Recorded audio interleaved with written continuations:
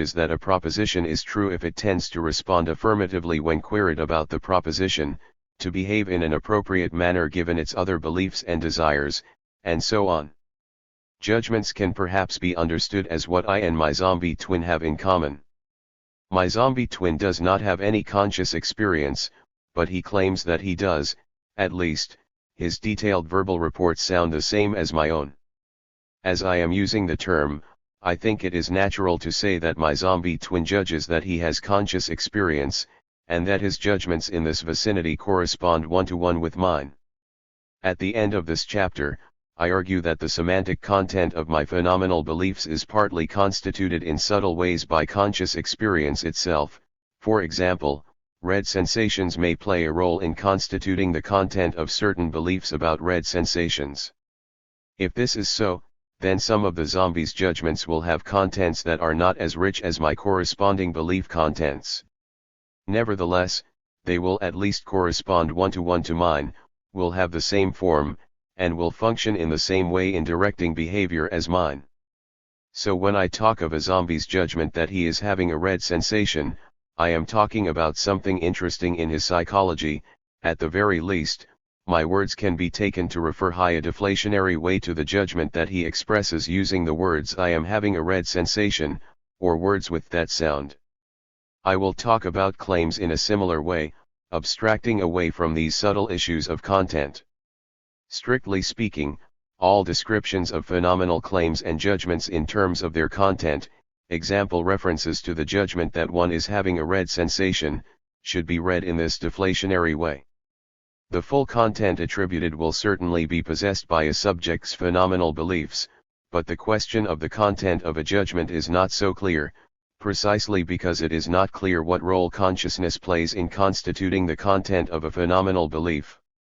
I will not make too much of this distinction for much of this chapter, as I will be trying to raise some problems that phenomenal judgments pose for my view in the most acute way possible. At the end of the chapter, I will consider these questions about content in more detail. 3 kinds of phenomenal judgment.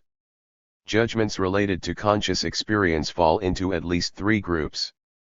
There are what I will call first-order, second-order, and third-order phenomenal judgments. I will usually drop the qualifier and speak of first-order judgments, and so on, where it is understood that these are always phenomenal judgments. First-order judgments are the judgments that go along with conscious experiences, concerning not the experience itself but the object of the experience. When I have a red sensation upon looking at a red book, for instance, there is generally an explicit or implicit judgment: there is something red. When I have the experience of hearing a musical note, there is an accompanying psychological state concerning that musical note. It seems fair to say that any object that is consciously experienced is also cognitively represented, although there is more to say about this. Alongside every conscious experience there is a content-bearing cognitive state. This cognitive state is what I am calling a first-order judgment. One might argue that this state is unlike a belief or judgment in certain ways, as for example it need not be endorsed on reflection. I discuss this at more length in the next chapter, but for now I will speak of judgments at least as a first approximation. We may think of the contents of these first-order judgments as making up the contents of awareness, where awareness is the psychological counterpart of consciousness mentioned in Chapter 1. Information of which we are aware is roughly information that is accessible to the cognitive system, available for verbal report, and so on. These judgments are not strictly about consciousness. Rather, they are parallel to consciousness, and generally about objects and properties in the environment, or even in the head.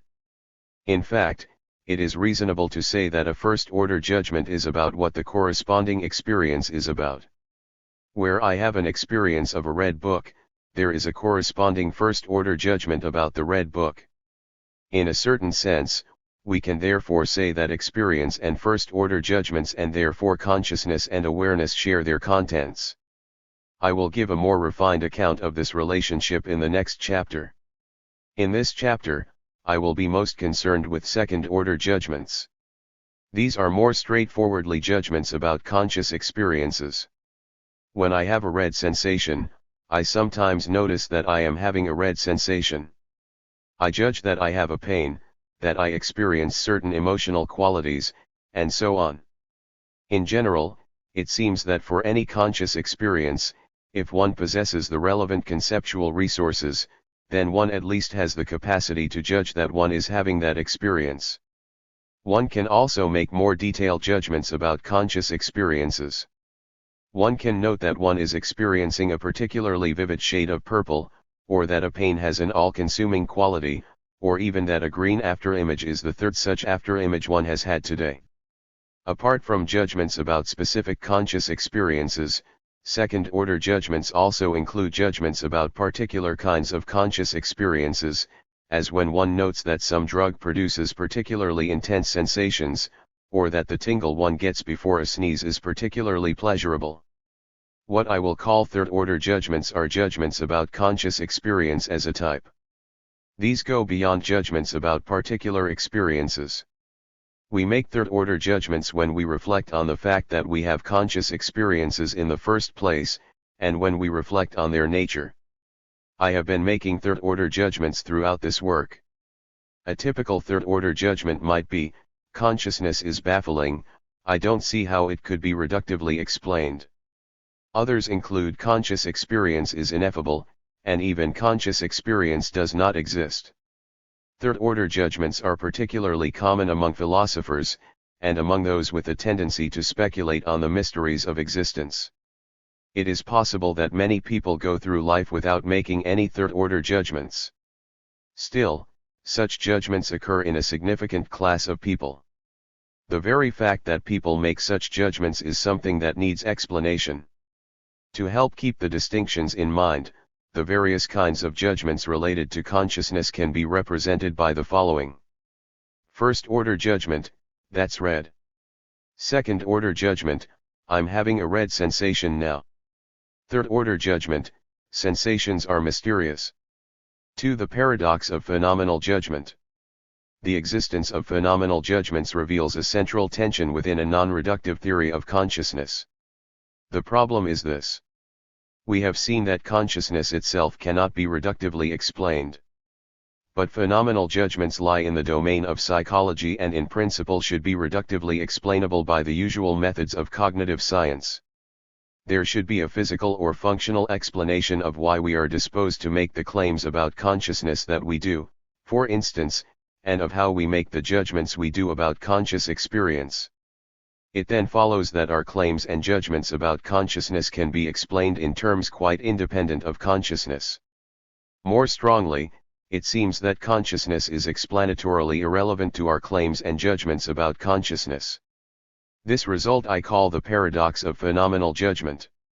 The paradox of phenomenal judgment does not seem to have received a great deal of attention, but it is put forward vividly by physicist Avshalom Elitzur, 1989, as an argument against views that take consciousness to be passive. He argues instead for an interactionist dualism. 1. The paradox is also expressed by psychologist Roger Shepard, 1993, who suggests that it is something we should become reconciled to. In short, we still seem to be left with a dilemma. No analysis of the purely physical processes in a brain, or in a computer, seems capable of capturing the particular quality of the subjective experience corresponding to those processes.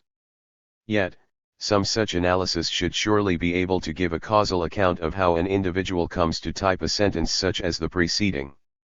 Perhaps we shall have to reconcile ourselves to accepting that although both the existence of conscious experiences and the similarity relations among their qualia have physical embodiments with physical causes and effects, the conscious experiences or qualia themselves are neither characterizable as physical events nor communicable between physical systems.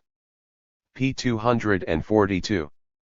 As we saw in the last chapter, the question of whether consciousness is causally irrelevant in the production of behavior is a complex metaphysical issue that is best left open. But the explanatory irrelevance of consciousness is clearer, and raises many of the same difficulties that would be raised by causal irrelevance. However the metaphysics of causation turns out, it seems relatively straightforward that a physical explanation of behavior can be given that neither appeals to nor implies the existence of consciousness.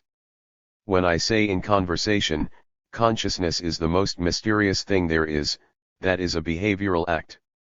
When I wrote in an earlier chapter consciousness cannot be reductively explained, that was a behavioral act. When I comment on some particularly intense purple qualia that I am experiencing, that is a behavioral act. Like all behavioral acts, these are in principle explainable in terms of the internal causal organization of my cognitive system. There is some story about firing patterns in neurons that will explain why these acts occurred. At a higher level, there is probably a story about cognitive representations and their high-level relations that will do the relevant explanatory work. We certainly do not know the details of the explanation now, but if the physical domain is causally closed, then there will be some reductive explanation in physical or functional terms. In giving this explanation of my claims in physical or functional terms, we will never have to invoke the existence of conscious experience itself. The physical or functional explanation will be given independently, applying equally well to a zombie as to an honest-to-goodness conscious experiencer. It therefore seems that conscious experience is irrelevant to the explanations of phenomenal claims and irrelevant in a similar way to the explanation of phenomenal judgments, even though these claims and judgments are centrally concerned with conscious experience.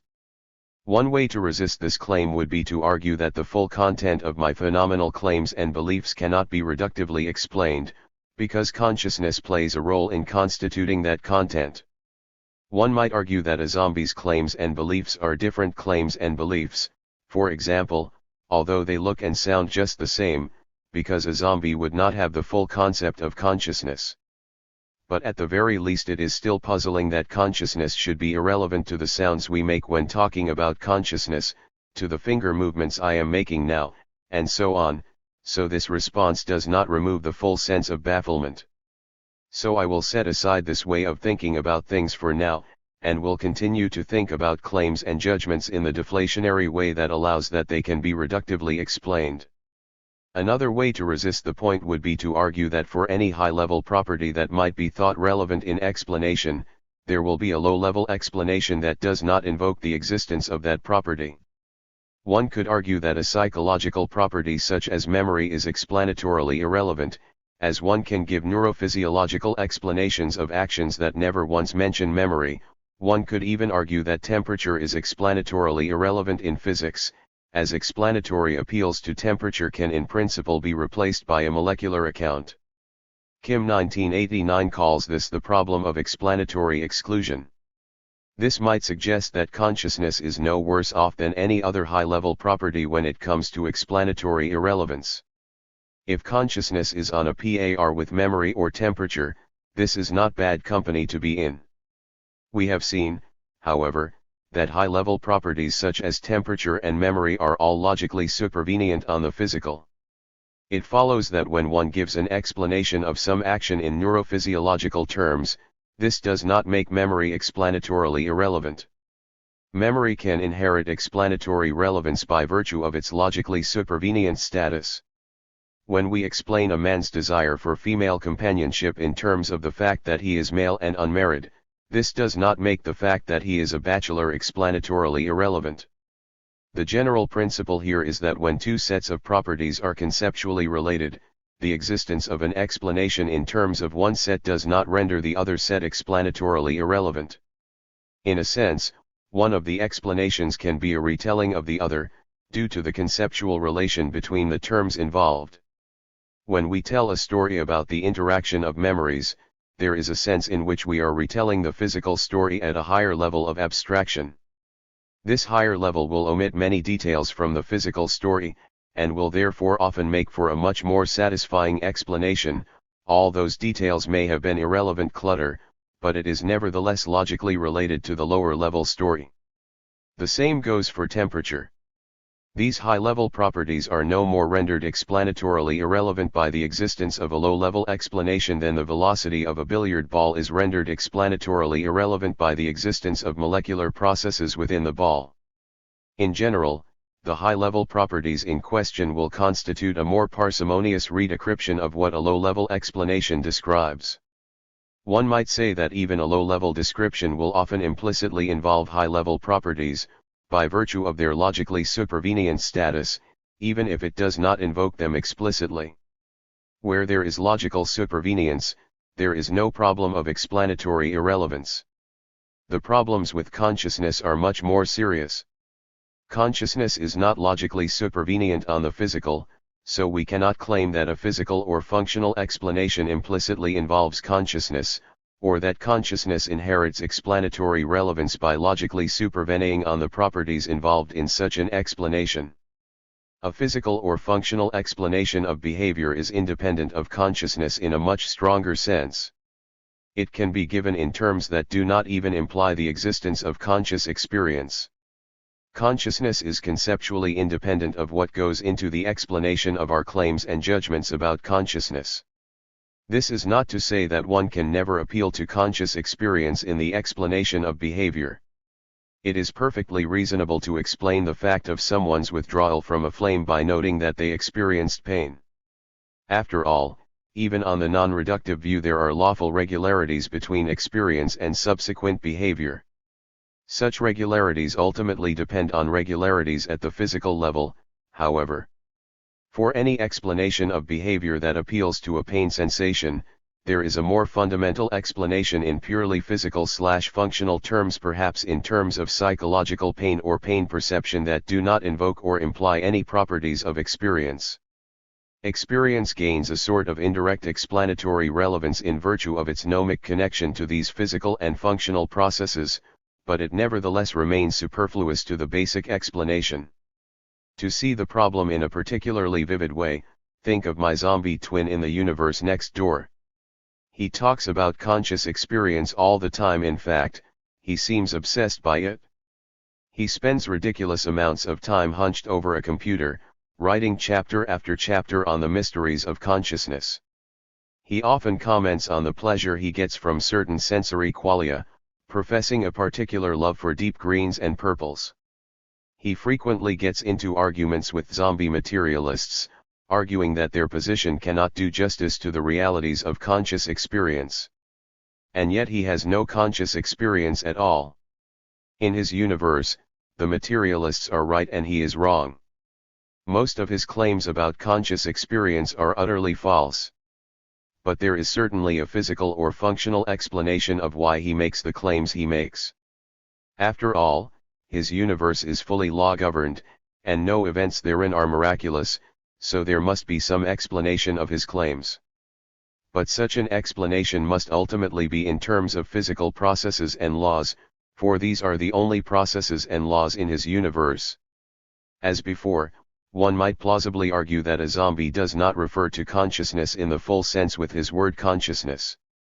For now, talk of a zombie's claims and judgments about consciousness should be read in the deflationary way discussed earlier.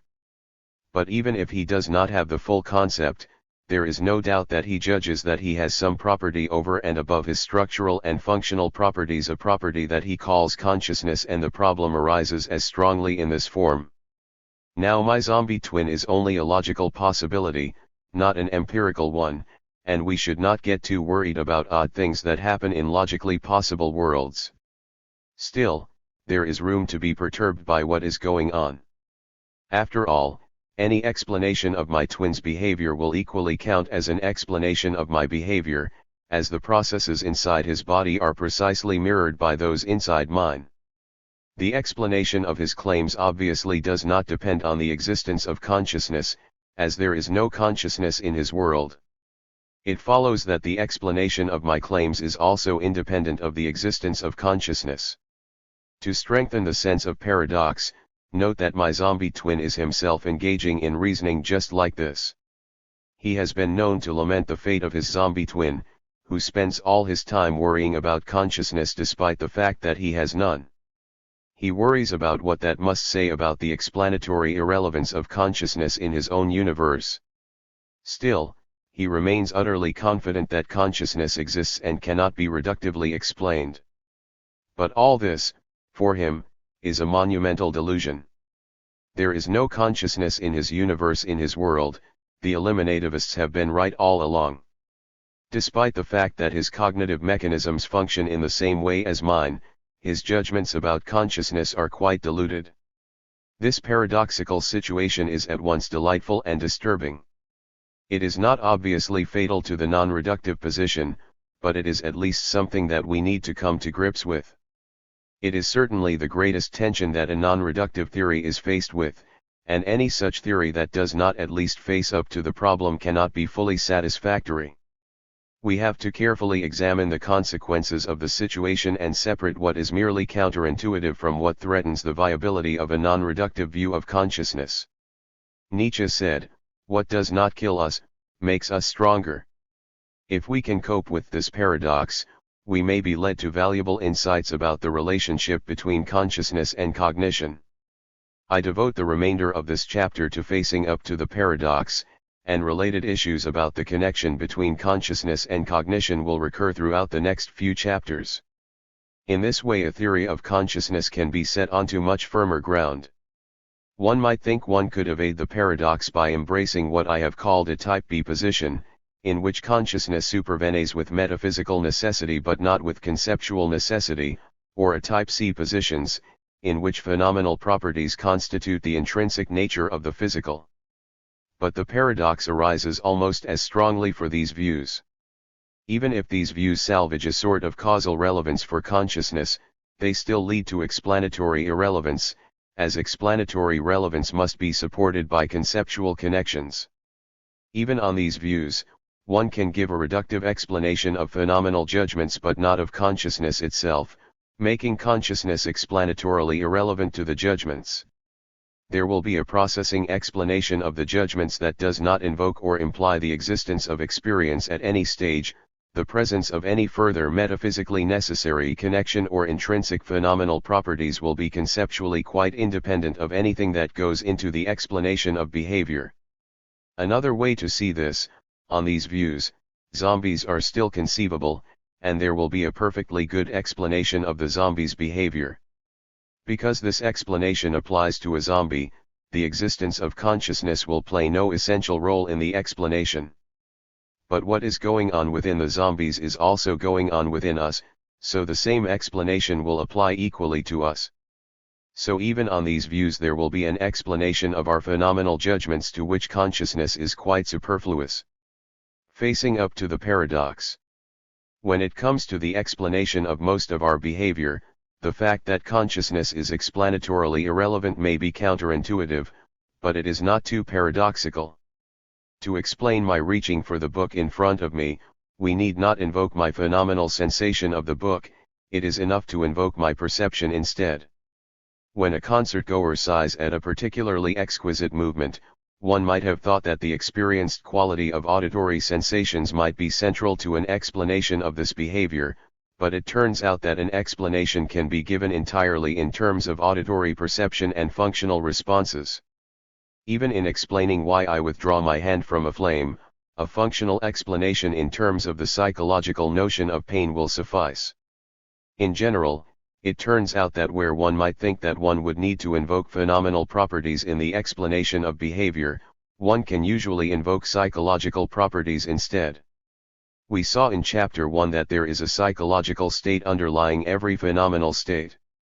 Where one might have invoked a sensation, one invokes a perceptual registration; where one might have invoked the phenomenal quality of an emotion, one invokes a corresponding functional state; where one might have invoked an occurrent thought, one need only invoke the content of that thought. It is this correspondence between phenomenal and psychological properties that makes the explanatory irrelevance of phenomenal properties not too serious a problem in general. It is counterintuitive at first, but it is only counterintuitive. At least for behavior that is not directly concerned with conscious experience, there does not seem to be a pressing need to invoke phenomenal properties in explanation. It is with our claims and judgments about consciousness that the explanatory irrelevance of conscious experience becomes troubling. True, it may not be especially worrying that consciousness is explanatorily irrelevant to our first-order phenomenal judgments, such as that is a red thing. It is reasonable that these should be explained purely in terms of perception and other psychological processes. After all, the judgments in question are not directly concerned with conscious experience, but with the state of the world. For second and third order phenomenal judgments, however, explanatory irrelevance seems to raise real problems. It is these judgments that are about conscious experience, and that are responsible for our talking about our sensations and for philosophers' worries about the mysteries of consciousness. It is one thing to accept that consciousness is irrelevant to explaining how I walk around the room, it is another to accept that it is irrelevant to explaining why I talk about consciousness. One would surely be inclined to think that the fact that I am conscious will be part of the explanation of why I say that I am conscious, or why I judge that I am conscious, and yet it seems that this is not so. After all, part of the explanation of why we claim and judge that there is water will involve the fact that there is indeed water. In a similar way, it seems that the existence of stars and planets is almost certainly explanatorily relevant to our judging that there are stars and planets. As a rule, when we judge truly and reliably that P, the fact that P is true generally plays a central role in the explanation of the judgment. There are some judgments for which the objects of those judgments are explanatorily irrelevant to the judgments themselves. Think of religious beliefs, for instance, or beliefs about UFOs, which can arguably be explained without invoking any gods or UFOs. But these are all quite possibly false beliefs, and not obviously instances of knowledge. By contrast, we know that we are conscious. Here we are faced with a difficult situation. How can knowledge of consciousness be reconciled with the fact that consciousness is explanatorily irrelevant to phenomenal judgments? If phenomenal judgments arise for reasons independent of consciousness itself, does this not mean that they are unjustified? This, above all, is the central difficulty posed by the paradox of phenomenal judgment, and I will address it at length later in this chapter. The paradox is a consequence of the facts that, 1. The physical domain is causally closed, 2. Judgments about consciousness are logically supervenient on the physical, 3. Consciousness is not logically supervenient on the physical, and 4. We know we are conscious. From premises 1 and 2, it follows that judgments about consciousness can be reductively explained. In combination with premise 3, this implies that consciousness is explanatorily irrelevant to our judgments, which lies in tension with premise 4. Thus we have the paradox. One might try to escape the paradox by denying any one of these premises. I will consider each of these escape routes briefly. Some dualists will deny premise 1. Traditionally, a Cartesian interactionist dualism has been motivated by the thought that only this can give consciousness the relevance to action that it deserves. Indeed, Elitzur, 1989, argues directly from the existence of claims about consciousness to the conclusion that the laws of physics cannot be complete, and that consciousness plays an active role in directing physical processes. He suggests that the second law of thermodynamics might be false. But I have already argued that interactionist dualism is of little help in avoiding the problem of explanatory irrelevance. Some might be tempted to deny premise 2, but recall that we have defined judgments so that they are functional states, logically supervenient on the physical. Now, some might argue that there is no such functional state that remotely resembles what we think of as a judgment, but even so, we can simply retreat to claims about consciousness, which are behavioral acts and so more straightforwardly logically supervenient, and which raise the difficulties almost as strongly. Even if someone argued that behavioral acts are not purely physical, they might argue that conscious experience is required for something to qualify as a claim rather than a noise, or as a claim about consciousness. It is still surprising that consciousness is explanatorily irrelevant to the sounds we produce, and to the marks we write, all of which can be systematically interpreted as concerning consciousness. So some analogous problems will arise no matter how we define the relevant states. Still, this sort of consideration can play at least a subsidiary role in dealing with the paradox, as it is plausibly beliefs rather than claims that are most closely connected to knowledge, and some sort of phenomenal belief content may be constituted by experience itself. I return to this matter later in the chapter. Reductionists and eliminativists will of course deny premise 3, or 4. I have argued exhaustively for 3, already, so I will not repeat the arguments here. Similarly, the denial of premise, 4, leads to eliminativism, an option I have already rejected. Still, I will examine a way that a reductionist might exploit the paradox of phenomenal judgment shortly. It seems to me that the most reasonable attitude to take is to recognize that all the premises are probably true, and to see how they can be reconciled with one another. We know there is conscious experience, the physical domain is almost certainly causally closed, and we have established earlier that consciousness is not logically supervenient on the physical. The trick is to learn to live with the combination. 3. On explaining phenomenal judgments. Given what has gone before, explaining why we say the things we do about consciousness emerges as a reasonable and interesting project for cognitive science. These claims are behavioral acts, and should be as susceptible to explanation as any other behavioral act. Indeed, there should be rich pickings for any cognitive scientist who takes this path. Explaining our claims and judgments about consciousness may be difficult, but it will not be as difficult as explaining consciousness itself. This explanation will not automatically yield an explanation of consciousness, of course, but it may well point us in the right direction. We can do more than accept the possibility of such an explanation as an intellectual conclusion, derived from the causal closure of physics and the logical supervenience of behavior. There are independent reasons for thinking that phenomenal judgments will be natural concomitants of certain kinds of cognitive processes, and that on reflection one should expect such judgments from an intelligent system with a certain design. If so, then the explanation of the claims and judgments may not be as difficult as one might think, they might fall out of some basic principles about cognitive design. Here, I will provide just a very brief sketch of why one might think this. I go into this matter in more detail in Chapter 8. To get some feel for the situation, imagine that we have created computational intelligence in the form of an autonomous agent that perceives its environment and has the capacity to reflect rationally on what it perceives.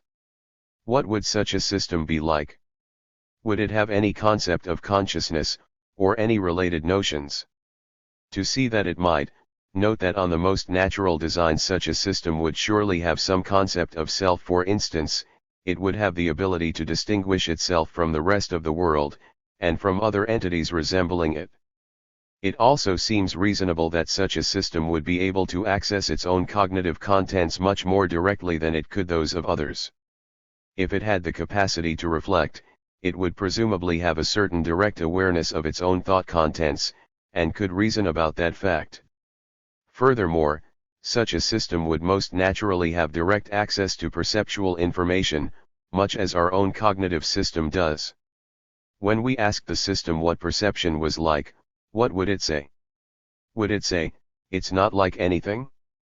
Might it say, "Well, I know there is a red tricycle over there, but I have no idea how I know. The information just appeared in my database"? Perhaps, but it seems unlikely. A system designed this way would be quite inefficient and unnatural, its access to its own perceptual contents would be curiously indirect. It seems much more likely that it would say, "I know there is a red tricycle because I see it there." When we ask it in turn how it knows that it is seeing the tricycle, the answer would very likely be something along the lines of "I just see it." It would be an odd system that replied, "I know I see it because sensors 78 to 84 are activated in such and such a way." As Hofstadter, 1979, points out, there is no need to give a system such detailed access to its low-level parts. Even Winograd's program Schrödel, 1972, did not have knowledge about the code it was written in, despite the fact that it could perceive a virtual world, make inferences about that world, and even justify its knowledge to a limited degree. Such extra knowledge would seem to be quite unnecessary, and would only complicate the processes of awareness and inference. Instead, it seems likely that such a system would have the same kind of attitude toward its perceptual contents as we do toward ours, with its knowledge of them being direct and unmediated, at least as far as the system is concerned. When we ask how it knows that it sees the red tricycle, an efficiently designed system would say, "I just see it." When we ask how it knows that the tricycle is red, it would say the same sort of thing that we do, it just looks red. If such a system were reflective, it might start wondering about how it is that things look red, and about why it is that red just is a particular way, and blue another.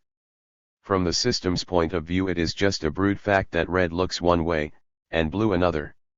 Of course, from our vantage point we know that this is just because red throws the system into one state, and blue throws it into another, but from the machine's point of view this does not help. As it reflected, it might start to wonder about the very fact that it seems to have some access to what it is thinking, and that it has a sense of self. A reflective machine that was designed to have direct access to the contents of its perception and thought might very soon start wondering about the mysteries of consciousness. Hofstadter 1985 gives a rich discussion of this idea. Why is it that he feels this way? Why am I me, and not someone else? I know my processes are just electronic circuits, but how does this explain my experience of thought and perception? Of course, the speculation I have engaged in here is not to be taken too seriously, but it helps to bring out the naturalness of the fact that we judge and claim that we are conscious, given a reasonable design. It would be a strange kind of cognitive system that had no idea what we were talking about when we asked what it was like to be it. The fact that we think and talk about consciousness may be a consequence of very natural features of our design, just as it is with these systems. And certainly, in the explanation of why these systems think and talk as they do, we will never need to invoke full-fledged consciousness. Perhaps these systems are really conscious and perhaps they are not, but the explanation works independently of this fact. Any explanation of how these systems function can be given solely in computational terms. In such a case it is obvious that there is no room for a ghost in the machine to play an explanatory role. All this is to say, expanding on a claim in Chapter 1, that consciousness is surprising, but claims about consciousness are not. Although consciousness is a feature of the world that we would not predict from the physical facts, the things we say about consciousness are a garden-variety cognitive phenomenon. Somebody who knew enough about cognitive structure would immediately be able to predict the likelihood of utterances such as "I feel conscious," in a way that no physical object could be, or even Descartes' cogito ergo sum. In principle, some reductive explanation in terms of internal processes should render claims about consciousness no more deeply surprising than any other aspect of behavior. I have gestured towards such an explanation above, and will consider the matter in more detail in a later chapter. We will see later that the details of an appropriate explanation can be very useful in getting a theory of consciousness off the ground. The relationship between an explanation of phenomenal judgments and an explanation of consciousness is a subtle one, however. Before proceeding, I will consider a less subtle response to the situation we are placed in. Is explaining the judgments enough? At this point a natural thought has probably occurred to many readers, especially those of a reductionist bent: if one has explained why we say we are consciousness, and why we judge that we are conscious, haven't we explained all that there is to be explained? Why not simply give up on the quest for a theory of consciousness, declaring consciousness itself a chimera? Even better, why not declare one's theory of why we judge that we are conscious to be a theory of consciousness in its own right? It might well be suggested that a theory of our judgments is all the theory of consciousness that we need. This position gets some support from considerations about judgments in other domains. It might be thought that the widespread belief in gods, found in all sorts of diverse cultures, provides an excellent reason to believe that gods exist. But there is an alternative explanation of this belief, in terms of social and psychological forces. Atheists might appeal to people's psychological insecurity in the face of the cosmos, to the need for a common outlet for spiritual or emotional expression, and to the intrinsically self-propagating nature of certain idea systems, to explain why it is all but inevitable that religious beliefs should be widespread, given our nature and circumstances. One can even point to the existence of certain highly plausible but faulty arguments for the existence of a God, such as the argument from design and the cosmological arguments. Although these arguments are faulty, they are not obviously faulty. In particular, the argument from design could reasonably have been seen as compelling before the time of Darwin, and it is not hard to see why they should generally contribute toward the naturalness of religious belief. The observation that widespread religious belief might be explained in this way, without appeal to the existence of any gods, is generally taken to provide further evidence that no gods in fact exist. On this interpretation, the atheistic hypothesis can not only explain the complex structure of nature as well as the theistic hypothesis, it can even explain why the theistic hypothesis is so popular. This is a powerful way to cut the support from underneath an opposing view. In the case of religious belief, the argument seems very strong. It makes a tempting argument in the case of consciousness, too. This is surely the single most powerful argument for a reductive or eliminativist view of consciousness. But it is not enough. The analogy fails. Explaining our judgments about consciousness does not come close to removing the mysteries of consciousness. Why? Because consciousness is itself an explanandum. The existence of God was arguably hypothesized largely in order to explain all sorts of evident facts about the world, such as its orderliness and its apparent design. When it turns out that an alternate hypothesis can explain the evidence just as well, then there is no need for the hypothesis of God. There is no separate phenomenon God that we can point to and say, that needs explaining. At best, there is indirect evidence point to. Similarly, the existence of UFOs is often postulated to explain strange events in the sky, markings in the ground, disappearances in the Bermuda Triangle, the claims of UFO survivors, and so on. If it turns out that this evidence can be explained without postulating the existence of UFOs, then our reason for believing in UFOs disappears. But consciousness is not an explanatory construct, postulated to help explain behavior or events in the world. Rather, it is a brute explanandum, a phenomenon in its own right that is in need of explanation. It therefore does not matter if it turns out that consciousness is not required to do any work in explaining other phenomena. Our evidence for consciousness never lay with these other phenomena in the first place. Even if our judgments about consciousness are explained reductively, all this shows is that our judgments can be explained reductively. The mind-body problem is not that of explaining our judgments about consciousness. If it were, it would be a relatively trivial problem. Rather, the mind-body problem is that of explaining consciousness itself. If the judgments can be explained without explaining consciousness, then that is interesting and perhaps surprising, but it does not remove the mind-body problem. To take the line that explaining our judgments about consciousness is enough, just as explaining our judgments about God is enough, is most naturally understood as an eliminativist position about consciousness, as one analogously takes an eliminativist position about God. As such, it suffers from all the problems that eliminativism naturally faces. In particular, it denies the evidence of our own experience. This is the sort of thing that can only be done by a philosopher or by someone else tying themselves in intellectual knots. Our experiences of red do not go away upon making such a denial.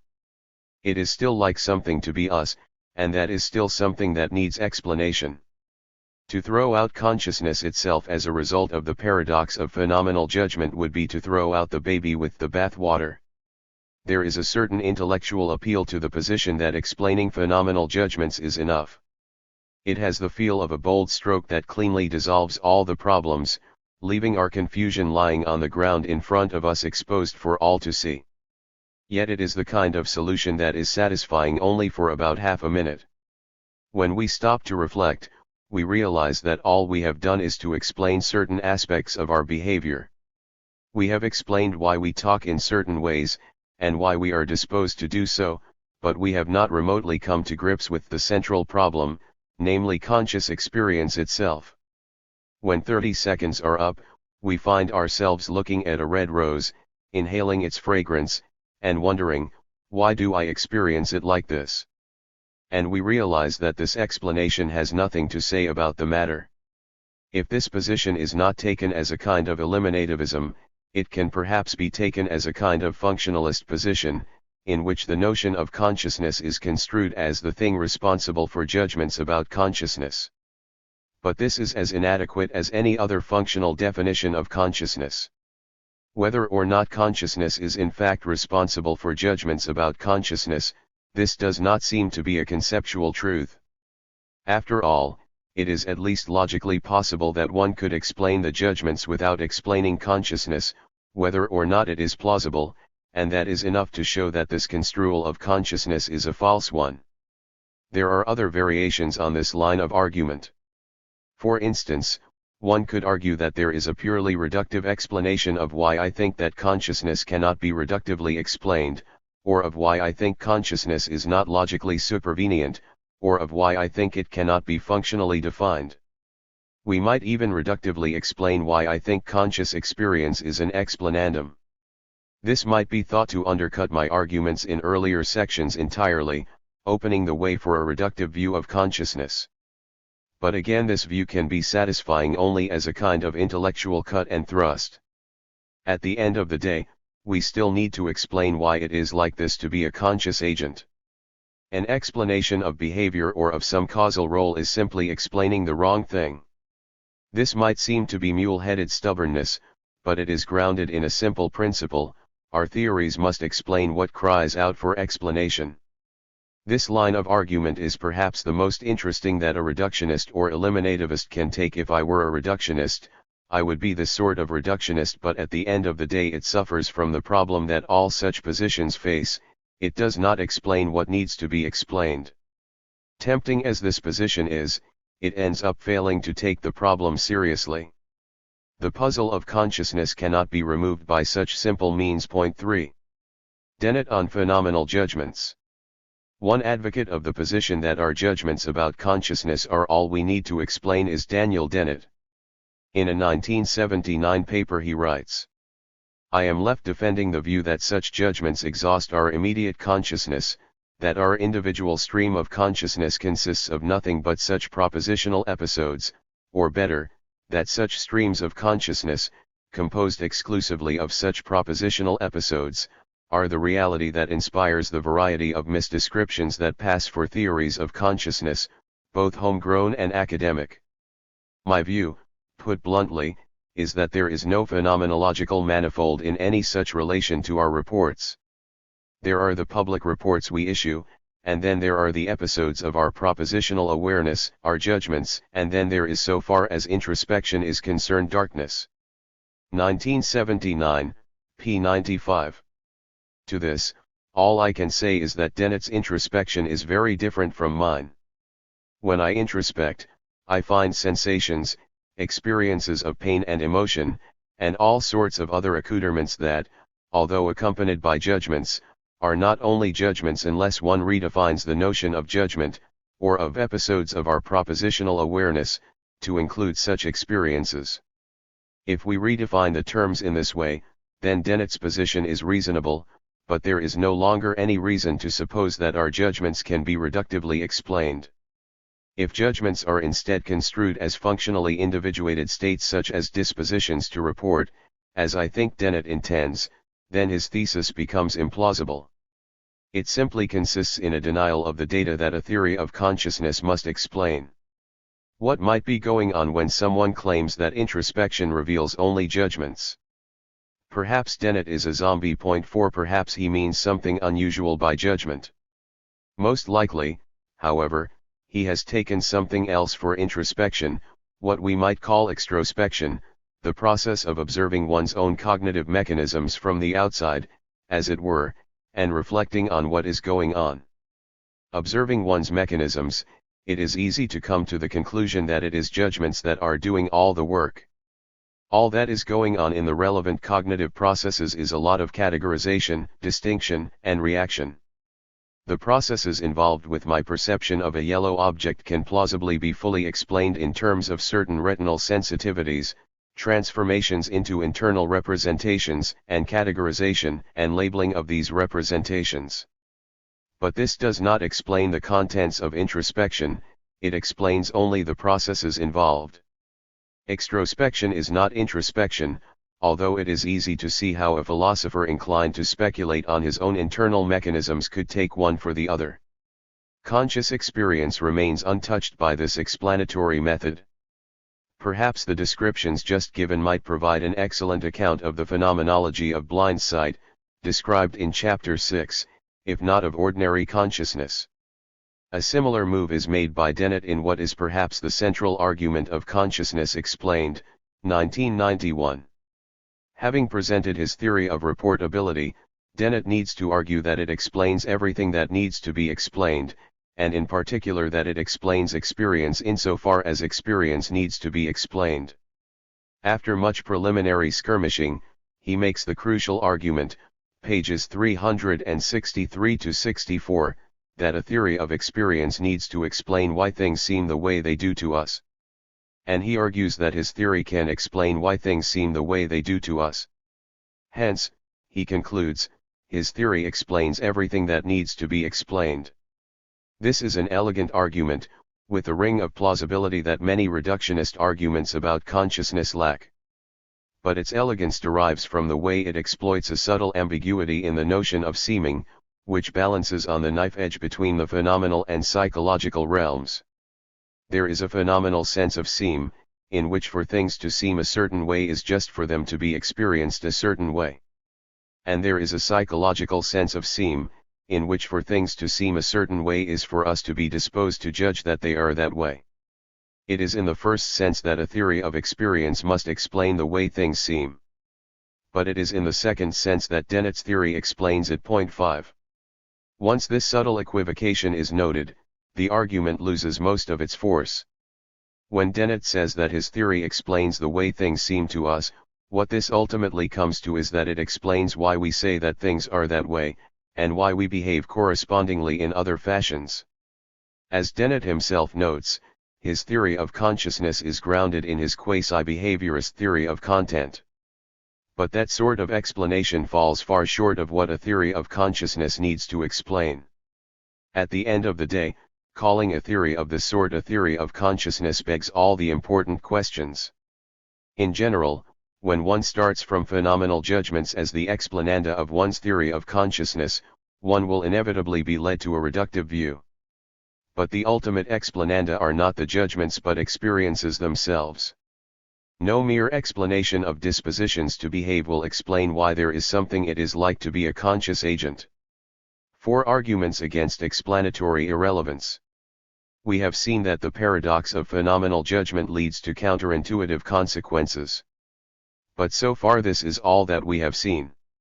Some people will think that the consequences are not just counterintuitive but fatal.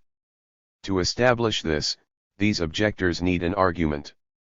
Such an argument would show us why the explanatory irrelevance of consciousness simply cannot be true. Such arguments are surprisingly hard to come by, but they can be made. The general idea is to argue that explanatory irrelevance is inconsistent with some well-established fact about ourselves. I can see 3 ways this might go.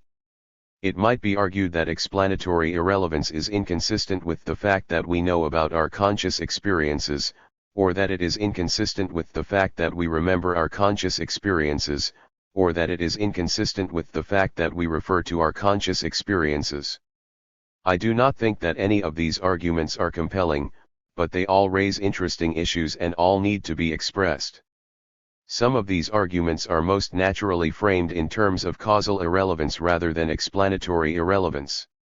In order to give these arguments their full power, I will temporarily concede the causal irrelevance of experience, in order to see whether the arguments succeed. It is possible that similar arguments could be made wholly in terms of explanatory irrelevance, but they would be more complicated. In any case, I have at least allowed that it might turn out that experience is causally irrelevant, and it is interesting to see whether this would have fatal consequences. In order to allow an opponent's objections their full force, I will also occasionally speak of beliefs rather than judgments in what follows. As I noted earlier, my main line of defense will not turn on the distinction between beliefs and judgments, so I will not make too much of it here. That issue might still have a supporting role to play, though. In what follows, it should at least be kept in the back of one's mind that, 1. When talking about a zombie's beliefs and judgments, a deflationary notion is being stipulated, and, 2. My own phenomenal beliefs, in the full sense, may be partly constituted by conscious experience. 5. The argument from self-knowledge *. The most difficult problem posed by explanatory irrelevance is the one I have already discussed, our knowledge of our own conscious experiences. On the face of it, we do not just judge that we have conscious experiences, we know that we have conscious experiences. But if a non-reductive view is right, then experience is explanatorily irrelevant to the formation of the judgment. The same judgment would have been formed even if experience were absent. It may therefore seem hard to see how that judgment can qualify as knowledge. This might simply be phrased as a challenge: if experience is explanatorily irrelevant, how can we know about experience? As such, it is an important challenge, and one of the central questions about conscious experience. There are already many such difficult questions, however, and we may not be able to answer them before we develop a detailed theory of consciousness. It can also be phrased more strongly as an argument: if experience is explanatorily irrelevant, then we could not know that we have experiences. It is arguments of this sort that I am concerned to answer here. I will also make some suggestions in answer to the challenge, but that is a project that will recur. I can see two related ways that such an argument might go. First, it might proceed directly from the possibility of my zombie twin. My zombie twin makes the same phenomenal judgments that I do. Where I judge that I am conscious, he judges that he is conscious. Further, his judgments are produced by the same mechanisms as my judgments. If justification accrues to judgments solely in virtue of the mechanisms by which they are formed, as is often supposed, then the zombie's judgments will be as justified as mine. But surely his judgments are not justified at all. After all, they are utterly and systematically false. It seems to follow that my judgments cannot be justified, either. They are produced by the same mechanisms that are responsible for deluded judgments in a zombie, and so they surely cannot qualify as knowledge. If my phenomenal judgments are no more justified than a zombie's, then the ground is cut out from under the non-reductive position. The very starting point of the non-reductive position, our knowledge of the fact of experience, would be destroyed. It follows that this point functions as both a challenge and an argument. As a challenge, how can my judgments be any more justified than a zombie's, given that they are formed by the same mechanisms? As an argument, if my judgments are formed by the same mechanisms as a zombie's, they cannot be any more justified. The second argument appeals to a causal theory of knowledge. It is often held that the crucial factor in justifying a belief about an entity is an appropriate causal connection between the belief and the entity it is about.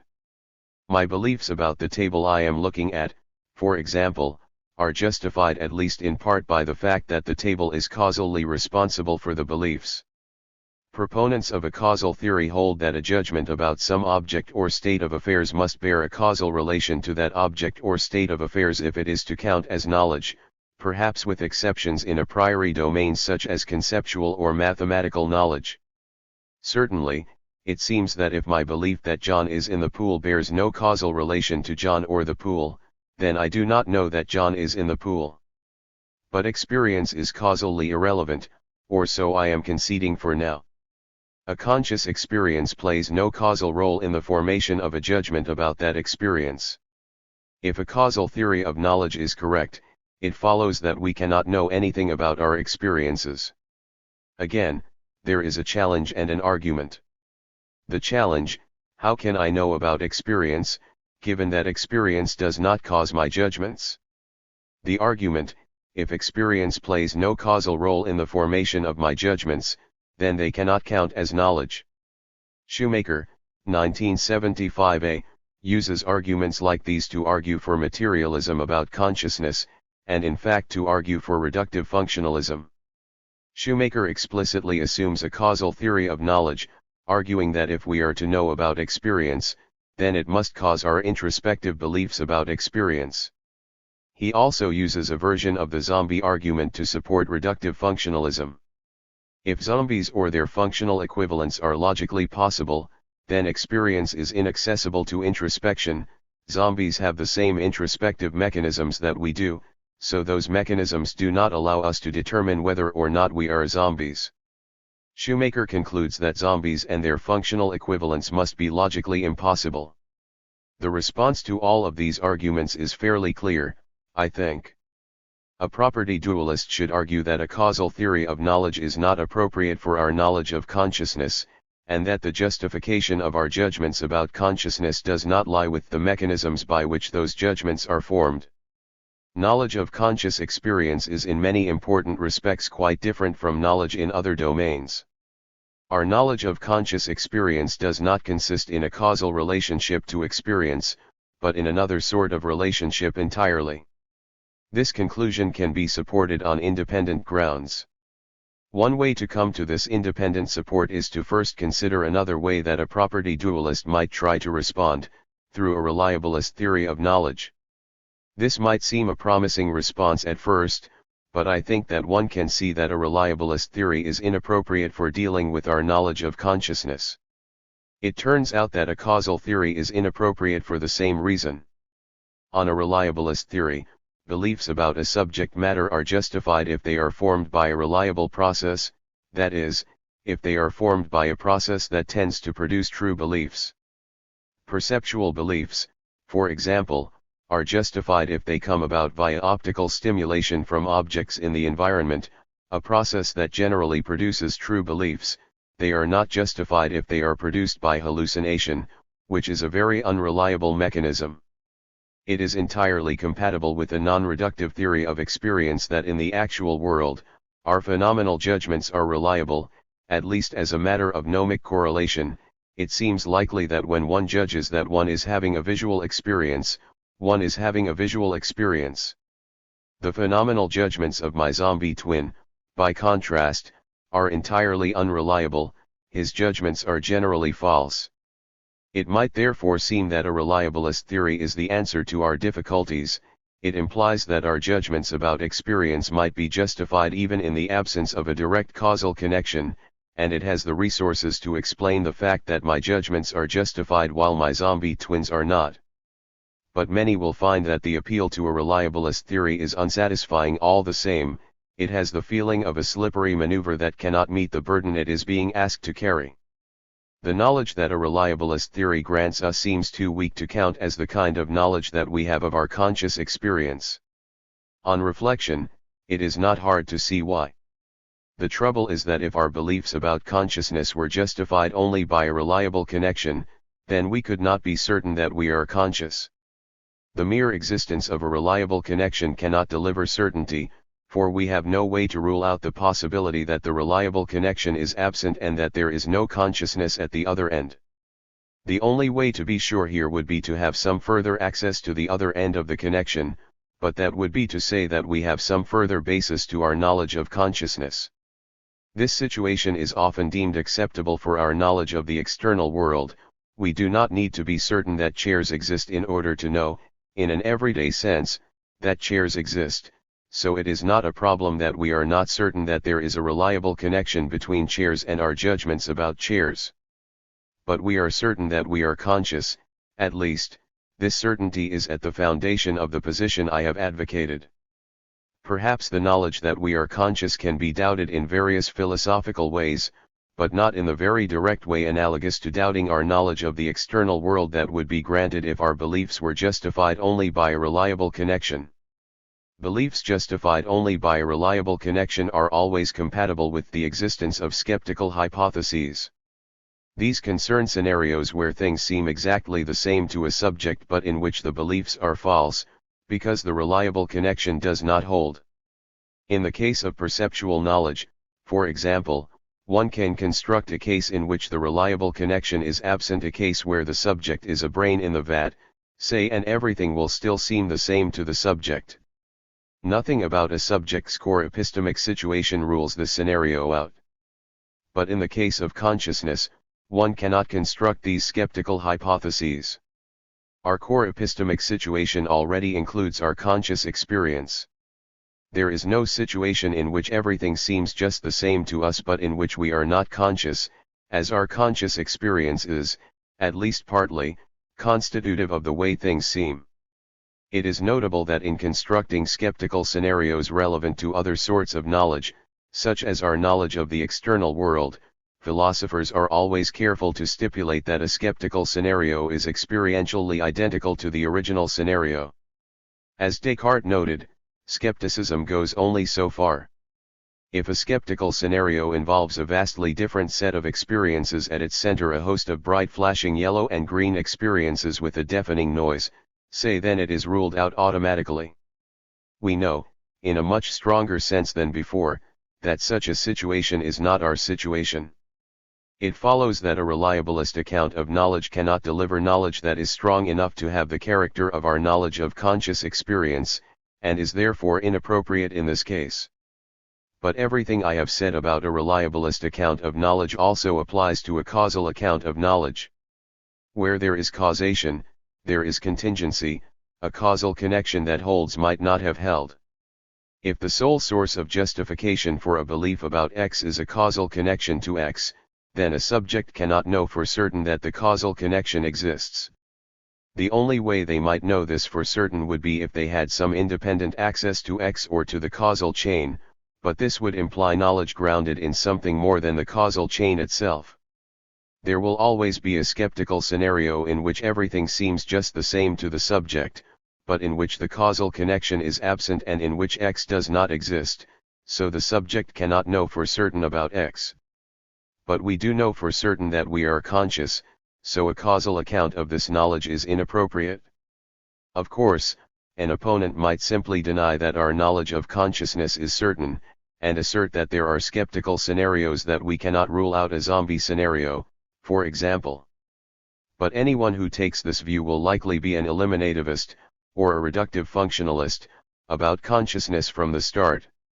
If one accepts that our immediate evidence does not rule out the possibility that we are zombies, then one should embrace the conclusion that we are zombies. It leads to a much simpler view of the world, for a start. But the reason there is a problem about consciousness is that our immediate evidence does rule out that possibility. To take consciousness seriously is to accept that we have immediate evidence that rules out its non-existence. Of course, all this is open to argument in the usual way, but the point is that there is no special reason to start disputing this at this point in the argument. Eliminativists and reductive functionalists have departed long ago. If one takes consciousness seriously, then one has good reason to believe that a causal or reliabilist account of our phenomenal knowledge is inappropriate. What justifies phenomenal judgments? The basic problem with the accounts above is that they make our access to consciousness mediated, in the way that our access to objects in the environment is mediated, by some sort of causal chain or reliable mechanism. This sort of mediation is appropriate when there is a gap between our core epistemic situation and the phenomena in question, as in the case of the external world, we are connected to objects in the environment from a distance. But intuitively, our access to consciousness is not mediated at all. Conscious experience lies at the center of our epistemic universe, we have access to it directly. This raises a question. What is it that justifies our beliefs about our experiences, if it is not a causal link to those experiences, and if it is not the mechanisms by which the beliefs are formed? I think the answer to this is clear: it is having the experiences that justifies the beliefs. For example, the very fact that I have a red experience now provides justification for my belief that I am having a red experience. Change the red experience to a different sort of experience, or remove it altogether, and the chief source of justification for my belief is removed. When I believe that I am experiencing a loud noise, my warrant for that belief stems chiefly from my experience of a loud noise.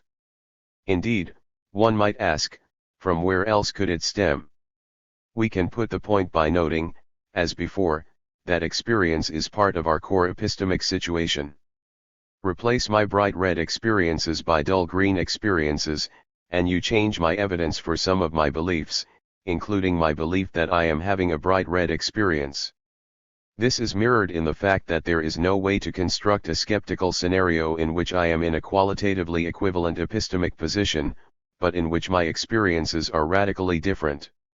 My experiences are part of my epistemic situation, and simply having them gives me evidence for some of my beliefs. All this is to say that there is something intrinsically epistemic about experience. To have an experience is automatically to stand in some sort of intimate epistemic relation to the experience, a relation that we might call acquaintance. There is not even a conceptual possibility that a subject could have a read experience like this one without having any epistemic contact with it. To have the experience is to be related to it in this way. Note that I do not say that to have an experience is automatically to know about it, in the sense in which knowledge requires belief. I think that thesis would be false. We have many experiences that we do not have beliefs about, and so do not know about. Further, one might have an experience without conceptualizing the experience in any way. To have an experience, and consequently to be acquainted with the experience, is to stand in a relationship to it more primitive than belief. It provides evidence for our beliefs, but it does not in itself constitute belief. Indeed, nothing I have said implies that all beliefs about experiences are incorrigible, in that every such belief is automatically fully justified. Because beliefs about experiences lie at a distance from experiences, they can be formed for all sorts of reasons, and sometimes unjustified beliefs will be formed. If one is distracted, for example, one may make judgments about one's experiences that are quite false. The claim is not that having an experience is the only factor that may be relevant to the justification or lack of justification of a belief about experience. The claim is simply that it is a factor, perhaps the primary factor, and provides a potential source of justification that is not present when the experience is absent. Some might find all this an ad hoc construction to save a troubled theory, but I do not think it is ad hoc. We have very good reason, quite independent of any considerations about explanatory irrelevance, to believe that the epistemology of experience is special, and very different in kind from epistemology in other domains. Many have spoken of our direct knowledge of or acquaintance with experience, without being forced into the position as a defensive maneuver. Many have even claimed that knowledge of experience is the foundation of all knowledge, precisely because we stand in such a direct epistemic relationship to it. The claim that all knowledge derives from knowledge of experience may have been overblown, but the general point that there is something special about our knowledge of experience has never been overturned. Point 6. Similarly, the claim that experiences themselves justify our beliefs about experience is easy to motivate on independent grounds. For example, in his careful discussion of our knowledge of our own minds, Seward, 1994, who takes consciousness seriously, but who shows no signs of sympathy with the view that consciousness is explanatorily irrelevant, gives an in-depth defense of the view that we have a first-person warrant for our beliefs about our experiences, a warrant that is grounded at least partly in our having the experiences. So it is not going out on a limb to see experience as providing a direct source of justification. Answering the arguments. Given all this, the answer to the arguments against explanatory irrelevance is straightforward. In response to the argument from the causal theory of knowledge, we note that there is independent reason to believe that the causal theory is inappropriate to explicate our knowledge of experience. Our knowledge of experience is grounded in a more immediate relation.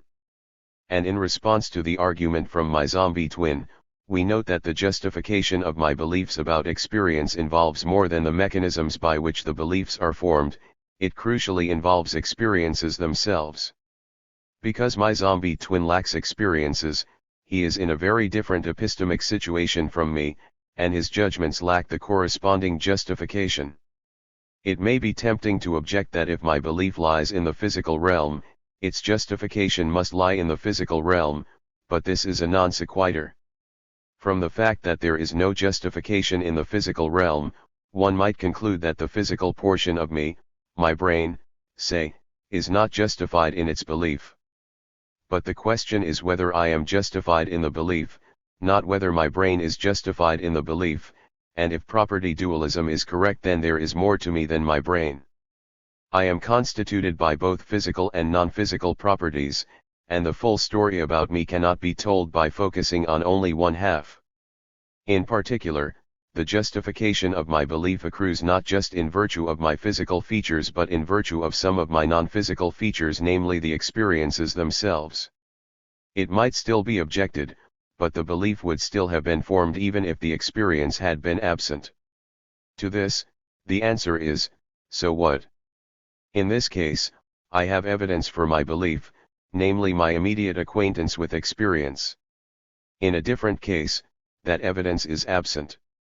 To note that in a different case the belief might have been formed in the absence of the evidence is not to say that the evidence does not justify the belief in this case. Point 7. I know I am conscious, and the knowledge is based solely on my immediate experience.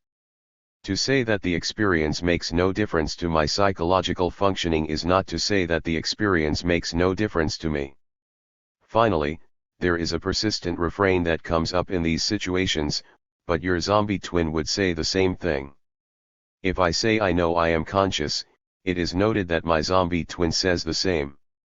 If I say my belief is justified by my immediate acquaintance with experience, it is noted that my zombie twin says the same. To this, the answer is again, so what? At most this shows that from the third-person point of view, my zombie twin and I are identical, so that you cannot be certain that I am conscious, but we knew this all along. But it does nothing to imply that from the first-person view, I cannot know I am conscious. From the first-person point of view, my zombie twin and I are very different. I have experiences, and he does not. Because of this, I have evidence for my belief where he does not. Despite the fact that he says the same things I do, I know that I am not him, though you might not be sure, because of my direct first-person acquaintance with my experiences. This may sound somewhat paradoxical at first, but really it is simply saying the obvious. Our experience of consciousness enables us to know that we are conscious. Even when it is objected that my zombie twin would believe the same things that I would, this does nothing to make plausible the first-person skeptical hypothesis that I might be a zombie. Underlying this sort of objection may be the implicit assumption that the beliefs themselves are the primary determinants of my epistemic situation. So if there is a situation in which I believe exactly the same things that I do now, it is a situation that is evidentially equivalent to my current one. But of course this is false.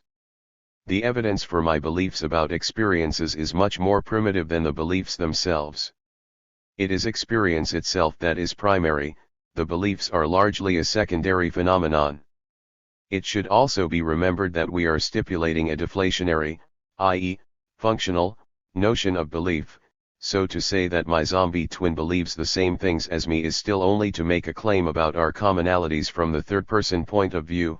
He is disposed to make the same sorts of claims, the same sort of inferences, and so on. This says nothing about how things are from the inside. The feeling that a zombie would have the same beliefs provides an objection here may stem from assuming an inflationary notion of belief, in which belief is at least in part an experiential phenomenon.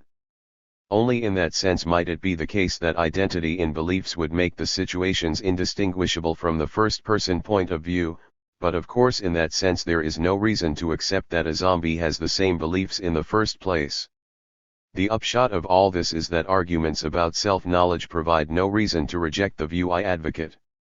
If one takes consciousness seriously, one will already have good reason to embrace an epistemology of consciousness that renders these arguments toothless. Although there are many tempting arguments that can be made, none of them appear to stand up to scrutiny.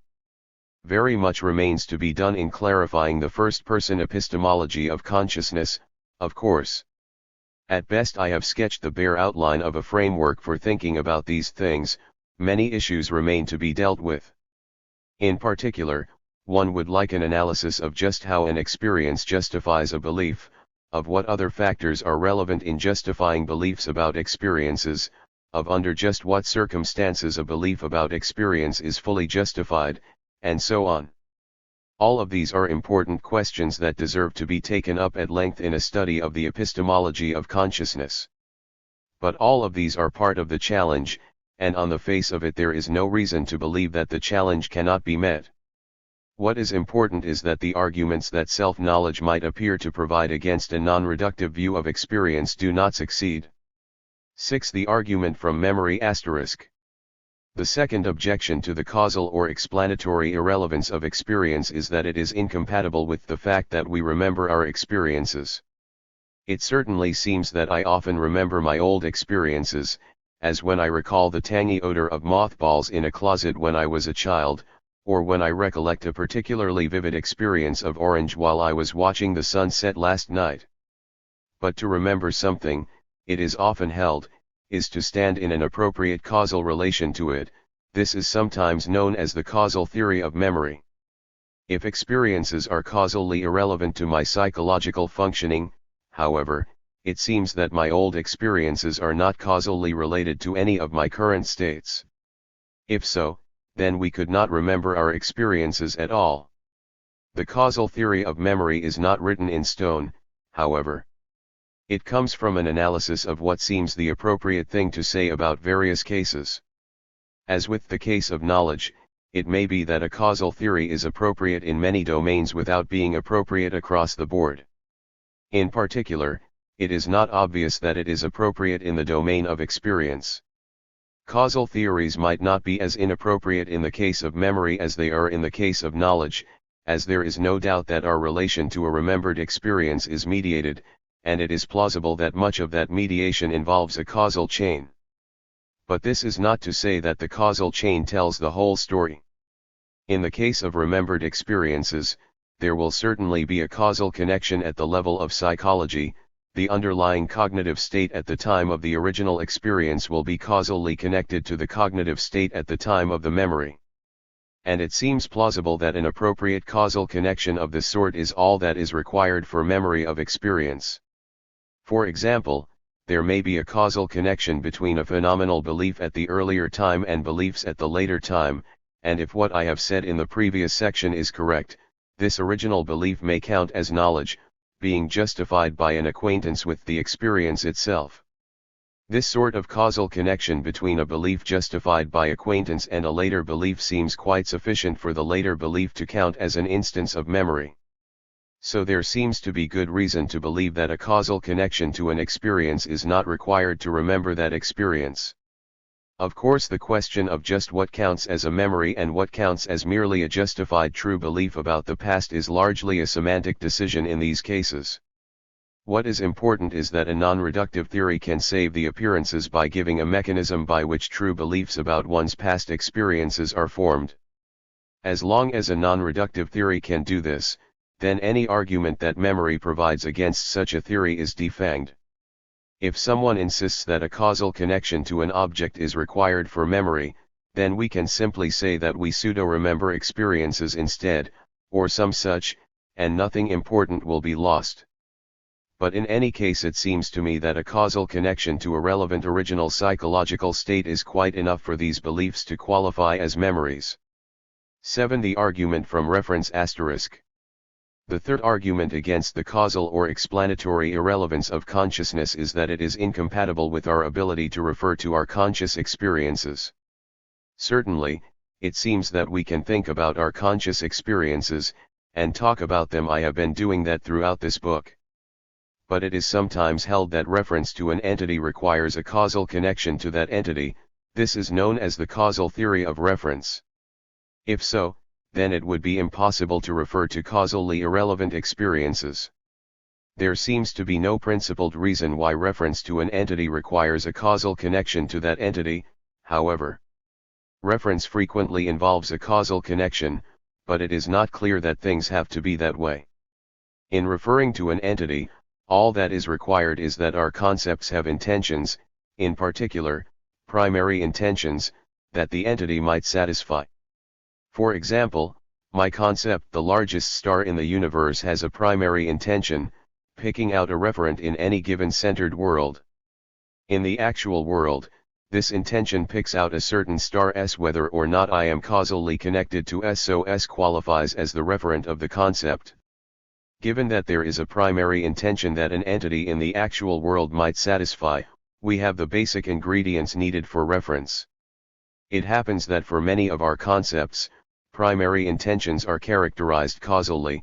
At a given centered world, they pick out an appropriate entity that is causally connected to the center. This is the insight of the so-called causal theory of reference. But there is no reason why a primary intention has to work this way. There are many other functions that pick out, in a hypothetical centered world, an entity that has no causal connection to the center. Such functions might make perfectly good primary intentions, with a perfectly good referent. Further, the existence of a primary intention even in cases where a primary intention is characterized causally does not depend in any way on a causal connection to the referent. The primary intention is independent of those actual world goings-on. A causal connection may often play a role in evaluating the primary intention at a world, but this is very different from playing a role in determining the primary intention itself. Indeed, some of our concepts, example Santa Claus, have no referent at all, but they still have a primary intention, an intention that could have picked out a referent if the world had turned out the right way. It will often be the case that causal connection to a referent plays a role in acquiring a concept, and thus informing a primary intention.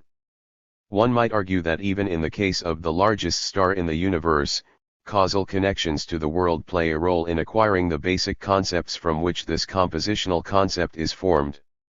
But again, there seems to be no principled reason why the existence of a primary intention requires a causal connection to relevant subject matter.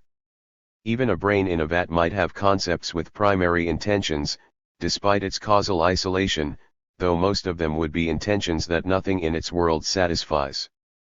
Again, the constitution of a primary intention is independent of such causal connections. There is a natural reason why causation is central to so many of our concepts.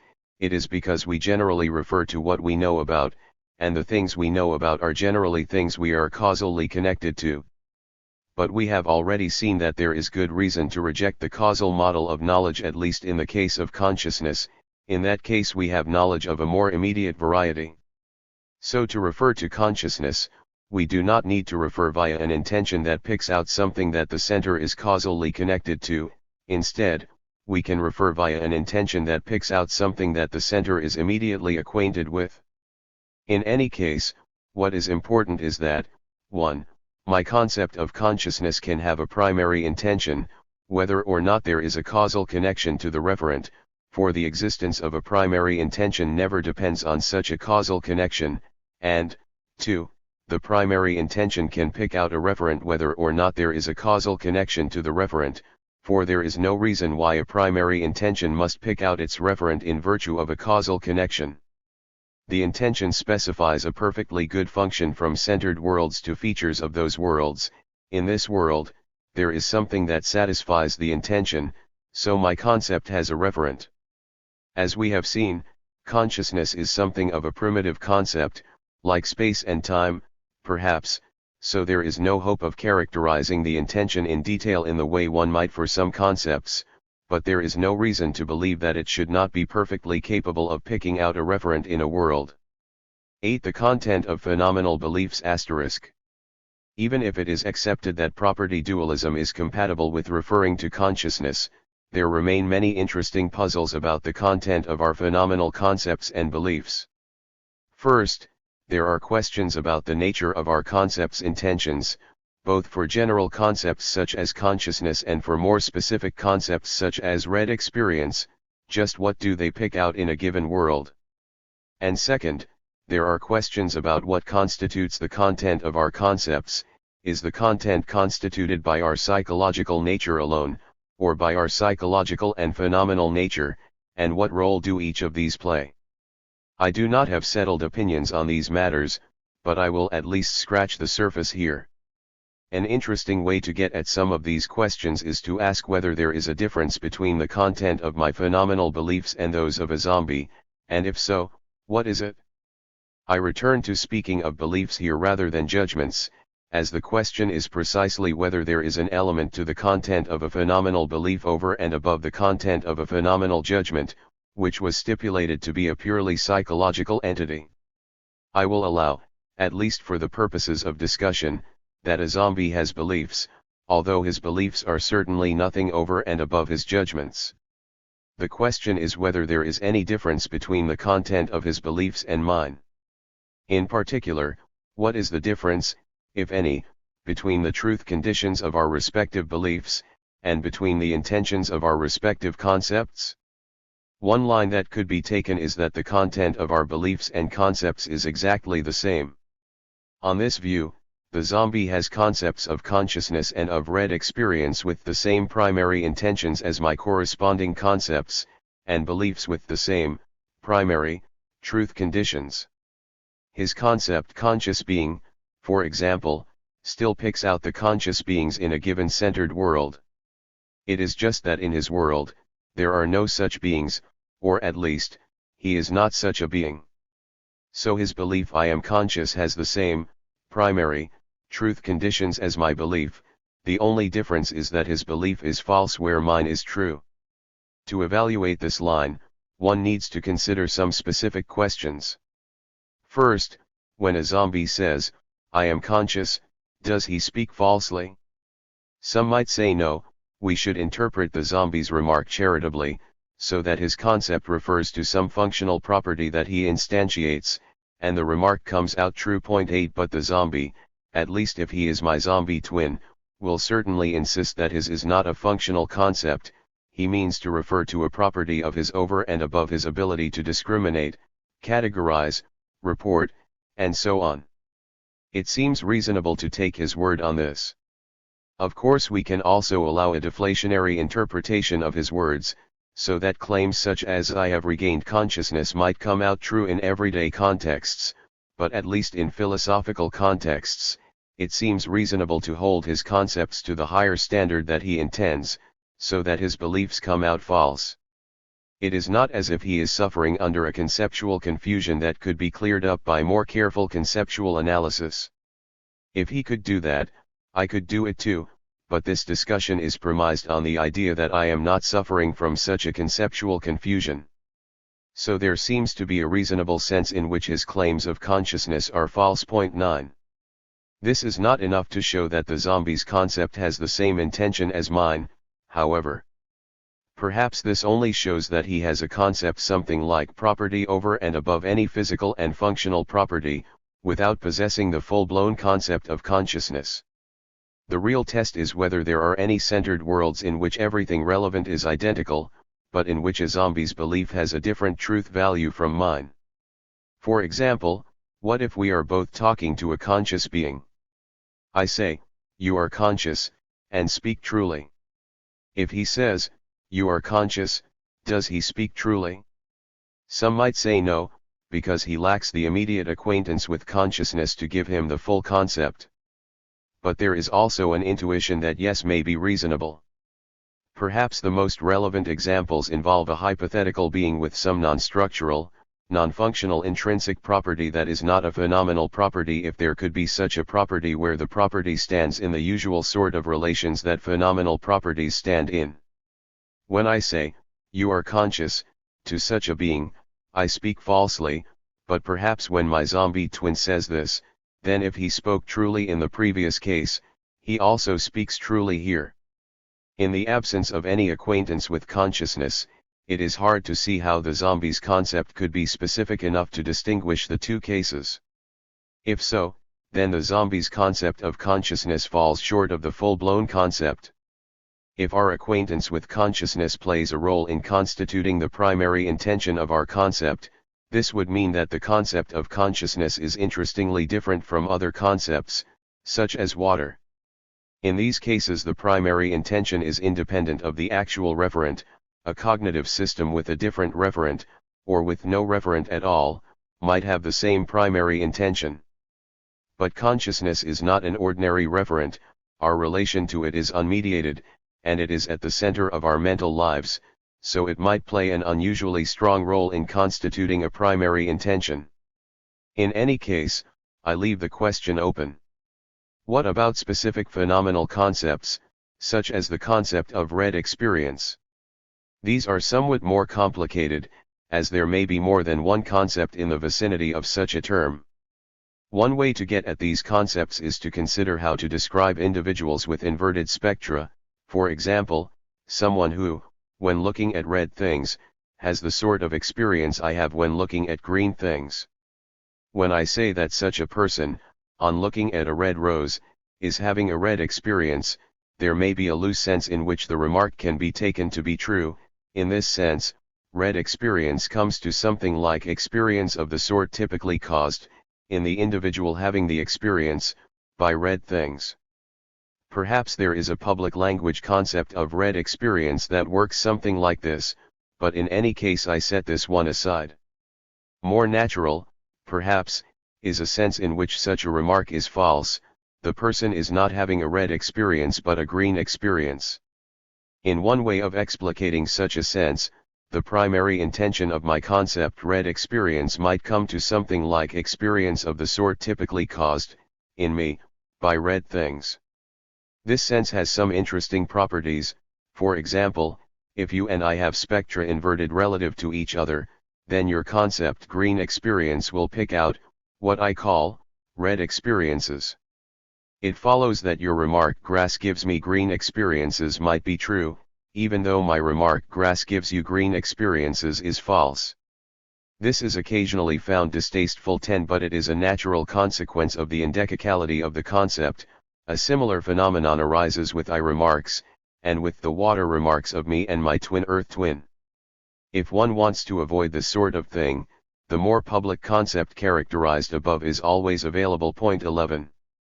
The primary intention of this concept red experience should be quite straightforward, if the general concept of experience is already granted. Your concept red experience may have the same primary intention as mine, even if our spectra are inverted. Both pick out the same entities at a given centered world, experiences of the sort typically caused at the center by red things, although of course our concepts will have different referents, as we inhabit different centered worlds. Mine is centered on me, and yours on you. Because of this, our concepts may also have different secondary intentions. Mine picks out red experiences in a counterfactual world, whereas yours picks out green experiences. Even a zombie might have the same primary intention as the two of us, at least insofar as it has the concept of experience at all, although of course its intention will not pick out anything at its centered world, and its concept red experience will fail to refer. There is more to the story than this, however. This relational construal of the concept red experience is still relatively peripheral. One has a concept in the vicinity, perhaps the most important concept in these discussions, that is not exhausted by the relational characterization. In particular, one has a concept of the quality of red experiences. Nothing in the relational characterization above captures the concept of this quality, as witnessed by the fact that the primary intention characterized above is compatible with many different qualities. Someone with an inverted spectrum would share that intention, but I have a concept of this quality, call it R, that is distinct from the corresponding concept, call it G, in my inverted counterpart. At first glance, one might think it enough that this quality is captured by the secondary intention of my concept red experience as characterized above. As we have seen, my inverted counterpart and I have different secondary intentions corresponding to the different qualities picked out by our red experience concepts. But capturing it in a secondary intention is not enough. To see this, note that it is informative to learn that red experiences, that is, experiences caused by red objects, have their specific quality. That is, it is far from a priori that red experiences should be R. In learning this, one narrows down one's model of the way the actual world is. The sort of experience that is caused by red things might have been this way or this way, but instead it is this way. And this sort of informativeness requires a difference in primary intention. When two concepts have the same primary intention, it is a priori that they are coextensive. Point 12. Another way to see this is to note that when Mary has a red experience for the first time, she learns something different from what is learned by her inverted twin, who has green experiences where Mary has red. Mary learns that red things cause experiences like this, whereas her counterpart learns that they cause experiences like that. Their models of the world are narrowed down in different ways. Mary now endorses one set of centered worlds, where her twin endorses another. It follows that their concepts of the qualities in question must have different primary intentions. Mary's primary intention picks out experiences of one sort, this sort, in any given centered world, whereas her counterparts picks out experiences of a different sort. My qualitative concept R plays little direct role in communicative practices.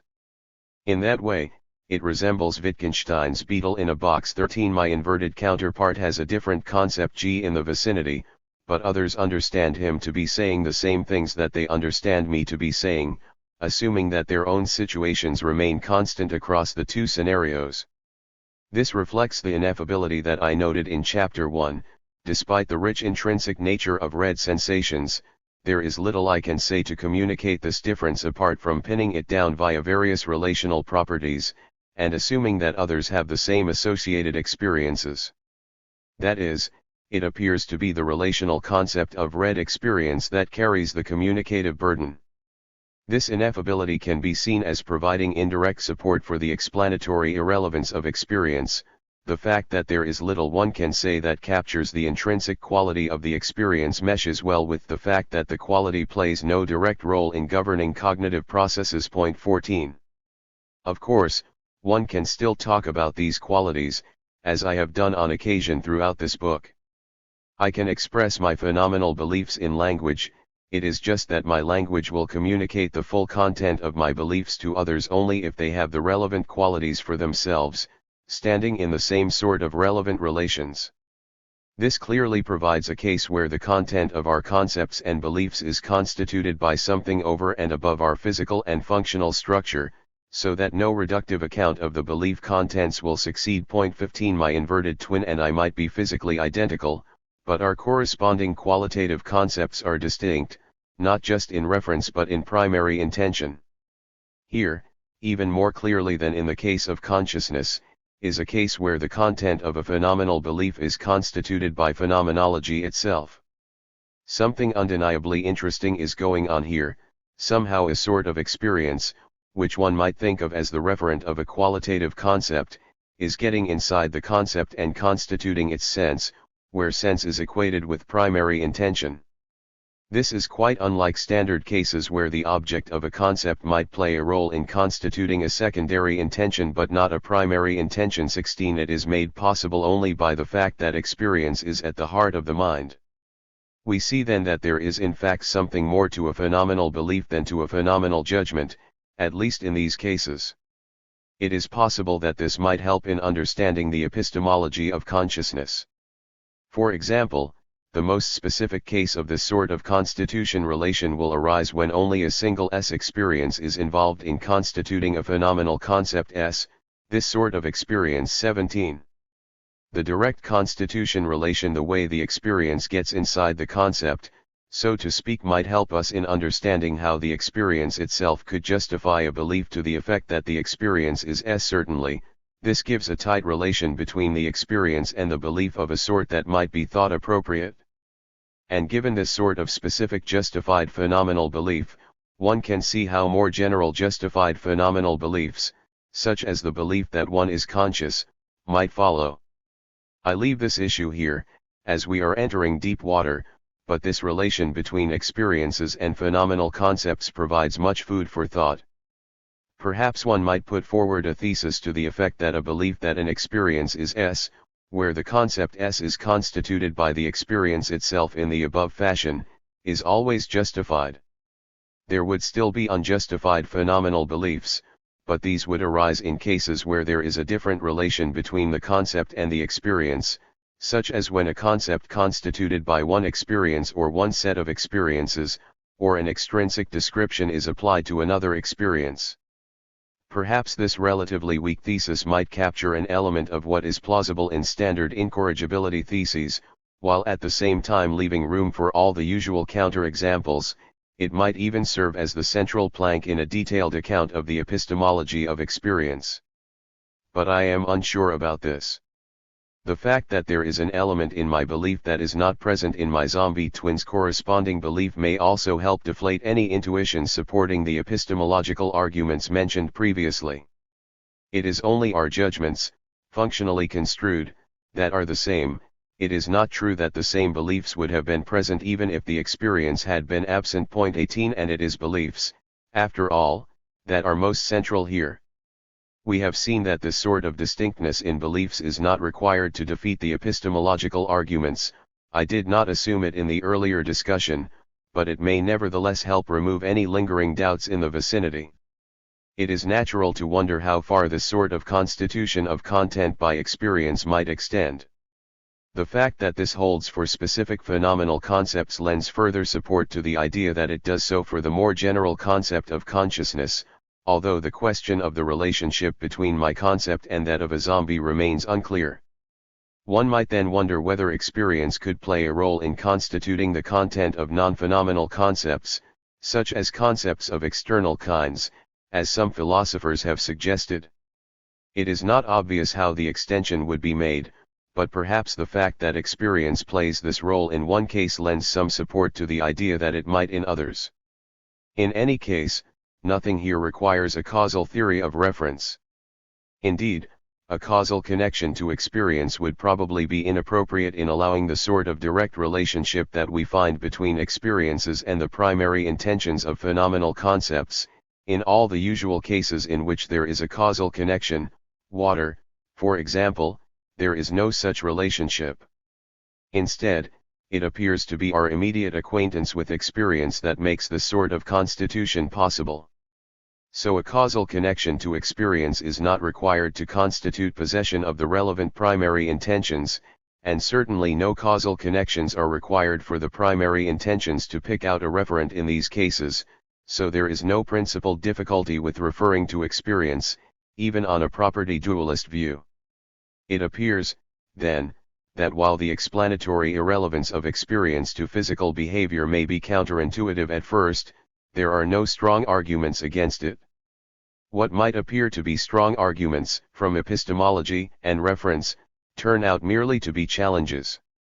Consideration of these points raises a large number of interesting issues, but at the end of the day we have seen that there is good reason to believe that the epistemology and semantics of experience cannot be essentially causal, and should instead be understood in other terms. I have said a little here about how one might go about understanding those things on a property dualist view. A full understanding of these issues would require a lengthy separate investigation, but I hope I have said enough to make clear that the non-reductive view provides a natural framework for making sense of these issues. Part 3. Toward a theory of consciousness. 6. The coherence between consciousness and cognition. 1. Toward a non-reductive theory. Even if consciousness cannot be reductively explained, there can still be a theory of consciousness. We simply need to move to a non-reductive theory instead. We can give up on the project of trying to explain the existence of consciousness wholly in terms of something more basic, and instead admit it as fundamental, giving an account of how it relates to everything else in the world. Such a theory will be similar in kind to the theories that physics gives us of matter, of motion, or of space and time. Physical theories do not derive the existence of these features from anything more basic, but they still give substantial, detailed accounts of these features and of how they interrelate, with the result that we have satisfying explanations of many specific phenomena involving mass, space, and time. They do this by giving a simple, powerful set of laws involving the various features, from which all sorts of specific phenomena follow as a consequence. By analogy, the cornerstone of a theory of consciousness will be a set of psychophysical laws governing the relationship between consciousness and physical systems. We have already granted that consciousness supervenes naturally, although not logically, on the physical. This supervenience must be underwritten by psychophysical laws. An account of these laws will tell us just how consciousness depends on physical processes. Given the physical facts about a system, such laws will enable us to infer what sort of conscious experience will be associated with the system, if any. These laws will be on a par with the laws of physics as part of the basic furniture of the universe. It follows that while this theory will not explain the existence of consciousness in the sense of telling us why consciousness exists, it will be able to explain specific instances of consciousness, in terms of the underlying physical structure and the psychophysical laws. Again, this is analogous to explanation in physics, which accounts for why specific instances of matter or motion have the character they do by invoking general underlying principles in combination with certain local properties. All sorts of macroscopic physical phenomena can be explained in terms of underlying physical laws. Similarly, we might expect that all sorts of macroscopic experiential phenomena might be explained by the psychophysical laws in a theory of consciousness. There need be nothing especially supernatural about these laws. They are part of the basic furniture of nature, just as the laws of physics are. There will be something brute about them, it is true. At some level, the laws will have to be taken as true and not further explained. But the same holds in physics. The ultimate laws of nature will always at some point seem arbitrary. It is this that makes them laws of nature rather than laws of logic. In science, we never get something for nothing. Something, somewhere must always be taken for granted. It is a remarkable fact that in most areas of science, all we ultimately need to take for granted are the laws of physics and perhaps some boundary conditions. But there is no reason why the laws of physics should be absolutely privileged in this way. If it turns out that in the study of consciousness one needs to take some aspect of the relationship between physical processes and consciousness for granted, then so be it. That is the price of constructing a theory. Still, we certainly want to take as little for granted as we possibly can. An ultimate theory will not leave the connection at the level of brain state X produces conscious state Y for a vast collection of complex physical states and associated experiences. Instead, it will systematize this connection via an underlying explanatory framework, specifying simple underlying laws in virtue of which the connection holds. Physics does not content itself with being a mere mass of observations about the positions, velocities, and charges of various objects at various times. It systematizes these observations and shows how they are consequences of underlying laws, where the underlying laws are as simple and as powerful as possible. The same should hold of a theory of consciousness. We should seek to explain the supervenience of consciousness upon the physical in terms of the simplest possible set of laws. Ultimately, we will wish for a set of fundamental laws. Physicists seek a set of basic laws simple enough that one might write them on the front of a t-shirt. In a theory of consciousness, we should expect the same thing. In both cases, we are questing for the basic structure of the universe, and we have good reason to believe that the basic structure has a remarkable simplicity. The discovery of fundamental laws may be a distant goal, however. In physics, we first had laws characterizing macroscopic regularities, and only later proceeded to the underlying fundamental laws. In a theory of consciousness, we might similarly expect to start with non-basic laws, characterizing the relationship between physical processes and conscious experience at a fairly high level. Even this sort of high-level principle might give us significant explanatory purchase in the meantime, just as the principles of thermodynamics were useful well before we had the underlying principles of statistical mechanics. And these high-level laws, once discovered, will put strong constraints on any underlying fundamental laws, thus guiding us in the search for an ultimate theory. When we finally have fundamental theories of physics and of consciousness in hand, we may have what truly counts as a theory of everything. The fundamental physical laws will explain the character of physical processes, the psychophysical laws will explain the conscious experiences that are associated, and everything else will be a consequence. Of course, it may be that in the quest for such theories, there will be developments that change our conception of an ultimate theory. It may be, for example, that we will find overarching laws that subsume the phenomena of both physics and consciousness into a grander theory, just as we found a theory that subsumed electricity and magnetism, and as physicists are now searching for a theory that unifies all the basic physical forces. Perhaps there will be developments that are more surprising still. But the current framework at least provides a start in the search for a theory that might serve as a first approximation, providing a springboard for any more radical successor theories that might be in the distance. How might we build a theory of consciousness? All this metaphysical grandeur is well and good, one might reply, but how does it cash out in practice? In particular, How can we discover the psychophysical laws that will constitute a theory of consciousness? After all, there is an enormous problem for a theory of consciousness that does not confront a theory of physics: the lack of data. Because consciousness is not directly observable in experimental contexts, we cannot simply run experiments measuring the experiences that are associated with various physical processes, thereby confirming and disconfirming various psychophysical hypotheses. Perhaps these laws, even if they exist, might remain in an unknowable limbo. Indeed, it might seem that the untestability of any theory of consciousness that we might put forward would relegate such theories to the status of pseudoscience. There is certainly something to this worry. It is this that makes a theory of consciousness more difficult to get a grip on than a theory in physics. But it does not disbar us from the search for a theory of consciousness altogether.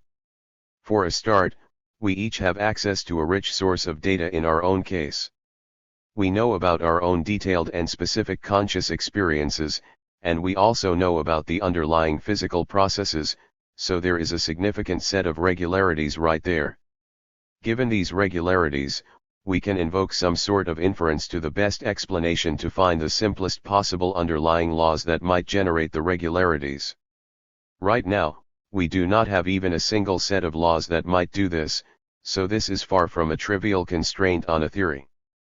It might well turn out that there is only one reasonably simple set of laws that gives the right results, in which case we would have good reason to believe that those laws are part of a correct theory. It might still be objected that all sorts of theories remain compatible with the first-person data, from solipsistic theories, in which only I am conscious, to panpsychist theories, in which everything is conscious, from biochemicalist theories, in which consciousness arises only from certain biochemical organizations, to computationalist theories, in which consciousness arises from anything with the right sort of computational organization, including along the way such bizarre theories as the theory that people are only conscious in odd-numbered years. Right now, it is 1995. How can we rule out any of these theories, given that we cannot poke inside others' minds to measure their conscious experience? All such theories are logically compatible with the data, but this is not enough to make them plausible. Solipsistic theories, for example, are extremely implausible due to their great arbitrariness. Why should only this person be conscious, and their great heterogeneity in space and time? My conscious experience is systematically tied to my physical structure, but a physical duplicate of me located elsewhere will not be conscious at all. All sorts of plausibility considerations play a role in shaping our theories, over and above the role played by empirical evidence, in all sorts of domains. Consider, for example, our acceptance of the theory of evolution, as opposed to the theory that the world was created 50 years ago with memories and fossil record intact. Or consider the acceptance of certain simple theories of quantum mechanics instead of other empirically equivalent but highly jury-rigged theories. Empirical evidence is not all that we have to go on in theory formation. There are also principles of plausibility, simplicity, and aesthetics, among other considerations. The role played by simplicity, in particular, cannot be overstated. Without this constraint, scientific theorizing in general would be woefully underconstrained. For any scientific theory one can easily construct an ad hoc hypothesis that is empirically equivalent. No one will accept such a hypothesis, however, precisely because of its unnecessary complexity. So if we can find a simple set of underlying laws that are compatible with the data we have good reason to reject more complex alternatives. Other plausibility constraints can take us a long way in generating a theory of consciousness. The most obvious is the principle we rely on whenever we take someone's verbal report as an indicator of their conscious experience, that people's reports concerning their experiences by and large accurately reflect the contents of their experiences. This is not a principle that we can prove to be true, but it is antecedently much more plausible than the alternative. This plausibility is based to some extent on an inference from our own case, but it also has the character of a methodological constraint in developing a theory of consciousness. If the principle turned out to be entirely false, all bets would be off. In that case, the world would simply be an unreasonable place, and a theory of consciousness would be beyond us. In developing any sort of theory, we assume that the world is a reasonable place, where planets do not suddenly pop into existence with fossil records fully formed, and where complex laws are not jury-rigged to reproduce the predictions of simpler ones. Otherwise, anything goes. With a plausibility assumption such as this one in hand, we have a very useful constraint on a theory of consciousness, and indeed a rich source of data even from the third-person case, to find out whether someone is consciously experiencing a stimulus. Just ask them. This principle allows us to draw much stronger conclusions about the association between conscious experiences and their physical basis. Of course, the assumption is so plausible that researchers rely on it all the time, and few would think of questioning it. Related assumptions can also play a useful role, as with the principle that people's memories of their experiences are not radically incorrect, by and large. Of course, there may be occasional exceptions to these principles, but there is at least a presumption that reports and memories are likely to be accurate reflections of experience in the absence of good reasons to believe otherwise. Some other plausibility assumptions might include the following: that fundamental laws are homogeneous in space and time, that conscious experience depends only on the internal physical state of an organism, that arbitrary factors such as the distribution of molecules within a neuron are unlikely to be reflected in conscious experience, unless perhaps they affect the neuron's functioning, and so on. Of course, it is logically possible that any of these assumptions be false, but in the absence of reasons to believe otherwise, there is a reasonable presumption that each is true. Together, these plausibility assumptions place strong constraints on a theory of consciousness, and can help us considerably in generating such a theory. What of the worry that a theory of consciousness is untestable, then? This worry will only come into play in a strong way if it turns out that there are two equally simple theories, both of which fit the data perfectly, and both of which meet the relevant plausibility constraints. This may well not happen. A single theory may emerge that is clearly superior to all competitors. If two equally good theories do come along, we may be hard-pressed to choose between them, but even so we will have gained significant insight into consciousness by narrowing things down so far. In any case, it is clearly premature to worry about untestability before we have even a single theory that can handle the phenomena in a remotely satisfactory way. Of course, this reliance on first-person data and on plausibility constraints means that a theory of consciousness will have a speculative character not shared by theories in most scientific domains. Because rigorous intersubjective testing is impossible, we will never be quite as certain that our theories are on the right track. For this reason, the science of consciousness will probably always lack the strong empirical credentials of other sciences, and the most hard-headed researchers will always keep their distance. But consciousness is such a central phenomenon that it is better to have some understanding of it than no understanding at all. If a reasonable theory of consciousness can be devised and found superior to all competitors, this will be an achievement of some importance even if the theory can never be given absolutely conclusive support. This is simply the boat in which we find ourselves. In trying to understand the universe, we take the materials that we have, and we work with them. In this chapter and the next two, I take some initial steps toward a theory of consciousness. The first two of these chapters discuss possible non-basic psychophysical laws, arguing for certain principles that express high-level regularities in the dependence of consciousness on physical processes. The third chapter speculates on the character of the underlying fundamental laws. All this has the character of a preliminary investigation, but we have to start somewhere. 2 Principles of coherence. The most promising way to get started in developing a theory of consciousness is to focus on the remarkable coherence between conscious experience and cognitive structure. The phenomenology and the psychology of the mind do not float free of each other, they are systematically related. The many lawful relations between consciousness and cognition can provide much of what we need to get a theory of consciousness off the ground. The best way to get a handle on this relationship is to focus on phenomenal judgments. These judgments are part of psychology, but they are closely bound up with phenomenology, and as such they provide a bridge between the domains. By thinking about these judgments and the way they function in our own case, we can come up with a number of principles connecting the phenomenal to the psychological. The most obvious principle of this sort is the one I mentioned in section 1, our second-order judgments about consciousness are by and large correct. We can call this the reliability principle. When I judge that I am having an auditory sensation, I am usually having an auditory sensation. When I think I have just experienced a pain, I have usually just experienced a pain. There is also a converse principle, which we might call the detectability principle, where there is an experience, we generally have the capacity to form a second-order judgment about it. Of course, many experiences slip by without our paying any attention to them, but we usually have the ability to notice them.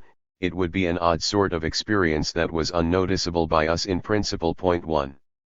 The principles I have outlined are not absolute. Our second-order judgments can sometimes go wrong, providing exceptions to the reliability principle. This might happen due to inattention. When distracted, I might believe I have just experienced pain when I only experienced loud noise, failure to grasp relevant categories, as when I mislabel a crimson experience maroon, mental illness or neurophysiological pathology, as with cases such as blindness denial, when subjects make false claims about their experiences, and for various other reasons. In the reverse direction, it is arguable that experiences can be unnoticeable if they occur while one is asleep, for example, or if they flicker by too fast for one to attend to them. But all the same, these principles at least encapsulate significant regularities. In a typical case, a second-order judgment will usually be correct, and an experience will usually be noticeable. These regularities are not exceptionless laws, but they hold far too often to be a mere coincidence. Something systematic is going on. I will not try to justify these claims in detail, as they will not be the central coherence principles on which I will be focusing. But consideration of the first-person case makes it clear that the principles are plausible at least there, and they can naturally be extended to other cases by principles of homogeneity and simplicity. The principles are also endorsed by common sense, which carries some weight. Of course, common sense can be overridden if we have compelling grounds to do so, but other things being equal, one should come down on the side of common sense rather than against it. Finally, as I noted above, these principles have the status of a sort of methodological constraint in developing a theory of consciousness. If second-order judgments were unreliable across the board, or if most of our experiences were entirely unnoticeable, then our judgments about experience would bear so little relation to the reality that a theory of consciousness could not even get off the ground. The coherence between consciousness and awareness. The most fundamental coherence principle between consciousness and cognition does not involve second-order phenomenal judgments. Rather, it concerns the relationship between consciousness and first-order judgments. The principles with which we will deal here concern the coherence between consciousness and awareness. Recall that awareness is the psychological correlate of consciousness, roughly explicable as a state wherein some information is directly accessible and available for the deliberate control of behavior and for verbal report. The contents of awareness correspond to the contents of first-order phenomenal judgments, with a caveat to be mentioned: the contentful states such as that object is red that are not about consciousness, but parallel to it. Where there is consciousness, there is awareness. My visual experience of a red book upon my table is accompanied by a functional perception of the book. Optical stimulation is processed and transformed, and my perceptual systems register that there is an object of such and such shape and color on the table, with this information available in the control of behavior. The same goes for the specific details in what is experienced. Each detail is cognitively represented in awareness. To see that each detail must be so represented, simply observe that I am able to comment on those details and to direct my behavior in ways that depend on them. For instance, I can point to appropriate parts of the book. Such systematic availability of information implies the existence of an internal state carrying that content. This internal state is a first-order phenomenal judgment, at least to a first approximation. I include the qualification because one might question whether the state should strictly be called a judgment at all. The content of the state need not be something that the subject would endorse on reflection, and indeed it might not be conceptualized by the subject at all. Such a state might qualify as a judgment only in a weak sense. It may be better to speak of it as a sort of informational registration, or as an implicit or subpersonal judgment at best. I will discuss this issue in more depth later in this chapter, but for now, when I speak of these states as judgments, this talk should be understood broadly as picking out a class of representational states that need not be reflectively endorsed by the subject, and which need not have conceptualized content. What goes for visual experience here goes equally for any sensory experience. What is experienced in audition is represented in our auditory system, in such a way that later processes have access to it in the control of behavior. In particular, the contents are available for verbal report. In principle, somebody who knew nothing about consciousness might examine our cognitive processes and ascertain these contents of awareness by observing the role that information plays in directing later processes. In the same sort of way we can handle hallucinations and other cases of sensations without a real object being sensed. Although there is no real object for the contents of perception to concern, there is still representation in our perceptual system. Macbeth had a first-order cognitive state with the content dagger there to accompany his experience of a dagger, despite the fact that there was no dagger to be perceived or experienced. Even non-perceptual experience falls under this umbrella.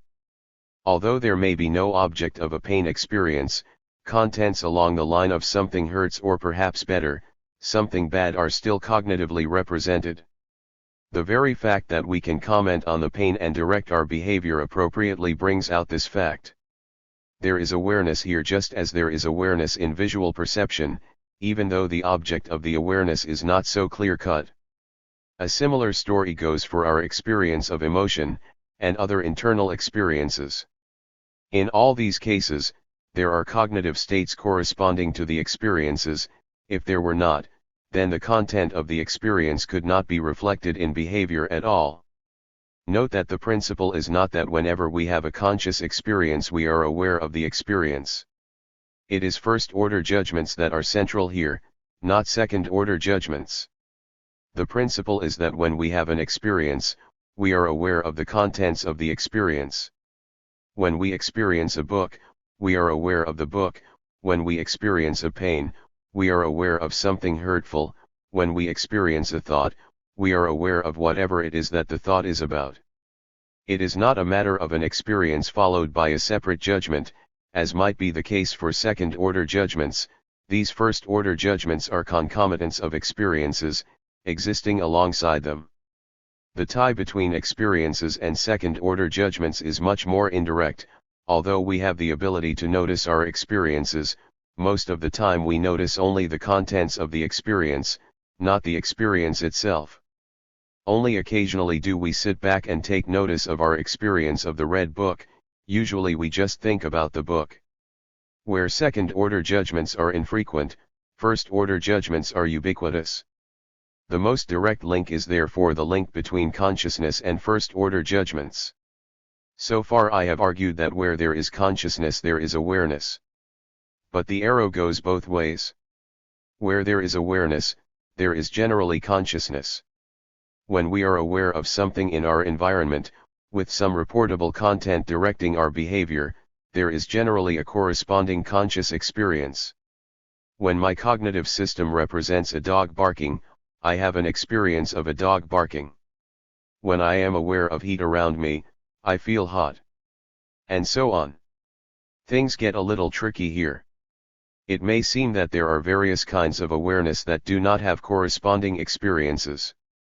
Awareness involving information in memory provides an example.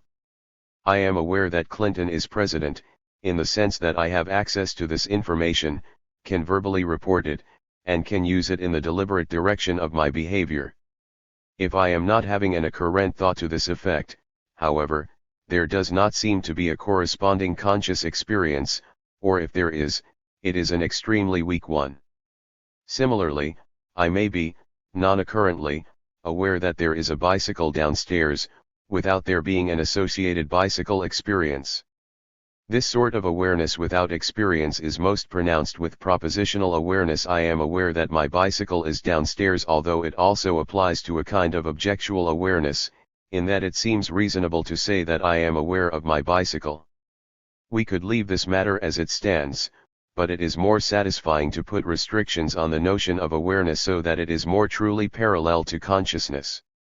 It seems plausible that there is some kind of functional difference between the processes involved in one sort of case and in the other. The very fact that I can report on the difference between them bears witness to that. It is this functional difference that needs to be isolated. Perhaps the most salient difference is that in cases of awareness with consciousness, there is a kind of direct access that cases of awareness without consciousness lack. The information that Clinton is president, for example, needs to be called up in order for it to make a difference in the deliberate control of behavior, at least if it is not the content of an occurrent thought. It is not as immediately poised to make a difference in control as are the cognitive states associated with experiences and occurrent thoughts. That is, the cognitive access to the information in this case is somewhat more indirect.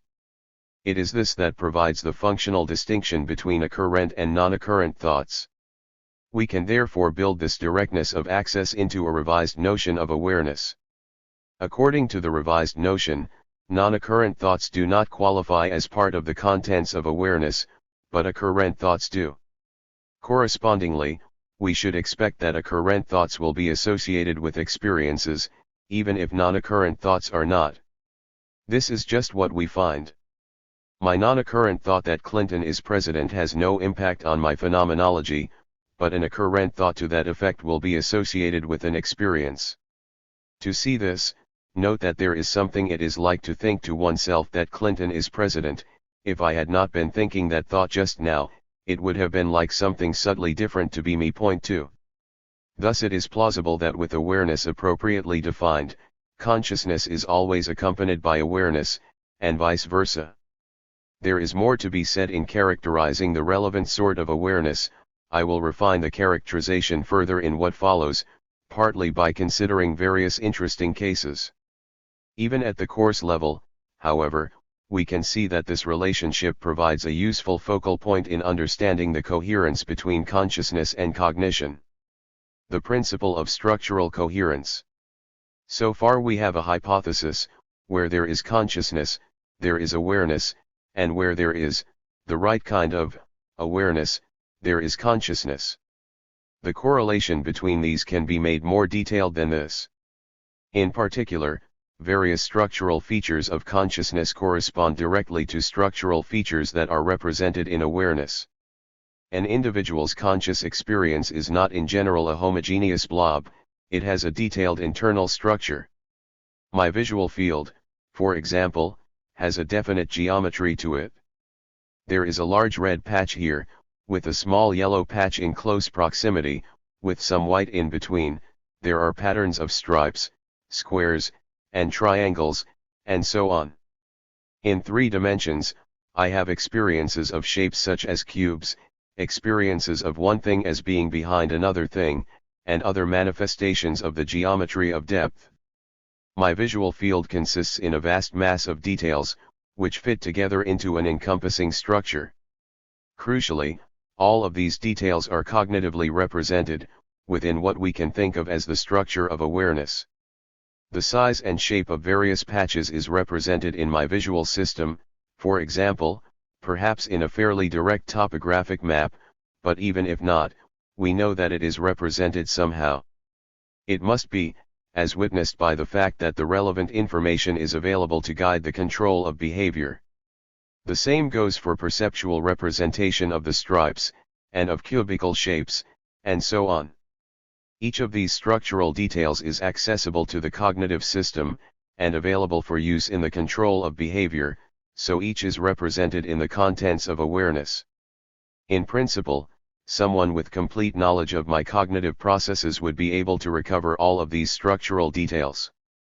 The geometry of the visual field can be recovered by an analysis of the information that the visual system makes available for later control processes, The very fact that each of these details can be reflected in the behavioral capacities of the subject. A subject might trace the various structural details with arm movements, for example, or comment on them in verbal reports implies that the information must be present somewhere. Of course, the details of the analysis would be very tricky, and far beyond present-day methods, but we know that the information is there. In this way we can see that the structure of consciousness is mirrored in the structure of awareness. The same goes for implicit structure in the phenomenal field, such as relations between colors. Even if I am only seeing one color at a given time, there are a host of colors I could have been seeing, colors to which this color bears a structural relation. One color is very similar to another color, and quite different from another. Two colors can seem complementary, or one color group can seem warm and another cold. On a close analysis, our phenomenal colors turn out to fall into a three-dimensional structure, ordered along a red-green dimension, a yellow-blue dimension, and a white-black dimension. The choice of axes is somewhat arbitrary, but there will always be three of them. It turns out that this three-dimensional phenomenal structure is mirrored by a three-dimensional structure in the color information processed within our perceptual systems.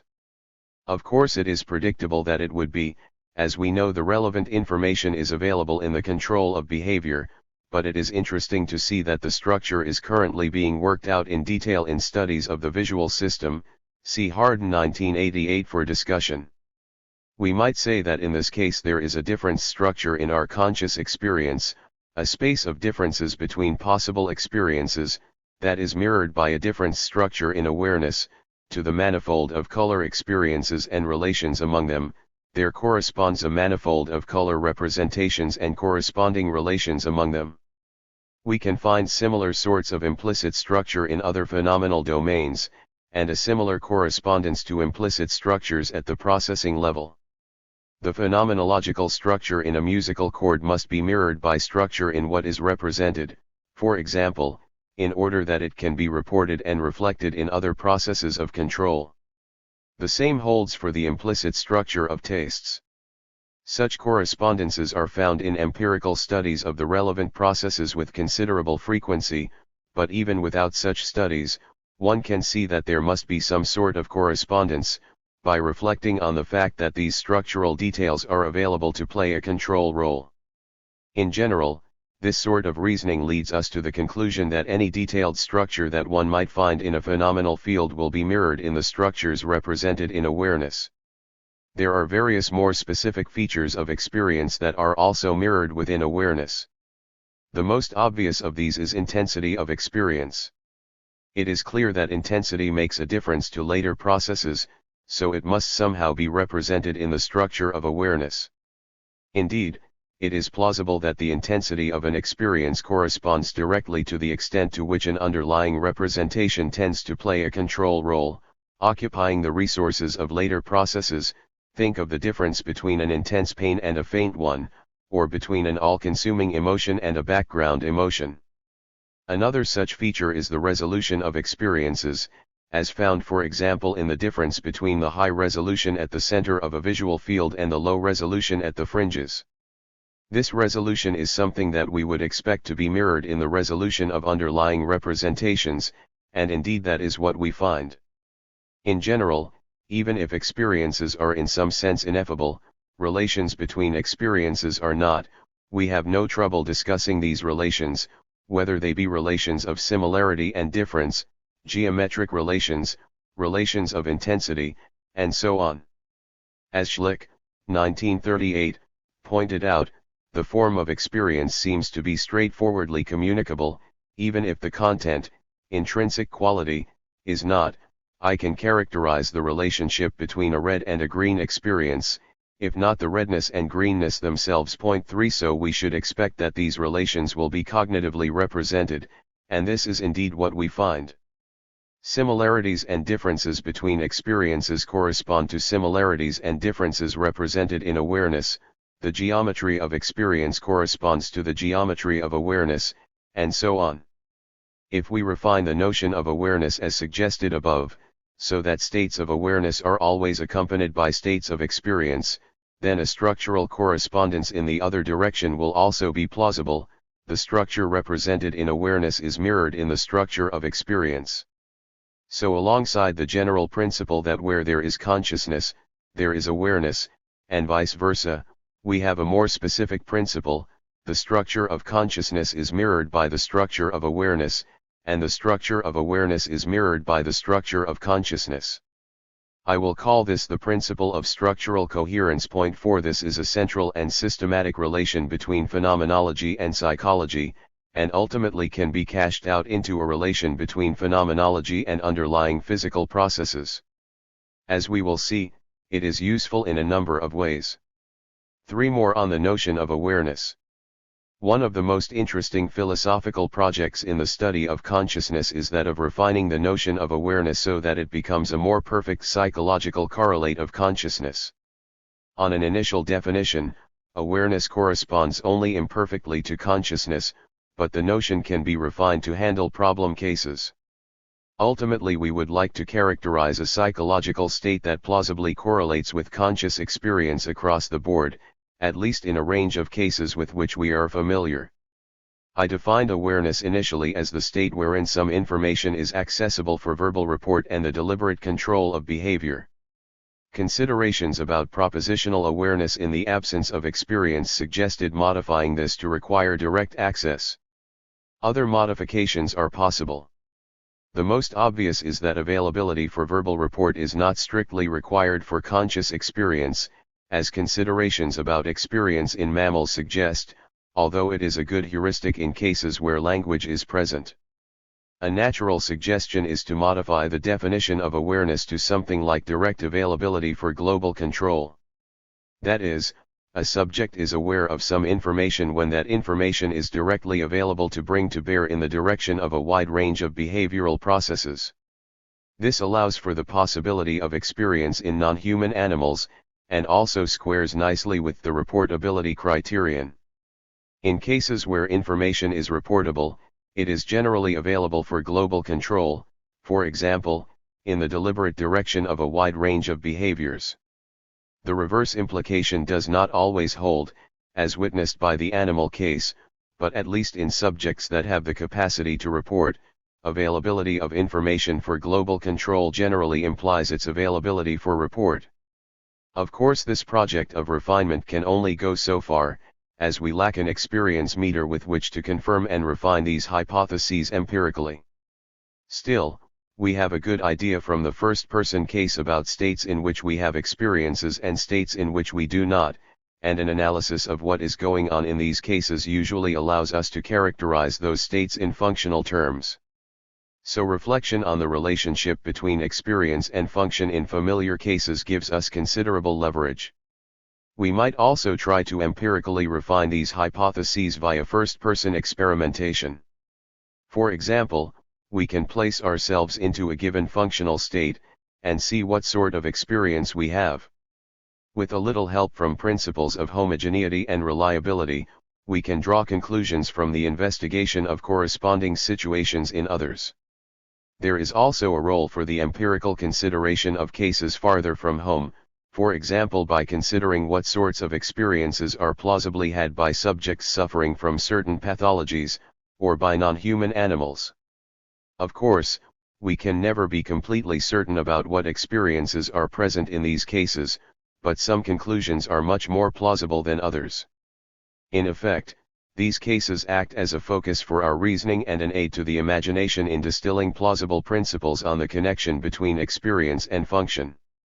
The principles may be ultimately grounded in non-empirical analysis, but focus on empirical cases at least ties the sort of reasoning to the real world. For example, reflection on the attribution of experience to mammals squares with the refined criterion I have suggested above. We are generally prepared to attribute perceptual experience of a stimulus to mammals in cases where the direction of behavior can be made to depend on that stimulus, especially if this is exhibited in a number of different kinds of behavior.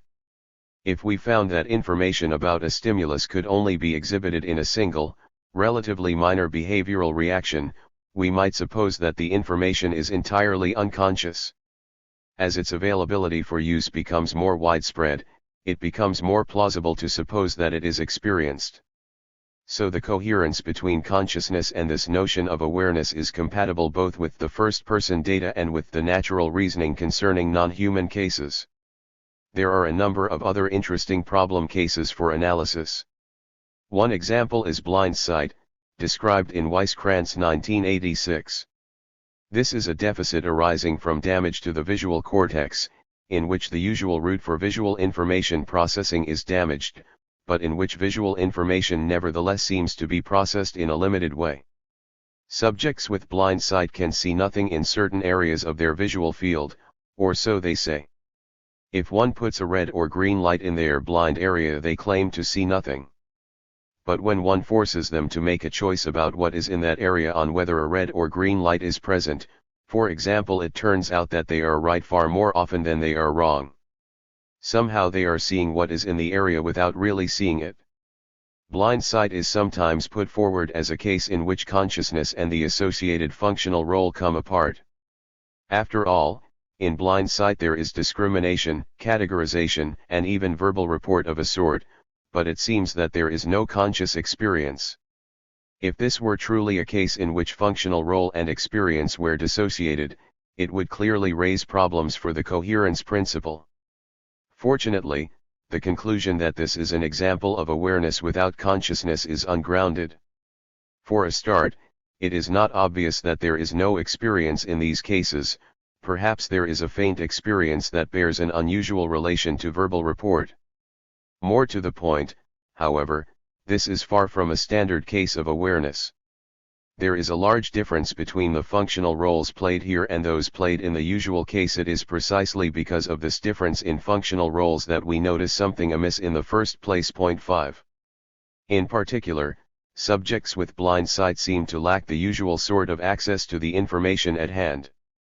Their access is curiously indirect, as witnessed by the fact that it is not straightforwardly available for verbal report, and in the deliberate control of behavior. The information is available to many fewer control processes than is standard perceptual information. It can be made available to other processes, but only by unusual methods such as prompting and forced choice. So this information does not qualify as directly available for global control, and the subjects are not truly aware of the information in the relevant sense. The lack of experience corresponds directly to a lack of awareness. It is also possible, perhaps, that blind sight subjects have a weak sort of experience, in which case one might also want to say that they have a weak sort of awareness, by drawing the standards of directness and globality appropriately. The description of the situation is somewhat underdetermined, given our lack of access to the facts of the matter, but either way it is compatible with the coherence between consciousness and awareness.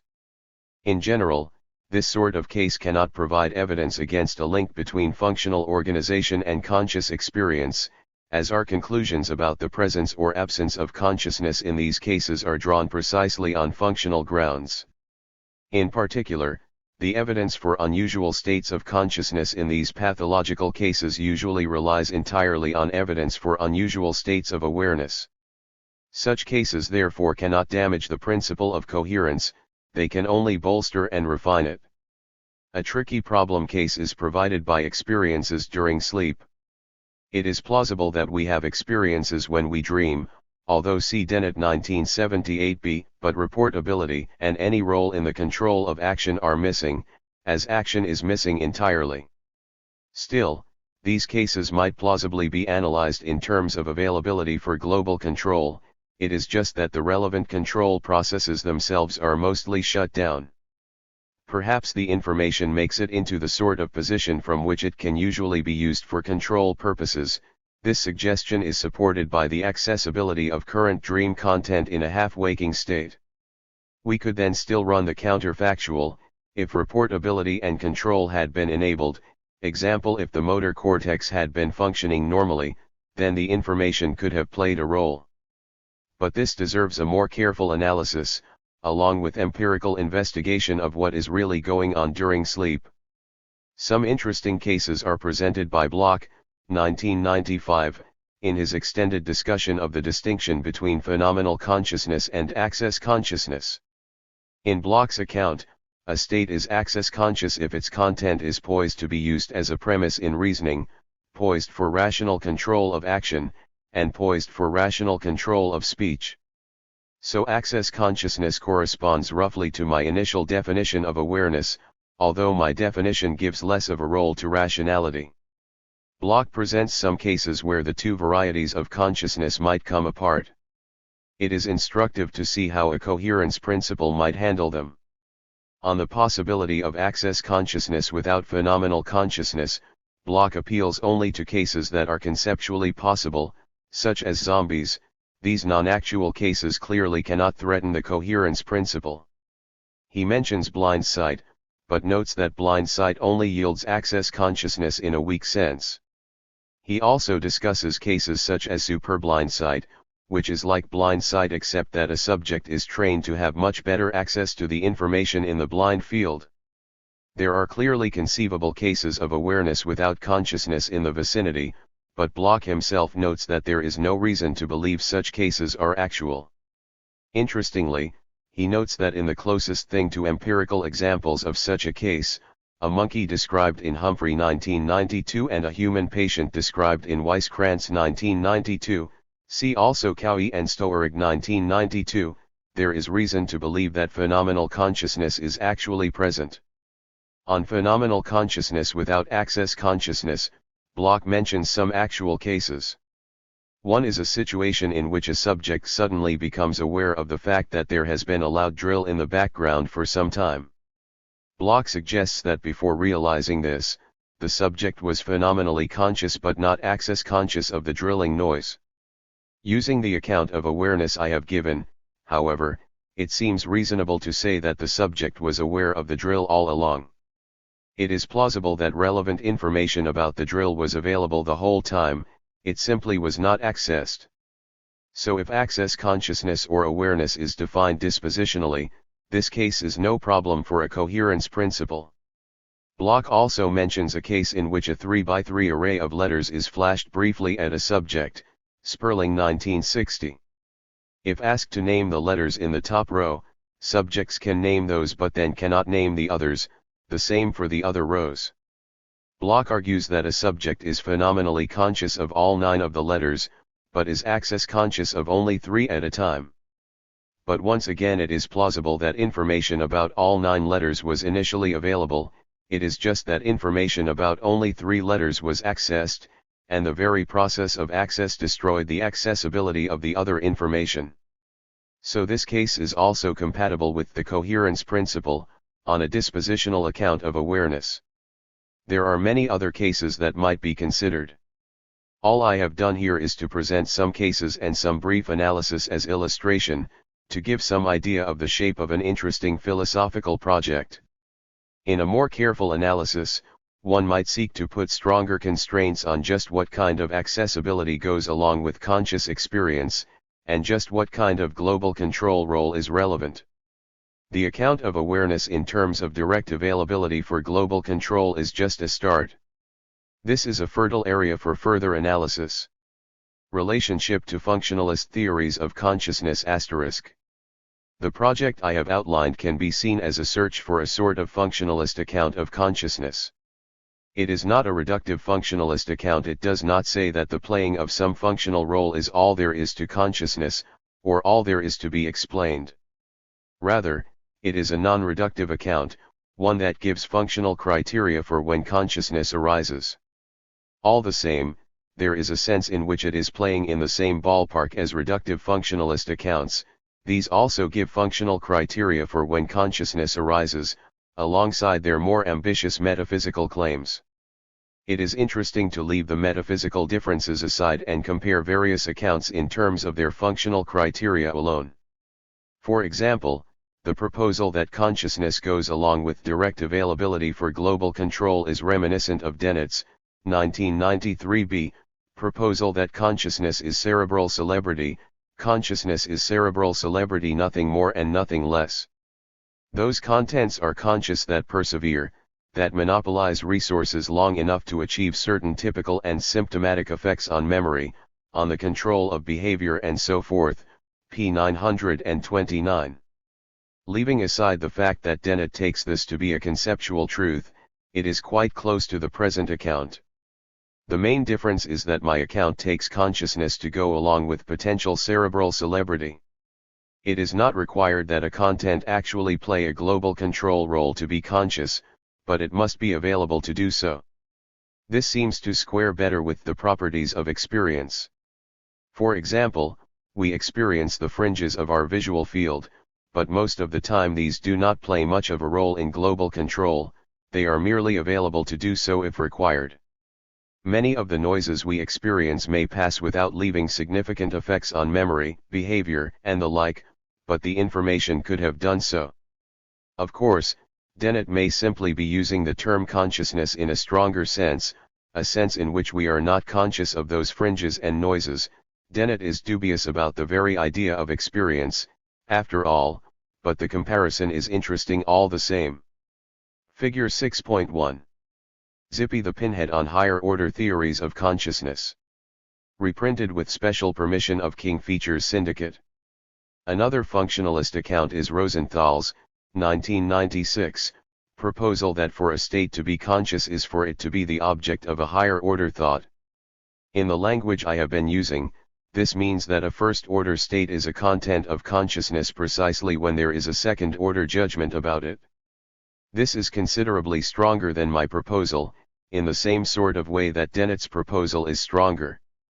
On the face of it, there is little reason to believe that we form second-order judgments about all of our experiences, including experiences of every detail of the visual field, of background noises, and so on. Rosenthal holds that the second-order judgments are usually themselves unconscious, which is why we do not notice they are present, but even third-person considerations seem to militate against them. All these second-order judgments seem quite unnecessary in the design of a cognitive system. One might expect a system to have the ability to form such judgments when necessary, as we do about our more salient experiences, but a system with a second-order judgment for every detail of the visual field would seem quite redundant. Figure 6.1. In Rosenthal's account, conscious states are states that we are conscious of. This may have a ring of plausibility, but I think it is only in the weak sense of the last chapter, in which we are acquainted with all of our experiences. 6. It is not at all clear that most of our experiences are objects of our thoughts. To suppose that there are two separate cognitive states for every detail of experience, a first-order and a second-order judgment, leads to a cluttered picture of the mind. It is hard to see why evolution would bother to build in these second-order judgments across the board, when a simple availability for global control would serve its purposes just as well. Rosenthal's account is better taken as an account of introspective consciousness, although he puts it forward as an account of consciousness in the what it is like sense. It is useful to divide functional accounts of consciousness into first-order and second-order varieties. On the second-order varieties, which include Rosenthal's higher-order thought account, as well as the higher-order perception account of Leakin 1995 and others, what is central to consciousness is the presence of some second-order cognitive state. In first-order theories, only a first-order cognitive state is required, with some restrictions on the role that it plays. Second-order theories may give a good account of introspection or of reflective consciousness, but first-order theories seem more closely linked to conscious experience. Point 7. Of course, not all first-order cognitive states correspond to conscious experiences. There can be first-order judgments about the world that correspond to no experience at all.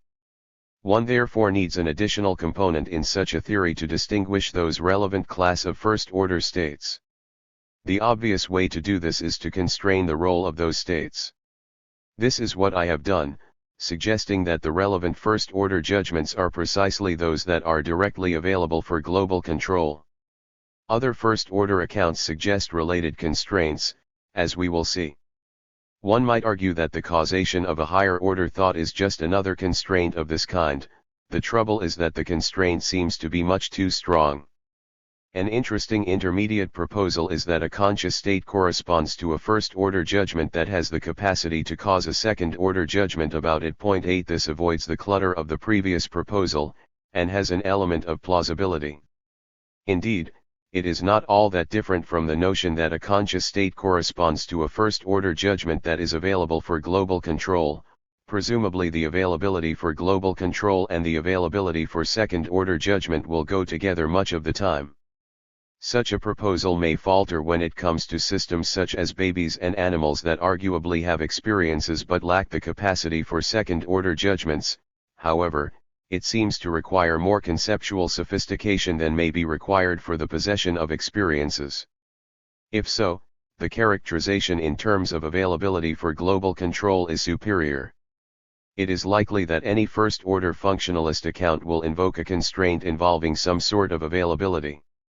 An examination of existing reductive accounts bears this out. For example, Kirk, 1992, suggests that perceptual consciousness requires that incoming information is present to a system's main decision-making processes, and Kirk, 1994, suggests that directly active information is required. The suggestion by Dritsk, 1995, that experience is information that is represented to a system also has this flavor, as does the suggestion by Tai, 1995, that information must be poised for cognitive processing in an appropriate way. One could probably reconcile these suggestions with each other without too many difficulties. All of them seem intended to express a similar idea. In any case, it is interesting that a non-reductionist about consciousness need not regard the issues between the various first-order and second-order functionalist accounts as internecine warfare among doomed theories. Although these accounts cannot explain consciousness, they are still quite relevant as candidate theories of consciousness's cognitive basis, and some of them succeed here better than others. Even a property dualist can acknowledge an element of truth in them, and can attach some significance to the differences between them. First-order judgments and first-order registrations *. I have argued that states of experience correspond directly to underlying cognitive states, which I have called first-order judgments. But as I noted before, and as Dritsk, 1995, has stressed, it may be misleading to call these states judgments. Judgments, recall, were originally defined to come to much the same thing as beliefs, with the stipulation that any phenomenal element is excluded. But while it is reasonable to suppose that there is a representational state corresponding to every detail in an experienced visual field, it is not clear that the subject has beliefs about all those details. The contents of the fringes of my visual field, for example, might seem to be something about which I do not have beliefs one way or another, at least until I pay attention to them. Nevertheless, even in the absence of beliefs, there is some sort of cognitive state carrying the relevant information, as the information is at least available. We might simply stipulate that we are using the term judgment in a broader way to cover this sort of cognitive state in addition to explicit beliefs. After all, it is plausible that representations of the fringes of the visual field can be seen as micro-judgments, or as implicit judgments made by processes within the cognitive systems, even if they are not judgments of the whole person. But it is probably best to avoid confusion on this matter and introduce a broader term for representational states that are not necessarily judgments. I will use the term registrations for this purpose. The cognitive contents of perceptual states, for example, will be carried by first-order registrations rather than by first-order judgments. A first-order registration need not be a state that is endorsed by the subject, but it is nevertheless a contentful state that is available to the subject and that plays a role in the cognitive system. First-order registrations may even on occasion be contradicted by first-order judgments. Optical illusions provide a clear example. A subject might know that two objects have the same size, but perception can represent them as having different sizes anyway. Dritsk gives another example: you hold up 7 fingers, and I see all 7. But I do not have time to count them, and I mistakenly take there to be 8 fingers before me. So I judge that there are 8 fingers before me, but my phenomenal experience is of 7 fingers. The judgment therefore does not directly parallel the phenomenology. But somewhere within the perceptual system, the visual information of 7 fingers is represented and made available to later systems. It is this earlier representation that I am calling a first-order registration. We can think of first-order registrations as the immediate product of perceptual and introspective processes, before they are rationally integrated into a coherent whole. Point 9. The contents of awareness, then, will strictly speaking be constituted by first-order registrations rather than by first-order judgments. In particular, the contents of awareness will consist approximately of those first-order registrations that are directly available for use in global control. So defined, the contents of awareness correspond directly to the contents of consciousness. Of course, there will be some first-order registrations that fall outside the contents of awareness, as with states of subliminal perception, for example. As with judgments, we can speak of first-order phenomenal registrations to distinguish those registrations that correspond to experiences from those that do not. It is always those in the first class that I will be concerned with, however, so I will usually speak simply of first-order registrations and leave the qualifier implicit. The representational content of a first-order registration is probably best taken to be non-conceptual content, as is the parallel content of experience. I discuss this and some other issues about the contents of awareness and experience in an endnote. 10. 4. The explanatory role of coherence principles. The principles of coherence that I have outlined are not just metaphysical set pieces. They can play a central role in empirical work on conscious experience. Any empirical study of consciousness requires some pre-experimental reasoning to even get off the ground, in order to draw conclusions about conscious experience on the basis of physical data. The coherence principles provide the necessary purchase. With them in place, there is a methodological foundation for empirical research on conscious experience in a number of areas. A lot of work along these lines is already taking place. The coherence principles simply bring the assumptions that lie behind the work into the open. There are at least 3 main projects in which these principles might play an explanatory role. First, the principle of structural coherence can help us in the project of using facts about physical processing to help explain the structure of specific sorts of experience. Second, the coherence between consciousness and awareness acts as a kind of epistemic lever in allowing researchers to infer conclusions about experience from third-person data. And third, the coherence between consciousness and awareness can serve as a background principle in the search for the physical correlates of consciousness. I will discuss each of these in turn. The first of these provides the clearest example in contemporary practice.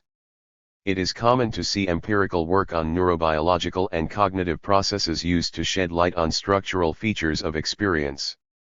As I have already discussed, for example, a study of the processes underlying color vision is very useful in helping to explain the structure of phenomenal color space.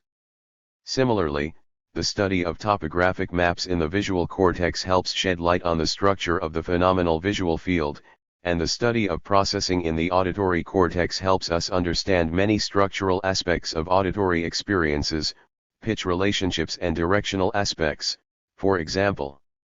Something similar applies in many other phenomenal domains. One might wonder how any story about physical processes could be used to shed light on features of experience, given what I have said about the impossibility of reductive explanation. The principle of structural coherence allows us to understand what is going on. In essence, this principle is being used as a background assumption, to provide a bridge from features of physical processes to features of experience. If we take for granted the coherence between the structure of consciousness and the structure of awareness, then in order to explain some specific aspect of the former, we need only explain the corresponding aspect of the latter. The bridging principle does the rest of the work. In the case of color, for example, what happens is that a story about physical processes gives us a reductive account of the structure of awareness, by explaining the relevant similarities and differences between the visual stimuli that the color system processes and makes available to later systems. Once we have this account of the relevant structure of color awareness in hand, then the coherence principle tells us that this structure will be mirrored in the structure of color experience. So if the coherence principle is taken for granted, a functional account of visual processing serves as an indirect account of the structure of phenomenal color space. The same method can be exploited to explain many other features of experience. Some have been sufficiently impressed by the coherence between the structure in consciousness and in cognition to suggest that this is all we need for a physical explanation of consciousness.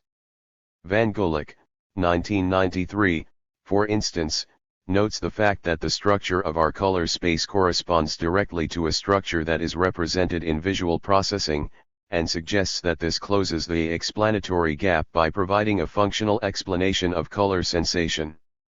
Clark, 1993, devotes an entire book to this strategy, arguing that sensory qualities can be completely explained by accounting for the relations of similarity and difference within quality spaces. If what I have said before is correct, these claims are a little too strong. First, this method does not explain the intrinsic nature of a color experience, as the possibility of a structure-preserving spectrum inversion shows. At best, it explains the relational structure between such experiences or between parts of a complex experience, so more is required for a full account of consciousness. Second, and more important, no account of the structure of awareness explains why there is any accompanying experience at all, precisely because it cannot explain why the principle of structural coherence holds in the first place. By taking the principle as a background assumption, we have already moved beyond reductive explanation. The principle simply assumes the existence of consciousness, and does nothing to explain it. This counts as a kind of non-reductive explanation, taking the existence of consciousness for granted and trying to explain some of its properties. Within these limits, the principle of structural coherence provides an enormously useful explanatory relation between the physical and the phenomenal. If we want to explain some apparent structure in a phenomenal domain, say, the relations we find between our experiences of musical chords, then we can investigate the functional organization of the corresponding psychological domain, taking advantage of insights from cognitive science and neuroscience to reductively explain the structure of awareness in that domain. In doing so, we have explained the structure of the phenomenal domain, modulo the contribution of the principle of structural coherence. Because of our appeal to this principle, we will not have explained consciousness itself by doing so, but we will still have explained much of what is special about a particular phenomenal domain. This way, the principle of structural coherence can serve as the backbone of a project that Crick and Cook 11 call the natural history of qualia. Even if neuroscience cannot explain the existence of experience, it can explain a vast number of facts about experience. Neuroscience can indirectly explain the similarity and difference relations between experiences, the geometry of experiential spaces such as taste space and color space, the detailed structure of experiential fields, such as the visual field, the perceived location associated with experiences within such a field, the intensity of experiences, the duration of experiences, associations between experiences, and much more. As Crick and Cook put it, neuroscience can give an account of all those features of experiences that are objectively communicable. The very communicability of those features implies that they are mirrored in physical features of the system, and indeed in features of awareness. The structural coherence between consciousness and awareness is the implicit or explicit foundation on which this sort of explanation rests. Such a foundation is particularly crucial in the field of psychophysics, as I discuss in an endnote, 12. Using these methods, we might even get some insight into what it is like to be a bat. Functional organization can tell us much about the kind of information that a bat has access to, the kinds of discriminations it can make, the ways it categorizes things, the most salient properties in its perceptual field, and so on, and about the way in which it uses it. Eventually we should be able to build up a detailed picture about the structure of awareness in a bat's cognitive system. By the principle of structural coherence, we will then have a good idea about the structure of the bat's experiences. We will not know everything about what it is like to be a bat. We will not have a clear conception of the intrinsic nature of the experiences, for instance, but we will know quite a bit. An interesting paper by Akins, 1993, about the mental lives of bats can be read as contributing to this project. In a similar way, Cheney and Seyfarth's, 1990, book How Monkeys See the World is put forward as an answer to a question like the one about bats, taking us inside the mind of another species. In effect, the work uses the principle of structural coherence as a background assumption throughout, giving an account of certain functional processes and the structure of awareness that they entail, and inviting us to infer a corresponding structure of experience. Of course, this does not answer Nagel's real worry, for the usual reasons, but it is nevertheless a striking achievement. We do not need to engage the ultimate mystery of consciousness every time we want to account for a specific phenomenal domain. Coherence principles as epistemic levers. Empirical researchers in neuroscience, psychology, ethology, and related fields sometimes want to make claims about the presence of conscious experience in a system. Although consciousness is most often set to one side in these fields, there is a non-negligible body of work in which conclusions about conscious experience are drawn from empirical results. How is this possible, given the difficulties in observing experience directly? If all that can be observed are physical processes, what justifies any conclusion at all? The answer must be that whenever conclusions about experience are drawn from empirical results, a bridging principle linking physical processes to experience is doing the work. A bridging principle will give a criterion for the presence of consciousness in a system, a criterion that applies at the physical level. Such a principle will act as an epistemic lever leading from knowledge about physical processes to knowledge about experience. The epistemic lever is not itself experimentally testable, at least from the third-person viewpoint. Instead, it acts as a kind of prior background assumption. These assumptions are not always made explicit, but they are the only way that this sort of work gets any purchase on conscious experience. Bridging principles are so crucial here that it makes sense to be explicit about them. There is a sense in which anyone who appeals to a bridging principle, which means anyone who draws conclusions about experience from external observations, is doing philosophy, as bridging principles are not themselves experimental conclusions. Such principles must be based on considerations from the first-person case, and on general principles of plausibility. These principles effectively precede any experimental results, as it is the principles themselves that tell us how to interpret those results. Of course, there are a priori assumptions involved in any experimental enterprise, but here they play an unusually significant role. It is therefore important to justify those assumptions as well as we can, by a careful analysis. That is one way to interpret the project in which I have been engaged in this chapter. The bridging principle that I have recommended is that of the coherence between consciousness and awareness, when a system is aware of some information, in the sense that the information is directly available for global control, then the information is conscious.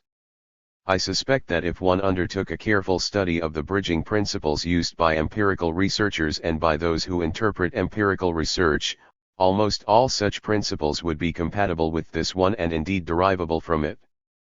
The most common bridging principle, of course, is the use of reportability as a criterion for experience. At least in a language-using system, it is generally held that information is conscious if it is reportable.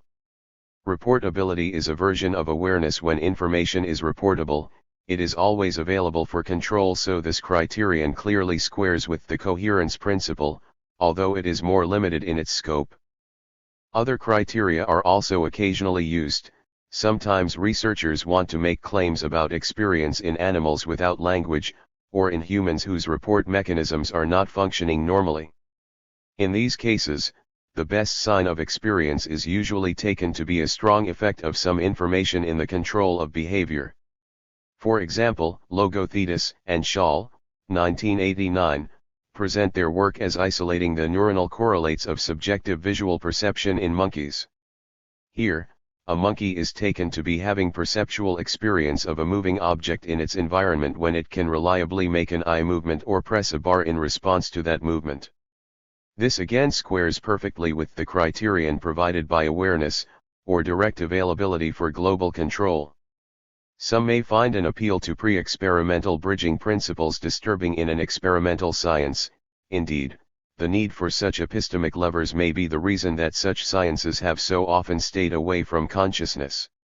Nevertheless, this is the boat we find ourselves in, and conclusions drawn on the basis of these principles are better than no conclusions at all. It makes sense for the relevant principles to be made explicit, though, and justified by careful analysis, rather than being swept under the rug. In this way, the underlying reasoning that leads to empirical conclusions about conscious experience will be clarified. The physical correlates of consciousness. What are the neural and information processing correlates of consciousness? This is one of the central questions about consciousness that empirical research is often taken to address. Various empirical hypotheses have been put forward. For example, Crick and Cook, 1990, put forward the hypothesis that certain 40 Hz oscillations in the cortex are the neural correlates of experience. Bars, 1988, can be interpreted as suggesting that a global workspace is the information processing basis for experience, with the contents of experience corresponding directly to the contents of the workspace. Farah, 1994, argues that consciousness is associated with high-quality representations in the brain. Libet, 1993, puts forward a neural time-on theory, in which consciousness is associated with neuronal activities that persist for a long enough time, with a minimal duration of around 500 milliseconds. There have been numerous other proposals in a similar vein. The coherence between consciousness and awareness provides a natural way to make sense of much of this work. It is striking that each of these candidates is itself a plausible candidate to play a role in facilitating awareness direct availability for global control. Crick and Cox oscillations are put forward because of the role they may play in binding information and placing that information in working memory, and of course working memory is just a system whereby contents are made available for control. Libet's temporally extended neural activity may be relevant precisely because that sort of activity has the widespread robust effects on the cognitive system required for awareness. The same goes for Farah's high-quality representations. It is arguable that low-quality representations might not be able to permeate cognitive functioning in the appropriate way. For Bars's global workspace, the link is clearest of all. The workspace is put forward precisely in virtue of its role in mediating global access and control. A deflationary interpretation of what is going on here would be that these researchers simply mean awareness when they say consciousness, so that this commonality is unremarkable. But I think it is clear from context that most of them, at least Crick and Cook and Farah, and probably Libet, are talking about consciousness in the full phenomenal sense, and are trying to isolate physical correlates for it. All of them make remarks that suggest they would accept a conceptual distinction between consciousness and awareness as I am defining it. A more interesting interpretation is to take these researchers to be talking about consciousness in the phenomenal sense, and to note that all their proposals are compatible with the overarching bridging principle of coherence between consciousness and awareness. Indeed, these hypotheses may be derivable from the coherence principle, together with relevant empirical results. Say we accept the coherence principle as a background assumption, so we take it that experience is directly associated with direct availability for global control. If empirical results suggest that in a particular species, such as Homo sapiens, 40 Hz oscillations subserve global availability, then we have reason to believe that the oscillations are a correlate of experience in that species. If results suggest that temporally extended activity subserves global availability, then we have reason to believe that that sort of activity is a correlate of experience. And so on. Of course, more than one of these hypotheses might be correct. Perhaps both oscillations and temporally extended activity subserve global availability in different instances, or perhaps they simultaneously play a role at different stages of the access/control process. Perhaps the oscillations subserve high-quality representations in the global workspace. Those are empirical issues. But the hypotheses could also turn out to be false.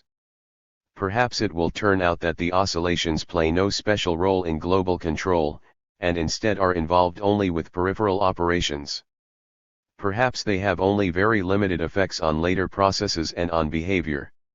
What is notable is that if we had reason to believe that oscillations were dissociated from awareness in this way, we would also have reason to believe that they were dissociated from experience. If it turned out that oscillations had no special relationship with reportability and awareness, for example, the ground would be cut from under the correlation hypothesis. After all, we do not have independent evidence for the hypothesis, all our evidence comes from the link with reportability and awareness.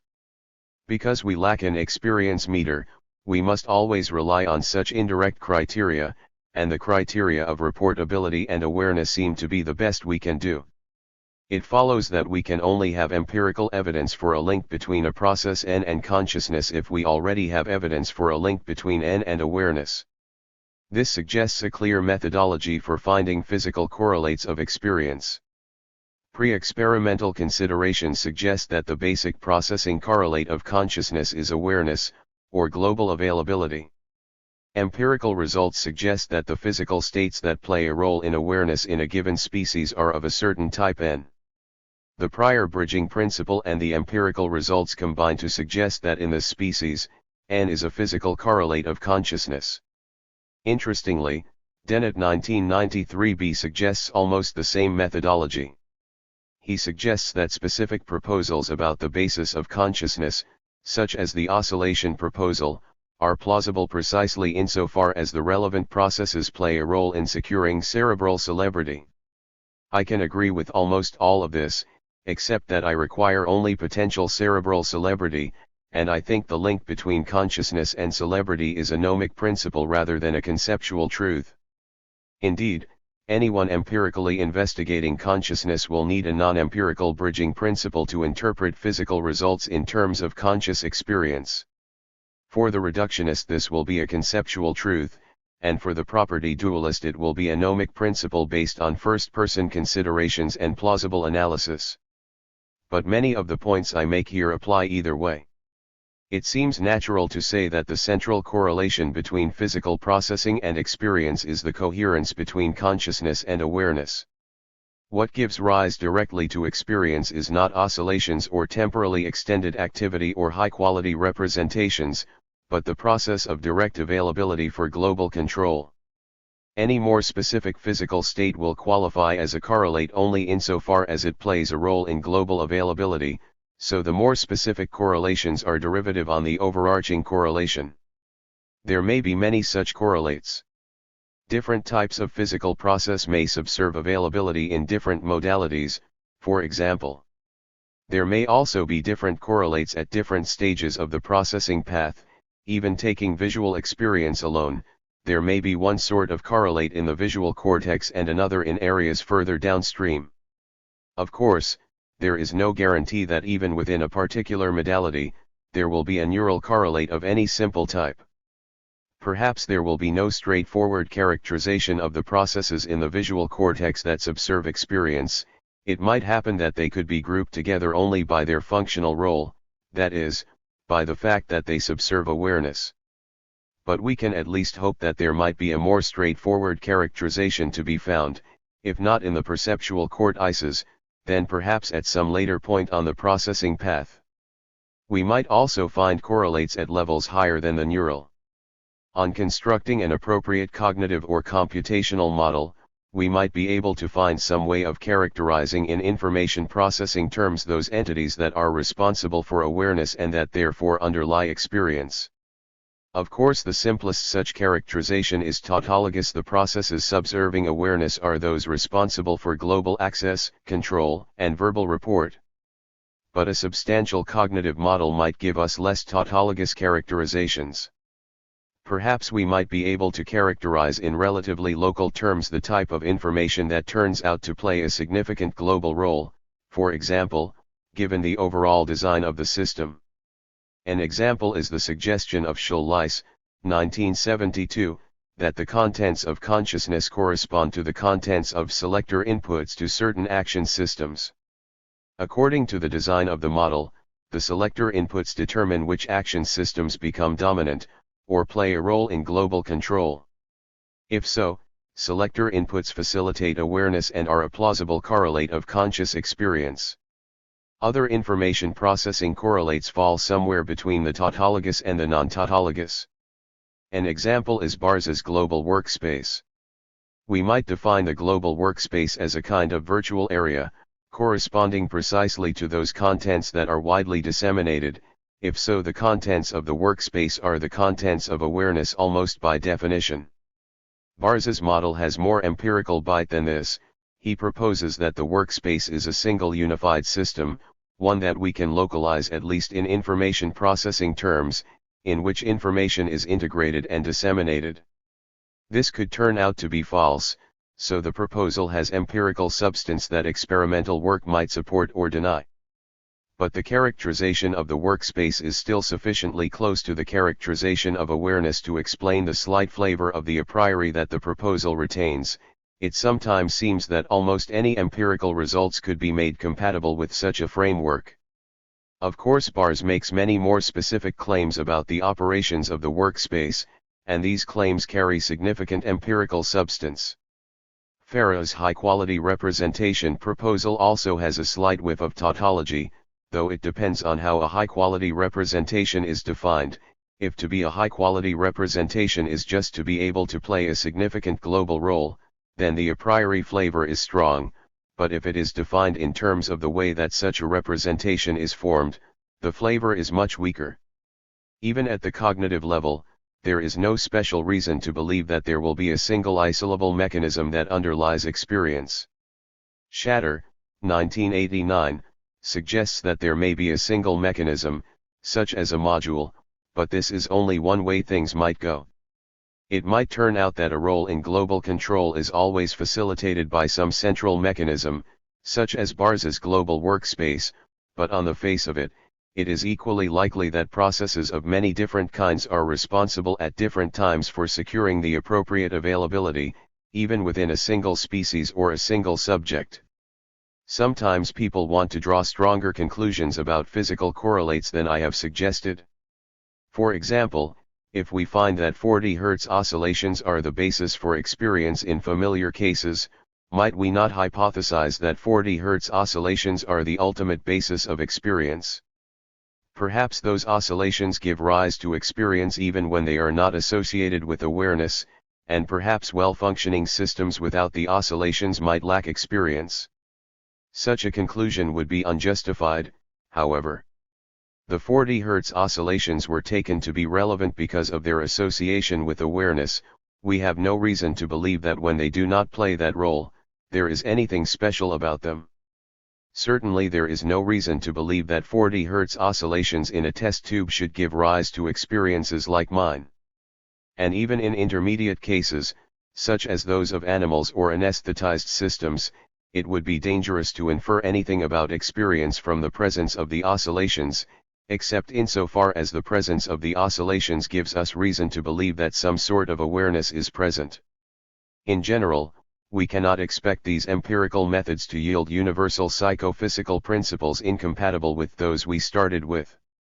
They can yield more specific principles, applying within a given species, but these will be derived by a direct application of pre-existing bridging principles. Given that the pre-existing principles bear the entire burden in drawing conclusions about experience from physical data, it is impossible for the data to support a conclusion that contradicts the principles. We should therefore not expect the search for a neural correlate of consciousness to lead to the holy grail of a universal theory. We might expect it to be valuable in helping us to understand consciousness in specific cases, such as the human case. Learning more about the processes underlying awareness will certainly help us understand the structure and dynamics of consciousness, for example. But in holding up the bridge from physical processes to conscious experience, pre-experimental coherence principles will always play a central role. 5. Coherence as a psychophysical law. So far I have mostly considered coherence within a range of relatively familiar cases involving humans and other biological systems. But it is natural to suppose that these principles of coherence may have the status of universal laws.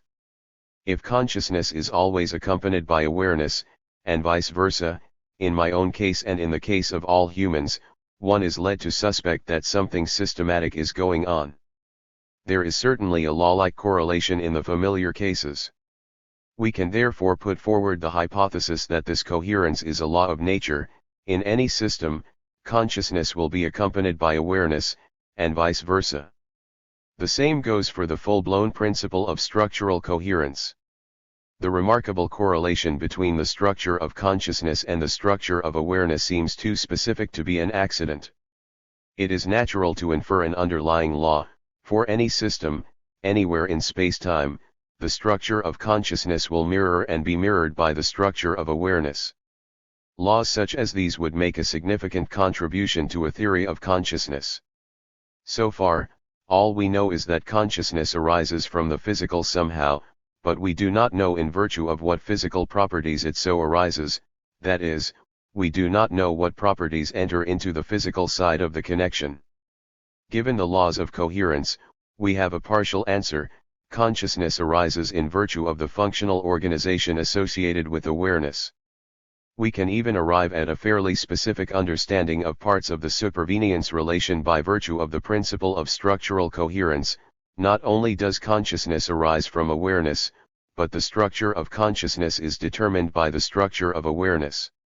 Of course, this law will probably not be a fundamental psychophysical law. Fundamental laws connect properties more basic or at least more cleanly defined than a high-level construct such as awareness. But not all laws are fundamental laws. It may even be that the coherence principles are not strict laws. There may be some exceptions around the edges, especially given the underdetermined nature of the concept of awareness. But even if these laws are neither fundamental nor strict, they nevertheless provide a strong constraint that any fundamental psychophysical laws must satisfy. A proposed theory of consciousness that does not have the coherence principles as a consequence will be in trouble. Conversely, if a proposed fundamental psychophysical law is simple, well motivated, and has the coherence principles as a consequence, then that may provide good reason to accept it. What, then, are the grounds for accepting the coherence principles as laws? The basic evidence comes from the correlations in familiar cases, ultimately, for me, from my own case. The apparent correlations between awareness and consciousness in my own case are so detailed and remarkable that there must be something more than a mere chance regularity. There must be some underlying law. The only question is what law. This law must entail that in my own case, awareness will always be accompanied by consciousness, and vice versa, and further that the structures of the two will correspond. The principles of coherence I have put forward will do the job. Might some different principle also suffice? It is very plausible that some kind of awareness is necessary for consciousness. Certainly all the instances of consciousness that I know about are accompanied by awareness. There seems to be little reason to believe in any instances of consciousness without the accompanying functional processes. If there are any, we have no evidence for them, not even indirect evidence, and we could not in principle. It therefore is reasonable to suppose on the grounds of parsimony that wherever there is consciousness, there is awareness. If we are wrong about this, if for example a static electron has the rich conscious life of a Proust, then we will certainly never know about it. The question of the sufficiency of awareness is more difficult. Given the necessity of awareness, any candidates for an underlying law will have the form awareness plus something gives rise to consciousness. At least, any underlying laws must entail a principle of this form, in order to explain the regularities in my own case. The remaining question then, is, what is the extra something, or is nothing extra required? Call the hypothetical extra ingredient the X factor. Either I am conscious in virtue of awareness alone, or I am conscious in virtue of awareness and the X factor. The X factor might consistently be any property, as long as it is possessed by me now, and preferably throughout my life. Perhaps the X factor is a matter of nationality, and awareness gives rise to consciousness only in Australians.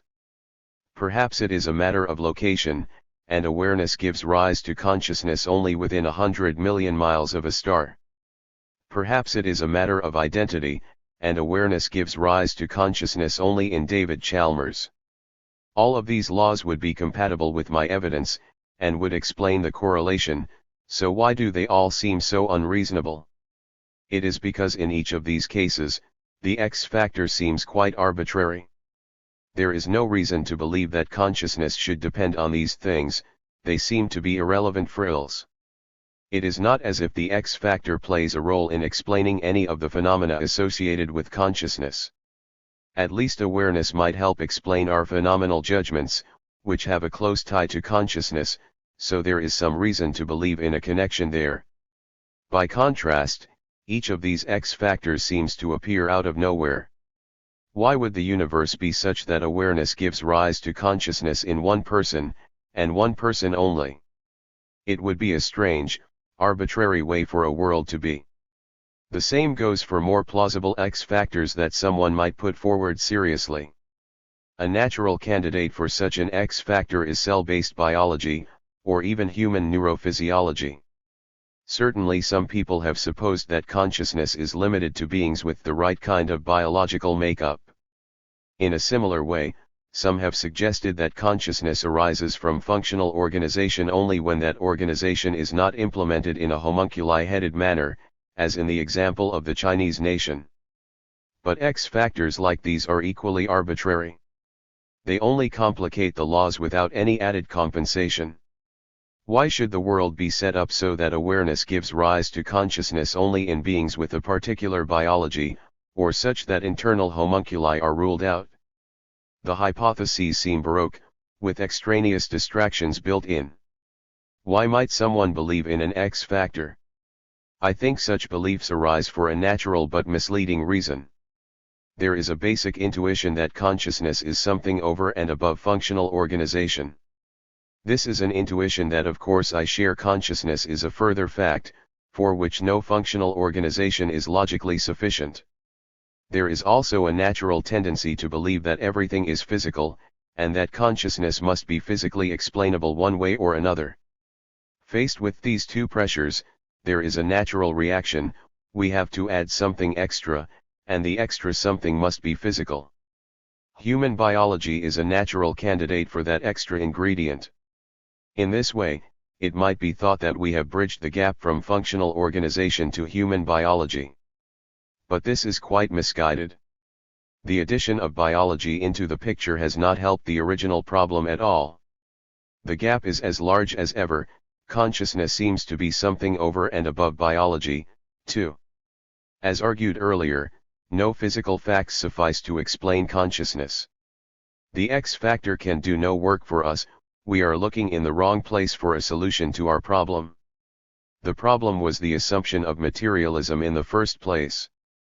Once we accept that materialism is false, it becomes clear that the search for a physical X factor is irrelevant. Instead, we have to look for a Y factor, something additional to the physical facts that will help explain consciousness. We find such a Y factor in the postulation of irreducible psychophysical laws. Once we have imported these into our framework, the intuition that consciousness is a further fact is preserved, and the problem is removed. The desire for a physical X factor is a holdover from the attempt to have one's materialist cake and eat one's consciousness too. Once we recognize that consciousness is a further non-physical fact and that there are independent psychophysical laws, the X factor becomes quite redundant. To ask for an independent psychophysical connection and an X factor is to ask for two gifts when we only need one. The X factor therefore has no explanatory role to play in a theory of consciousness, and only complicates the story. Any such factor only makes the fundamental laws more complex than they need to be. Given the simplicity of the picture in which awareness gives rise to consciousness, a universe in which consciousness depends on a separate X factor begins to look like an unreasonable place. One might as well have a clause in Newton's law saying every action has an equal and opposite reaction unless the objects involved are made of gold. Principles of simplicity dictate that the best hypothesis is that no X factor is required, and that awareness gives rise to consciousness without qualifications. Some people will still be unsure about the functionalist conclusion that I have reached, even if it is a dualist version of functionalism. It is true that the argument from X factors is somewhat tentative and relies strongly on simplicity assumptions. I will give more concrete arguments for the same conclusion in the next chapter, using thought experiments to make the case that a functional replica of a conscious being will have precisely the same kind of conscious experience. But for now I note that these considerations at least provide a strong prima facie case for this sort of functionalism. It is worthwhile taking a moment to grasp the overall epistemological framework. What we have here is essentially an inference to the best explanation. We note remarkable regularities between consciousness and awareness in our own case, and postulate the simplest possible underlying law.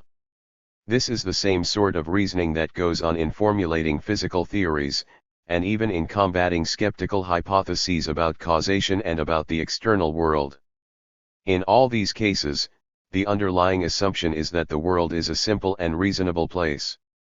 Failing such an assumption, anything goes. With such an assumption, things fall into place. It also seems that this is as good a solution to the problem of other minds as we are going to get. We note regularities between experience and physical or functional states in our own case, postulate simple and homogeneous underlying laws to explain them, and use those laws to infer the existence of consciousness in others. This may or may not be the reasoning that we implicitly use in believing that others are conscious, but in any case it seems to provide a reasonable justification for our beliefs. It is interesting to speculate on just what our principles of coherence imply for the existence of consciousness outside the human race, and in particular in much simpler organisms. The matter is unclear, as our notion of awareness is only clearly defined for cases approximating human complexity. It seems reasonable to say that a dog is aware, and even that a mouse is aware. Perhaps they are not self-aware, but that is a different matter. For example, it seems reasonable to say that a dog is aware of a fire hydrant in the basic sense of the term aware. The dog's control systems certainly have access to information about the hydrant, and can use it to control behavior appropriately. By the coherence principle, it seems likely that the dog experiences the hydrant, in a way not unlike our visual experience of the world. This squares with common sense. All I am doing here is making the common sense reasoning a little more explicit. The same is arguably true for mice and even for flies. Flies have some limited perceptual access to environmental information, and their perceptual contents presumably permeate their cognitive systems and are available to direct behavior. It seems reasonable to suppose that this qualifies as awareness, and that by the coherence principle there is some kind of accompanying experience. Around here the matter gets tricky. It is tempting to extend the coherence further down the information processing scale, but sooner or later, the notion of awareness gives out on us and can do no explanatory work, due to its indeterminacy. I will not speculate further on this matter for now, but I return to it later. 7. Absent qualia, fading qualia, dancing qualia. 1. The principle of organizational invariance. If consciousness arises from the physical, in virtue of what sort of physical properties does it arise? Presumably these will be properties that brains can instantiate, but it is not obvious just which properties are the right ones. Some have suggested biochemical properties, some have suggested quantum properties, many have professed uncertainty. A natural suggestion is that consciousness arises in virtue of the functional organization of the brain. On this view, the chemical, and indeed the quantum substrate of the brain is irrelevant to the production of consciousness. What counts is the brain's abstract causal organization, an organization that might be realized in many different physical substrates. Functional organization is best understood as the abstract pattern of causal interaction between various parts of a system, and perhaps between these parts and external inputs and outputs. A functional organization is determined by specifying, 1. A number of abstract components, 2. For each component, a number of different possible states, and 3. A system of dependency relations, specifying how the state of each component depends on previous states of all components and on inputs to the system, and how outputs from the system depend on previous component states. Beyond specifying their number and their dependency relations, the nature of the components and the states is left unspecified. A physical system realizes a given functional organization when the system can be divided into an appropriate number of physical components, each with the appropriate number of states, such that the causal dependency relations among the components of the system, inputs and outputs, precisely reflect the dependency relations given in the specification of the functional organization. A more formal account along these lines is given in Chalmers 1994a, 1994b, and is summarized in Chapter 9, but the informal understanding will suffice for now. A given functional organization can be realized by diverse physical systems. For example, the organization realized by the brain at the neural level might in principle be realized by a silicon system. A description of the brain's functional organization abstracts away from the physical nature of the parts involved, and from the way that the causal connections are implemented. All that counts is the existence of the parts, and the dependency relations between their states. A physical system has functional organization at many different levels, depending on how finely we individuate its parts and on how finely we divide the states of those parts. At a coarse level, for instance, it is likely that the two hemispheres of the brain can be seen as realizing a simple two-component organization, if we choose appropriate interdependent states of the hemispheres. It is generally more useful to view cognitive systems at a finer level, however. If we are interested in cognition, we will usually focus on a level fine enough to determine the behavioral capacities associated with the brain, where behavior is individuated to some appropriate level of precision. Organization at too coarse a level, example the two-component organization above, will fall far short of determining behavioral capacities, as the mechanisms that drive behavior will fall between the cracks of this description. A simple system might share the organization without sharing the behavior. At a fine enough level, though, perhaps the neural level functional organization will determine behavioral capacities. Even if our neurons were replaced with silicon chips, then as long as these chips had states with the same pattern of causal interactions as we find in the neurons, the system would produce the same behavior. In what follows, the relevant sort of functional organization of a system will always be at a level fine enough to determine behavioral capacities. Call such an organization a fine-grained functional organization. For the purposes of illustration, I will usually focus on the neural level of organization in the brain, although a higher level might suffice, and it is not impossible that a lower level could be required. In any case, the arguments generalize. For the purposes of what follows, we need also stipulate that for two systems to share their functional organization, they must be in corresponding states at the relevant times. Although my sleeping twin might count as sharing my organization in a broad sense, he will not count in the strict sense required below. When two systems share their functional organization in this strict sense, I will say that they are functional isomorphs. I claim that conscious experience arises from fine-grained functional organization. More specifically, I will argue for a principle of organizational invariance, holding that given any system that has conscious experiences, then any system that has the same fine-grained functional organization will have qualitatively identical experiences. According to this principle, consciousness is an organizational invariant, a property that remains constant over all functional isomorphs of a given system. Whether the organization is realized in silicon chips, in the population of China, or in beer cans and ping-pong balls does not matter. As long as the functional organization is right, conscious experience will be determined.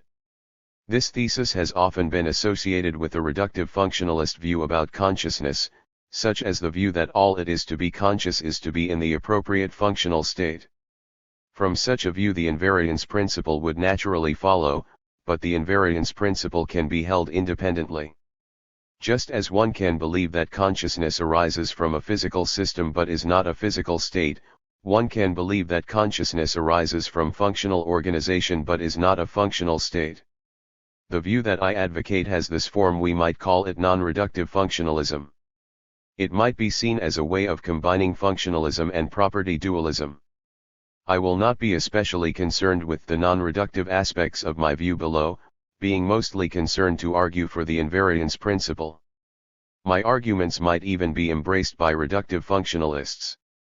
While the arguments do not establish the full reductive conclusion, they nevertheless can be seen as supporting that position against other reductive views, such as a view on which consciousness is equated with a biochemical property. Of course, I think that all reductive views ultimately fail, but the following discussion will be largely independent of that issue. I have already argued for a version of the invariance principle, in effect, with the X-factor argument of Chapter 6. In this chapter, however, I will use thought experiments to argue for the principle in a much more direct way. Absent qualia and inverted qualia. The invariance principle is far from universally accepted. Many people of both dualist and materialist persuasions have argued against it. Many have held that for a system to be conscious, it must have the right sort of biochemical makeup. If so, a metallic robot or a silicon-based computer could never have experiences, no matter what their causal organization. Others have conceded that a robot or a computer might be conscious if it were organized appropriately, but have held that it might nevertheless have experiences quite different from ours. Corresponding to these two views, there have generally been two kinds of argument against the invariance principle. The first kind comprises arguments from absent qualia.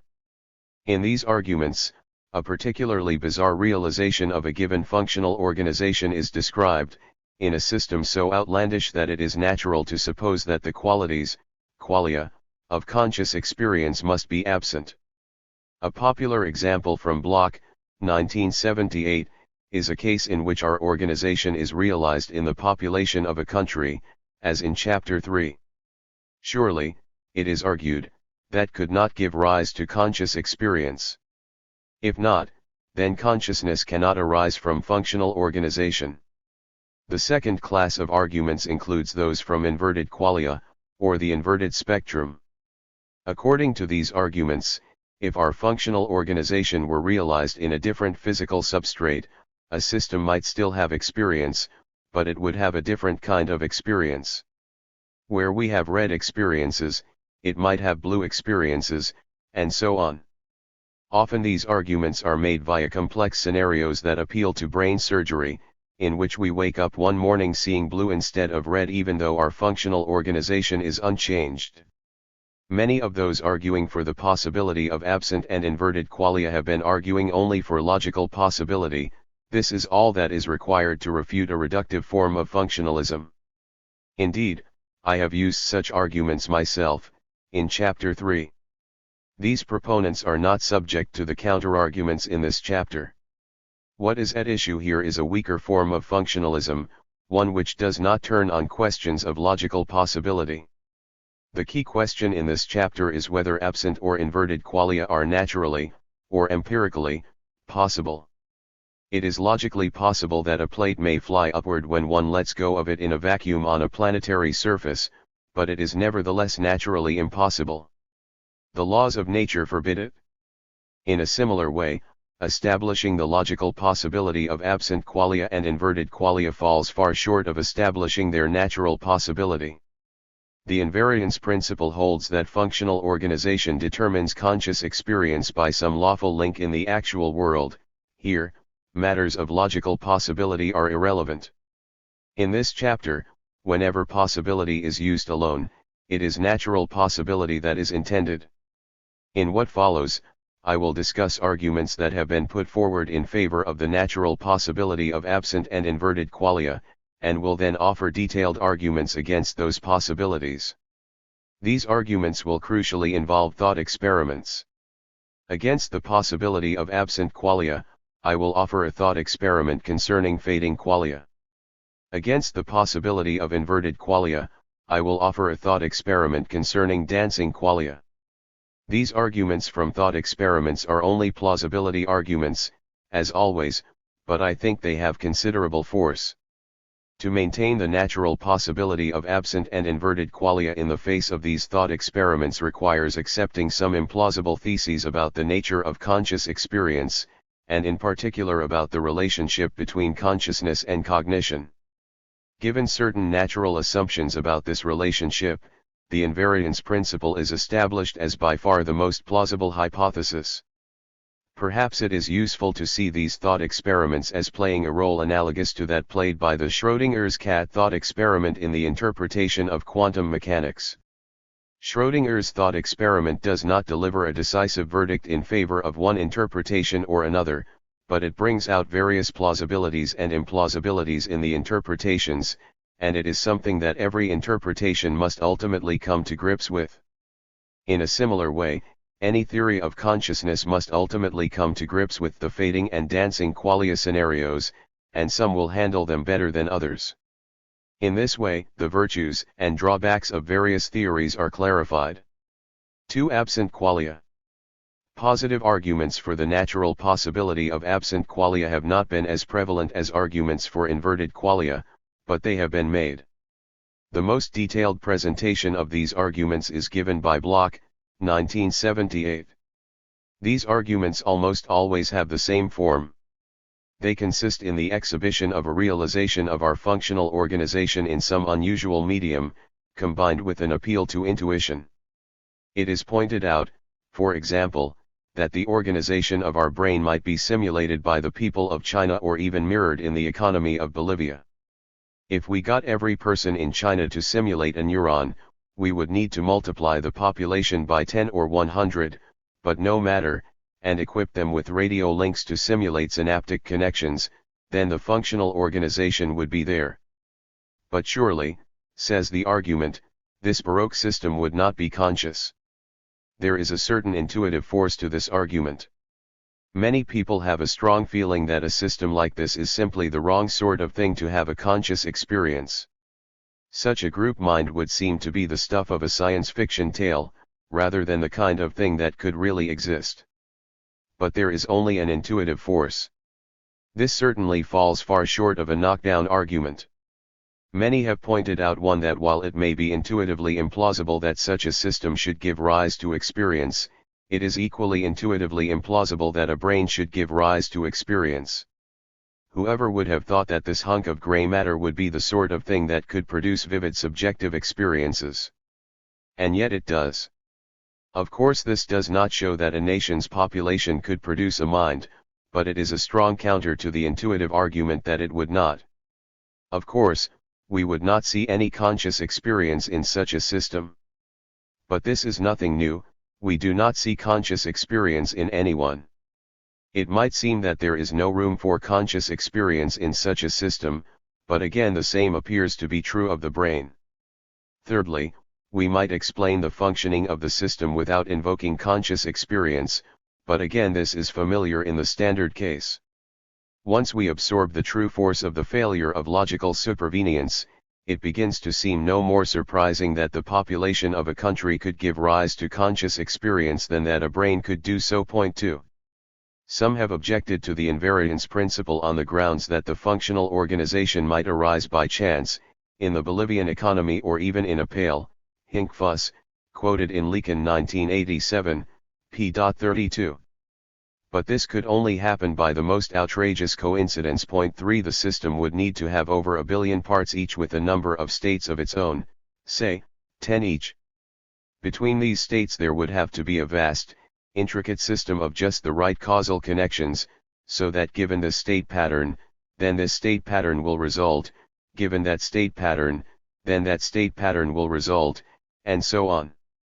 To realize the functional organization in question, these conditionals cannot be mere regularities, where this state pattern happens to be followed by that state pattern on this occasion. They have to be reliable, counterfactual supporting connections, such that this state pattern will be followed by that state pattern whenever it comes up. Point 4.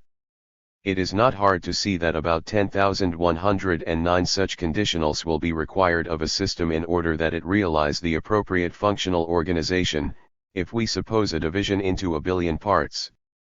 The chance that these conditionals could be satisfied by an arbitrary system under a given division into parts and states will be on the order of 1 in 10,109, 10109, actually much less, as the requirement that each conditional be reliable further reduces the chance that it will be satisfied.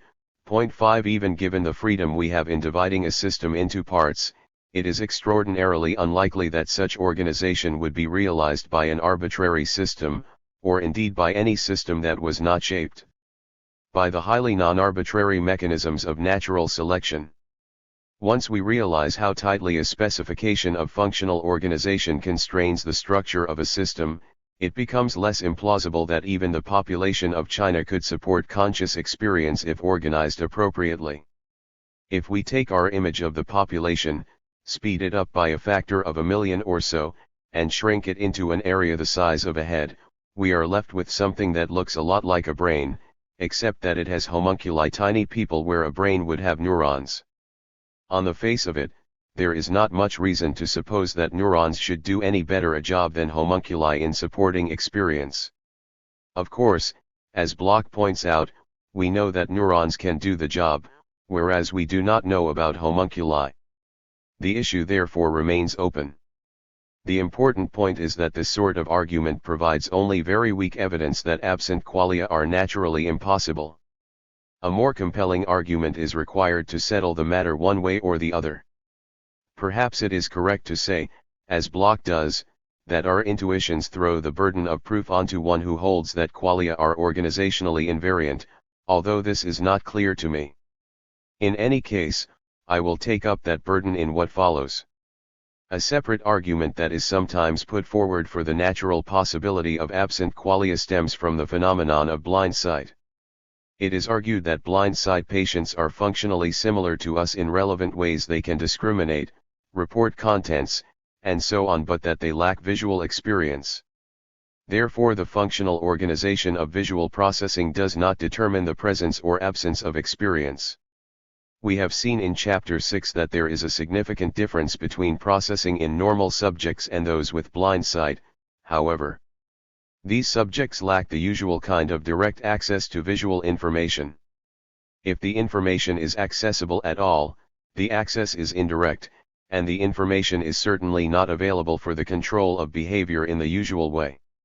Indeed, it is precisely because of the difference in the organization of their processing, as manifested in their behavior, that we notice anything unusual in the first place and are led to postulate the absence of experience. These cases therefore provide no evidence against the invariance principle. 3. Fading qualia. My positive argument against the possibility of absent qualia will be based on a thought experiment involving the gradual replacement of parts of a brain, perhaps by silicon chips. Such thought experiments have been a popular response to absent qualia arguments in the folk tradition of artificial intelligence and sometimes in print. The gradual replacement scenario is canvassed by Pylshyn, 1980, although without a systematic accompanying argument. Arguments not unlike the one I am about to give have been put forward by Savid, 1982, and Kuda, 1985, although they develop the arguments in different ways and draw slightly different morals from the scenario. Point 6. This fading qualia argument will not be my strongest and most central argument against the possibility of absent qualia. That role is played by the dancing qualia argument, to be outlined in section 5, which also provides an argument against the possibility of inverted qualia. However, the fading qualia argument is strong in itself, and provides good motivation and background for the more powerful second argument. The argument takes the form of a reductio ad absurdum. Assume that absent qualia are naturally possible.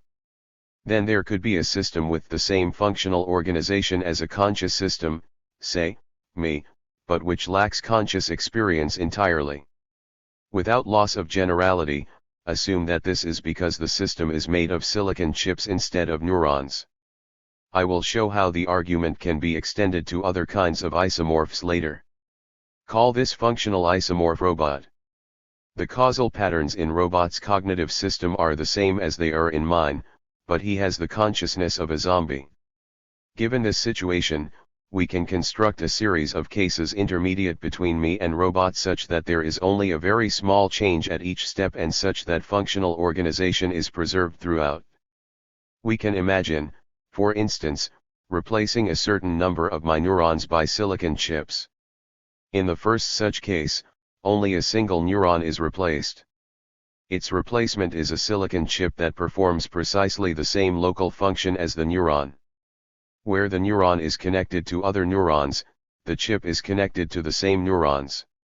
Where the state of the neuron is sensitive to electrical inputs and chemical signals, the silicon chip is sensitive to the same. We might imagine that it comes equipped with tiny transducers that take in electrical signals and chemical ions, relaying a digital signal to the rest of the chip. Where the neuron produces electrical and chemical outputs, the chip does the same. We can imagine it equipped with tiny effectors that produce electrical and chemical outputs depending on the internal state of the chip.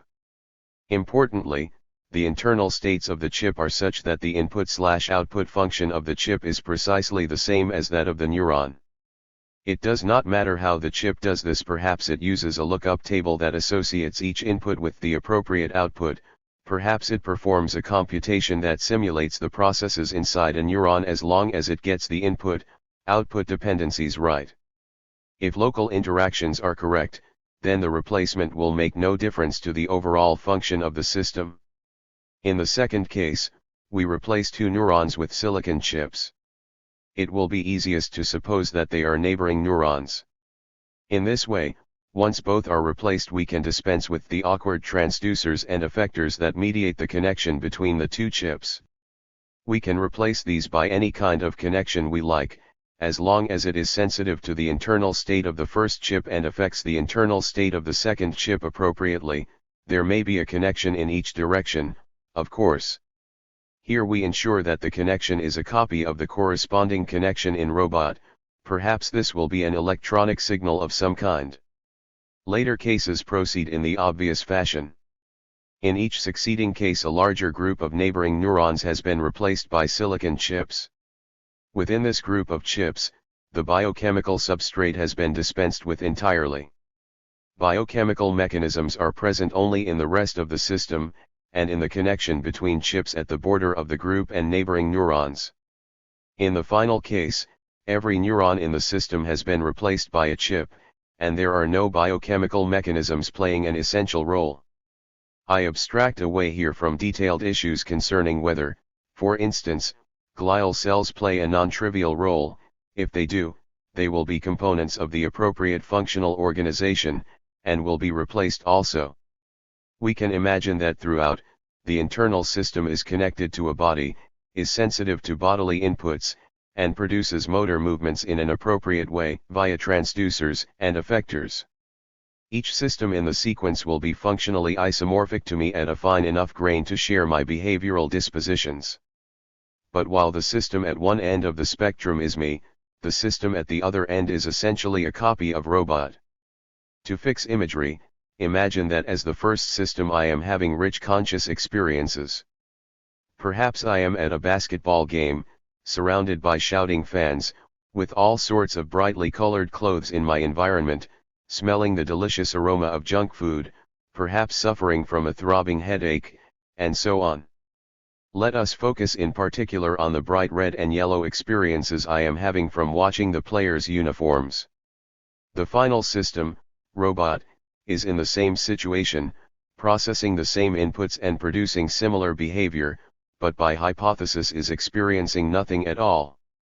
Between me and robot, there will be many intermediate cases. Question: what is it like to be them? What, if anything, are they experiencing? As we move along the spectrum, how does conscious experience vary? Presumably the very early cases have experiences much like mine, and the very late cases have little or no experience, but what of the intermediate cases? Given that the system at the other end of the spectrum, robot, is not conscious, it seems that one of two things must happen along the way. Either, 1, consciousness gradually fades over the series of cases, before eventually disappearing, or, 2, somewhere along the way consciousness suddenly blinks out, although the preceding case had rich conscious experiences. Call the first possibility fading qualia and the second suddenly disappearing qualia. It is not difficult to rule out suddenly disappearing qualia. On this hypothesis, the replacement of a single neuron, leaving everything else constant, could be responsible for the vanishing of an entire field of conscious experience. This seems extremely implausible, if not entirely bizarre. If this were possible, there would be brute discontinuities in the laws of nature unlike those we find anywhere else. Any specific point for qualia to suddenly disappear, 50% neural, 25%, would be entirely arbitrary. We can even imagine running the thought experiment at a finer grain within the neuron, so that ultimately the replacement of a few molecules causes a whole field of experience to vanish.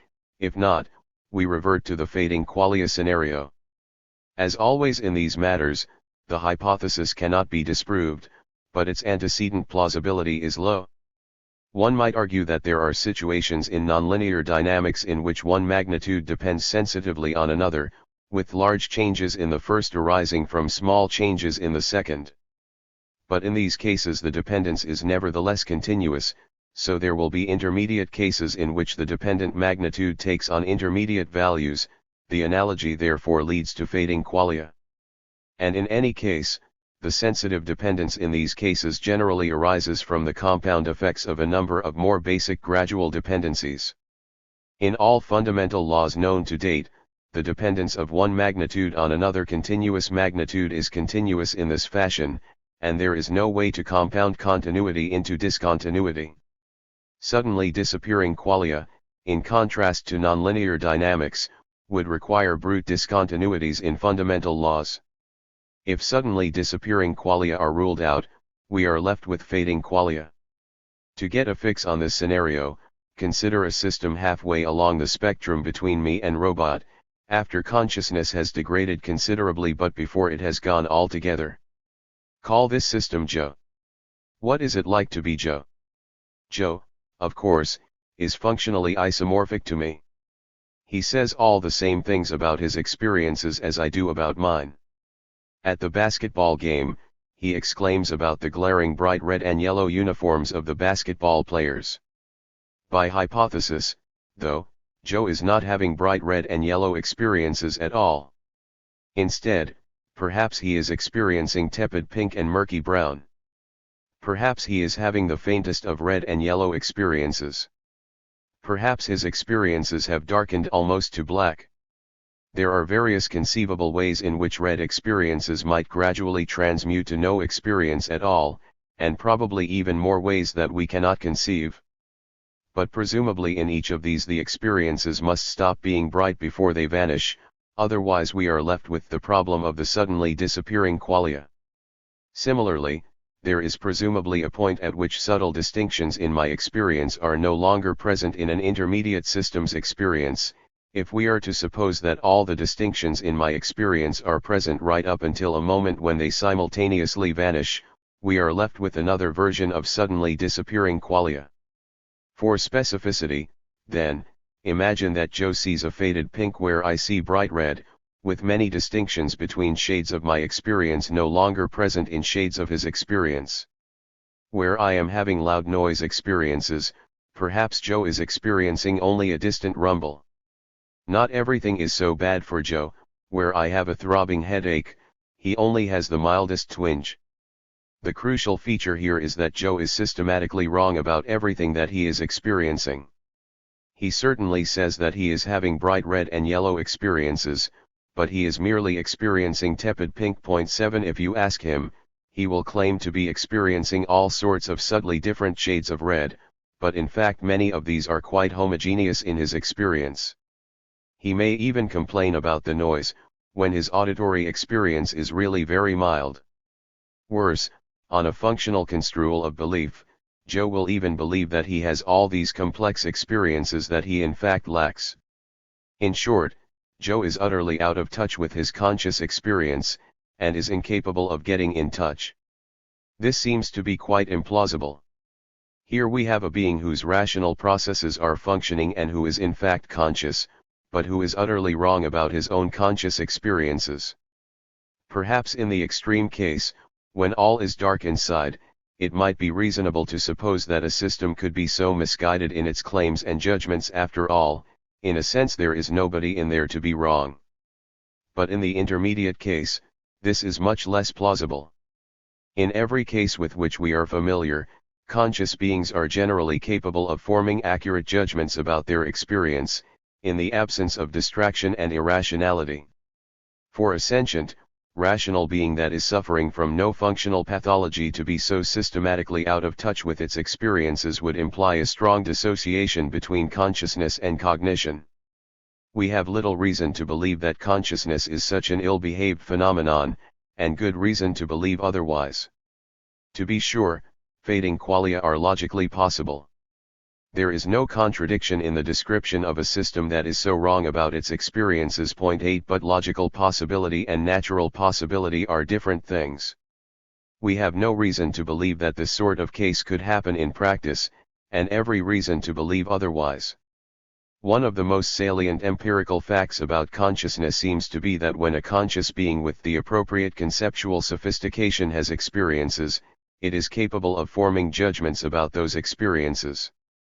Perhaps there are unusual cases where the rational processes in a system are strongly impaired, leading to a malfunction in the mechanisms of judgment, but this is not such a case. Joe's processes are functioning as well as mine by hypothesis. He is functionally isomorphic. It is just that he happens to be completely misguided about his experience. There are various cases of fading qualia in everyday life, of course. Think of what happens when one is dropping off to sleep, or think of moving back along the evolutionary chain from people to trilobites. In each case, as we move along a spectrum of cases, conscious experience gradually fades away. But in each of these cases, the fading is accompanied by a corresponding change in functioning. When I become drowsy, I do not believe that I am wide awake and having intense experiences, unless perhaps I start to dream, in which case I very likely am having intense experiences. The lack of richness in a dog's experience of color accompanies a corresponding lack of discriminatory power in a dog's visual mechanisms. These cases are quite unlike the case under consideration, in which experience fades while functioning stays constant.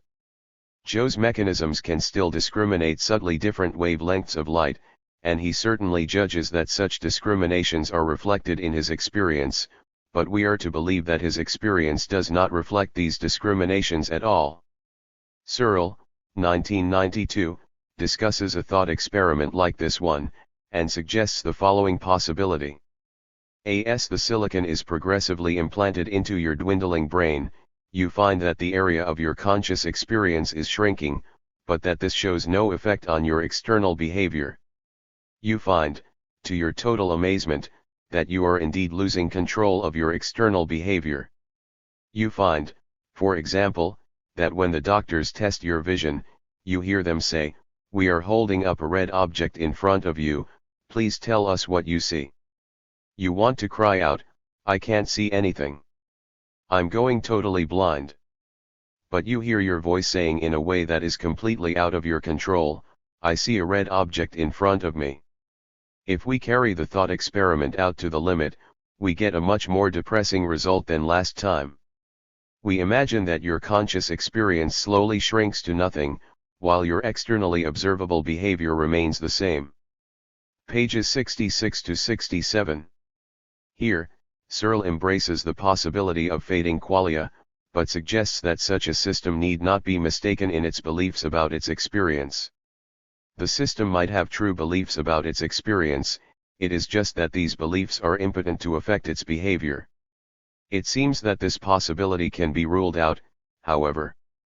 There is simply no room in the system for any new beliefs to be formed. Unless one is a dualist of a very strong variety, this sort of difference in belief must be reflected in the functioning of a system, perhaps not in behavior, but at least in some process. But this system is identical to the original system, me, at a fine grain. There is simply no room for new beliefs such as "I can't see anything," new desires such as the desire to cry out, and other new cognitive states such as amazement.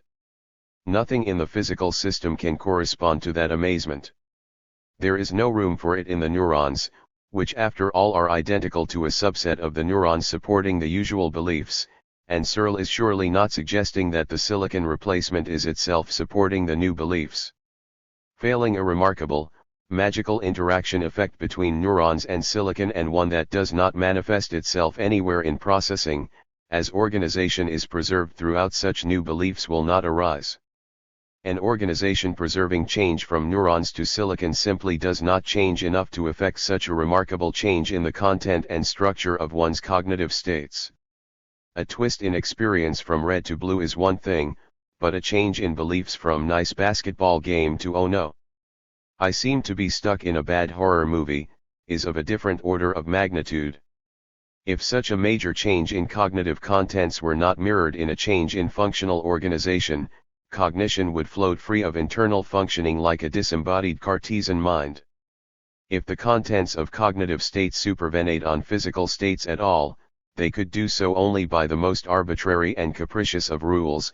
If this organization in neurons, then pretty colors; if this organization in silicon, then alas. It follows that the possibility of fading qualia requires either a bizarre relationship between belief contents and physical states, or the possibility of beings that are massively mistaken about their own conscious experiences despite being fully rational. Both of these hypotheses are significantly less plausible than the hypothesis that rational conscious beings are generally correct in their judgments about their experiences. A much more reasonable hypothesis is therefore that when neurons are replaced, qualia do not fade at all. A system like Joe, in practice, will have conscious experiences just as rich as mine. If so, then our original assumption was wrong, and the original isomorph, robot, has conscious experiences. The argument can be straightforwardly extended to other functional isomorphs. To deal with the case where the population of a country implements my organization, we can construct a similar spectrum of cases between my silicon isomorph and the population. Perhaps we first gradually expand the silicon system until it is many square miles across. We also slow it down so that the chips are receiving inputs at a manageable rate. After doing this, we get people to step in one at a time for the chips, making sure that they set off outputs appropriately in response to inputs. Eventually, we will be left with a case where the entire population is organized as my neurons were, perhaps even controlling a body by radio links. At every stage, the system will be functionally isomorphic to me, and precisely the same arguments apply. Either conscious experience will be preserved, or it will fade, or it will suddenly disappear. The latter two possibilities are just as implausible as before. We can conclude that the population system will support conscious experiences, just as a brain does. We can do the same thing for any functionally isomorphic system, including those that differ in shape, size, speed, physical makeup, and so on. In all cases, the conclusion is the same. If such a system is not conscious, then there exists an intermediate isomorphic system that is conscious, has faded experiences, and is completely wrong about its experiences. Unless we are prepared to accept this massive dissociation between consciousness and cognition, the original system must have been conscious after all. If absent qualia are possible, then fading qualia are possible. But I have argued above that fading qualia are almost certainly impossible. It follows that absent qualia are almost certainly impossible. I will now deal with various objections to the argument. Objection 1. Neural replacement would be impossible in practice. Those of a practical bent might not be impressed by this thought experimental methodology. They might object that replacing neurons by silicon chips is the stuff of science fiction, not the stuff of reality. In particular, they might object that this sort of replacement would be impossible in practice, so that any conclusions that can be drawn do not reflect the realities of the situation. If this is just supposed to be a technological impossibility, it is not much of a problem. What is at issue here is what kind of experience such systems would have if they existed, whether or not we can actually construct such a system. Natural impossibility might be relevant, though. Perhaps silicon simply lacks the capacity to perform the functions in the brain that a neuron performs, so that no silicon chip could be up to the task. It is not clear that there is a principled basis for this objection. We already have prosthetic arms and legs, and prosthetic eyes are on the way, so why not prosthetic neurons? In any case, even if a silicon functional isomorph were impossible, perhaps because neural function is uncomputable, the argument for the invariance principle would not be affected. The invariance principle says only that if there is a functional isomorph of a conscious system, then it will have the same sort of conscious experiences. If silicon isomorphs are impossible, the assessment of silicon systems is simply irrelevant here. An opponent might try to focus on problems with the silicon/neuron interface, in which case the pure neural system and the pure silicon system might both be quite possible, but intermediate systems would be challenged. Perhaps there just would not be enough room for the transducers and effectors in the tiny space a chip has available. After all, the effectors may have to store a reservoir of chemicals in order that they can be emitted when necessary. But we only need a small reservoir, the argument only requires isomorphism for a few seconds. And we could always run the thought experiment by supposing an expansion of the system. In any case, it is hard to see how this sort of point could support a deep, principled objection to the invariance principle. There will presumably be some systems between which gradual replacement is possible. Will an objector argue that the invariance principle holds for those systems, but no other? If so, the situation seems quite arbitrary. If not, then there must be a deeper objection available. Objection 2: some systems are massively mistaken about their experience. This objection notes that there are actual cases in which subjects are seriously mistaken about their experiences. In cases of blindness denial, for example, subjects believe that they are having visual experiences when they likely have none. In these cases, however, we are no longer dealing with fully rational systems. In systems whose belief formation mechanisms are impaired, anything goes. Such systems might believe that they are Napoleon, or that the moon is pink. My faded isomorph Joe, by contrast, is a fully rational system, whose cognitive mechanisms are functioning just as well as mine. In conversation, he seems perfectly sensible. We cannot point to any unusually poor inferential connections between his beliefs, or any systematic psychiatric disorder that is leading his thought processes to be biased toward faulty reasoning. Joe is an eminently thoughtful, reasonable person, who exhibits none of the confabulatory symptoms of those with blindness denial. The cases are therefore disanalogous. The plausible claim is not that no system can be massively mistaken about its experiences, but that no rational system whose cognitive mechanisms are unimpaired can be so mistaken. Joe is certainly a rational system whose mechanisms are working as well as mine, so the argument is unaffected. Objection 3: Sarite's arguments are suspect. Some object that this argument has the form of a Sarite's or slippery slope argument, and observe that such arguments are usually suspect. Using a Sarite's argument, we can show that even a grain of sand is a heap. After all, 1,000,000 grains of sand form a heap, and if we take a single grain away from a heap we still have a heap. This reaction is based on a superficial reading of the argument, however. Sarite's arguments generally gain their leverage by ignoring the fact that some apparent dichotomy is in fact a continuum. There are all sorts of vague cases between heaps and non-heaps. For example, my argument, by contrast, explicitly accepts the possibility of a continuum, but argues that the intermediate cases are impossible for independent reasons. The argument would be a Sarite's if it had the form, I am conscious. If you replace one neuron in a conscious system by a silicon chip it will still be conscious, therefore an all-silicon system will be conscious. But this is not its form.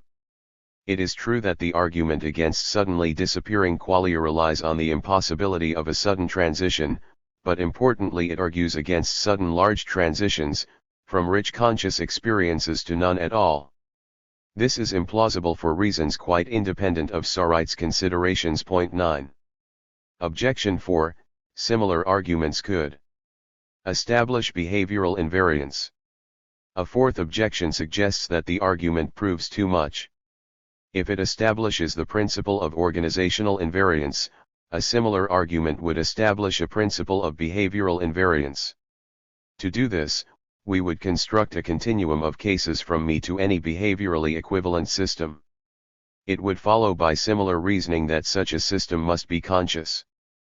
But it is plausible that some systems, such as blocks, 1981, giant lookup table that stores outputs for every pattern of inputs, are not conscious.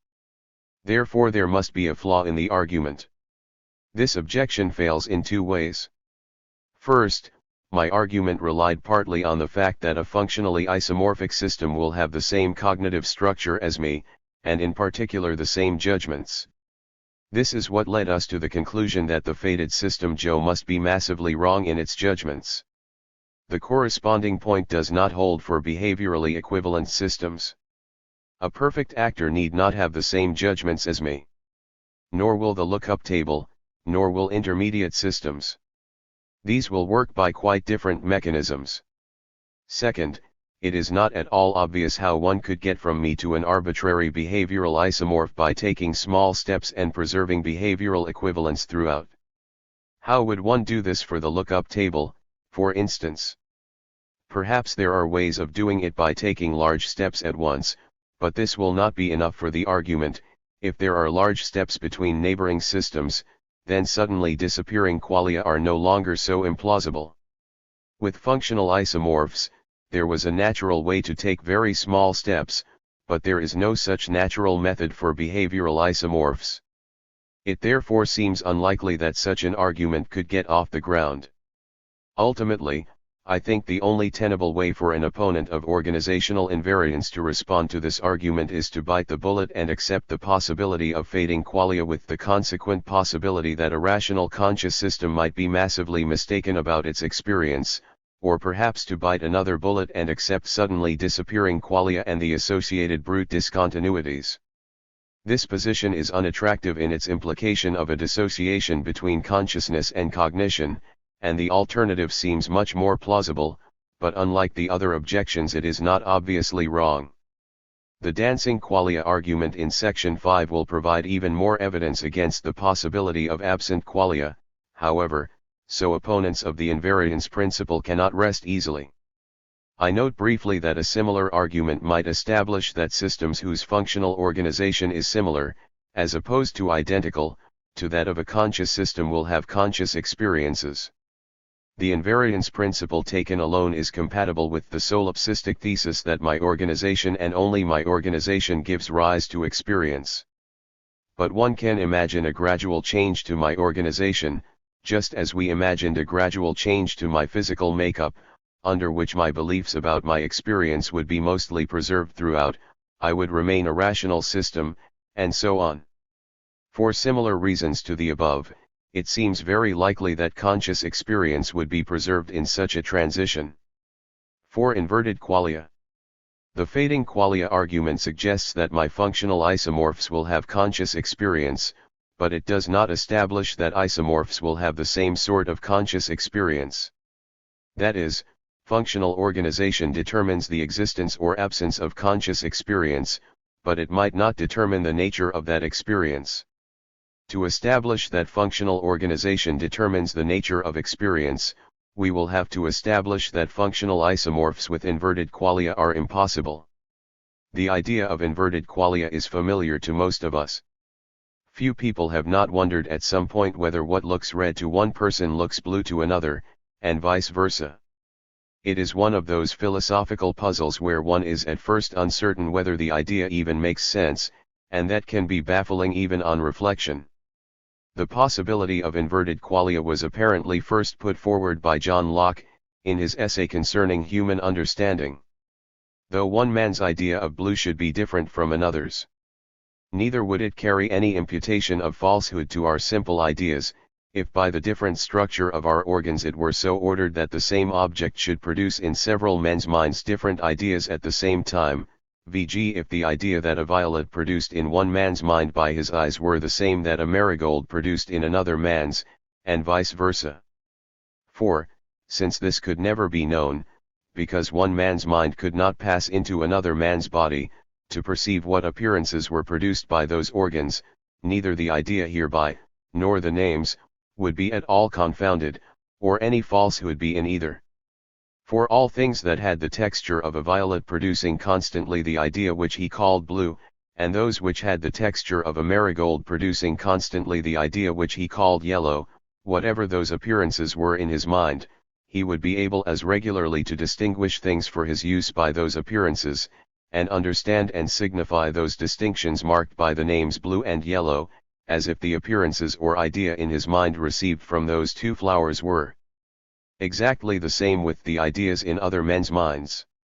BK2, Chapter 32, Sector 15. Here, Locke is concerned with inverted qualia between systems with similar behavior, rather than between precise functional isomorphs.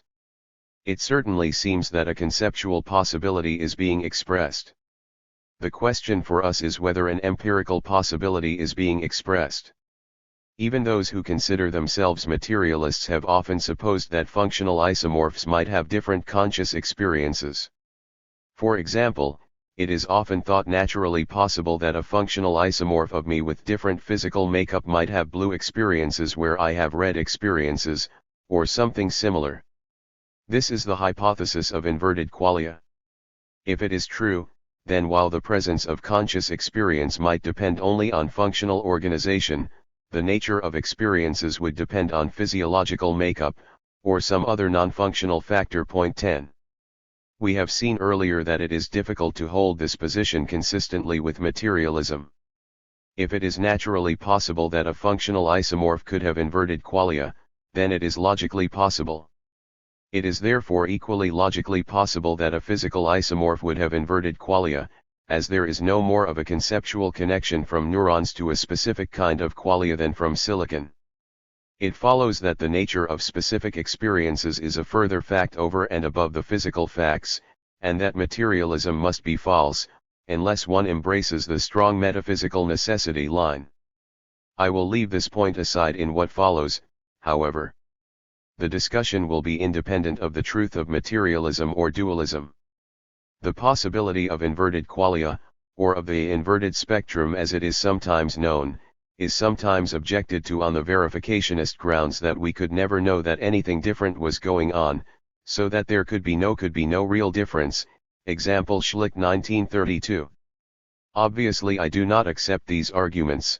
The mere fact that we cannot tell what qualia a system is experiencing is not sufficient to conclude that there is no fact of the matter, as the nature of qualia is not conceptually tied to behavior, so I will leave this sort of objection aside here. As I discussed in Chapter 3, the hypothesis is also sometimes objected to on the grounds that our color space is asymmetrical, so that no inversion could map things appropriately. Example Harden 1987, Harrison 1967, 1973. Some of the responses I made earlier are still appropriate here, even though the question is now one of natural possibility. In particular, we can still appeal to the possibility of a creature with a symmetrical color space and ask whether it could have an inverted functional isomorph. In any case I will ignore this worry, granting for the sake of argument that we have a symmetrical color space, and arguing that inverted qualia are impossible all the same. Discussion of inverted qualia can be confusing. When I say blue experience, do I mean, 1. What a subject calls a blue experience, 2. An experience caused by a blue object, or 3. What I call a blue experience? I choose the latter usage. Throughout my discussion, by blue experience I will mean the kind of experience that I call blue, that I usually have when I see blue things like the sky and the sea, and so on. In this usage, it is conceivable that others, or even a future version of me, might have blue experiences caused by yellow objects, or by objects they call red, and so on. Arguments for inverted qualia often consist simply in a conceivability claim, as with absent qualia, but such claims clearly leave the issue of natural possibility open. A couple of arguments have been given for the natural possibility of versions of inverted qualia, but neither threatens the principle of organizational invariance. The first such argument establishes the possibility of qualia that are inverted while behavior is held constant, Siegert 1965, Leakin 1973, and Wittgenstein 1968. We first note that qualia could be inverted within a subject, perhaps by rewiring the connection from retina to central areas in my brain while I am asleep. Upon waking, I will assert that the sky suddenly seems red, grass seems yellow, and so on, and there will be every reason to believe that my qualia have been inverted. Next, we raise the possibility of someone whose brain had been rewired this way since birth. Such a person might have qualia that are systematically inverted with respect to the norm, but of course they will have learned to call the sky blue, to call grass green, and so on, so this inversion might never show up in their behavior. Point 11. This does not, however, establish the possibility of inverted qualia with fixed functional organization. To see this, we need only note that in crossing my wires, the demon has changed my functional organization in a significant way. Similarly, the functional organization of the subject who is rewired from birth has been changed, so he will not be a functional duplicate of me. He may share some of my functional properties at a coarse grain, but he certainly will not share my fine-grained functional organization. The principle of organizational invariance is therefore unthreatened by such cases. Point 12. A related argument, put forward by Bloch, 1990, concerns inverted Earth, where the sky is yellow, grass is red, and so on. Point 13. We are to suppose that I am kidnapped and taken to inverted Earth, but at the same time I am given color-inverting contact lenses so that everything looks normal to me. Bloch uses this scenario to argue against a representationalist view of qualia, where for example a blue experience is equated with a perceptual state that is about blue things. After some time on inverted Earth, one's blue experiences will be about yellow things. He also uses it against a functionalist view of the sort on which blue experiences are equated with states caused by blue objects. Again, this case does nothing to refute the organizational invariance principle. After all, when I see the yellow sky through my inverting lenses on inverted Earth, my internal functional organization will be just as it is when I see blue sky on Earth, and my experience will be the same too, just as the principle predicts. At most, the thought experiment dissociates experiences from properties of one's environment, and from wide functional properties that involve one's environment, but the functional organization I am concerned with is entirely internal. The thought experiment provides no cases where two internally isomorphic systems have different experiences, so the invariance principle is unaffected. Point 14. 5. Dancing qualia. One might think that the fading qualia argument could be directly adapted to provide an argument against the possibility of inverted qualia. Unfortunately, this will not work. Imagine how an analogous argument would go. We start with me, having a red experience, and an inverted system having a blue experience. By gradual replacement, we construct a series of cases, each having some intermediate color. But there is nothing wrong with this. The intermediate systems are simply cases of mild qualia inversion and are no more problematic than the extreme case. To be sure, it may not be obvious just what the intermediate systems are experiencing. Perhaps no color from our usual color space can do the job, consistently with the system's patterns of categorization and differences. But perhaps they are experiencing entirely new colors, ones that I cannot experience but that nevertheless form a continuum from red to blue. This would be odd, but it is not vastly implausible. Importantly, the problem with the fading qualia case will be entirely absent. These systems will not be systematically wrong about the features of their experience. Where they claim to experience distinctions, they may still experience distinctions. Where they claim intense experiences, they have intense experiences, and so on. To be sure, the colors they call red will be different from what I call red, but this is nothing problematic. It happens already in the usual inversion case. What counts is that unlike the fading qualia case, the structural features of these systems' experiences are preserved throughout.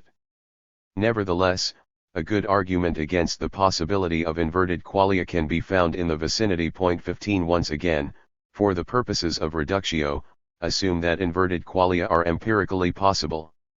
Then there can be two functionally isomorphic systems, in the same functional state but having different experiences. Suppose for the sake of illustration that these systems are me, having a red experience, and my silicon isomorph, having a blue experience. There is a small caveat about generality, which I discuss later. As before, we construct a series of cases intermediate between me and my isomorph. Here, the argument takes a different turn. We need not worry about the way in which experiences change as we move along the series. Perhaps they change suddenly, perhaps they jump all over the map, although surely it is most plausible that they change gradually. All that matters is that there must be 2 points A and B in the series, such that, 1, no more than 1/10 of the brain is replaced between A and B, and, 2, A and B have significantly different experiences. To see that this must be the case, we need only consider the points at which 10%, 20%, and so on up to 90% of the brain have been replaced. Red and blue are sufficiently different experiences that some neighboring pairs here must be significantly different, that is, different enough that the difference would be noticeable if they were experienced by the same person. There is no way to get from red to blue by 10 unnoticeable jumps. It is true that there can be unnoticeable differences between different experiences. If one changes a shade of red little enough, I will not be able to tell the difference. One might suppose that this is because there is no difference in experience, only a difference in the world, but if this were all that was going on, one could iterate such a change 1,000 times, eventually showing that red and blue produce the same experiences, which is ridiculous. So there can be some difference in experience that is not noticeable. One can observe this phenomenon by looking at a wide expanse of paint of subtly varying shade. Sometimes it is extremely difficult to tell whether one's experiences of different parts is the same or different. But importantly, unnoticeable differences are very small. At best, 10 such jumps could take us from a shade of red to a subtly different shade of the same color.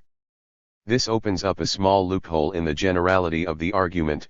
I return to this point later. Between the red and blue systems, there must therefore be 2 systems that differ in at most 10% of their internal makeup, but that have significantly different experiences. For the purposes of illustration, let these systems be me and Bill. Where I have a red experience, Bill has a slightly different experience. We may as well suppose that Bill sees blue. Perhaps his experience will be more similar to mine than that, but it makes no difference to the argument. The 2 systems also differ in that where there are neurons in some small region of my brain, there are silicon chips in Bill's brain. This substitution of a silicon circuit for a neural circuit is the only physical difference between Bill and me. The crucial step in the thought experiment is to take a silicon circuit just like Bill's and install it in my own head as a backup circuit. This circuit will be functionally isomorphic to a circuit already present in my head. We equip the circuit with transducers and effectors so that it can interact with the rest of my brain, but we do not hook it up directly.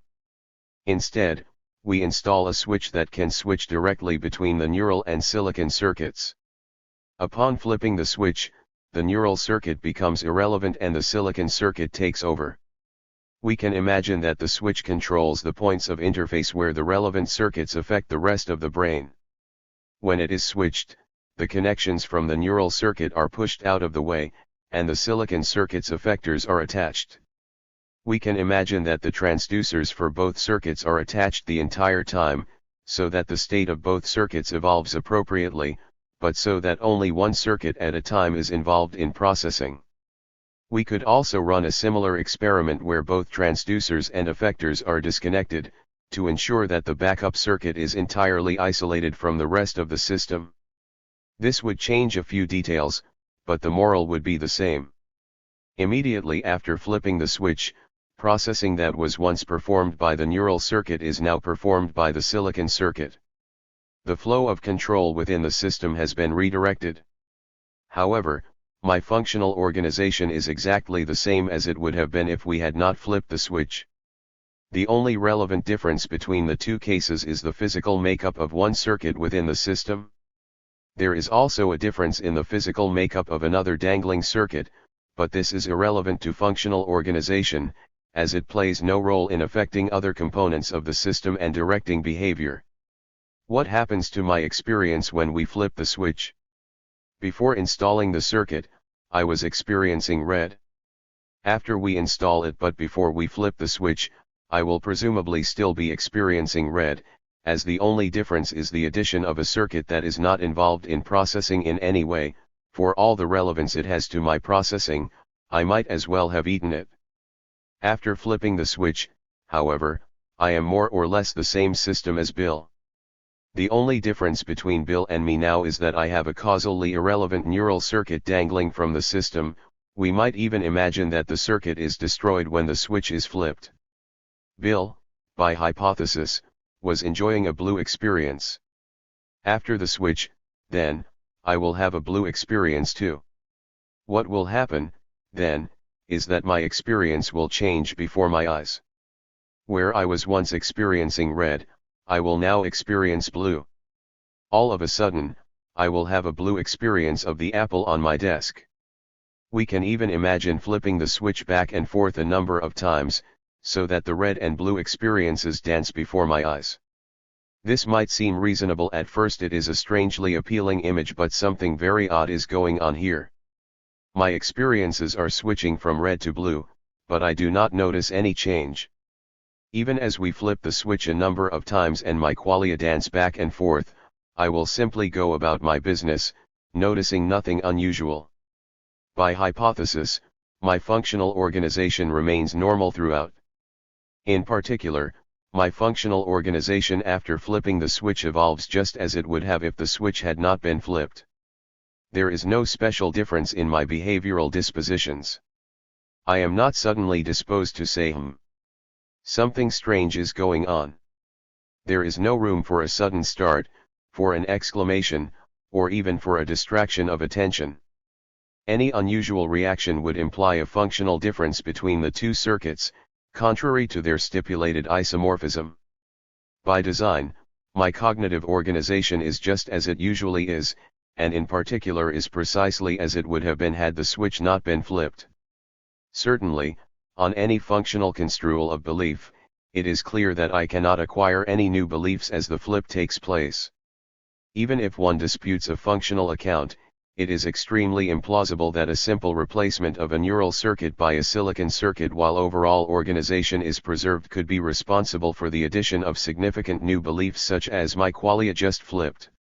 As in the case of fading qualia, there is simply no room for such a change to take place, unless it is in an accompanying Cartesian disembodied mind. We are therefore led once more into a reductio ad absurdum. It seems entirely implausible to suppose that my experiences could change in such a significant way, with my paying full attention to them, without my being able to notice the change. It would suggest once again a radical dissociation between consciousness and cognition. If this kind of thing could happen, then psychology and phenomenology would be radically out of step, much further out of step than even the fading qualia scenario would imply. This dancing qualia scenario may be logically possible, although the case is so extreme that it seems only just logically possible, but that does not mean that it is plausible as an empirical possibility, any more than it is plausible that the world was created 5 minutes ago. As an empirical hypothesis, it seems far more plausible that when one's experiences change significantly, then as long as one is rational and paying attention, one should be able to notice the change. If not, then consciousness and cognition are tied together only by the most slender of threads. Indeed, if we are to suppose that dancing qualia are naturally possible, we are led to a worrying thought: they might be actual and happening to us all the time.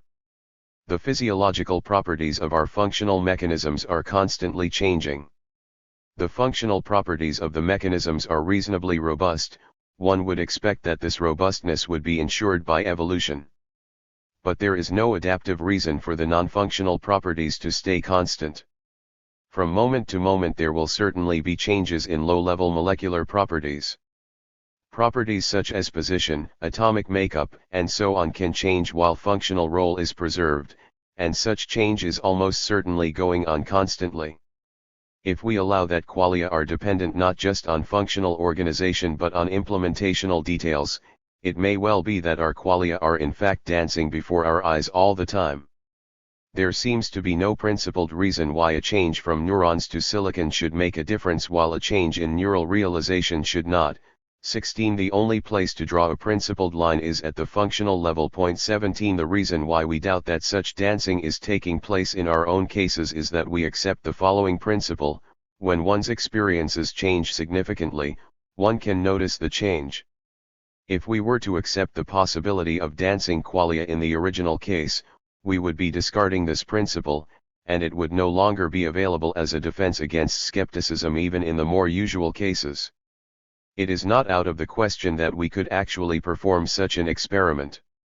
Of course, the practical difficulties would be immense, but at least in principle, one could install such a circuit in me and I could see what happened, and report it to the world. But of course there is no point performing the experiment, we know what the result will be. I will report that my experience stayed the same throughout, a constant shade of red, and that I noticed nothing untoward.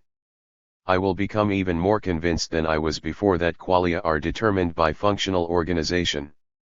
Of course this will not be a proof, but the evidence will be hard to seriously dispute. I conclude that by far the most plausible hypothesis is that replacement of neurons while preserving functional organization will preserve qualia. The problems with the dancing qualia scenario can be blamed on the initial assumption that a functionally isomorphic silicon system might experience blue where I experience red. The most reasonable reaction is to withdraw this assumption, thus concluding that experience is wholly determined by functional organization. It should be noted that this thought experiment works just as well against the possibility of absent qualia as against that of inverted qualia. We simply take 2 points on the way to absent qualia between which experience differs significantly and install a backup circuit in the same way. As before, if absent qualia are possible, then switching will cause my qualia to oscillate before my eyes, from vivid to tepid and back, without my ever noticing. Again, it is far more plausible that such dancing without noticing is impossible, so that absent qualia are impossible. Personally, I find this an even more convincing argument against absent qualia than the argument in section 3, although both have a role to play. An opponent might just bite the bullet and accept the possibility of fading qualia, but dancing qualia seem an order of magnitude more difficult to accept. The very immediacy of the switch seems to make a significant difference, as does the fact that the phenomenon the subject cannot notice is so dynamic and striking. Fading qualia would mean that some systems are out of touch with their conscious experience, but dancing qualia would establish an even stranger gap. Because of the structure of the dancing qualia argument, it leaves open a few more loopholes than the fading qualia argument. It does not seem that any of these loopholes can be exploited to lead to an attractive position for an opponent, however. I will discuss these loopholes in what follows, alongside another objection to the argument. The objections to the fading qualia case can all be made again, and the replies are more or less the same, I will not bother to repeat them. Objection 1, Loopholes concerning speed and history. The argument I have given here can naturally be extended from the neural/silicon case to many other examples of functional isomorphs, but there are a couple of exceptions involving speed and history. If an isomorph is much faster or slower than the original system, we cannot simply substitute a circuit from one system into the other and expect everything to function normally. So the argument as I have given it does not rule out the possibility that a change in speed that leaves functional organization constant might be responsible for an inversion in qualia. A similar loophole is left open for physical isomorphs that differ merely in their history. Perhaps if I was born in the southern hemisphere I will experience green, whereas a physical twin born in the north will experience red. History cannot be varied in a dancing qualia scenario, although it can be varied in a fading qualia scenario, so the argument does not bear on the hypothesis that qualia supervene on the past. But neither of these hypotheses were very plausible in the first place. It is reasonable that history should affect our qualia by affecting our physical structure, but the history dependence required above would be much stronger. There would in effect be a non-local effect of distal history on present qualia, unmediated by anything in physical structure or nearby in space and time. As for speed, it would seem quite arbitrary that a change in speed would invert qualia when nothing else could. The hypotheses here are coherent, so an opponent could embrace them, but there is little reason to. Once we have established that all other organization-preserving changes preserve qualia, there is little attraction in the idea that speed or history might be the only things that make a difference. Objection 2. What about mild inversions? Another small loophole is that the argument does not refute the possibility of very mild spectrum inversions.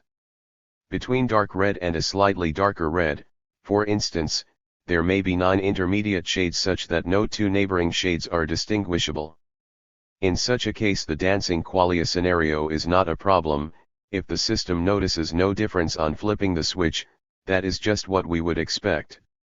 Of course, there is nothing special about the figure of 1/10 as the amount of difference between 2 neighboring systems. But we cannot make the figure too high. If we made it as high as 1/2, we would run into problems with personal identity. It might reasonably be suggested that upon flipping the switch, we are creating a new person, and it would not be a problem that the new person noticed no change.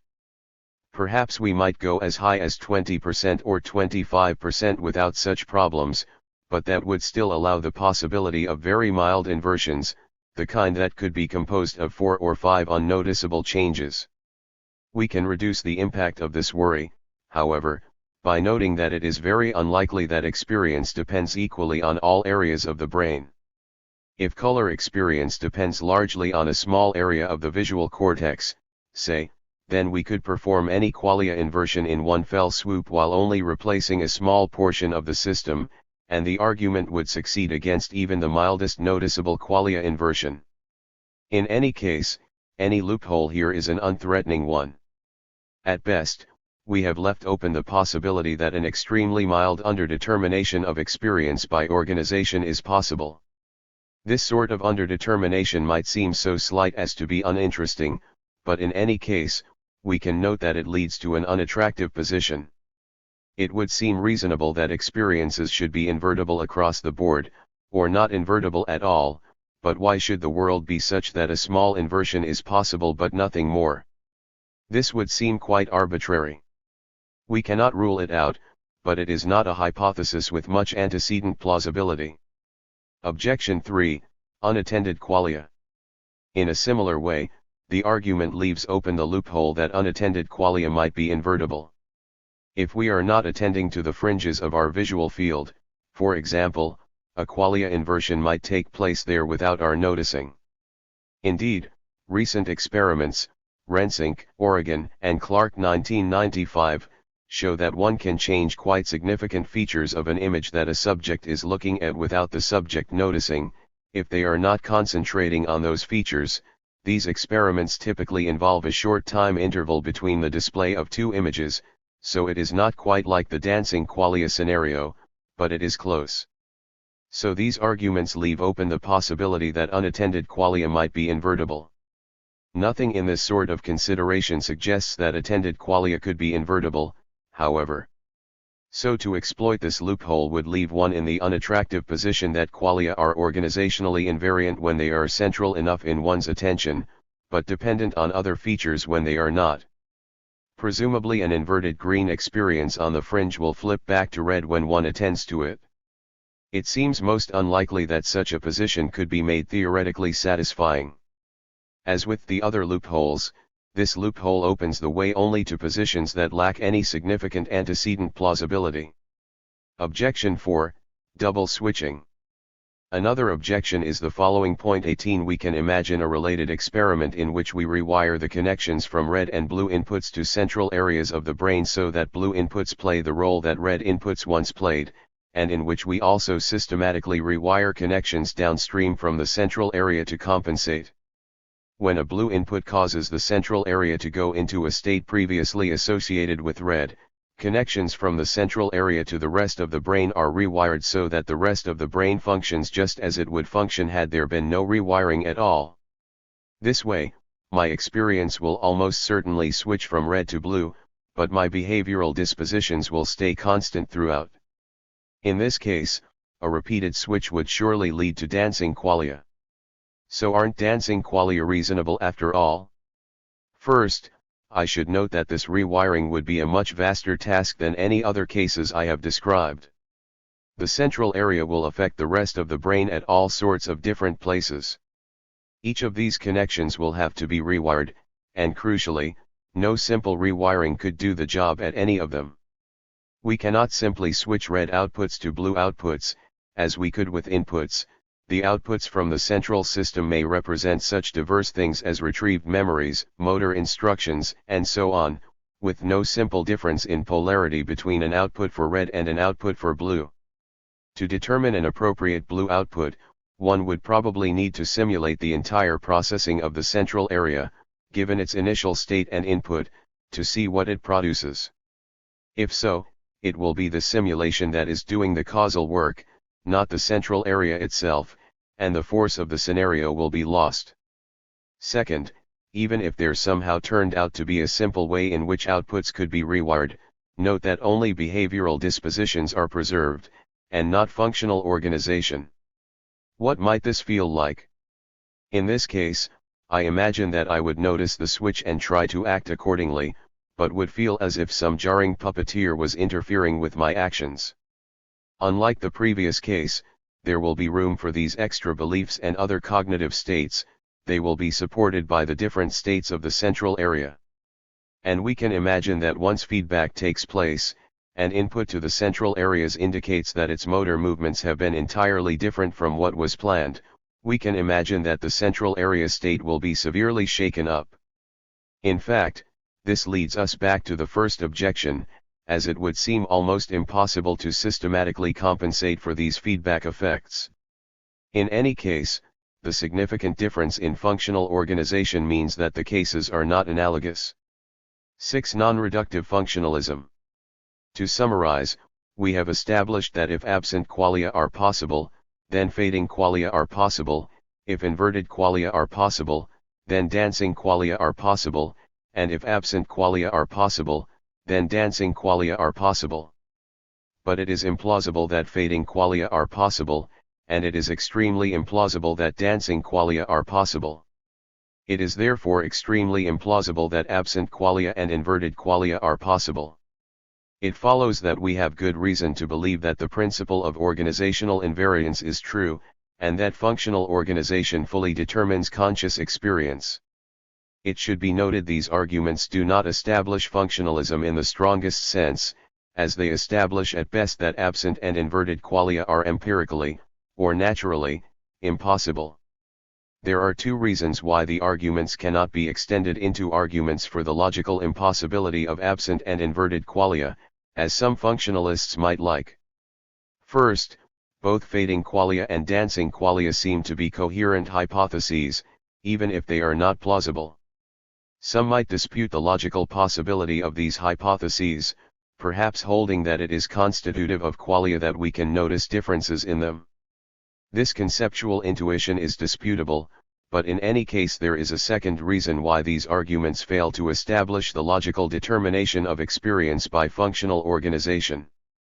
To see this second reason, note that the arguments take as an empirical premise certain facts about the distribution of functional organization in physical systems, that I have conscious experiences of a certain kind, or that some biological systems do. If we established the logical impossibility of fading and dancing qualia, this might establish the logical necessity of the conditional. If one system with fine-grained functional organization F has a certain sort of conscious experience, then any system with organization F has those experiences. But we cannot establish the logical necessity of the conclusion of this conditional without establishing the logical necessity of the premise, and the premise is itself empirical. To establish the logical determination of experience by functional organization, we would first have to establish the logical supervenience of experience on the physical, which I have argued cannot be done. Even if we could establish logical supervenience on the physical, it would probably be through a functional definition, but with such a definition the logical impossibility of absent and inverted qualia would follow without any need for any fancy arguments. So either way, the fading and dancing qualia arguments are of little use in arguing for the logical or metaphysical impossibility of absent or inverted qualia. The arguments therefore fail to establish a strong form of functionalism upon which functional organization is constitutive of conscious experience, but they succeed in establishing the weaker form that I have called non-reductive functionalism, on which functional organization suffices for conscious experience with natural necessity.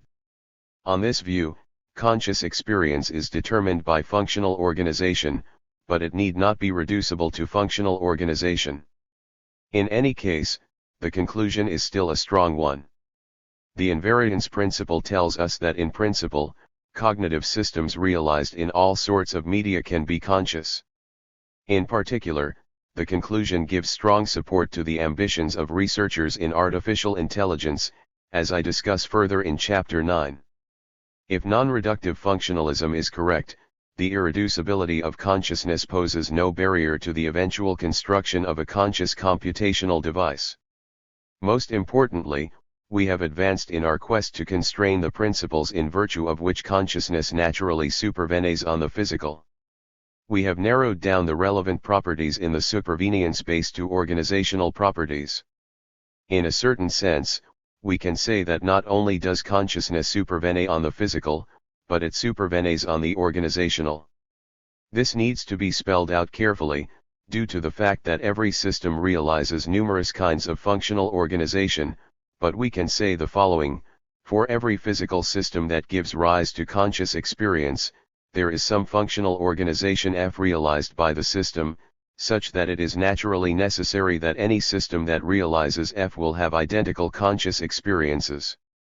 To pick out the relevant F, we need to go to a fine enough grain to fix cognitive states such as judgments.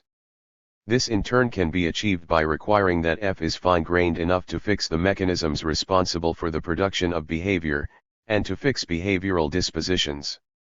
This is all that the fading and dancing qualia arguments required, so it is all we need for organizational invariance. It is therefore a law, for certain functional organizations F, that realization of F will be accompanied by a specific kind of conscious experience. This is not to say that it will be a fundamental law. It would be odd if the universe had fundamental laws connecting complex functional organizations to conscious experiences. Rather, one would expect it to be a consequence of simpler, more fundamental psychophysical laws.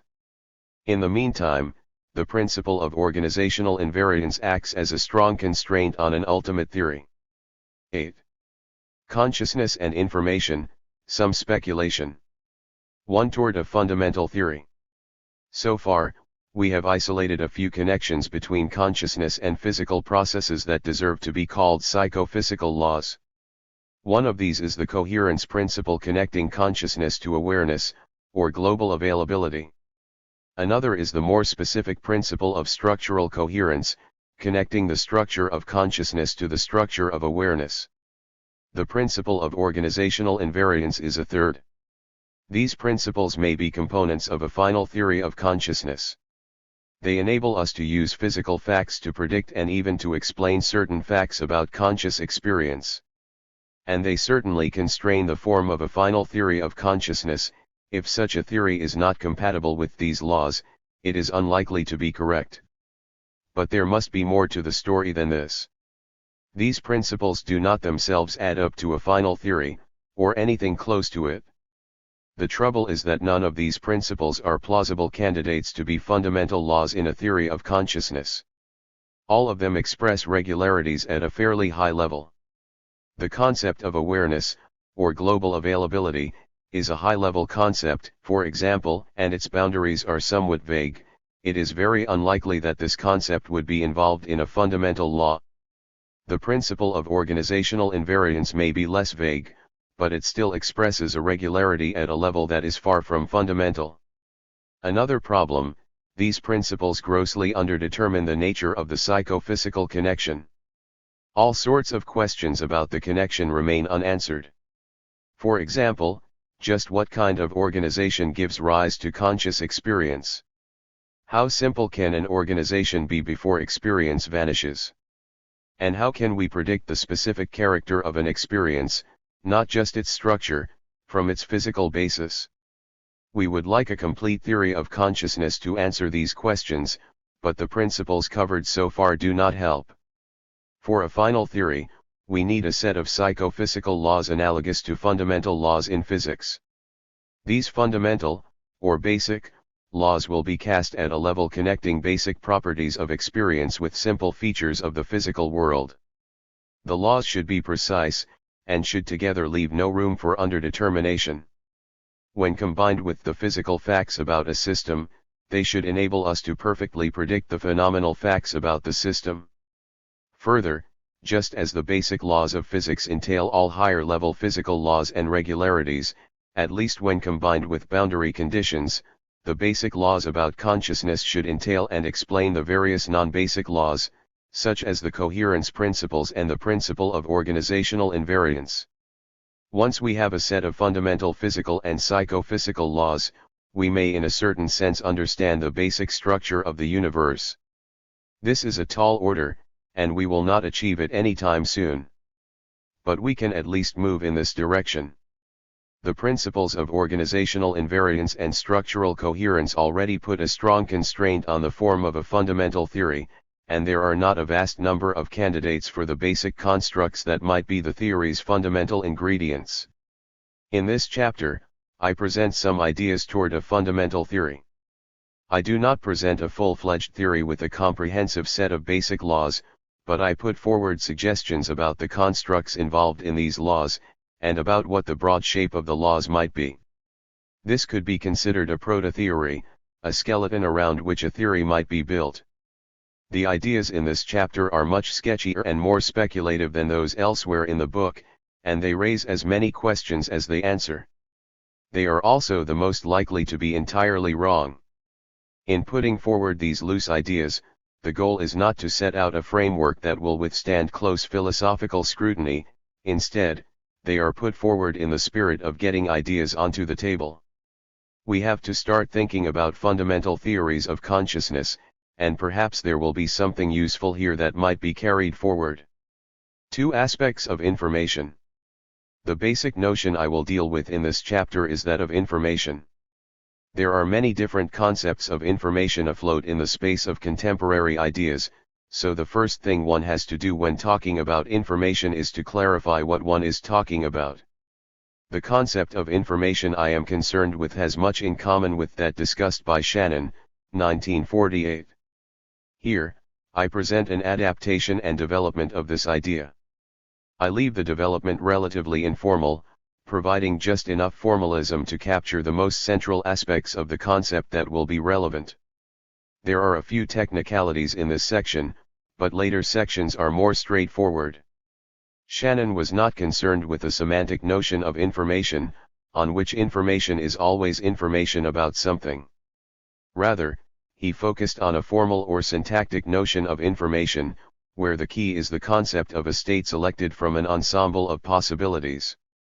The most basic sort of information is the bit, which represents a choice between 2 possibilities. A single bit, 0 or 1, selected from a 2-state space is said to carry information. In a more complex case, a message such as 0110010101 chosen from a space of possible binary messages carries information in a similar way. What is important, on Shannon's account, is not any interpretation of these states. What matters is the specificity of a state within a space of different possibilities. We can formalize this idea by appealing to the concept of an information space. An information space is an abstract space consisting of a number of states, which I will call information states, and a basic structure of difference relations between those states. The simplest non-trivial information space is the space consisting of 2 states with a primitive difference between them. We can think of these states as the 2 bits, 0 and 1. The fact that these 2 states are different from each other exhausts their nature. That is, this information space is fully characterized by its difference structure. Other information spaces are more complex. This can happen in 2 ways, by allowing a more complex difference structure between states, or by allowing the states themselves to have internal structure. To illustrate the first way, we might move to a 4-state space involving states 0, 1, 2, and 3. To illustrate the second way, we might move to a structured space involving states such as 1100100101. Of course the 2 ways might be combined, yielding doubly complex states as in the space of messages such as 233102032. I discuss these two sorts of complexity in more detail in what follows. Starting with the first sort of complexity, most obviously, there is a three-state space, a four-state space, and so on, whose difference structure is a natural extension of that of the two-state space. For example, an element A, B, C, or D chosen from a four-element space carries information in the same sort of way that a bit carries information. Of course, the nature of the labels A, B, and so on is irrelevant here. Once again, all that is essential to the space is its structure. More importantly, there are continuous information spaces, whose states lie on a continuum analogous to the continuum of real numbers between 0 and 1. Such a space has an infinite number of states. This space has a much more complex difference structure than the previous cases. The structure corresponds directly to the topology of the continuum, with certain states lying between other states, some states closer to each other than other states, and so on. But as before, we can see a single point chosen from the continuum as carrying information. One can also have an information space whose structure is that of a two-dimensional continuum, or a multidimensional continuum, analogous to the structure of a region of n-dimensional space. A single point selected from a region of three-dimensional space will carry information, for example. In the most general case, the structure can be given by that of an arbitrary topological space, which in effect supplies a set with proximity or neighborhood relations. The details of this will not matter too much in what follows, however, where I will deal with intuitively familiar structures such as that of the continuum. The second sort of complexity involves states with internal structure. These states are made up from a number of more basic states that I will call elements. An example is the space of 10-bit states, analogous to messages such as 10011010000. Each state here consists of 10 elements, and each element can be seen to fall into its own two-state subspace corresponding to the original two-state space. We can see this information space as a kind of product of 10 subspaces, each of which is an information space in its own right. There can also be more interesting internal structures. For example, an information state might have continuous internal structure, so that it is a sort of continuous analog of the 10-element structure discussed earlier. Such a state would have an infinite number of elements, each of which falls into a subspace of its own.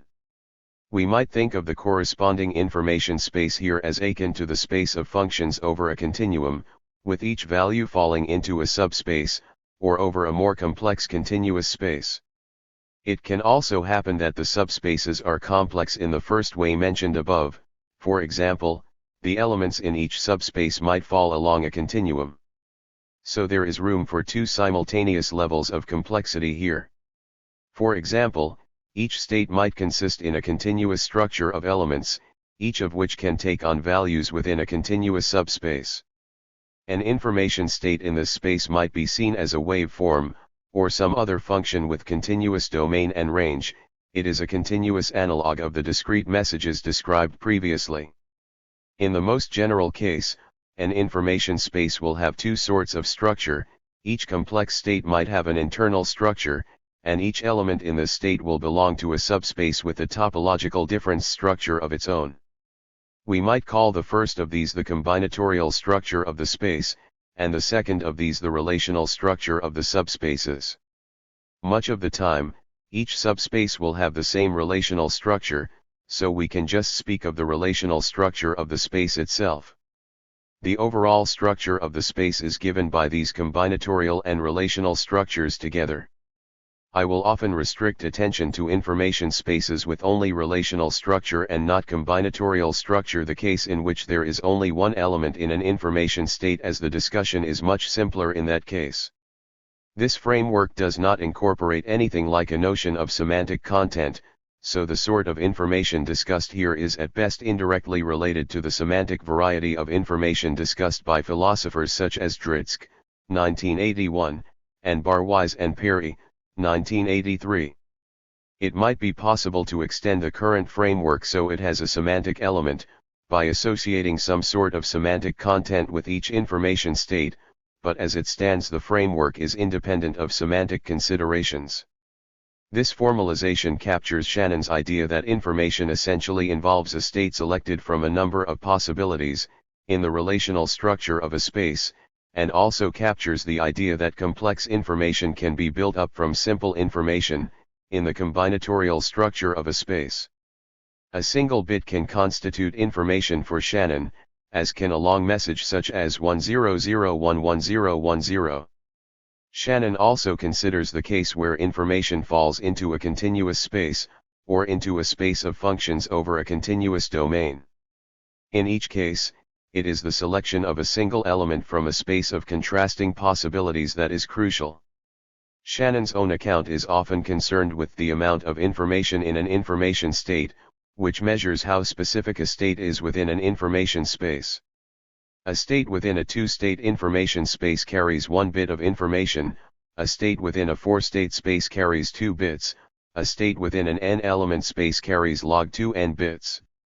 When a space is a combination of subspaces, a state carries an amount of information equal to the sum of the amounts carried by its elements, so a 10-digit binary message carries 10 bits of information. This treatment applies to discrete spaces. Within continuous spaces, amount of information must be defined more subtly. Here, I will not be very concerned with amounts of information. Rather, I will be concerned with information states themselves, which we might think of as standing to amount of information as matter stands to mass. Physically realized information. As I have defined them, information spaces are abstract spaces, and information states are abstract states. They are not part of the concrete physical or phenomenal world. But we can find information in both the physical and the phenomenal world, if we look at things the right way. To do this, we need to discuss the various ways in which information spaces and states can be realized in the world. I will discuss physical realization and phenomenal realization in turn. It seems intuitively clear that information spaces and states are realized throughout the physical world. We can see my light switch as realizing a two-state information space, for example, with its states up and down realizing the two states. Or we can see a compact disk as realizing a combinatorial information state, consisting in a complex structure of bits. One can see information realized in a thermostat, a book, or a telephone line in similar ways. How can we make sense of these intuitions? The natural way to make the connection between physical systems and information states is to see physically realized information in terms of a slogan due to Bateson, 1972. Information is a difference that makes a difference. While my light switch can take on an infinite number of positions in a continuous range, most of this variation makes no difference at all to my light. Whether the switch is all the way up, or 1/4 of the way down, the light will be on. When it is in positions more than about 1/3 of the way down, on the other hand, the light will be off. As far as the light is concerned, there are only two relevant states of the switch, which we can call up and down. The difference between these two states is the only difference that makes a difference to the light. So we can see the switch as realizing a two-state information space, with some physical states of the switch corresponding to one information state and with some corresponding to the other.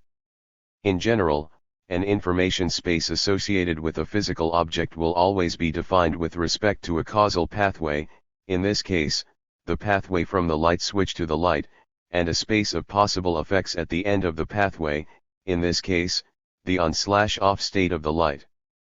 Physical states will correspond to information states according to their effects on the causal pathway. When two physical states have the same effect on the pathway as with two positions of the light switch, both of which lead to the light being on, they will correspond to the same information state. If we carve up physical states in this way, we will arrive at a basic set of physical differences that make a difference, making up the physical realization of an information space. The structure of the information space will correspond directly to the structure of the space of effects, which will itself be either a discrete or continuous space. In the case of the light, for example, there are two relevant effects on the causal pathway. The light can be on or off. So the switch can be seen to realize a two-state information space. We can treat continuous information spaces in a similar way. If my light has a dimmer switch, then rotating the knob to different positions produces different intensities of light in a continuous range. In practice the range may be discrete, but I idealize. The effects on light intensity define a continuous information space realized in my light switch. Physical states of the switch that produce the same light intensity, states in areas where the knob is insensitive, perhaps, or states that vary in irrelevant parameters such as color of the switch, will be associated with the same information state. The space of information states has the topological structure of a continuum, with the structure of differences between the states corresponding to the structure of differences in the effect on light intensity.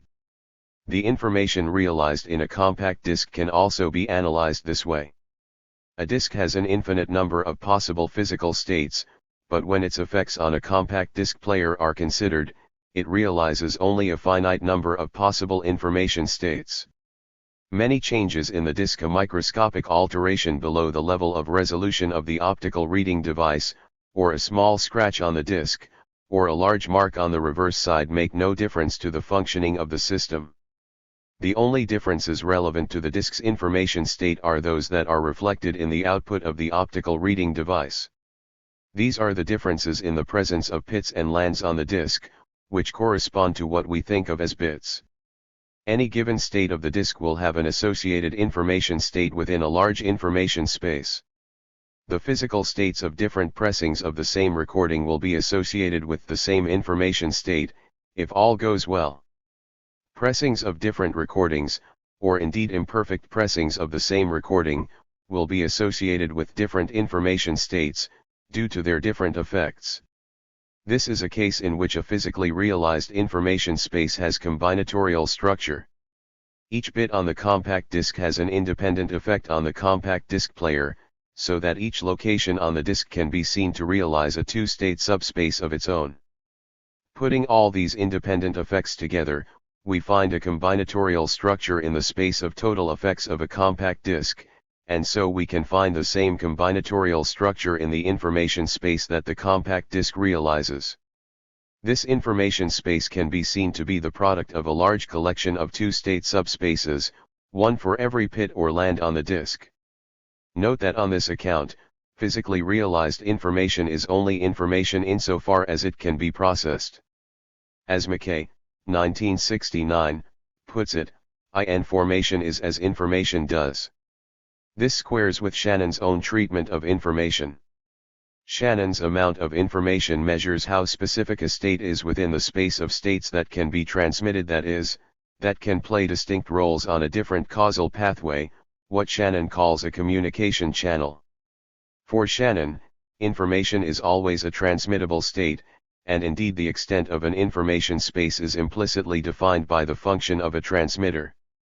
Information is a difference that can make a difference in transmission.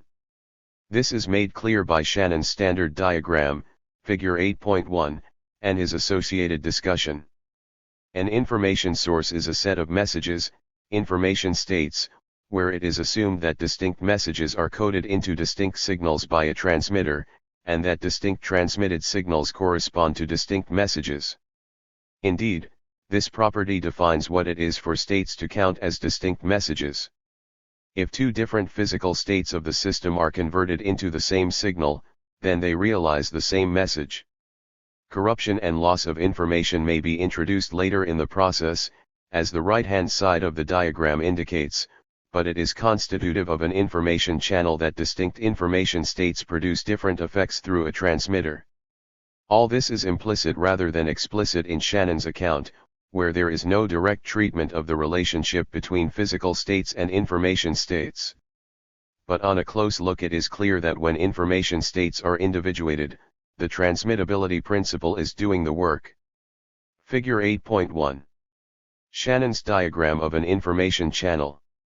Diagram 1, from Claude E. Shannon and Warren Weaver, The Mathematical Theory of Communication, 1963. Copyright 1949 by the Board of Trustees of the University of Illinois Press. Used with permission of the University of Illinois Press. I will not try to give precise criteria for the realization of an information space in a physical system. Instead, I will leave things at the informal level of the difference that makes a difference principle. There are a number of different ways in which this informal idea might be fleshed out into a formal account, some of which put stronger constraints on realization than others. It would be premature to settle on one of these in particular at this point. By leaving things informal, we allow some room for maneuver in the details, which can be clarified as we get a better idea of what is appropriate for a specific application. For the purpose of a theory of consciousness, fleshing out these details in the right way will be part of the process of fleshing out the theory. Phenomenally realized information. Physical realization is the most common way to think about information embedded in the world, but it is not the only way information can be found. We can also find information realized in our phenomenology. States of experience fall directly into information spaces in a natural way. There are natural patterns of similarity and difference between phenomenal states, and these patterns yield the difference structure of an information space. Thus we can see phenomenal states as realizing information states within those spaces. For example, the space of simple color experiences has a three-dimensional relational structure that we have already discussed. Abstracting the patterns of similarity and difference among these experiences, we obtain an abstract information space with a three-dimensional relational structure which the phenomenal space realizes. Any given simple color experience corresponds to a specific location within this space. A specific red experience is one phenomenally realized information state, a specific green experience is another. More complex experiences, such as experiences of an entire visual field, fall into information spaces with a complex combinatorial structure.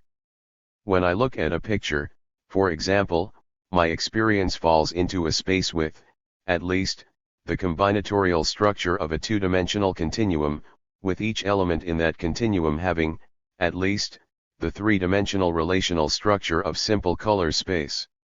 The structure of color patches in a visual field is not so different in kind from the structure of binary digits in a 10-digit message, although both the combinatorial and the relational structure are much more complex.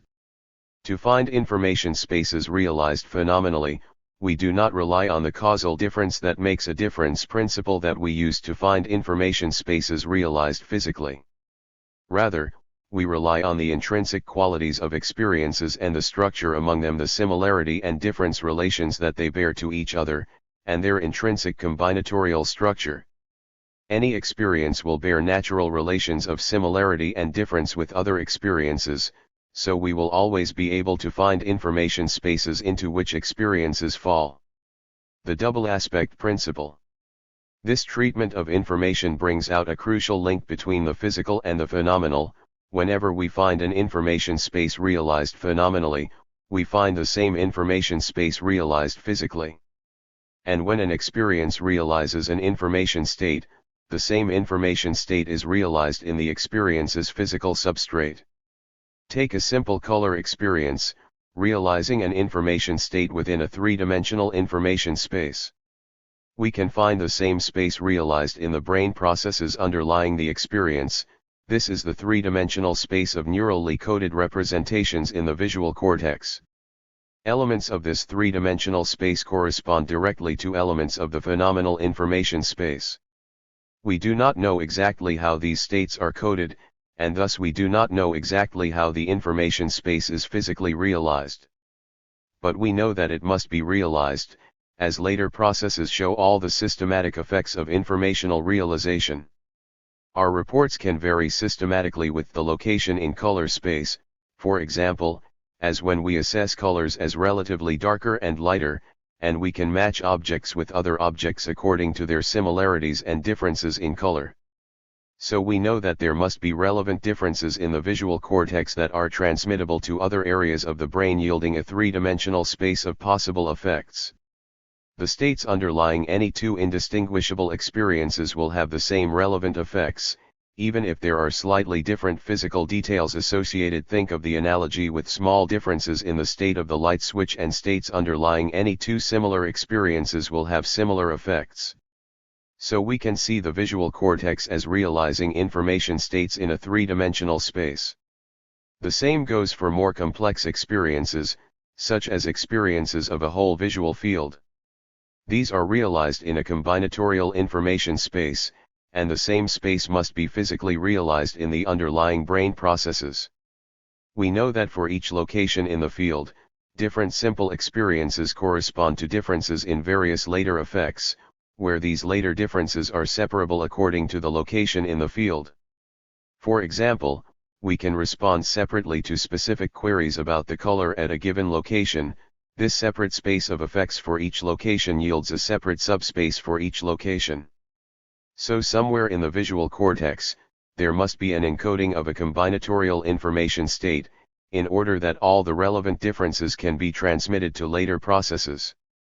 The space of relevant possible states here is isomorphic to the space of possible experiences, so we can see the same information state realized both physically and phenomenally. It need not be the case that information is encoded locally, in a small structure of neighboring neurons, for example.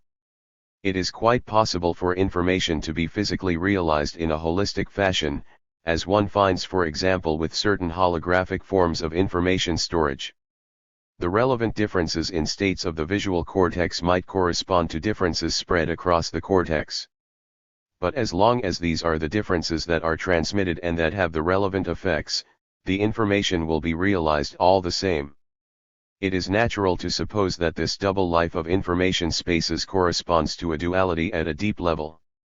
We might even suggest that this double realization is the key to the fundamental connection between physical processes and conscious experience. We need some sort of construct to make the link, and information seems as good a construct as any.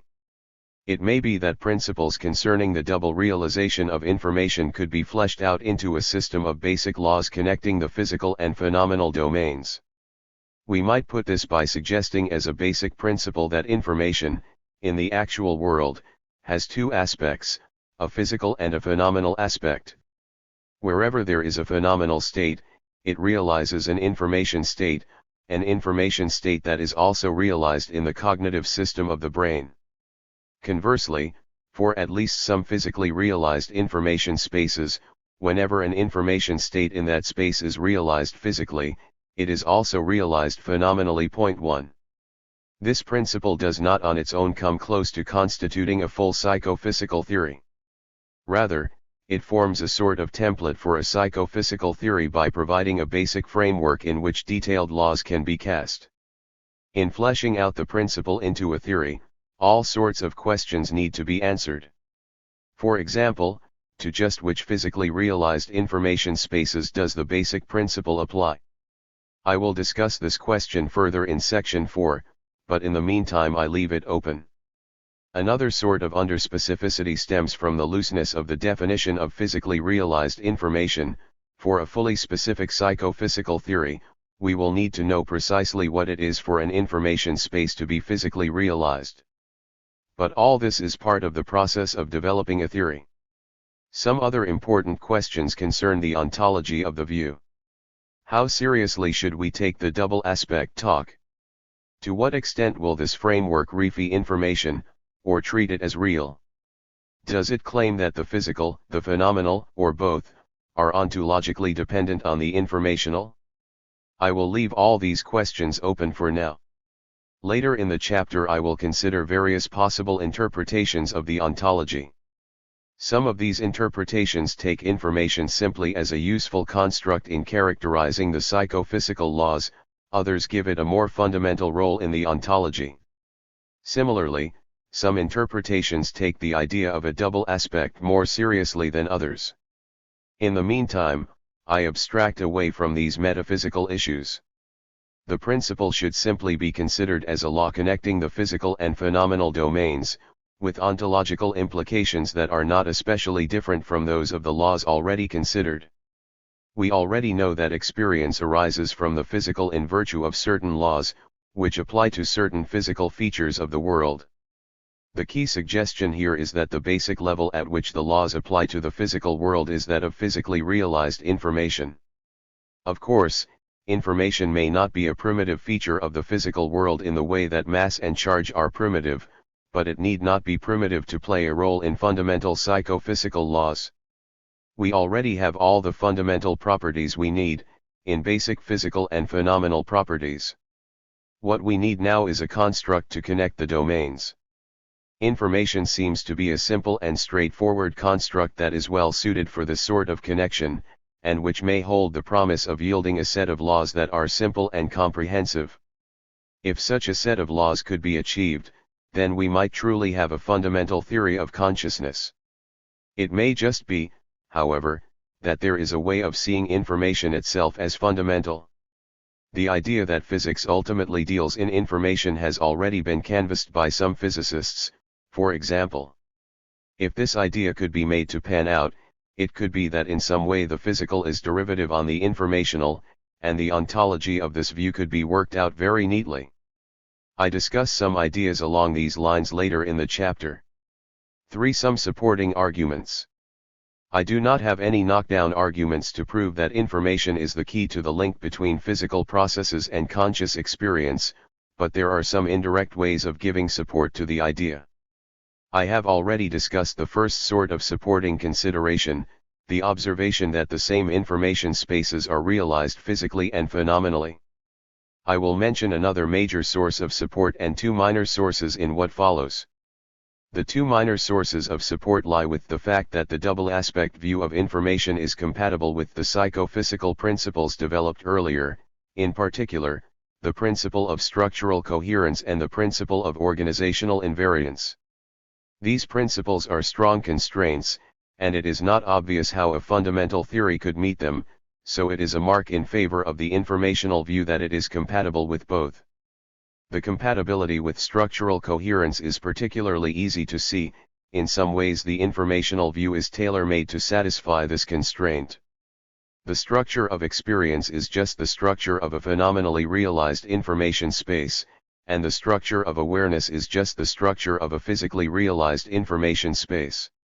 To see the first point, note that what I have called the implicit structure of an experience corresponds to the relational structure of an information space, and what I have called the explicit structure of an experience corresponds to the combinatorial structure of the space.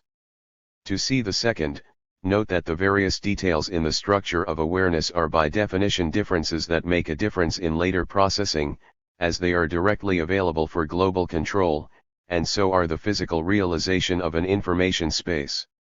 Given that these two are in fact realizations of the same information space, the principle of structural coherence follows. I should note that the double aspect principle does not on its own ensure that the structure of awareness will be projected into experience. To make sure of that, we must show that the physical information space here is one of those to which the double aspect principle applies. For this, we would need a more detailed version of the principle that narrows down the information spaces involved in an appropriate way, so that it at least includes information that is made available for global control in familiar cases. As it stands, the double aspect principle does not yet predict the full principle of structural coherence, but at least it is compatible with it. It is also not hard to see that the double aspect principle is compatible with the principle of organizational invariance. To see this, note that when a system realizes an information space, it does so in virtue of its functional organization. Any other system that is functionally isomorphic at a fine enough grain will have the same pattern of differences that make a difference, and therefore will realize the same information space. So if my experiences arise in virtue of information spaces realized in my brain, then the same information spaces will be realized in a functional isomorph, and the same experiences will arise, as the invariance principle predicts. A fundamental theory of consciousness will have to invoke physical features that are both organizationally invariant and simple enough to play a role in fundamental laws. Most organizationally invariant features are not very simple, and most simple features are not organizationally invariant. Physically realized information may be the most natural feature that meets both criteria. The fact that it meets both is a mark in favor of an informational approach to psychophysical laws. Explaining phenomenal judgments. Earlier, we saw that although consciousness cannot be reductively explained, phenomenal judgments of the form I am conscious, isn't consciousness strange, and so on can be so explained, at least in principle. This put some strain on a non-reductive theory of consciousness, although it did not appear to be fatal. It is counterintuitive that these judgments might be explained without invoking consciousness itself, but it is something that we can learn to live with. We can still hope, though, that the explanation of phenomenal judgments will be tied in some deep way to the explanation of consciousness itself. It would seem unreasonable and coincidental for these two explanations to be entirely independent. We can put this as a kind of explanatory coherence requirement on a theory of consciousness. A completed theory of mind must provide both a non-reductive account of consciousness and a reductive account of why we judge that we are conscious, and it is reasonable to expect that these two accounts will cohere with each other. In particular, we might expect that those features of processing that are centrally responsible for bringing about phenomenal judgments will also be those that are centrally responsible for consciousness itself. In this way, even if consciousness itself is not part of the explanation of phenomenal judgments, the roots of consciousness will be. Of course, one cannot prove that a theory of consciousness must satisfy this requirement, but any theory of consciousness that satisfies it will have an element of force to it that other theories will lack. If a theory shows how the explanation of phenomenal judgments centrally involves the explanatory basis of consciousness, then we will have woven the two together into a more unified picture of the mind, and some of the feeling of outrageous coincidence will be removed.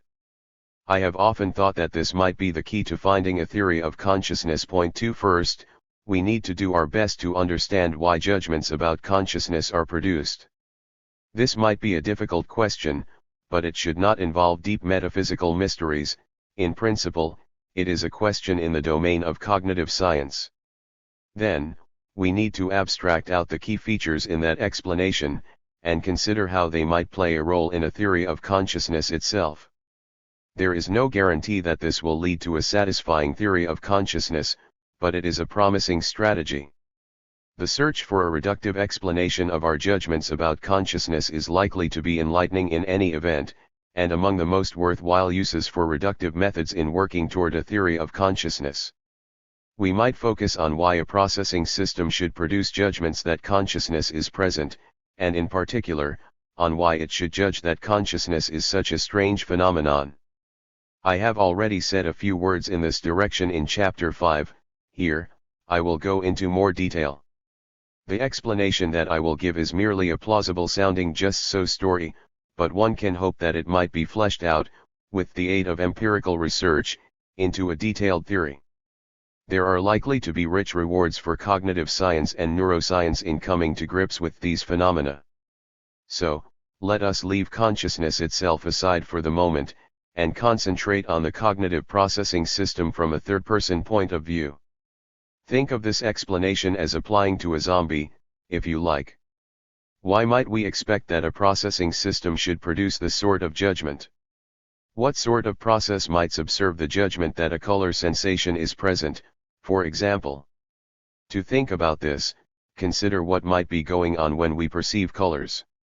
Without going into low-level details, the story is roughly as follows.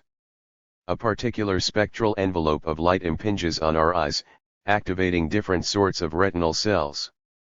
3 varieties of cones abstract out information according to the amount of light present in various overlapping wavelength ranges. Immediately, many distinctions present in the original light wave are lost. This information is transmitted down the optic nerve to the visual cortex, where it is further transformed by neural processing into information corresponding to values on 3 axes, perhaps the red-green, yellow-blue, and achromatic axes. What happens after this is poorly understood, but it seems that information corresponding to a given color's position in this 3-dimensional space is preserved, before eventually being categorized into the familiar category of red, green, brown, and so on. Verbal categories are attached to these labels, and eventually a report such as "I see red now" is issued. Now, let us take the system's point of view toward what is going on. What sort of judgments will it form? Certainly it will form a judgment such as red object there, but if it is a rational, reflective system, we might also expect it to be able to reflect on the process of perception itself. How does perception strike the system, we might ask? The crucial feature here is that when the system perceives a red object, central processes do not have direct access to the object itself, and they do not have direct access to the physical processes underlying perception. All that these processes have access to is the color information itself, which is merely a location in a three-dimensional information space. When it comes to linguistically reporting on the situation, the system cannot report, this patch is saturated with 500 to 600 nanometer reflections, as all access to the original wavelengths is gone. Similarly, it cannot report about the neural structure, there's a 50 Hz spiking frequency now, as it has no direct access to neural structures. The system has access only to the location in information space. Indeed, as far as central processing is concerned, it simply finds itself in a location in this space. The system is able to make distinctions, and it knows it is able to make distinctions, but it has no idea how it does it. We would expect after a while that it could come to label the various locations it is thrown into red, green, and the like, and that it would be able to know just which state it is in at a given time.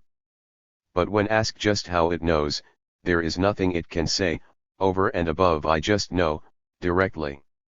If one asks it, what is the difference between these states, it has no answer to give beyond "they're just different," or "this is one of those," or "this one is red, and that one is green." When pressed as to what that means, the system has nothing left to say but "they're just different," qualitatively. What else could it say?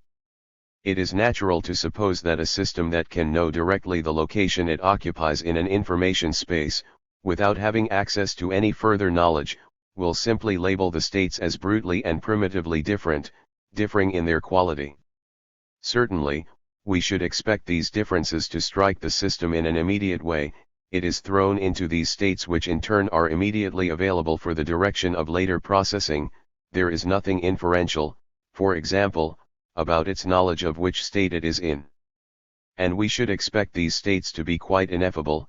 The system lacks access to any further relevant information, so there is nothing it can say about the states beyond pointing to their similarities and differences with each other, and to the various associations they might have. Certainly, one would not expect the quality to be something it could explicate in more basic terms. It might be objected that the system could be set up so that it accesses the information as hunches, in much the same way as a subject with blind sight might.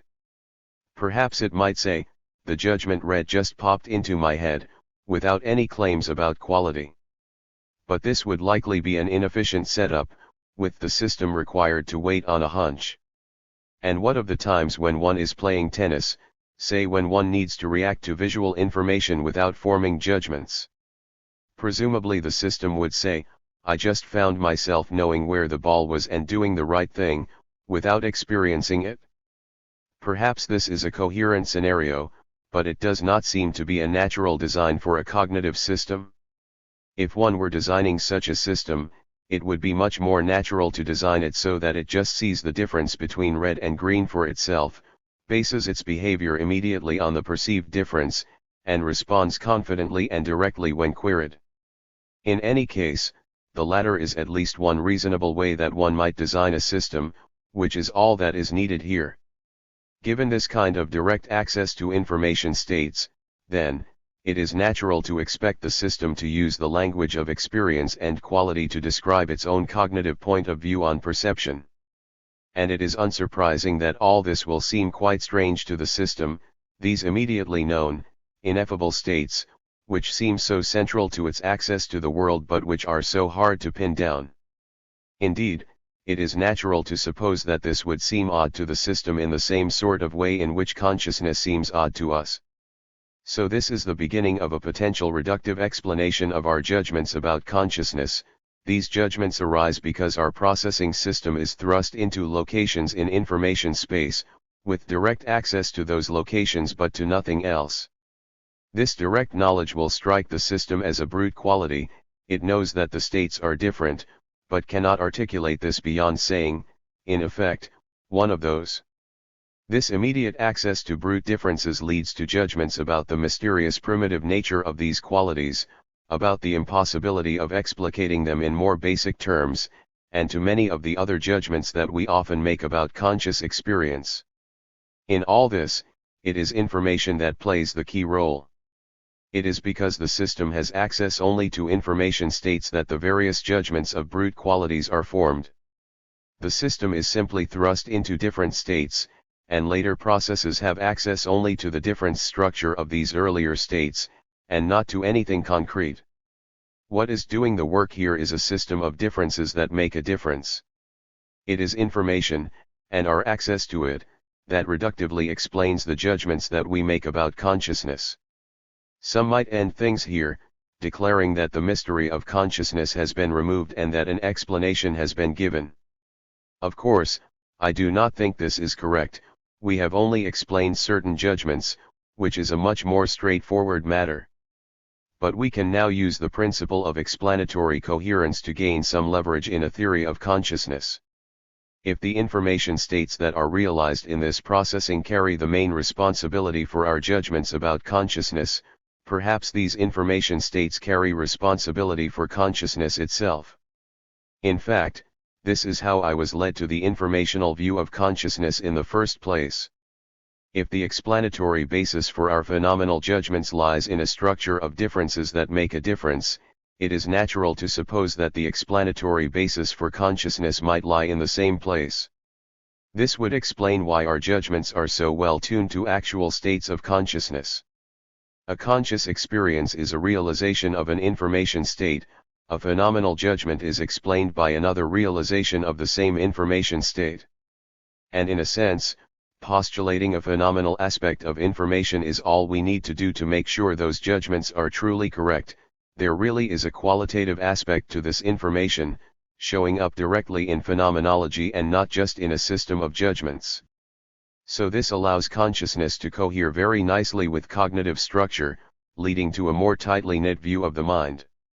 We can also note that there is a nice fit between the cognitive role of information states and the epistemology of experience. Corresponding to experiences with which we are directly acquainted are physically realized information states to which the system has direct, cognitive, access. The system forms its phenomenal judgments based on its direct access to the information states. This causal connection maps nicely onto the claim that the experience, the phenomenal realization of the same information state, is what justifies the phenomenal beliefs that are formed. On both sides, it is the same information state that is playing the crucial role. It is just the physical realization in one case, and the phenomenal realization in the other. None of this is a knockdown proof that the information-based approach to consciousness must be correct. But it does provide the approach with further support. 4. Is experience ubiquitous? By now, readers are probably lining up to object that information is ubiquitous. We find information everywhere, not just in systems that we standardly take to be conscious. My compact disc player realizes information, my car's engine realizes information, even a thermostat realizes information. In fact, as I have spelled out the notion, we find information everywhere. We find causation. We find causation everywhere, so we find information everywhere. But surely we do not find experience everywhere? There are two ways that a supporter of the information-based approach might react to this situation. The first and most obvious is to look for further constraints on the kind of information that is relevant to experience. Not just any physically realized information space is associated with experience, but only those with certain properties. This would require careful consideration of what the further constraints might be, and of how they might fit into fundamental laws. I will consider strategies along these lines later, but for now I wish to consider the alternative. This is to bite the bullet and accept that all information is associated with experience. If so, then it is not just information that is ubiquitous. Experience is ubiquitous too. If this is correct, then experience is associated even with very simple systems. This idea is often regarded as outrageous, or even crazy. But I think it deserves a close examination. It is not obvious to me that the idea is misguided, and in some ways it has a certain appeal. So here, I will examine the reasons one might reject the view, to see if they are compelling, while simultaneously considering various positive reasons to take the view seriously. What is it like to be a thermostat? To focus the picture, let us consider an information processing system that is almost maximally simple, a thermostat. Considered as an information processing device, a thermostat has just three information states: one state leads to cooling, another to heating, and another to no action. So the claim is that to each of these information states, there corresponds a phenomenal state. These three phenomenal states will all be different, and changing the information state will change the phenomenal state. We might ask, what is the character of these phenomenal states? That is, what is it like to be a thermostat? Certainly it will not be very interesting to be a thermostat. The information processing is so simple that we should expect the corresponding phenomenal states to be equally simple. There will be three primitively different phenomenal states, with no further structure. Perhaps we can think of these states by analogy to our experiences of black, white, and gray. A thermostat can have an all-black phenomenal field, an all-white field, or an all-gray field. But even this is to impute far too much structure to the thermostat's experiences, by suggesting the dimensionality of a visual field, and the relatively rich natures of black, white, and gray. We should really expect something much simpler, for which there is no analog in our experience. We will likely be unable to sympathetically imagine these experiences any better than a blind person can imagine sight, or than a human can imagine what it is like to be a bat, but we can at least intellectually know something about their basic structure. To make the view seem less crazy, we can think about what might happen to experience as we move down the scale of complexity. We start with the familiar cases of humans, in which very complex information processing gives rise to our familiar complex experiences. Moving to less complex systems, there does not seem much reason to doubt that dogs are conscious, or even that mice are. Some people have questioned this, but I think this is often due to a conflation of phenomenal consciousness and self-consciousness. Mice may not have much of a sense of self, and may not be given to introspection, but it seems entirely plausible that there is something it is like to be a mouse. Mice perceive their environment via patterns of information flow not unlike those in our own brains, though considerably less complex.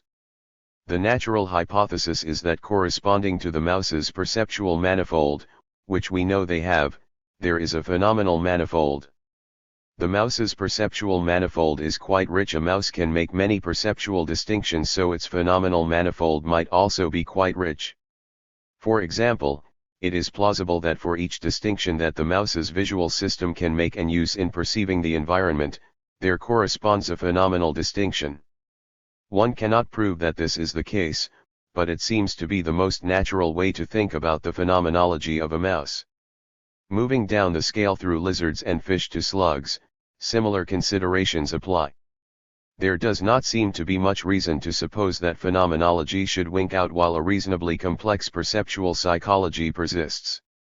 If it does, then either there is a radical discontinuity from complex experiences to none at all, or somewhere along the line phenomenology begins to fall out of synchrony with perception, so that for a while, there is a relatively rich perceptual manifold accompanied by a much more impoverished phenomenal manifold. The first hypothesis seems unlikely, and the second suggests that the intermediate systems would have inner lives strangely dissociated from their cognitive capacities. The alternative is surely at least as plausible. Presumably it is much less interesting to be a fish than to be a human, with a simpler phenomenology corresponding to its simpler psychology, but it seems reasonable enough that there is something there. As we move along the scale from fish and slugs through simple neural networks all the way to thermostats, where should consciousness wink out? The phenomenology of fish and slugs will likely not be primitive but relatively complex, reflecting the various distinctions they can make.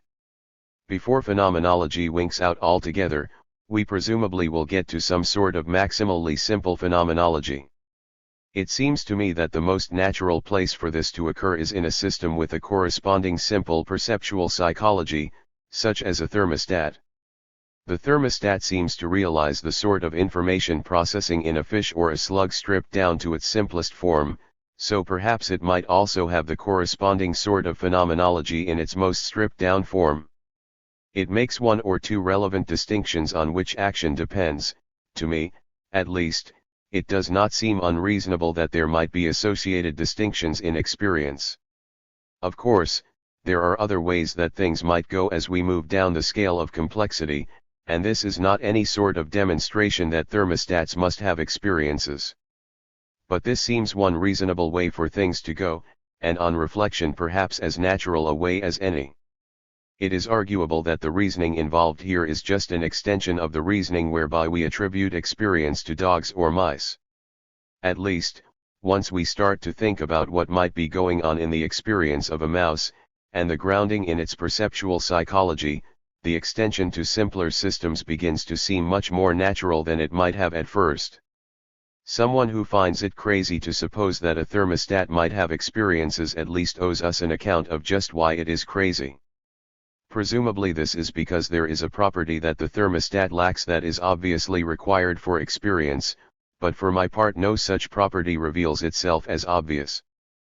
Perhaps there is a crucial ingredient in processing that the thermostat lacks and a mouse possesses, or that a mouse lacks and a human possesses, but I can see no such ingredient that is obviously required for experience, and indeed it is not obvious that such an ingredient must exist. Of course, to say that thermostats have experience is not to say that they have much in the way of a mental life. A thermostat will not be self-conscious, it will not be in the least intelligent, and I would not claim that a thermostat can think. 3 Some of the resistance to the idea of a conscious thermostat may arise from running together experience with these other mental features, all of which almost certainly require much more complexity. These features all have a large psychological component, and it is likely that a complex system would be needed to support the relevant causal roles.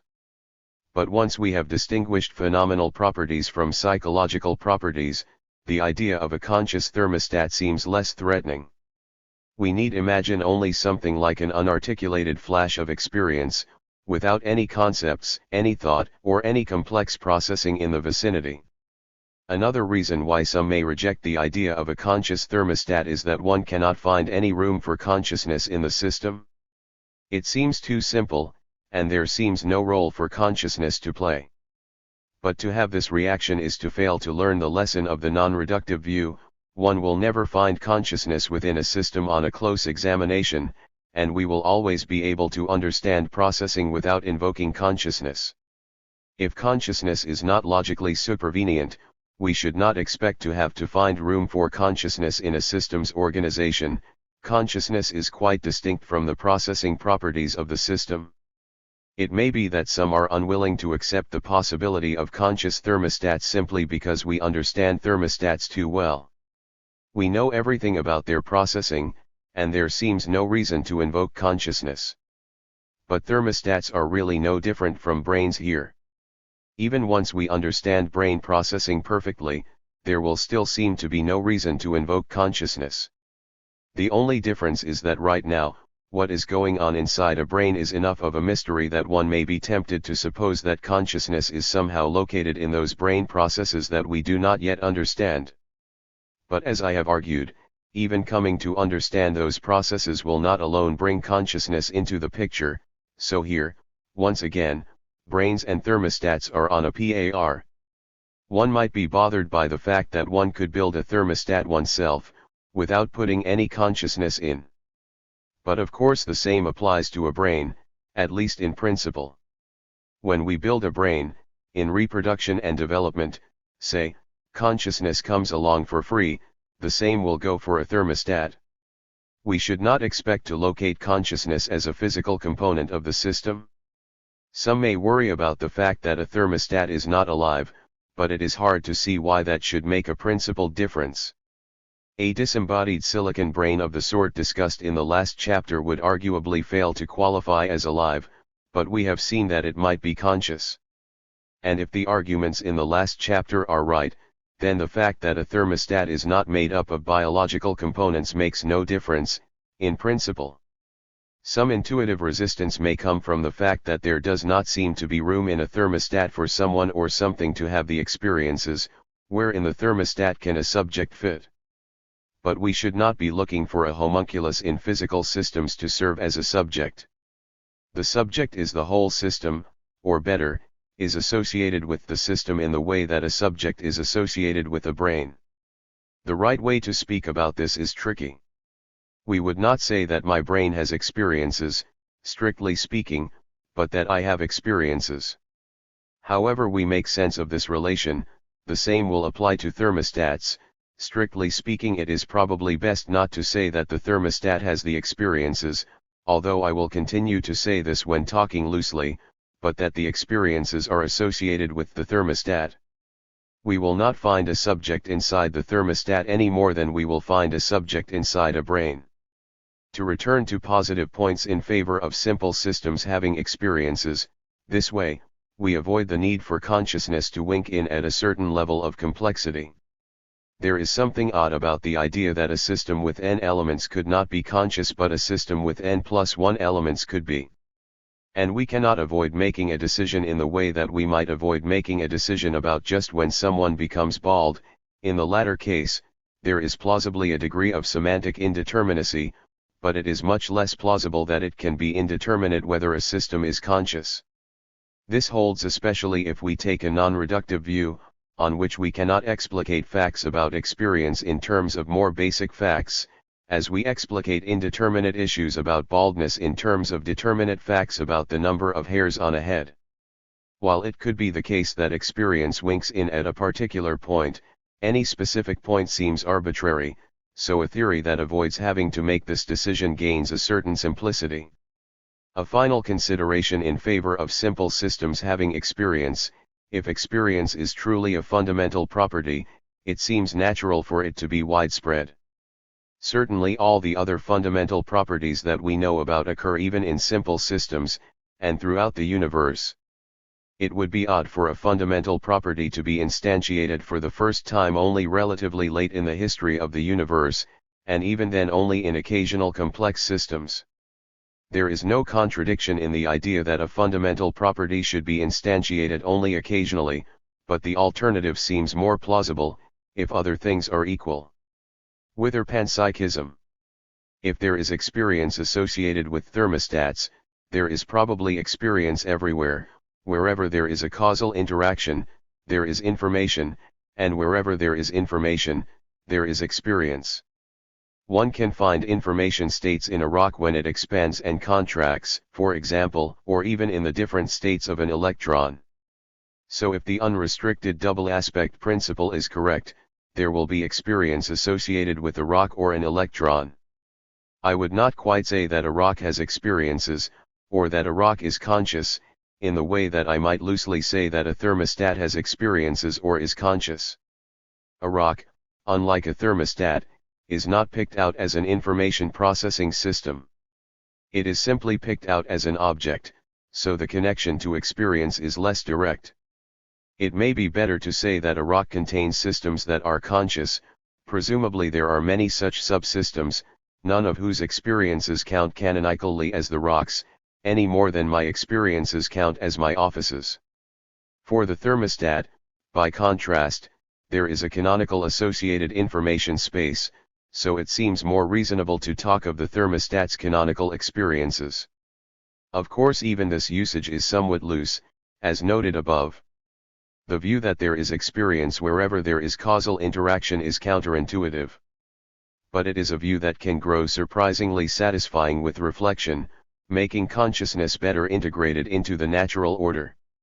If the view is correct, consciousness does not come in sudden jagged spikes, with isolated complex systems arbitrarily producing rich conscious experiences. Rather, it is a more uniform property of the universe, with very simple systems having very simple phenomenology, and complex systems having complex phenomenology. This makes consciousness less special in some ways, and so more reasonable. An interesting question is whether active causation is required for experience. Could a thermostat have experience when it is sitting in a constant state, in a sense causing an output, but without really doing anything? Or does it have experience only when in a state of flux? Most of the causation underlying experience in the brain seems to be active, in that relevant information is being processed constantly, neurons are firing, and so on. On the other hand, it may be that the distinction between active and passive causation cannot be drawn at a fundamental level, in which case the two might be treated equally. I do not know the answer to this question, but there is an intuition that some sort of activity is required for experience. One possibility that I have not considered so far but that cannot be ruled out is that simple systems do not have phenomenal properties, but have proto-phenomenal properties. I mentioned in Chapter 4 the possibility that there might be properties more fundamental than phenomenal properties from which the latter are constituted. If there are indeed such properties, then it would seem natural for them to be instantiated in simple systems. If so, then thermostats might not have experiences as we usually think of them, but instead instantiate a related sort of property that we do not fully understand, a sort of proto-experience, perhaps. This would retain the unified view of the natural order mentioned above, and might also help with the winking out problem. If proto-phenomenal properties are fundamental, then experiences constituted out of these properties might gradually wink in after all. By not claiming that thermostats have full-fledged experiences, this view may also seem a little less crazy than the alternative. Of course, the cost is the postulation of a class of unfamiliar properties that we do not understand, but the possibility has to be left open. Either way, this view has a lot in common with what is often known as panpsychism, the view that everything has a mind. There are a few reasons I do not generally use the term myself. 1. Because I think that having experiences may fall well short of what we usually think of as having a mind, although it may qualify as mind in its simplest form. 2. Because proto-phenomenal properties may be even further away from the usual concept of mind. 3. Because I do not think it is strictly accurate to say that rocks, for example, have experiences, for the reasons mentioned above, although rocks may have experiences associated with them.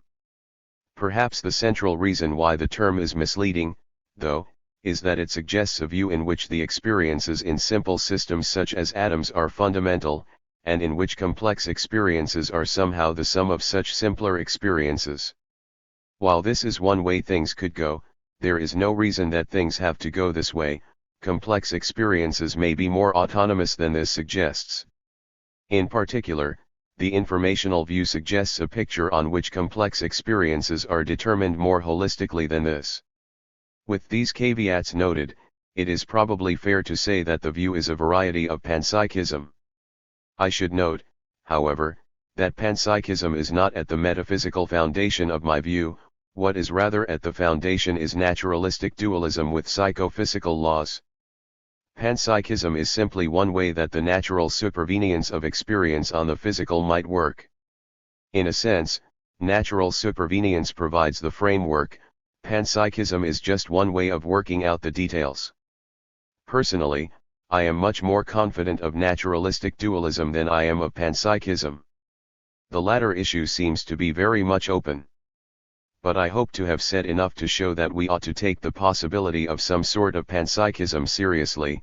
There seem to be no knockdown arguments against the view, and there are various positive reasons why one might embrace it.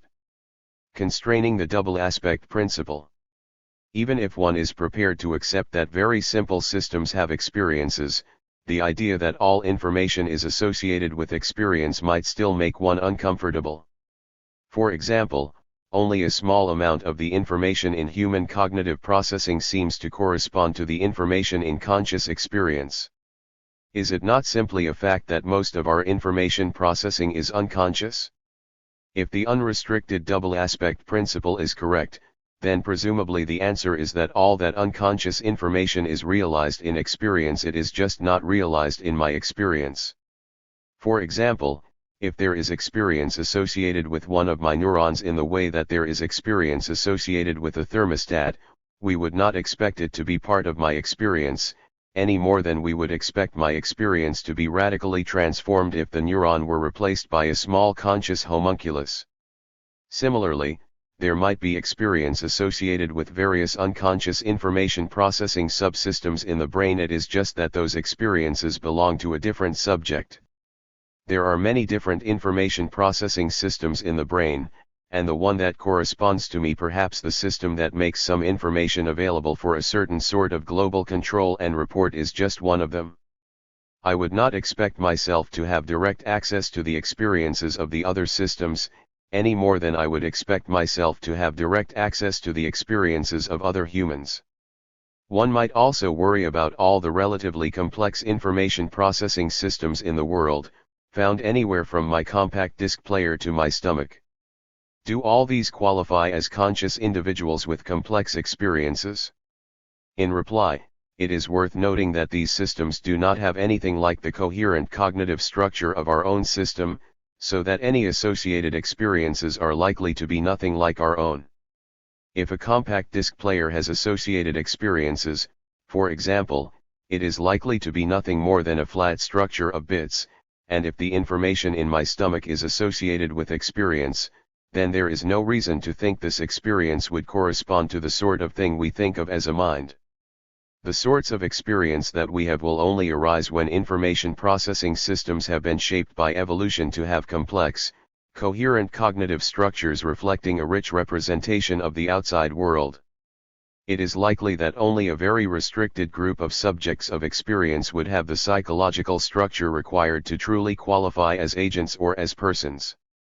Still, this great proliferation of experiences, especially the proliferation within a single brain, might be cause for discomfort.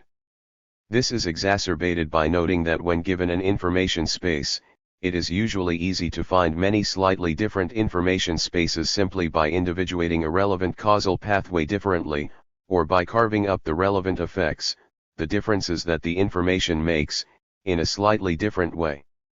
Are we to suppose that there are different sets of experiences floating around for all these information spaces?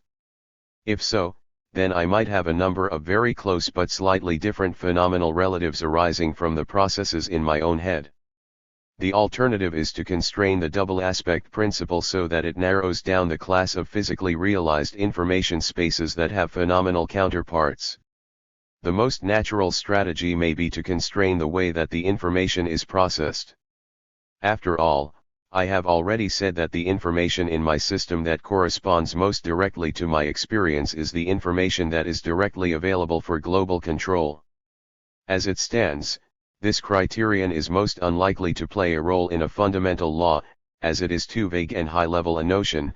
Indeed, we can use the principle only if we have already individuated a high-level system such as a person or a brain.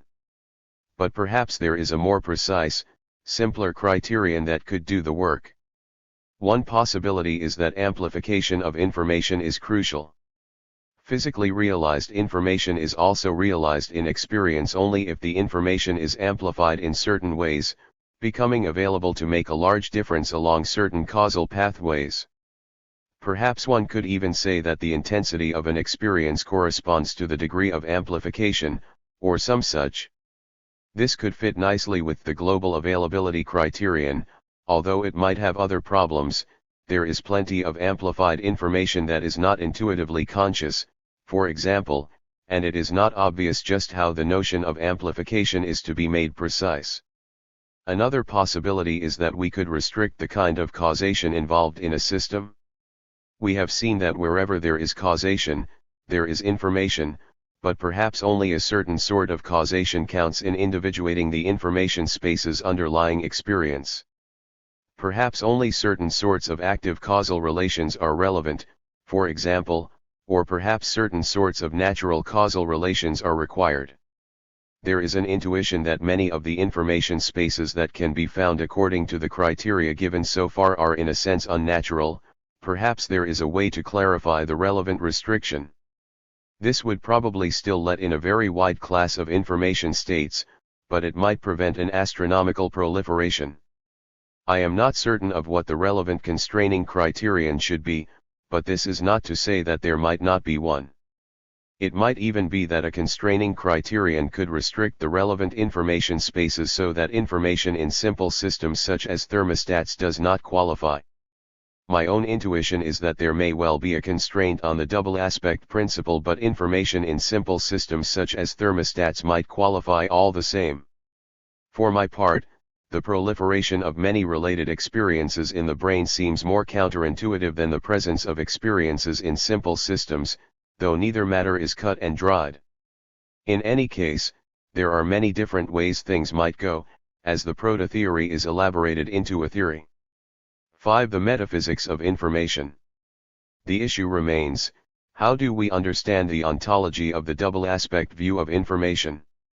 How seriously do we take this talk of information spaces and information states? Are these just useful constructs, or are they in some way ontologically fundamental? Is information primary, or is it really the physical and the phenomenal that are primary, with information merely providing a useful link? There are various ways all this might be understood. The most straightforward, and the least adventurous, is to take the physical and phenomenal realizations of information to be wholly separate features, with no ontological link over and above a lawful connection and a sort of structural isomorphism. On this view, the ontology remains the straightforward ontology of property dualism, with physical properties, separate phenomenal properties, and a lawful connection between the two. Here, talk of a double aspect must be taken in a deflationary way. It is merely a colorful way of talking about two different sorts of correlated properties with a similar structure. And information is simply a useful tool in characterizing this common structure. It does not correspond to anything ontologically deep. This may be a perfectly adequate way to look at things, but there are some more interesting possibilities. Most of these involve taking the role of information more seriously. I will consider one way of doing this in what follows. The reader is warned that the discussion falls well into the realm of speculative metaphysics, but speculative metaphysics is probably unavoidable in coming to terms with the ontology of consciousness. It is sometimes suggested within physics that information is fundamental to the physics of the universe, and even that physical properties and laws may be derivative from informational properties and laws. This it-from-bit view is put forward by Wheeler, 1989, 1990, and Fredkin, 1990, and is also investigated by papers in Zurek, 1990, and Matska, 1992, 1994. If this is so, we may be able to give information a more serious role in our ontology. To get a better grip on this, I will consider one key way in which information can be seen as fundamental to physics. This is not the only way in which the it-from-bit ideas have been put forward. In particular, it differs somewhat from Wheeler's view, but it strikes me as perhaps the most natural way of making sense of the notion.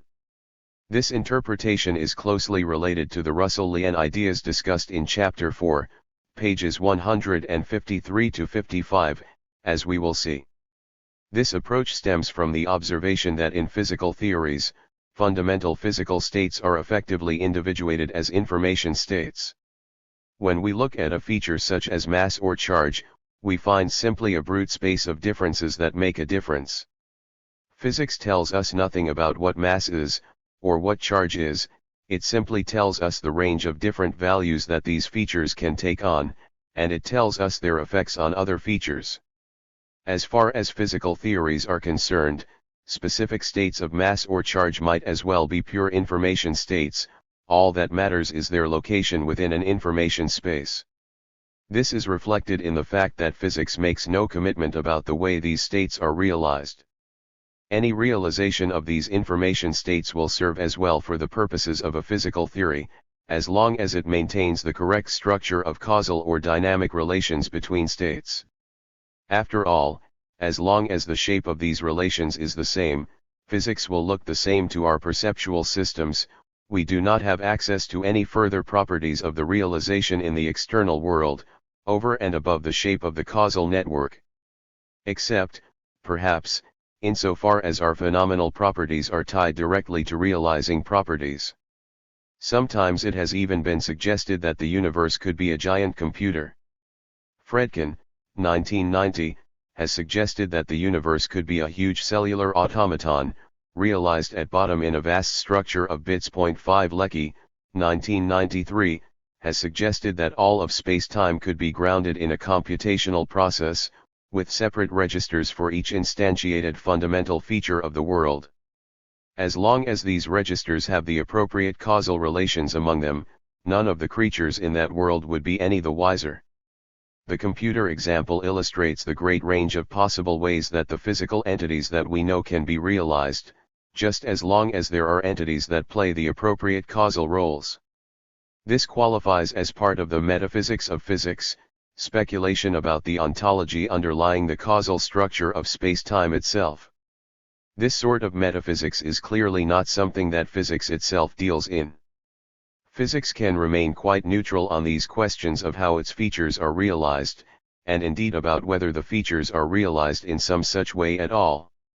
As far as physics is concerned, the state of the world might as well be exhausted by an informational characterization. If there are any further underlying realizing properties, they play no direct role in physical theories. So one might be tempted to dispense with them altogether. This would lead to a picture of the world as a world of pure information. To each fundamental feature of the world there corresponds an information space, and wherever physics takes those features to be instantiated, an information state from the relevant space is instantiated. As long as these information states have the right relations among them, then everything will be as it needs to be. On this picture of the world, there is nothing more to say. Information is all there is. This is how I understand the it-from-bit conception of the world. It is a strangely beautiful conception, a picture of the world as pure informational flux, without any further substance to it. Some versions of the view may also allow space-time as a primitive framework within which the information spaces are embedded. Other versions see space-time itself as constituted by the relations among information spaces. The world is simply a world of primitive differences, and of causal and dynamic relations among those differences. On this view, to try to say anything further about the world is a mistake. Grounding information in phenomenology. There seem to be two main problems with this picture of the world. The first is posed by consciousness itself. It seems that here, we have something over and above a pure information space. Phenomenal properties have an intrinsic nature, one that is not exhausted by their location in an information space, and it seems that a purely informational view of the world leaves no room for these intrinsic qualities. The second problem is that it is not obvious that the notion of pure informational flux is coherent. One may feel that on this view the world is too lacking in substance to be a world. Could there be differences that are primitive differences, not grounded in differences in any underlying quality? One might find it plausible that every concrete difference in the world must be grounded, that is, that it must be a difference in something. This problem is closely related to the problems of the pure causal flux view discussed in Chapter 4, p. 153, of which this view is a variant. That view subtracted the world of all intrinsic qualities, leaving a world of causal relations, with nothing, it seemed, to do the causing. The current view may do slightly better by allowing information states as what the causal relations relate, but these states are remarkably insubstantial, being merely different from each other and having no nature of their own. One might find this picture of a world without intrinsic nature not to be a picture of a world at all. Indeed, one might argue that information spaces must have something of a further nature. It may be that two fundamental properties will have the same sort of informational structure, both involving real quantities on a continuum, for example. If physics is pure information, there will be nothing to distinguish instantiations of the two information spaces. But there must be some difference between them, as the two properties enter into quite different laws, and have different effects on other features of the world.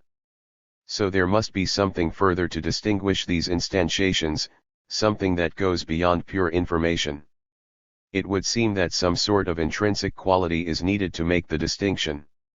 There are a number of ways one might try to deal with these problems. One could decide that the second problem is not in the end a fatal problem and be happy with the physics of pure information, and then one could try to incorporate phenomenal properties as lawfully tied to that information in some fashion. Alternatively, one might answer the second problem by postulating intrinsic properties in which physical information spaces are grounded, and deal with the first problem by introducing phenomenal properties separately. The most intriguing strategy, however, is to try to answer both problems together. The first problem suggests that we have direct knowledge of some intrinsic nature in the world, over and above pure information, in phenomenal properties, and the second suggests that we may need some intrinsic nature in the world, to ground information states. Perhaps, then, the intrinsic nature required to ground the information states is closely related to the intrinsic nature present in phenomenology. Perhaps one is even constitutive of the other. That way, we get away with a cheap and elegant ontology, and solve two problems in a single blow. Once again, this is closely related to the Russellian suggestion described in Chapter 4, on which the unknown intrinsic properties of the world are themselves taken to be phenomenal, or proto-phenomenal, properties. Russell needed these properties to underlie the causal relations given by physics, and we need them here to ground the information states, the differences that make a difference, postulated by physics. These are essentially the same problem. In both cases, we have the feeling of two solutions for the price of one. We need some intrinsic properties to make sense of the physical world, and we need to find a place for the intrinsic properties revealed in phenomenology. The two problems seem to be well matched. So the suggestion is that the information spaces required by physics are themselves grounded in phenomenal or proto-phenomenal properties. Each instantiation of such an information space is in fact a phenomenal, or proto-phenomenal, realization. Every time a feature such as mass and charge is realized, there is an intrinsic property behind it, a phenomenal or proto-phenomenal property, or a microphenomenal property for short. We will have a set of basic microphenomenal spaces, one for each fundamental physical property, and it is these spaces that will ground the information spaces that physics requires. The ultimate differences are these microphenomenal differences. Of course, this view again requires a variety of outrageous panpsychism, but I have already argued that such a panpsychism is not as unreasonable as commonly supposed. Given that I have already suggested that there may be phenomenal properties wherever there is information, we might as well press these properties into service in a useful role. The ontology that this leads us to might truly be called a double-aspect ontology. Physics requires information states but cares only about their relations, not their intrinsic nature. Phenomenology requires information states, but cares only about the intrinsic nature. This view postulates a single basic set of information states unifying the two. We might say that internal aspects of these states are phenomenal, and the external aspects are physical. Or as a slogan, experience is information from the inside, physics is information from the outside. What about macroscopic phenomenology? All this works very nicely as ontology, although it is certainly on the wild side. But before we get too carried away, an enormous question remains: how can this ontology be made compatible with the details of a psychophysical theory? In particular, how can it be made compatible with psychophysical regularities at the macroscopic level? The trouble is that the double aspect principle here applies at the fundamental physical level, with microscopic, physically realized information having a phenomenal realization. But for the purposes of a theory of consciousness, we need macroscopic, physically realized information to have a phenomenal realization also. And it is not at all obvious that this sort of macroscopic phenomenology can be derived from the microscopic phenomenology.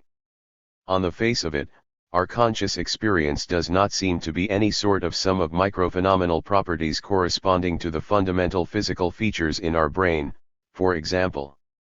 Our experience seems much more holistic than that, and much more homogeneous than any simple sum would be. This is a version of the grain problem, raised by Sellers, 1965, as a problem for materialism. How could an experience be identical to a vast collection of physiological events, given the homogeneity of the former and the fine-grainedness of the latter? The analogous problem is particularly pressing for Russellian views of the sort I am discussing. Point 6. If the roots of phenomenology are exhausted by microphenomenology, then it is hard to see how smooth, structured macroscopic phenomenology could be derived. We might expect some sort of jagged, unstructured phenomenal collection instead. There are various ways one might try to handle this. First, one might try to set things up so that the double aspect ontology holds at all levels, not just at the microscopic level. That is, even physical information spaces at the macroscopic level are grounded in a phenomenal realization. It can be argued that there is nothing privileged about the microscopic level, things are simpler there, but it need not be ontologically special. The arguments we have given for seeing the physical world in informational terms also apply at the macroscopic level. One could argue that even at this level, there is just a space of macroscopic differences that make a difference, each of which could be realized in corresponding phenomenology. The trouble is that there may not be room for all these separate phenomenal realizations. Once we have fundamental physical features realized in phenomenal information spaces, then macroscopic information seems to be grounded already. The differences that make a difference here are now grounded in configurations of microscopic physical features, which are themselves grounded in microphenomenology. One could try to introduce a separate phenomenal grounding all the same, but this would seem to be redundant, and less theoretically elegant than the corresponding move in the microscopic case. One could try to remove the redundancy by making macroscopic grounding primary, but it would then be hard to deal with cases of isolated microscopic systems and the like. So it is not clear that the grounding approach to the double aspect ontology can work directly at the macroscopic level. Second, one could try to understand a way in which macroscopic phenomenology might be constituted by these microphenomenal properties. On the face of it, it does not seem to be any simple sum or collection of these properties, that would lead directly to jaggedness problems. But perhaps the problem is just that we do not understand the mental part-whole relation, as Nagel, 1986, has put it. That is, we lack an accurate conception of the way in which low-level microphenomenal properties add up to yield high-level phenomenology. We tend to think about this in terms of a physical analogy, based on the way in which microphysics adds up to macrophysics, but this may be the wrong way to think about it. Perhaps phenomenology is constituted in a different way entirely. For example, it might be that microphenomenal properties add up to macrophenomenology in a way that reflects their joint informational structure, rather than their joint spatiotemporal structure. If a collection of these properties jointly realize a complex information state by virtue of the causal relations between them, perhaps we could expect any derived macrophenomenology to have the shape of that information state. After all, the central role of the microphenomenal properties is to realize information states, so it would not be entirely surprising for informational structure to play a role in the constitutional relations between the properties.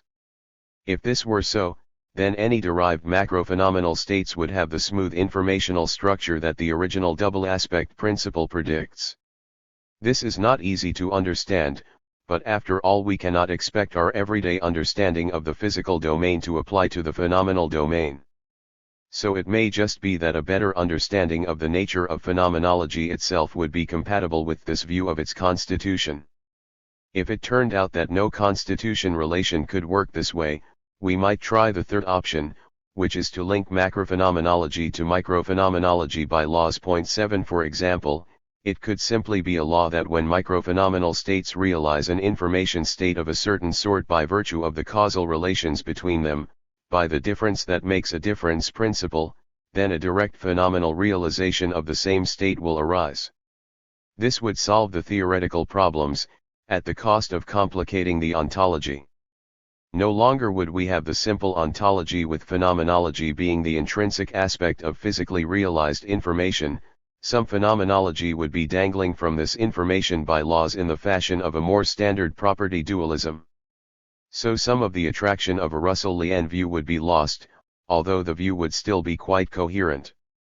In any case, I will leave this question open. It is certainly the hardest problem for any sort of Russellian view, but it is not obvious that it cannot be solved. If it could be made to work, the second strategy seems a particularly promising way to go, or it might be that some entirely new idea is needed to solve this problem. Looking at things optimistically, we can see the problem how to make a psychophysical theory compatible with both the macro-level facts about our phenomenology and its physical basis and the micro-level ontology of the Russellian view as one of the crucial constraints that might eventually lead us to a detailed theory of consciousness. One of the difficulties in constructing such a theory is that there are not many constraints around. It might just be that this problem could provide some much-needed focus. If none of these strategies turns out to be satisfactory, we will have to retreat from the Russellian view to some other view of the metaphysics. One might try to work with the metaphysics of pure information, for example, as a way of understanding the physical world, and then somehow hook phenomenology up, perhaps by way of a lawful connection to pure information. Or one could simply retreat to the tame ontology with separate physical and phenomenal realms, each with their own intrinsic nature, tied together by lawful connections along the lines of the information principle. This would mean that talk of a double aspect would have to be taken less seriously, and the ontology would be somewhat less elegant, but it could still lead to a perfectly satisfactory theory. 6 open questions. The sketch I have given of the informational framework for psychophysical laws leaves an enormous number of questions open. For the picture to be turned into a final theory, all of these questions would have to be answered. I have mentioned a few problems about the ontology of the view in the previous section. But there are also numerous questions about the shape of the laws, and about just how our phenomenology is to be explained. Some of these questions include: 1. When an information space is phenomenally realized, why is it realized one way rather than another? For example, given that our phenomenal color space might have been inverted, it seems somewhat arbitrary that it is the way it is. Do we need to add further laws, or postulate contingent constants, to settle this matter? 2. Is the character of a phenomenal information space settled by the structure of the space, or at least settled up to the possibility of inversions?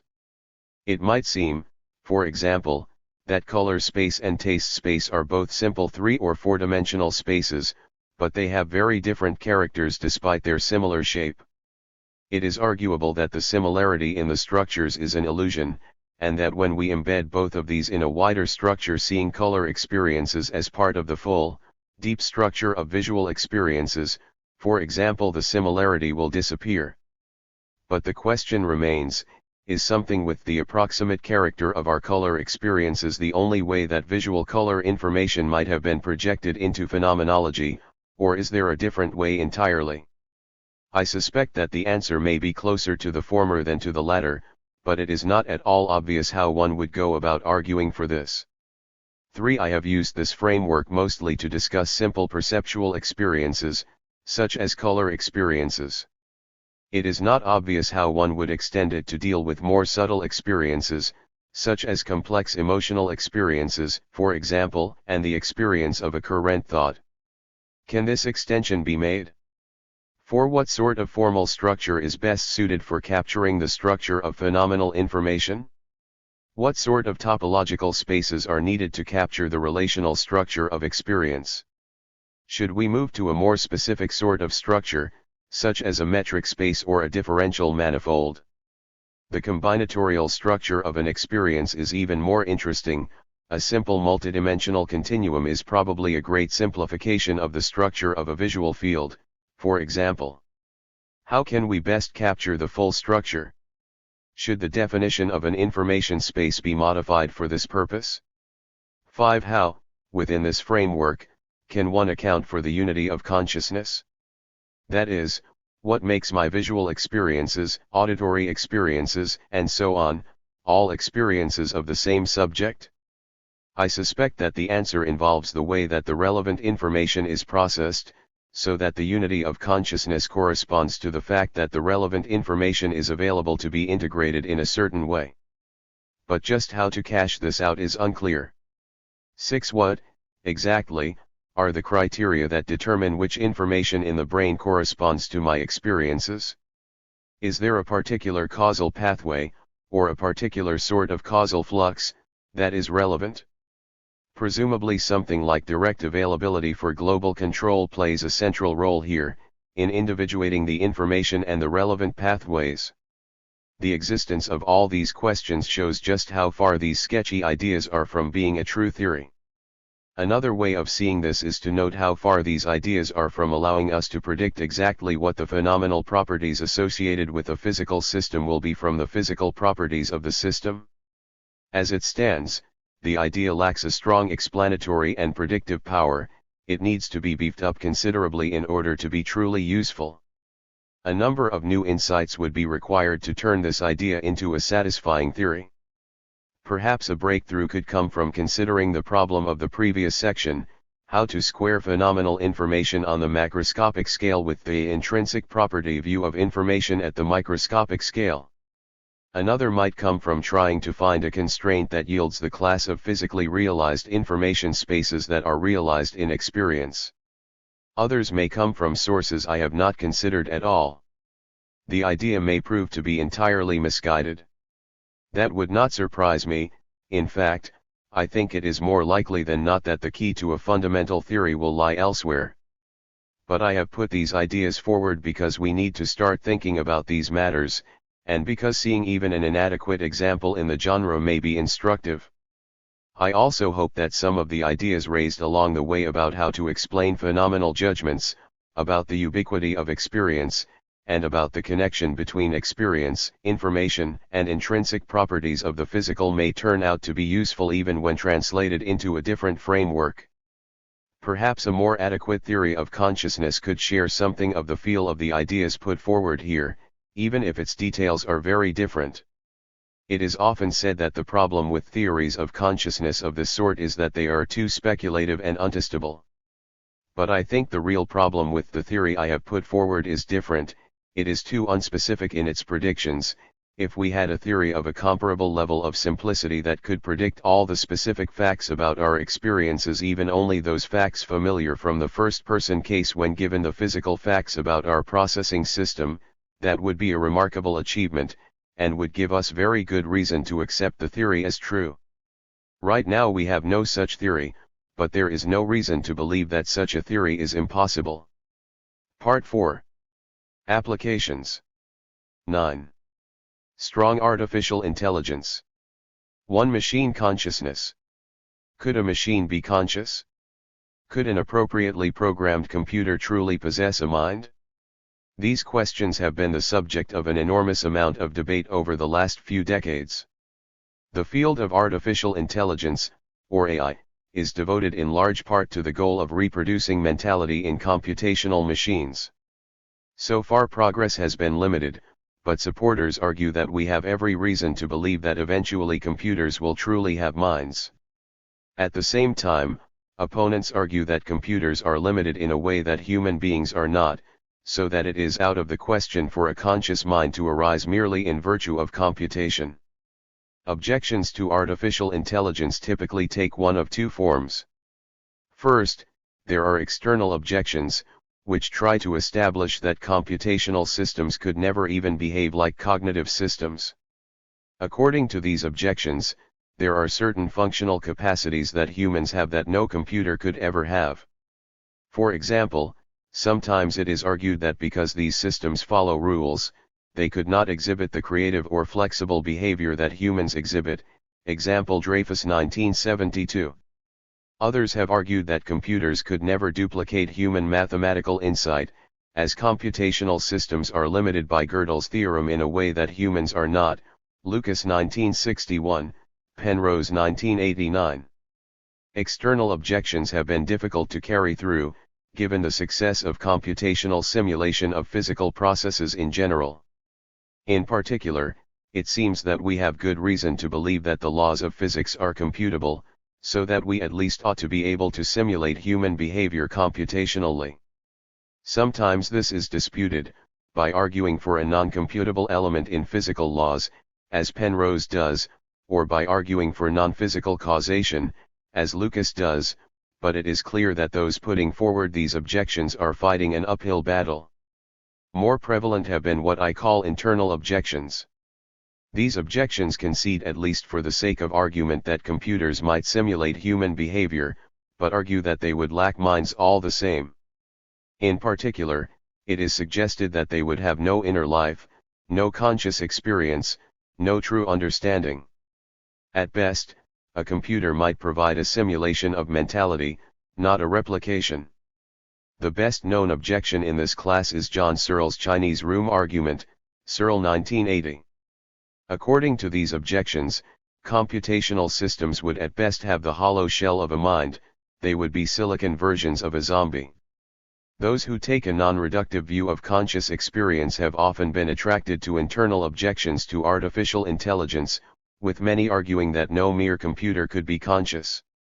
Indeed, those who have been impressed by the problem of consciousness have sometimes characterized the problem by pointing to consciousness as the feature that we have but that any computer would lack.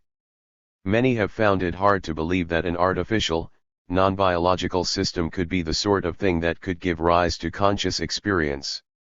A non-reductive view of consciousness does not automatically lead to a pessimistic view of AI, however.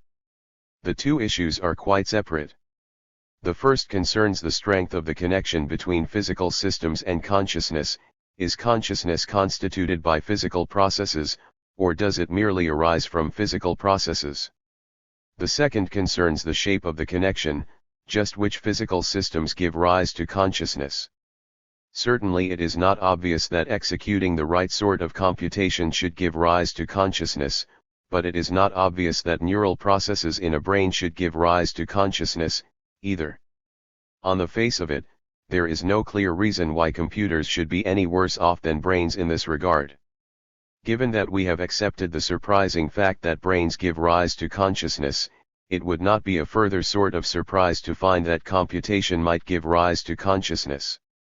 So the mere embrace of a non-reductive view of consciousness ought to leave the matter open. In this chapter, I will take things further and argue that the ambitions of artificial intelligence are reasonable, figure 9.1. In particular, I will argue for the view that Searle calls strong artificial intelligence, that there is a non-empty class of computations such that the implementation of any computation in that class is sufficient for a mind, and in particular, is sufficient for the existence of conscious experience. This sufficiency holds only with natural necessity.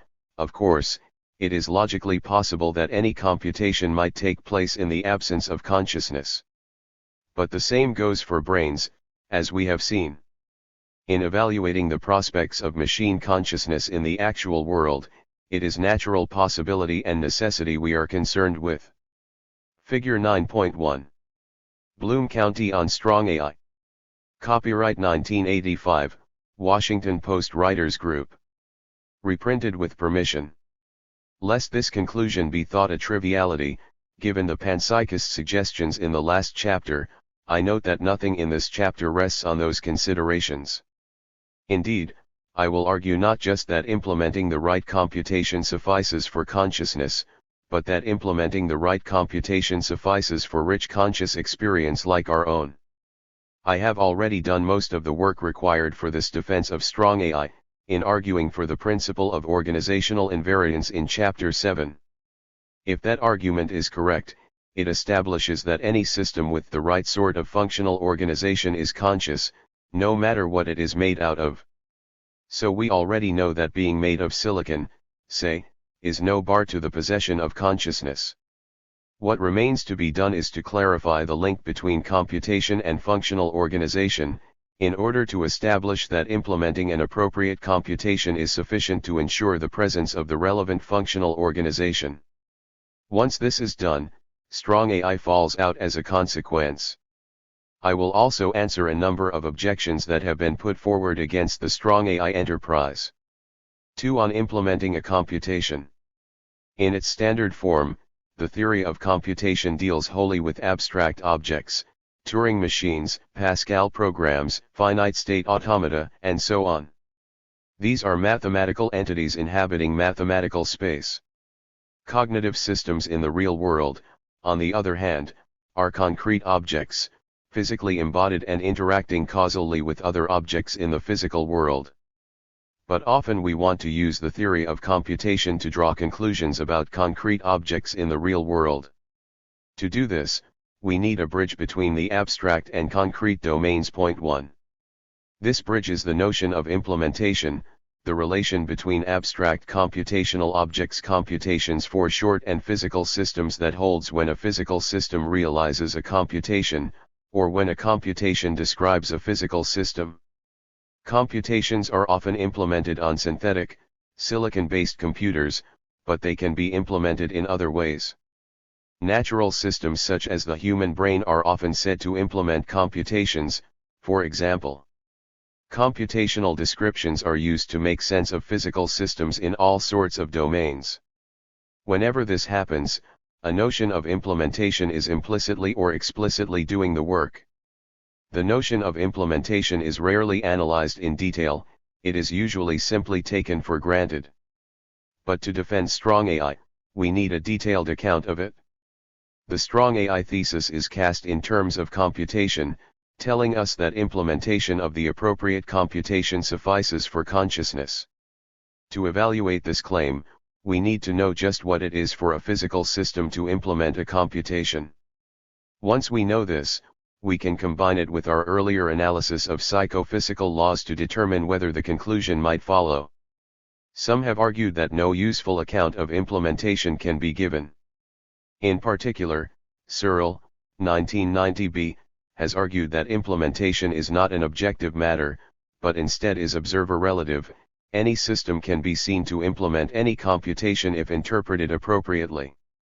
Searle holds, for example, that his wall can be seen to implement the word processing program.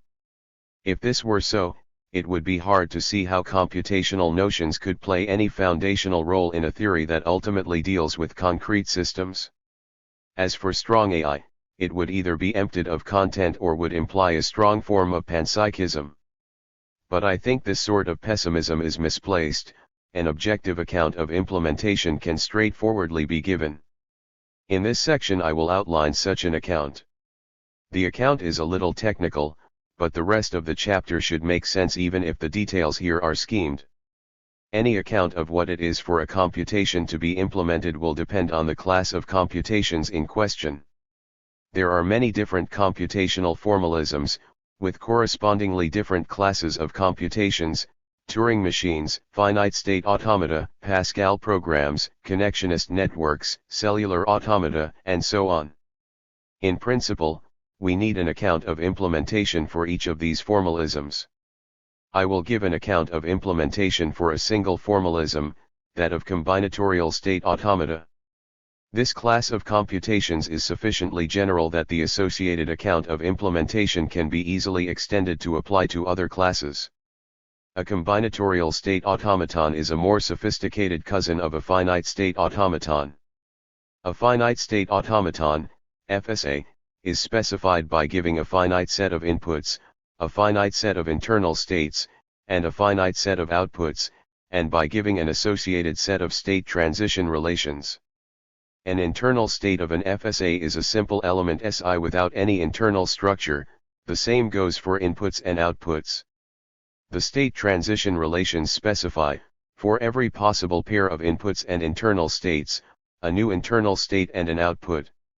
If the initial state of an FSA is given, these state transition relations specify how it will evolve over time and what outputs it will produce, depending on what inputs are received.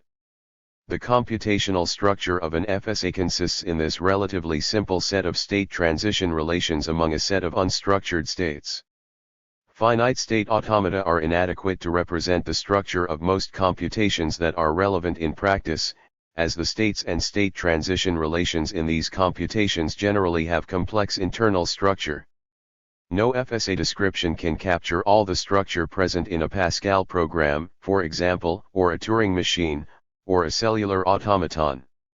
It is therefore more useful to concentrate on a class of automata that have structured internal states. Combinatorial state automata, CSAs, are just like FSAs, except that their internal states are structured. A state of a CSA is a vector S1, S2, Sn. This vector can be either finite or infinite, but I will focus on the finite case. The elements of this vector can be thought of as the components of the internal state. They correspond to the cells in a cellular automaton or the tape squares and head state in a Turing machine.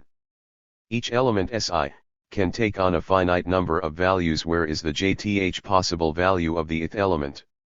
These values can be thought of as substates of the overall state.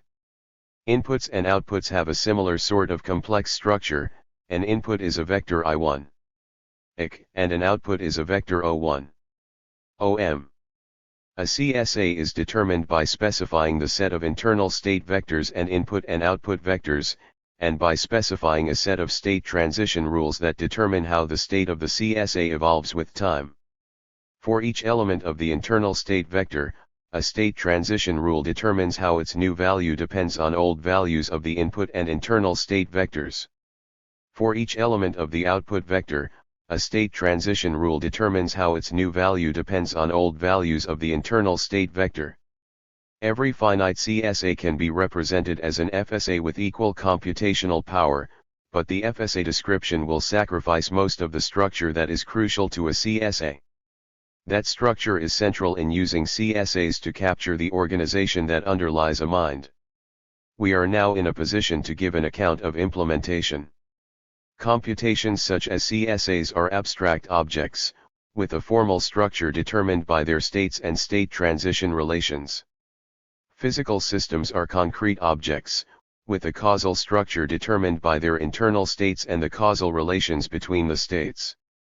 Informally, we say that a physical system implements a computation when the causal structure of the system mirrors the formal structure of the computation. That is, the system implements the computation if there is a way of mapping states of the system onto states of the computation so that physical states that are causally related map onto formal states that are correspondingly formally related. This intuitive idea can be straightforwardly applied to yield an account of implementation for CSAs. A physical system implements a CSA if there is a decomposition of internal states of the system into substates, a decomposition of the system's inputs and outputs into input and output substates, and a mapping from substates of the system onto substates of the CSA, such that the causal state transition relations between physical states, inputs, and outputs reflect the formal state transition relations between the corresponding formal states, inputs, and outputs. The formal criterion for implementing a CSA is as follows. A physical system P implements a CSA M if there is a decomposition of internal states of P into components S1, Sn, and a mapping F from the substates Sj into corresponding substates Sj of M, along with similar decompositions and mappings for inputs and outputs, such that for every state transition rule, I1, ik, S1, Sn rightward arrow, S1, Sn, O1, O1, of M, if P is in internal state S1, Sn, and receives input I1, in, which map to formal state and input S1, Sn, and I1, ik respectively, this reliably causes it to enter an internal state and produce an output that map to S1, Sn, and O1, O1 respectively. We may stipulate that in a decomposition of the state of a physical system into a vector of substates, the value of each element of the vector must supervene on a separate region of the physical system, to ensure that the causal organization relates distinct components of the system. Otherwise, it is not clear that the detailed causal structure is really present within the physical system. There is room to tinker with this and with other details in the definition above. The notion of implementation is not written in stone, and it might be tightened or loosened for various purposes. But this gives the basic shape that will be shared by any account of implementation. It may seem that CSAs are not much of an advance on FSAs. After all, for any finite CSA, we can find a corresponding FSA with the same input-output behavior. But there are some crucial differences. First and foremost, the implementation conditions on a CSA are much more constrained than those of the corresponding FSA. An implementation of a CSA is required to consist in a complex causal interaction among a number of separate parts. A CSA description can therefore capture the causal organization of a system to a much finer grain. Second, CSAs provide a unified account of the implementation conditions for both finite and infinite machines. And third, a CSA can directly reflect the complex formal organization of computational objects such as Turing machines and cellular automata. In the corresponding FSA, much of this structure would be lost. Indeed, we can use this definition of implementation to straightforwardly provide implementation criteria for other sorts of computations. To specify what it takes to implement a Turing machine, for example, we need merely redscribe a Turing machine as a CSA and apply the definition above. To do this, we describe the state of the Turing machine as a giant vector. One element of the vector represents the state of the machine head, and there is an element for each square of the tape, representing the symbol in the square and also indicating whether or not the machine head occupies that square. The state transition rules between the vectors are those derived naturally from the mechanism specifying the behavior of the machine head and the tape. Of course, the vectors here are infinite, but the implementation conditions in the infinite case are a straightforward extension of those in the finite case. Given this translation from the Turing machine formalism to the CSA formalism, we can say that a Turing machine is implemented whenever the corresponding CSA is implemented. We can give similar translations of computations in other formalisms, such as cellular automata or Pascal programs, yielding implementation conditions for computations in each of these classes. This yields a perfectly objective criterion for implementing a computation. Implementation of a computation does not collapse into vacuity in the way that Searle suggests. It is true that some computations will be implemented by every system. For example, the single-element, single-state CSA will be implemented by every system, and a two-state CSA will be implemented almost as widely. It is also true that most systems will implement more than one computation, depending on how we carve up that system's states. There is nothing surprising about this. It is only to be expected that my workstation implements a number of computations, as does my brain. What is crucial is that there is no reason to believe that every CSA will be implemented by every system. For any given complex CSA, very few physical systems will have the causal organization required to implement it. If we take a CSA whose state vectors have 1000 elements, with 10 possibilities for each element, then arguments along the lines of those presented in Chapter 7 suggest that the chance of an arbitrary set of physical states having the requisite causal relations is something less than 1 in 100 and 1000, 101000, actually much less than this, because of the requirement that the transition relations be reliable. Point 2. What of Searle's claim that computational descriptions are observer relative, then? It is true that there is a limited degree of observer relativity.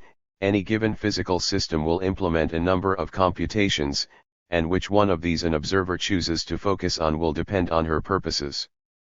But this is not threatening to AI or computational cognitive science.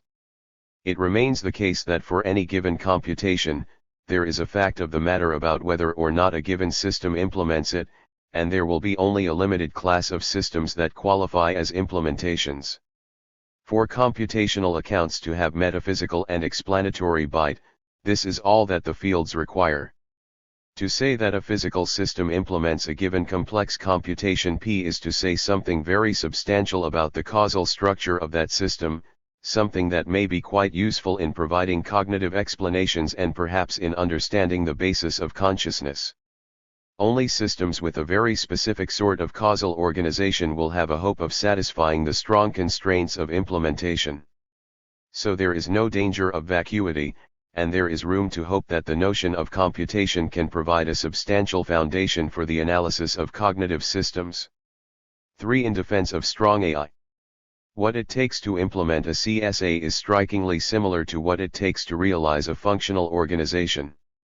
Recall that a functional organization is determined by specifying a number of abstract components, a number of states for each component, and a system of dependency relations indicating how the states of each component depend on previous states and on inputs, and how outputs depend on previous states. The notion of a CSA is effectively a direct formalization of this notion. Indeed, given any functional organization of the sort described in Chapter 7, it can be straightforwardly abstracted into a CSA.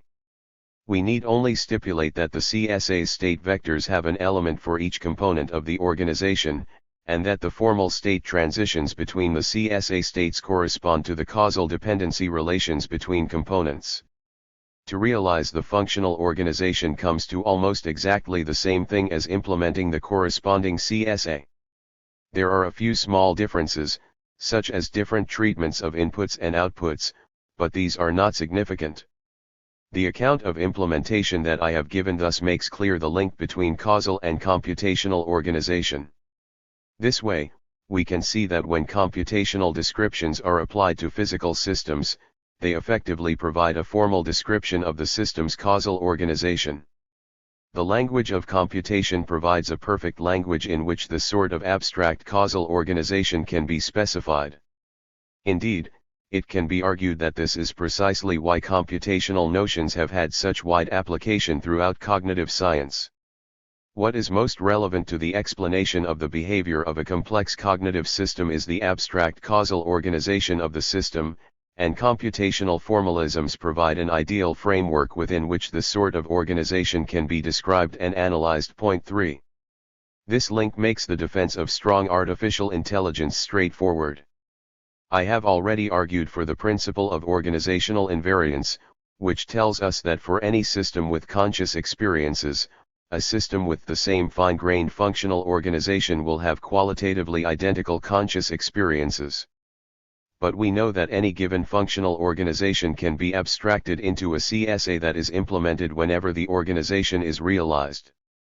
It follows that for a given conscious system M, its fine-grained functional organization can be abstracted into a CSA M, such that any system that implements M will realize the same functional organization, and will therefore have conscious experiences qualitatively indistinguishable from those of the original system.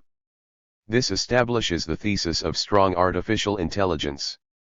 For example, we might abstract a neural description of the brain into a CSA, with an element of the state vector for each neuron and with substates for each element reflecting the relevant range of each neuron's states. The state transition rules of the CSA reflect the way in which the state of each neuron depends on the state of other neurons, and the way in which neural states are related to inputs and output. If non-neural components of the brain are relevant, we can include components for those, too. Any physical system that implements the CSA will have a fine-grained functional organization that duplicates the neuron-level functional organization of the brain. By the invariance principle, this system will have experiences indistinguishable from those associated with the brain. It is easy to think of a computer as simply an input-output device, with nothing in between except for some formal mathematical manipulations. This way of looking at things, however, leaves out the key fact that there are rich causal dynamics inside a computer, just as there are in the brain. Indeed, in an ordinary computer that implements a neuron-by-neuron simulation of my brain, there will be real causation going on between voltages in various circuits, precisely mirroring patterns of causation between the neurons. For each neuron, there will be a memory location that represents the neuron, and each of these locations will be physically realized in a voltage at some physical location. It is the causal patterns among these circuits, just as it is the causal patterns among the neurons in the brain, that are responsible for any conscious experience that arises. We can also defend the strong AI thesis directly, using the fading qualia and dancing qualia arguments. Given any two implementations of a CSA, there will be a spectrum of cases between them, in which physical components of the implementations are replaced one at a time while the pattern of their causal interaction with the rest of the system is preserved. If one of the systems is conscious, and if the CSA abstracts its fine-grained functional organization, then the arguments in question imply that the other system must be conscious and that it must have indistinguishable conscious experiences. If the other system were not conscious, there would be an intermediate system with fading qualia. If the other system were not conscious or had different conscious experiences, then we could construct an intermediate system with dancing qualia. These consequences are implausible, for the reasons outlined in Chapter 7. Given that qualia cannot fade or dance in this way, it follows that the second of the original systems has experiences indistinguishable from the first, and that the strong AI thesis holds. There is a small caveat. The argument assumes that the brain's organization can be abstracted into a CSA description. This requires only that the relevant organization can be described in terms of a finite number of parts, each having a finite number of relevant states. Nevertheless, some might dispute this. For example, perhaps an infinite number of states are needed for each neuron, to capture the vital role of continuous processing. And some might claim that the transitions between these infinite states might be uncomputable. I will discuss this sort of objection later. For now, I am happy to embrace the conclusion that if cognitive dynamics are computable, then the right sort of computational organization will give rise to consciousness. That is, I am more concerned with internal than external objections here. All the same, I will address some external objections later in the chapter. For the Chinese room and other objections. Of course, opponents of strong AI have sometimes put forward concrete arguments against the position. The best known of these are due to John Searle, in his 1980 paper, Minds, Brains, and Programs, and elsewhere. Here I will use the framework I have outlined to answer these arguments. The Chinese room.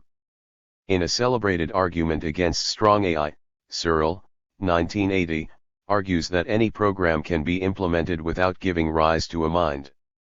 He does this by exhibiting what he takes to be a counterexample to the strong AI claim, the Chinese room, inside which a person manipulating symbols simulates someone who understands Chinese. The Chinese room is intended to provide an example, for any given program, of a system that implements that program but that lacks the relevant conscious experience. In the original version, Searle directs the argument against machine intentionality rather than machine consciousness, arguing that it is understanding that the Chinese room lacks.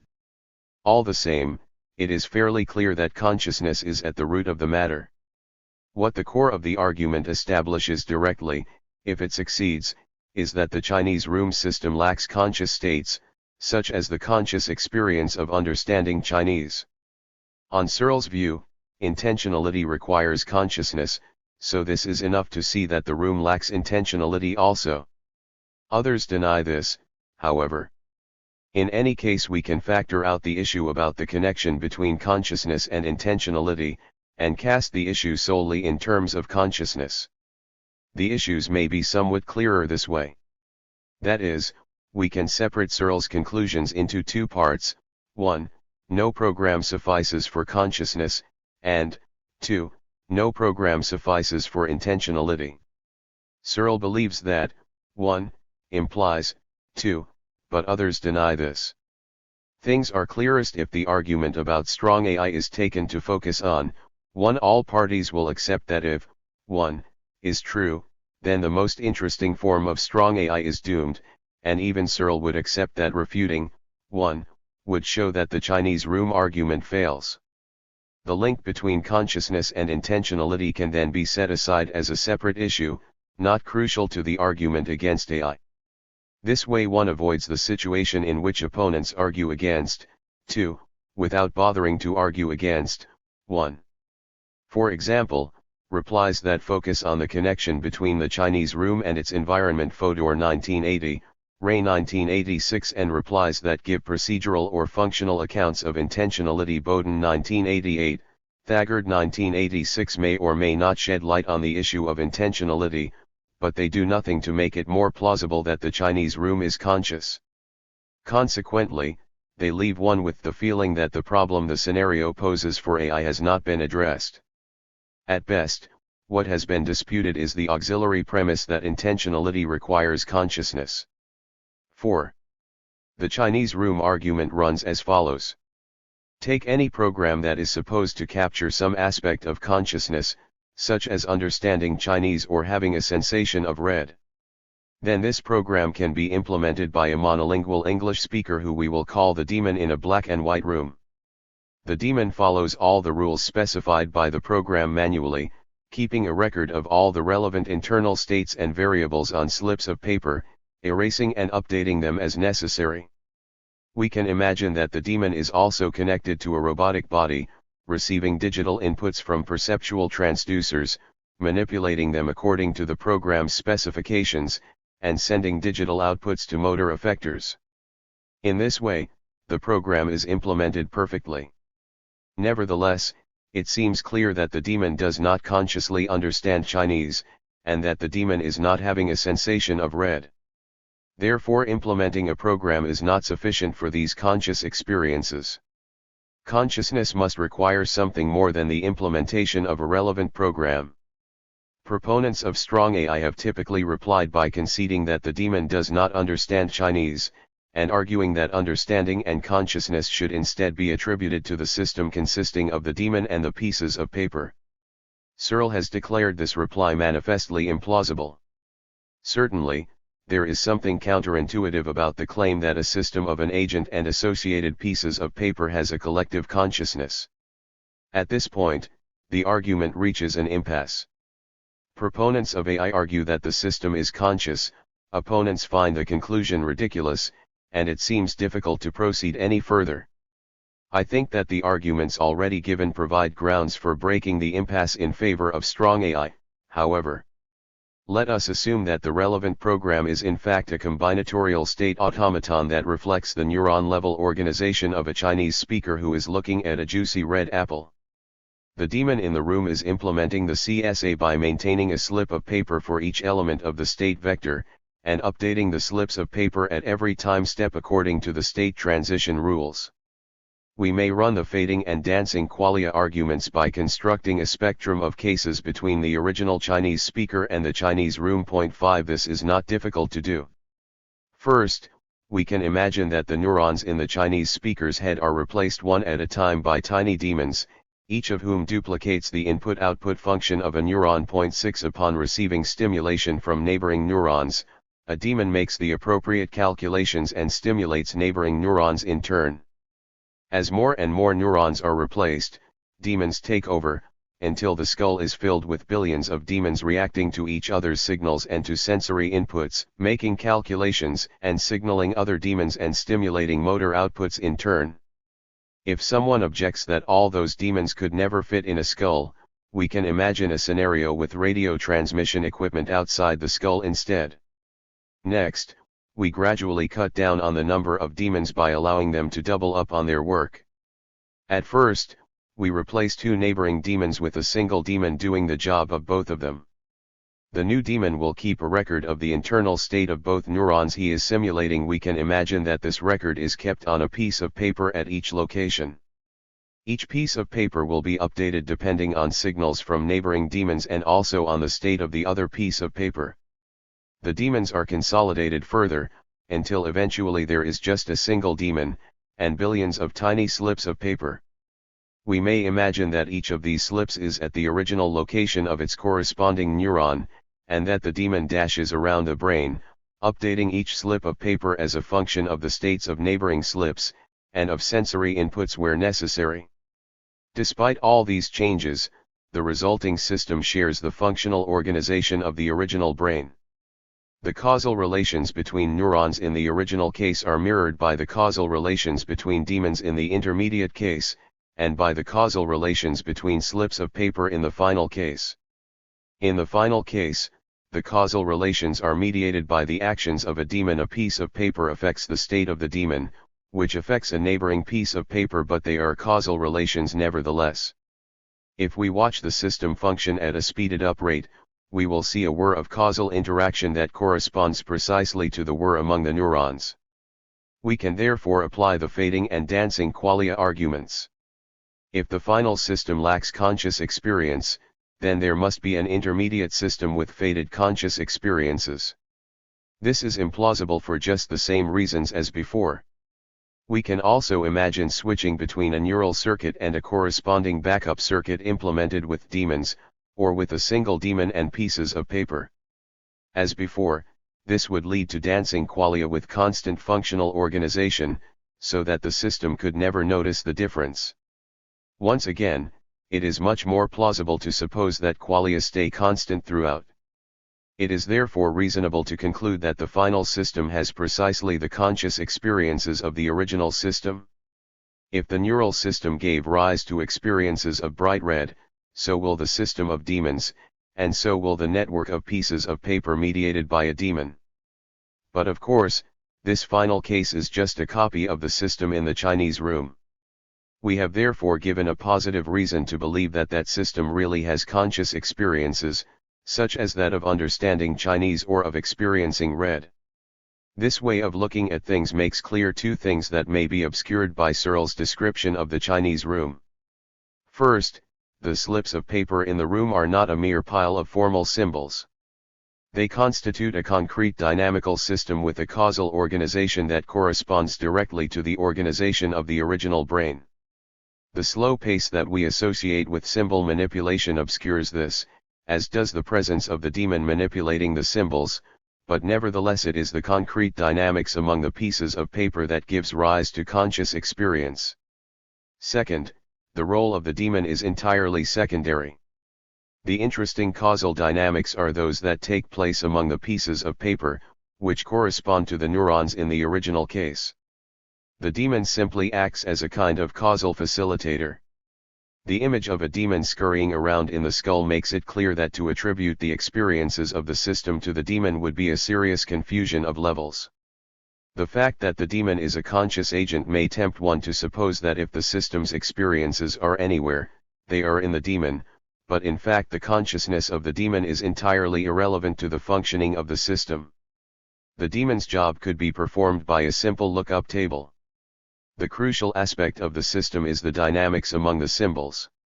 Searle's argument gains its purchase on our intuitions by implementing the program in a bizarre way that obscures the realization of the relevant causal dynamics. Once we look past the images brought to mind by the presence of the irrelevant demon and by the slow speed of symbol shuffling, however, we see that the causal dynamics in the room precisely reflect the causal dynamics in the skull. This way, it no longer seems so implausible to suppose that the system gives rise to experience. Searle also gives a version of the argument in which the demon memorizes the rules of the computation, and implements the program internally. Of course, in practice people cannot memorize even 100 rules and symbols, let alone many billions, but we can imagine that a demon with a supermemory module might be able to memorize all the rules and the states of all the symbols. In this case, we can again expect the system to give rise to conscious experiences that are not the demon's experiences. Searle argues that the demon must have the experiences if anyone does, as all the processing is internal to the demon, but this should instead be regarded as an example of two mental systems realized within the same physical space. The organization that gives rise to the Chinese experiences is quite distinct from the organization that gives rise to the demon's experiences.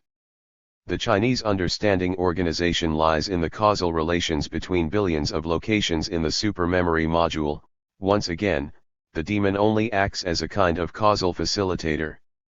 This is made clear if we consider a spectrum of cases in which the demon scurrying around the skull gradually memorizes the rules and symbols, until everything is internalized.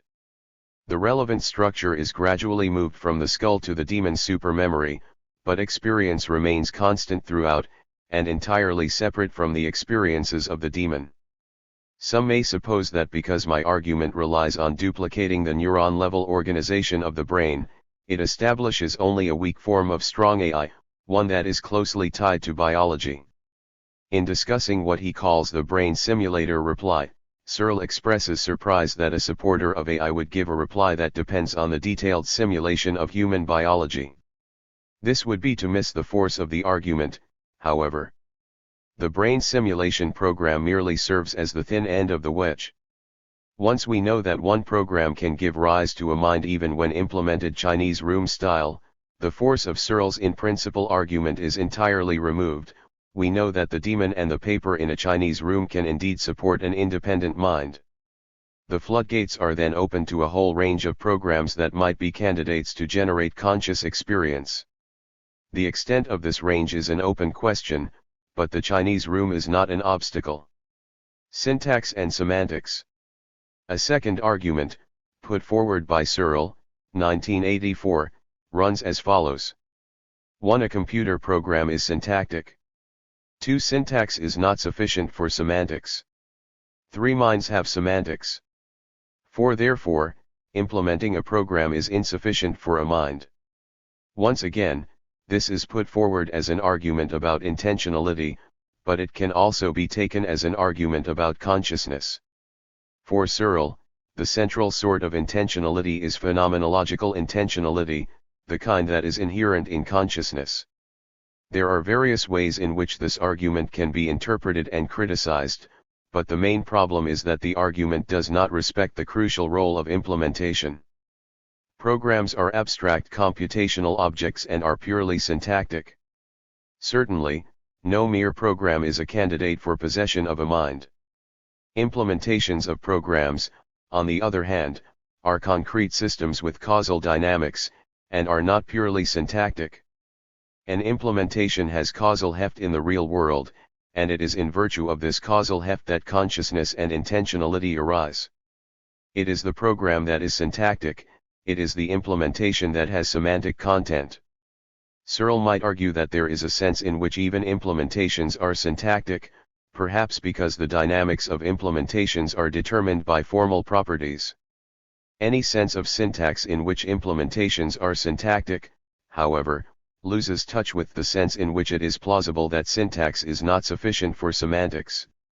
While it may be plausible that static sets of abstract symbols do not have intrinsic semantic properties, it is much less clear that formally specified causal processes cannot support a mind. We can parody the argument as follows. 1. Recipes are syntactic. 2. Syntax is not sufficient for crumbliness. 3. Cakes are crumbly. 4. Therefore, implementing a recipe is insufficient for a cake. In this form the flaw is immediately apparent. The argument does not distinguish between recipes, which are syntactic objects, and implementations of recipes, which are full-bodied physical systems in the real world. Again, all the work is done by the implementation relation, which relates the abstract and concrete domains. A recipe implicitly specifies a class of physical systems that qualify as implementations of the recipe, and it is these systems that have such features as crumbliness. Similarly, a program implicitly specifies a class of physical systems that qualify as implementations of the program, and it is these systems that give rise to such features as minds. A simulation is just a simulation.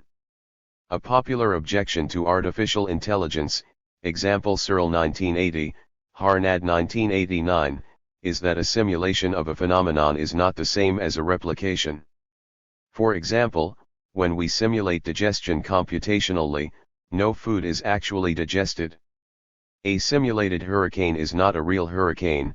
When a hurricane is simulated on a computer, no one gets wet. When heat is simulated, no real heat is generated. So when a mind is simulated, why should we expect a real mind to result? Why should we expect that in this case but not others, a computational process is not just a simulation but the real thing? It is certainly true that for many properties, simulation is not replication. Simulated heat is not real heat. On the other hand, for some properties, simulation is replication. For example, a simulation of a system with a causal loop is a system with a causal loop.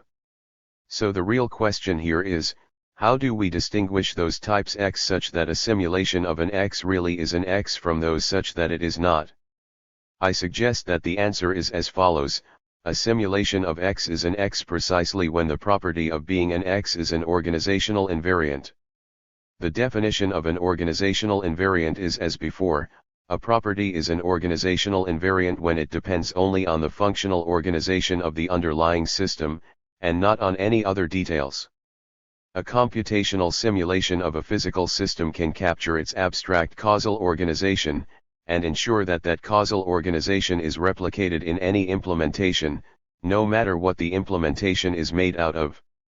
Such an implementation will then replicate any organizational invariance of the original system, but other properties will be lost. The property of being a hurricane is not an organizational invariant, as it depends partly on non-organizational properties such as the velocity, shape, and physical composition of the underlying system. A system with the same causal interactions implemented very slowly among a large set of billiard balls would not be a hurricane.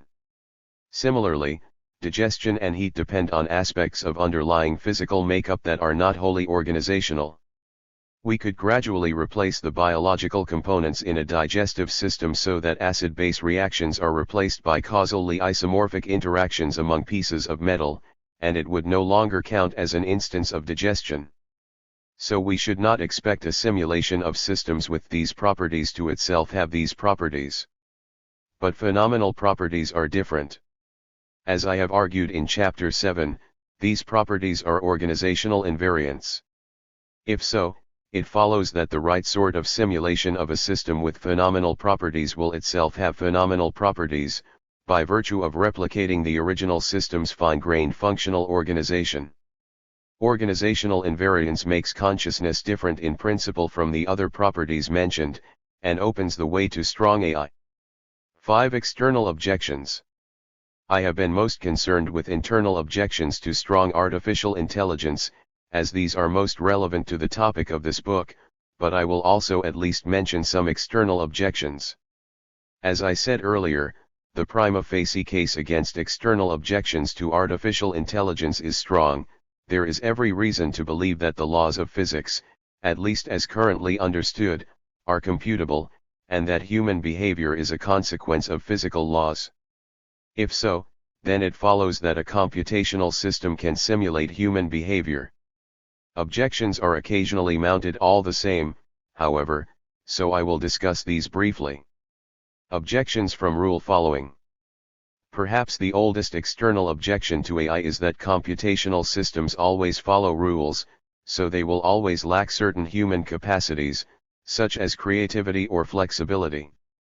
This is in many ways the weakest of the external objections, partly as it is so vague and underspecified. Indeed, it can easily be replied in turn that at the neural level, the human brain may be quite mechanical and reflexive, but this is no bar to creativity and flexibility at the macroscopic level. Of course, an opponent could always choose to deny the thesis about mechanism at the neural level, but in any case there seems to be no good argument for the thesis that computational dynamics at a basic causal level is incompatible with creativity and flexibility at the macroscopic level. This sort of objection may gain some leverage from the implicit identification of computational systems with symbolic computational systems, systems that perform symbolic manipulations of high-level conceptual representations in the extreme case, systems that inflexibly draw conclusions from premises in first-order logic. Perhaps the objection has some force in these cases, although even that is disputable.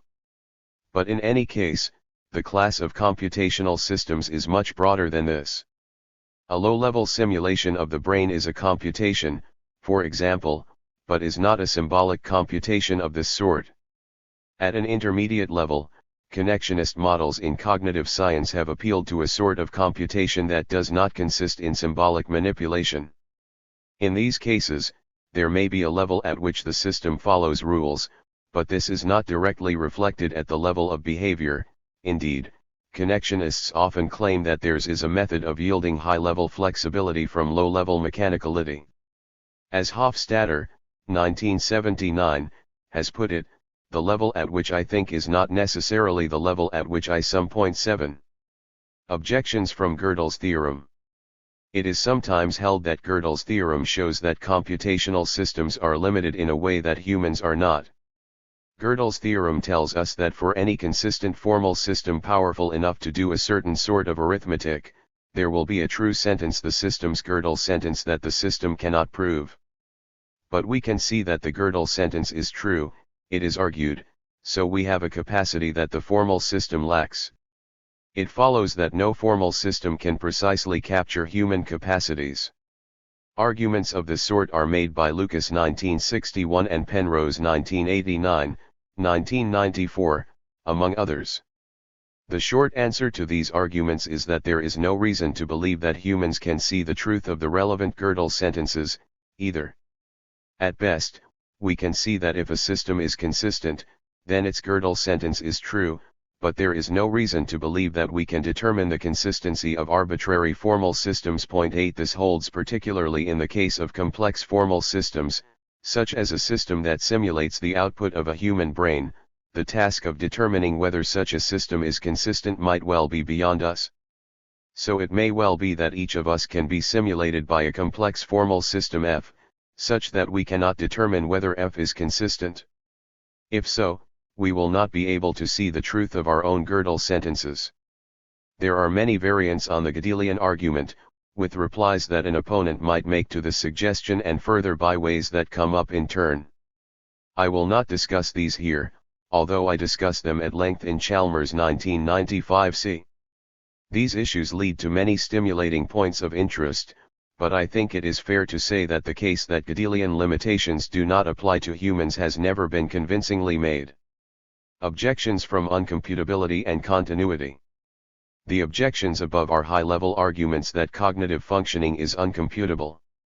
One might also try to attack the AI position at the low level, by arguing that physical functioning is not computable. Penrose, 1994, argues that there may be a non-computable element in a correct theory of quantum gravity, for example.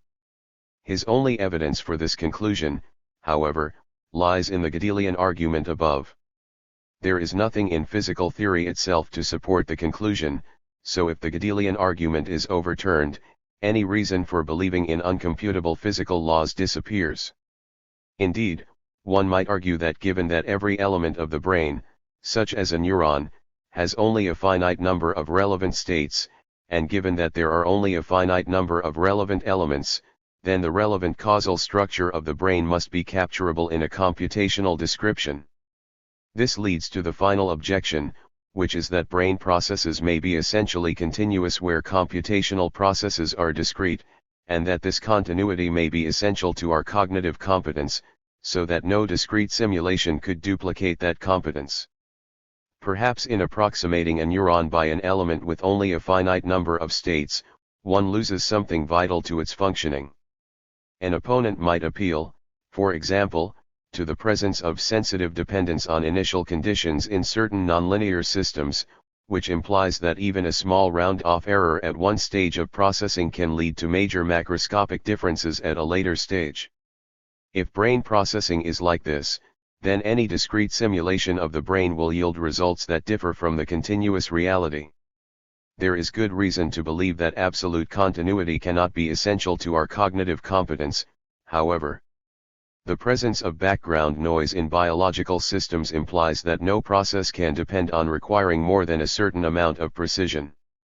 Beyond a certain point, say, the 10-10 level on an appropriate scale, uncontrollable fluctuations in background noise will wash out any further precision. This means that if we approximate the state of the system to this level of precision, perhaps a little further to be on the safe side to the 10-20 level, for example, then we will be doing as well as the system itself can reliably do. It is true that due to nonlinear effects, this approximation may lead to behavior different from the behavior produced by the system on a given occasion, but it will lead to behavior that the system might have produced, had biological noise been a little different. We can even approximate the noise process itself. If we want to. 9 The result will be that the simulating system will have the same behavioral capacities as the original system, even if it produces different specific behavior on specific occasions. The moral is that when it comes to duplicating our cognitive capacities, a close approximation is as good as the real thing. It is true that a system with unlimited precision might have cognitive capacities that no discrete system could ever have.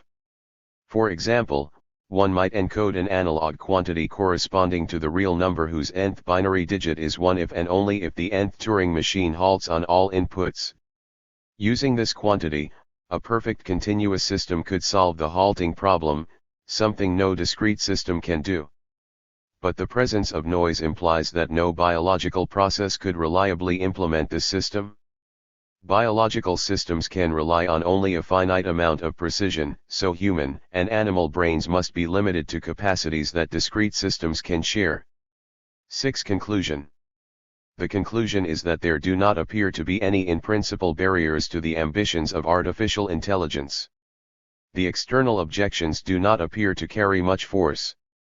The internal objections may be more worrying, but none of the arguments for these objections seem to be compelling on analysis, and indeed if the arguments I have given in previous chapters are correct, then we have good positive reason to believe that implementation of an appropriate computation will bring conscious experience along with it.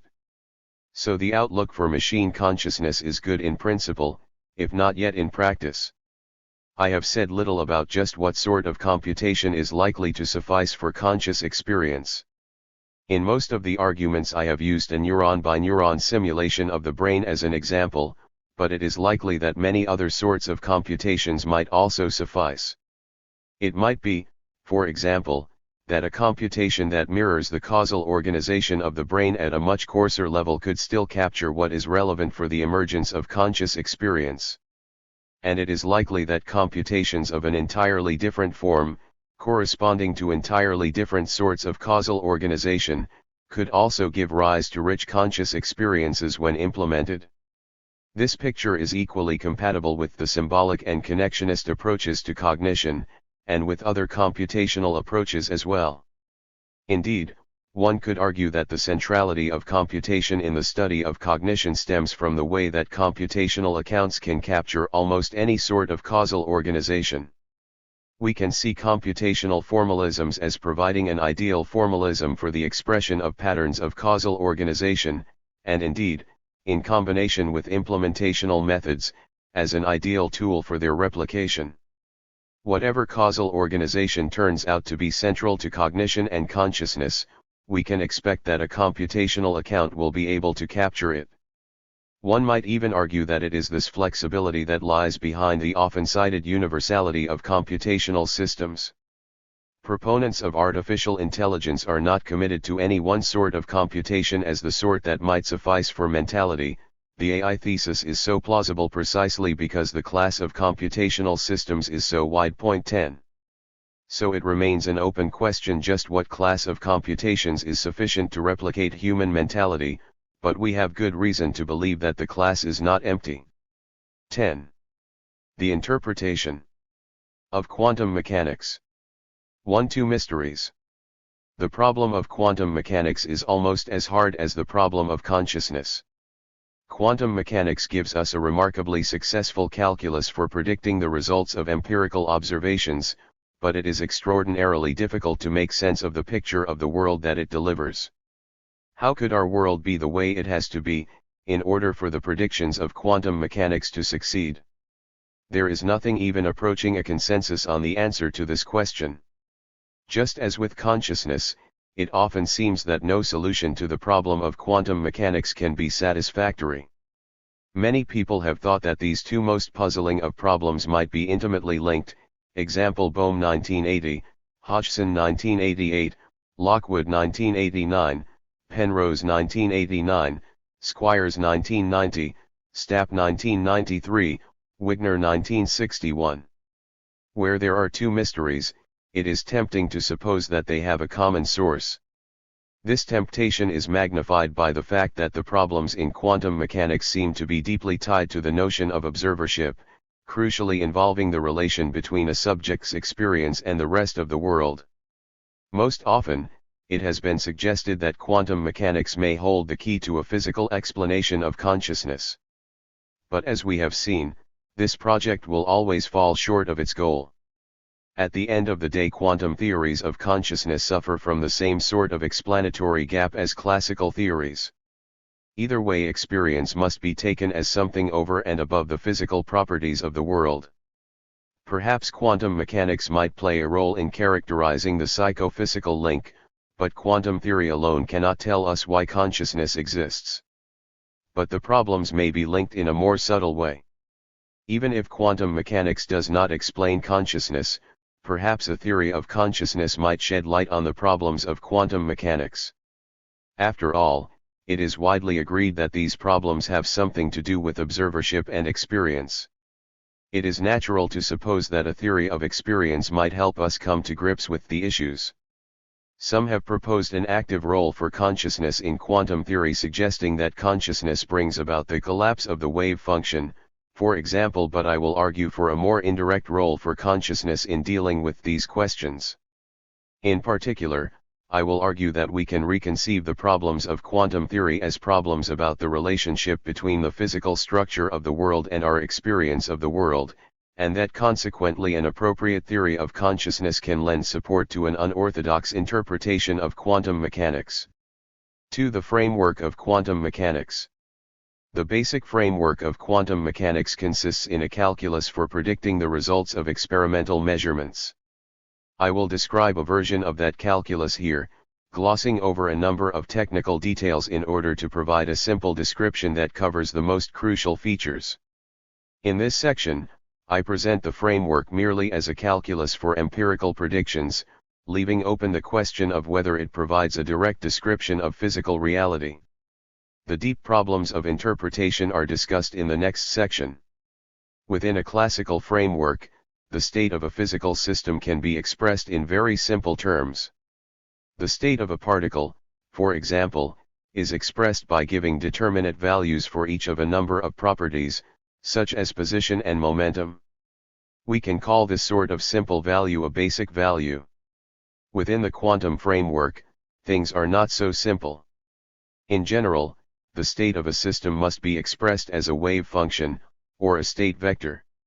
Here, the relevant properties cannot be expressed in simple values, but instead must be expressed as a kind of combination of basic values.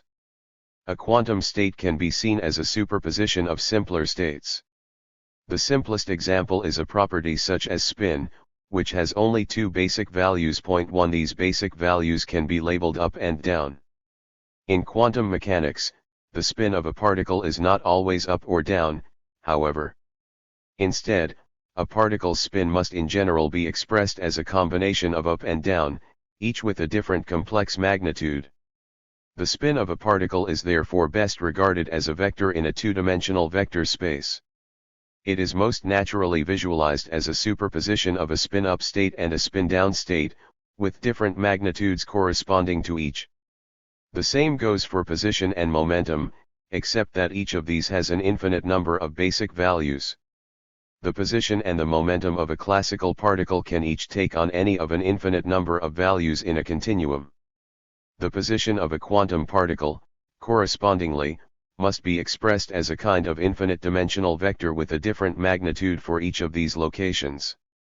This vector is best regarded as a wave, with different amplitudes at different locations in space.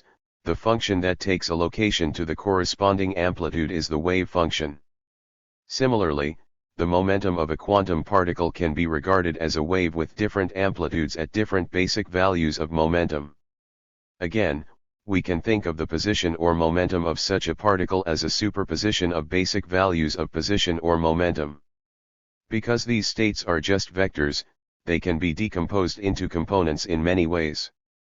While it is often useful to see a two-dimensional spin vector as a sum of an up component and a down component, it can be decomposed in many other ways, depending on the basis chosen for the vector space. All of these bases are equally natural, none is preferred by nature. In fact, it turns out a single vector represents both the position and the momentum of a particle. Decomposed according to one basis, we get the position amplitudes; decomposed according to a different basis, we get the momentum amplitudes. In general, the decomposition that is relevant in a given case depends on which quantity we are interested in, and in particular on which quantity we choose to measure, as I discuss shortly. The states of systems consisting of more than a single particle are somewhat more complex, but the basic idea is the same. Take a system consisting of two particles, A and B. The state of the system cannot generally be expressed by combining a wave function for A and a wave function for B in any simple way. The states of the two particles will often be non-separable. Rather, the state of the system must be expressed as a wave function in a more complex space. This wave function can be seen as a kind of superposition of simpler states of the two-particle system, however, so the general picture still applies. The same goes for more complex systems, in which a state is still best represented as a wave function corresponding to a superposition of states. All this is counterintuitive, but it is not yet paradoxical. If we take this formalism at face value as a description of reality, it is not too hard to make sense of. Some have supposed that it is incompatible with an objective view of the world, as it implies that entities in the world do not have an objective, determinate state. But this does not follow. On this picture, the state of an entity is best expressed by a wave function rather than by discrete quantities, but it is a perfectly determinate state. The picture simply tells us that on the basic level reality is wave-like. This requires a new way of thinking, but we can get used to it. After all, the basic level of microscopic reality is very far from the macroscopic level we usually deal with, and it is not entirely surprising that it should have some unfamiliar properties. Any problems that arise stem from further properties of quantum mechanics. The core of quantum mechanics consists of two principles that determine the dynamics of the wave function, the Schrödinger equation and the measurement postulate. Between them, these two very different principles determine how the wave function of a system evolves with time. Most of the substance of quantum mechanics is found in the Schrödinger equation. This is a differential equation that determines how the wave function of a system evolves under almost all circumstances. The detailed structure of the equation is not important for our purposes. The most important feature here is that it is a linear differential equation, given two states A and B such that A evolves into A and B evolves into B, then a state consisting in a superposition of A and B will evolve into a superposition of A and B. It is also worth noting that under the dynamics of the Schrödinger equation, relatively discrete states usually become more spread out over time. A state that starts as a superposition of values in a limited range will generally evolve into a superposition of values in a much wider range. Finally, the Schrödinger equation is entirely deterministic. The Schrödinger equation is relatively straightforward and well understood. It is here that the meat and potatoes of quantum theory resides. In applying quantum theory to a practical or experimental problem, the bulk of the work consists in calculating how various states evolve according to the Schrödinger dynamics. The Schrödinger equation cannot be all there is to say, however. According to the equation, the vast majority of physical states will soon evolve into a superposition of a wide range of states. But this does not square with our observations of the world. When we measure the position of a particle, we find a definite value, not the superposition of values that the Schrödinger equation would predict. If the Schrödinger equation were all there is to quantum dynamics, then even at the macroscopic level the world would evolve into a wildly superposed state. But in our experience it does not. Pointers have definite locations, moving objects have a definite measurable momentum, and so on.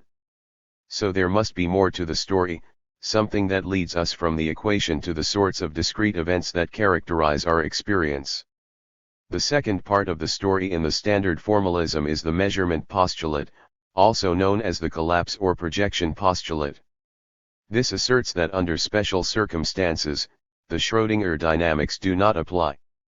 Specifically, it says that when a measurement is made, the wave function collapses into a more definite form.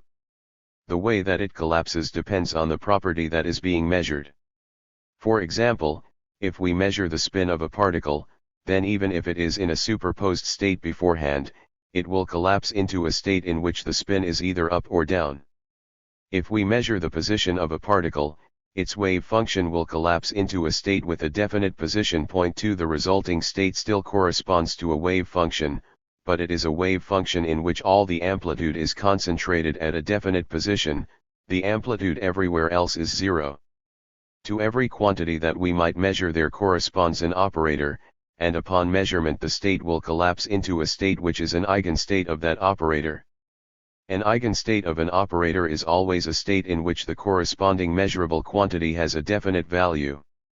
It follows that when we make a measurement of a quantity, a definite value for that quantity always results, which squares precisely with our experience. The dynamics of collapse are probabilistic rather than deterministic.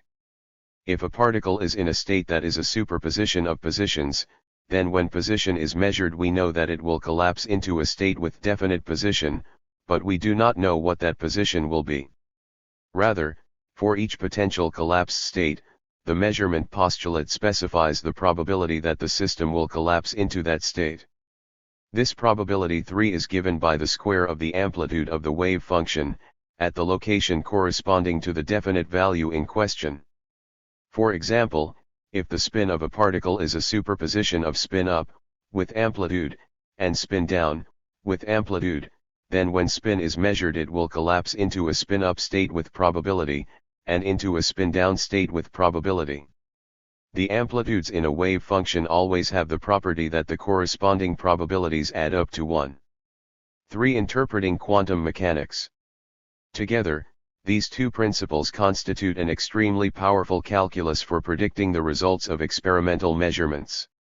To predict the results of an experiment, we express the state of a system as a wave function, and calculate how the wave function evolves over time according to the Schrödinger equation, until the point where a measurement is made. Where a measurement is made, we use the amplitudes of the calculated wave function to determine the probability that various collapse states will result, and to calculate the probability that the measurement will yield any given quantity. Experimental results have been unwavering in their support for the predictions of the theory. Few scientific theories have been as successful at a predictive task. As a calculus, the theory is all but watertight. The problems arise when we ask how it could be that the calculus works. What could be happening in the real world to make the predictions of the calculus so accurate? This is the problem of the interpretation of quantum mechanics. There are many different options available in grappling with this problem, none of which is wholly satisfactory. Option 1, take the calculus literally. The natural first reaction is to take the formalism of quantum mechanics at face value, as we do with most scientific theories. The calculus involves a wave function governed by the dynamics of the Schrödinger equation and the measurement postulate, and the calculus works, so we should suppose that it gives us a direct picture of what is going on in the world.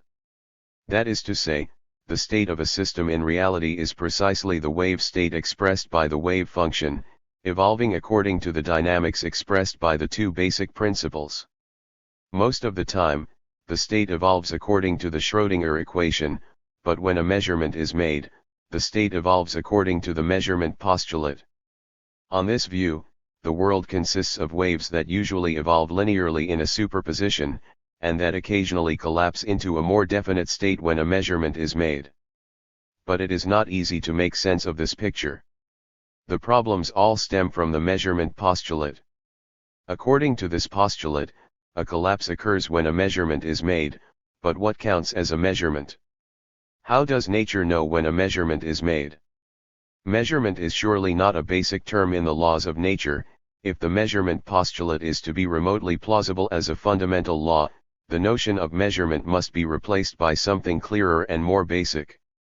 If wave function collapse is an objectively existing process in the world, then we need clear, objective criteria for when it occurs.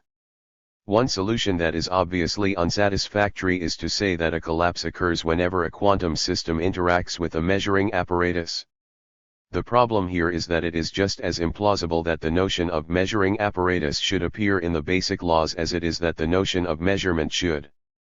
Before, we needed criteria for what counts as a measurement, now, we need criteria for what counts as a measuring apparatus. A suggestion popular in the early days of quantum mechanics was that a measuring apparatus is a classical system, and that a measurement occurs whenever a quantum system interacts with a classical system. But this is clearly unsatisfactory. Quantum theory is meant to be a universal theory, and it should apply to processes within a measuring instrument just as much as it applies to processes elsewhere. Unless we are to suppose that there are two fundamentally different kinds of physical objects in the world, a supposition that would require the development of an entirely new theory, then classical system cannot be a term in a fundamental law of nature any more than measurement can. A related suggestion is that a measurement occurs whenever a quantum system interacts with a macroscopic system. But it is just as clear that macroscopic is not a notion that can figure in a basic law. It must be replaced by something more precise, something like system with mass 1 gram or greater. It would be extraordinarily arbitrary for something like this to figure in a basic law, however. There is no physical criterion for collapse that seems remotely acceptable. A criterion cast at the microscopic level suggesting that collapse takes place when a system interacts with a proton, for example, is ruled out by experimental results. The alternative is that the criterion must involve a higher level physical property, so that collapse takes place when systems take on a certain high-level configuration. But any such higher level property would seem arbitrary, and no plausible candidate has ever been proposed. There is also something very odd about the supposition that the Schrödinger dynamics of microscopic systems should be suddenly overwritten when those systems happen to find themselves in the context of certain special configurations. The only remotely tenable criterion that has been proposed is that a measurement takes place when a quantum system affects some being's consciousness. Unlike the previous criteria, this criterion is at least determinate and non-arbitrary. Point 4. The corresponding interpretation of the calculus is reasonably elegant and simple in its form, and it is the only literal interpretation of the calculus that has any wide currency. This interpretation was first suggested by London and Bauer, 1939, but it is most closely associated with Wigner, 1961. Note that this interpretation presupposes mind-body dualism. If consciousness were just another physical property, then all the previous problems would arise. The view would turn into another high-level property view, on which the wave functions of physical systems just happen to collapse in the context of certain complex physical configurations. If dualism holds, on the other hand, then the criterion for collapse can be truly fundamental. Further, the fact that the cause of collapse is external to physical processing allows for a much simpler theory. All purely physical systems are now governed by the Schrödinger dynamics alone, and the very different measurement dynamics have an independent source. The interpretation has some counterintuitive consequences, though. Take a measuring apparatus such as a pointer that measures the state of an electron, and suppose that the state of the electron is initially superposed. If there is no consciousness in the vicinity, the whole system is governed by the linear Schrödinger dynamics. Given that different discrete electron states would produce different discrete pointer states, it follows that a superposed electron state will produce a superposed pointer state. That is, the theory predicts that the pointer is pointing to many different locations simultaneously. It is only when I look at the pointer that it points to a definite position. The scenario of Schrödinger's cat brings on even stranger consequences. In this scenario, a cat is locked inside a cabinet, an electron spin is measured by an instrument, and an apparatus is set up so that the cat is killed if and only if the electron spin is up. Assume that the cat is anesthetized, so that its consciousness does not enter the picture. If the electron is initially in a superposed state, then the cat will move into a state that is a superposition of life and death. Only when a conscious being looks inside the cabinet will it become determinate whether the cat is dead or alive. In this picture, any macroscopic system will usually be in a large-scale superposition if there is no consciousness in the vicinity. Before consciousness evolved, the entire universe was in a giant superposition, until presumably the first speck of consciousness caused its state to suddenly collapse. This may sound crazy, but it is a direct consequence of the only tenable literal interpretation of the principles of quantum mechanics. I hope this helps to bring out just how strange quantum mechanics is, and how serious the problems posed by its interpretation are. The counterintuitive consequences could perhaps be accepted, but I nevertheless do not advocate this interpretation. For a start, it is incompatible with the view that I have advocated on which consciousness is ubiquitous. If consciousness is associated even with very simple systems, then on this interpretation collapse will happen at a very basic level and very frequently. This is inconsistent with the physical evidence, which requires that low-level superpositions often persist uncollapsed for a significant time. A second problem is that there is nothing approaching a good theory of what sort of effect on consciousness brings about collapse, or of what form the resulting collapse will take. There are many different ways this might be spelled out, but no single way of working out the details looks especially compelling. Other problems stem from the very notion of collapse. For a start, collapse must be non-local. When two particles have entangled states, measuring the first particle will cause the state of the second to collapse simultaneously. This leads to some tension with relativity theory. For example, it seems that non-local collapse requires an appeal to a privileged reference frame. Without such a reference frame, the time of collapse of the second particle will be underdetermined, as simultaneity across locations is not well defined. More generally, the whole process of collapse sits uneasily with the rest of physics. Taken literally, it is an instantaneous, discontinuous, temporally asymmetric, non-local process that is entirely unlike every other process that physical theory gives us reason to believe in. It seems odd that such a strange process should exist alongside the straightforward, continuous, temporally symmetric, local Schrödinger equation. Indeed, compared to the elegance and power of the Schrödinger equation, which is at the heart of quantum theory, collapse seems almost to be an arbitrary, tacked-on element. There is something very awkward about the idea that the world has two such entirely different sorts of dynamics at its basic level. These are far from knockdown arguments, of course, and the interpretation on which consciousness collapses the wave function deserves to be taken very seriously. Nevertheless, I think there is good reason to look for another interpretation, one that gives us a simpler and more straightforward view of nature's basic processes. Option 2, try to get the measurement postulate for free. The problems with the literal interpretation all stem from taking the measurement postulate as a fundamental law. It is tempting to suppose that instead the postulate might be non-basic, a consequence of more fundamental principles. There are two ways this might go. We might try to introduce further basic principles, less problematic than the measurement postulate, that have the same effect. This is the strategy of option 4. Or we might try to derive the effects as a consequence of known basic principles, such as the Schrödinger equation. That is, we might try to get the measurement postulate for free. It is easy to see the intuitive motivation for this strategy. There is an intuition that superposition effects apply primarily at a microscopic level and might somehow cancel out at the macroscopic level. Perhaps when there are many microscopic superpositions, they interact in such a way to produce a macroscopic state that is relatively definite. Because of some mathematical properties of complex configurations, we might be able to see how an effective collapse could be the consequence of microscopic indefiniteness.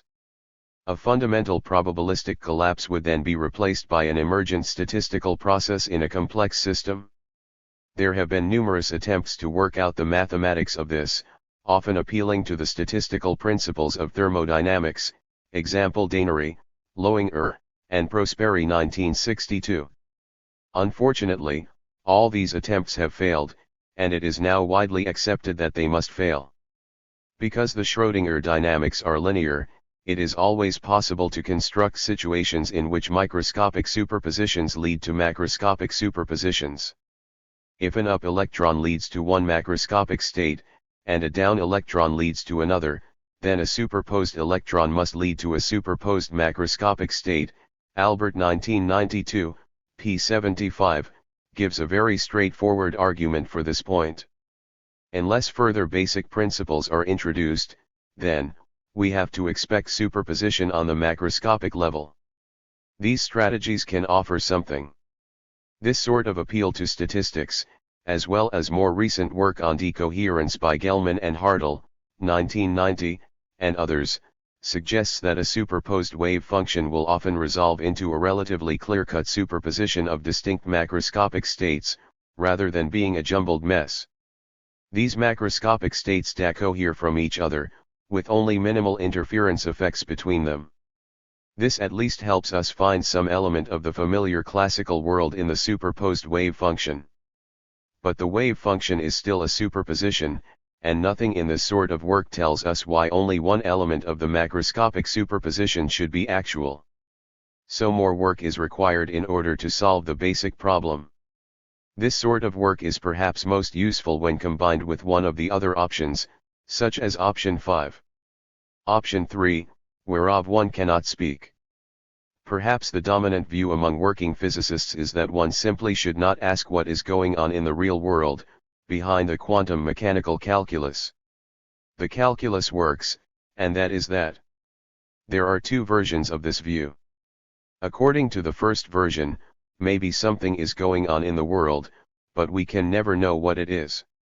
The calculus gives us all the empirical information that we will ever have, so that anything further is pure speculation. We might as well stop worrying and continue to calculate.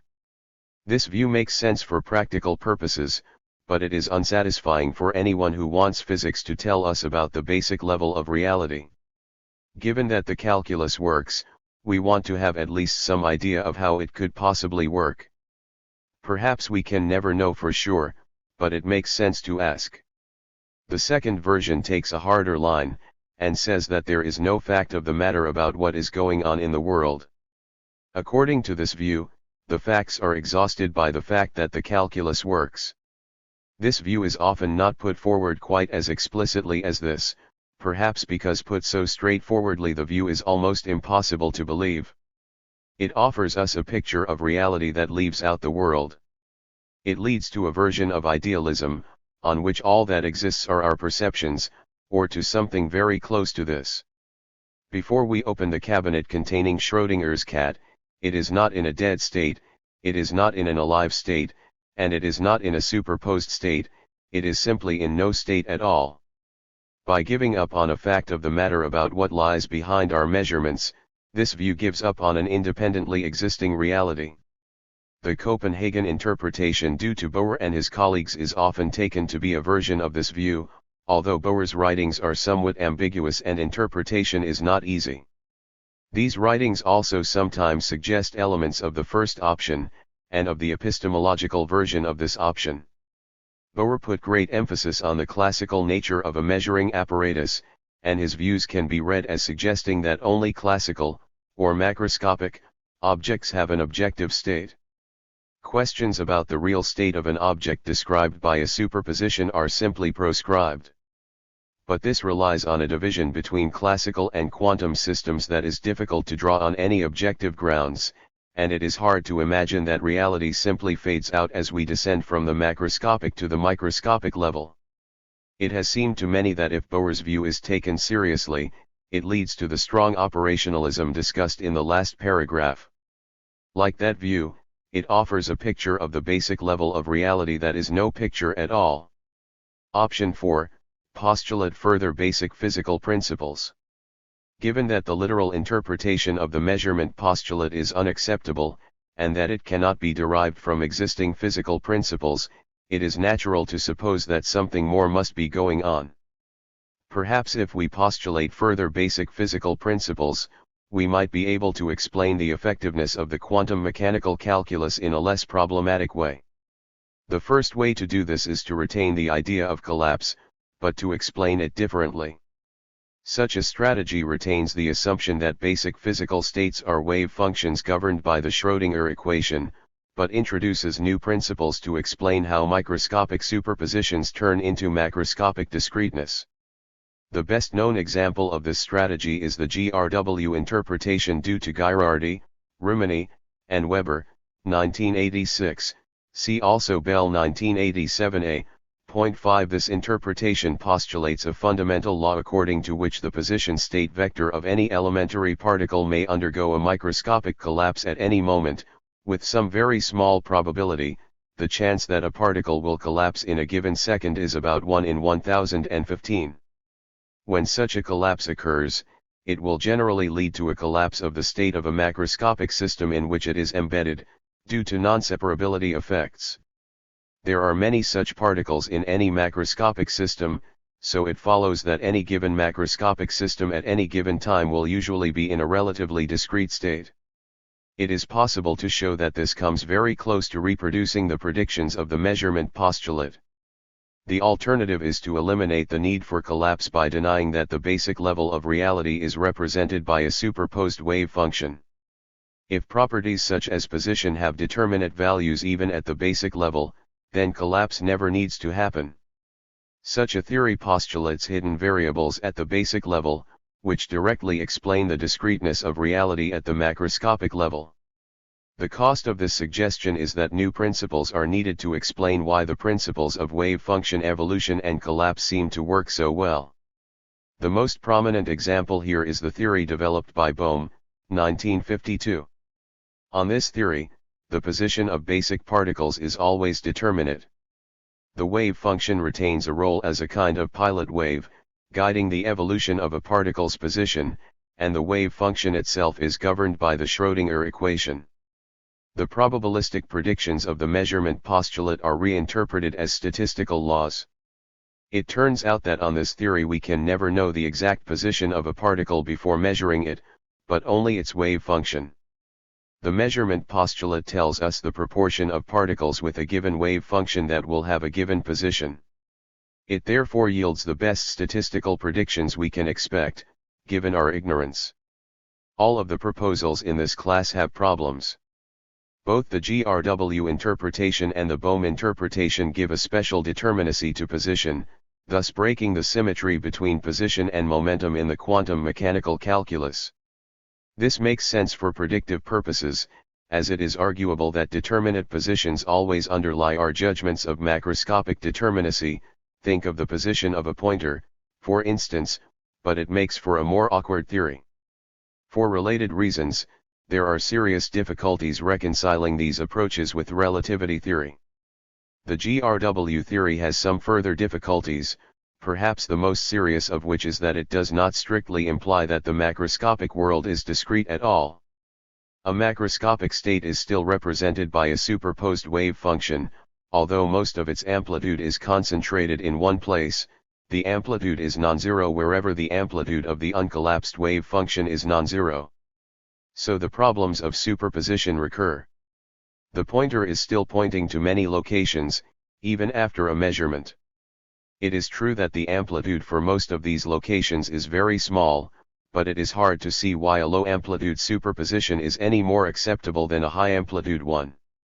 Bohm's theory has fewer technical problems than the GRW interpretation, but it has some strange consequences. Most strikingly, it is non-local to an extraordinary degree. Any hidden variables theory satisfying the predictions of the calculus must be non-local, for reasons given by Bell 1964. 6. It is not just that the properties of a particle can instantly affect the properties of a particle some distance away. It turns out that in determining the trajectory of a particle, one may have to take into account the wave functions of particles in other galaxies.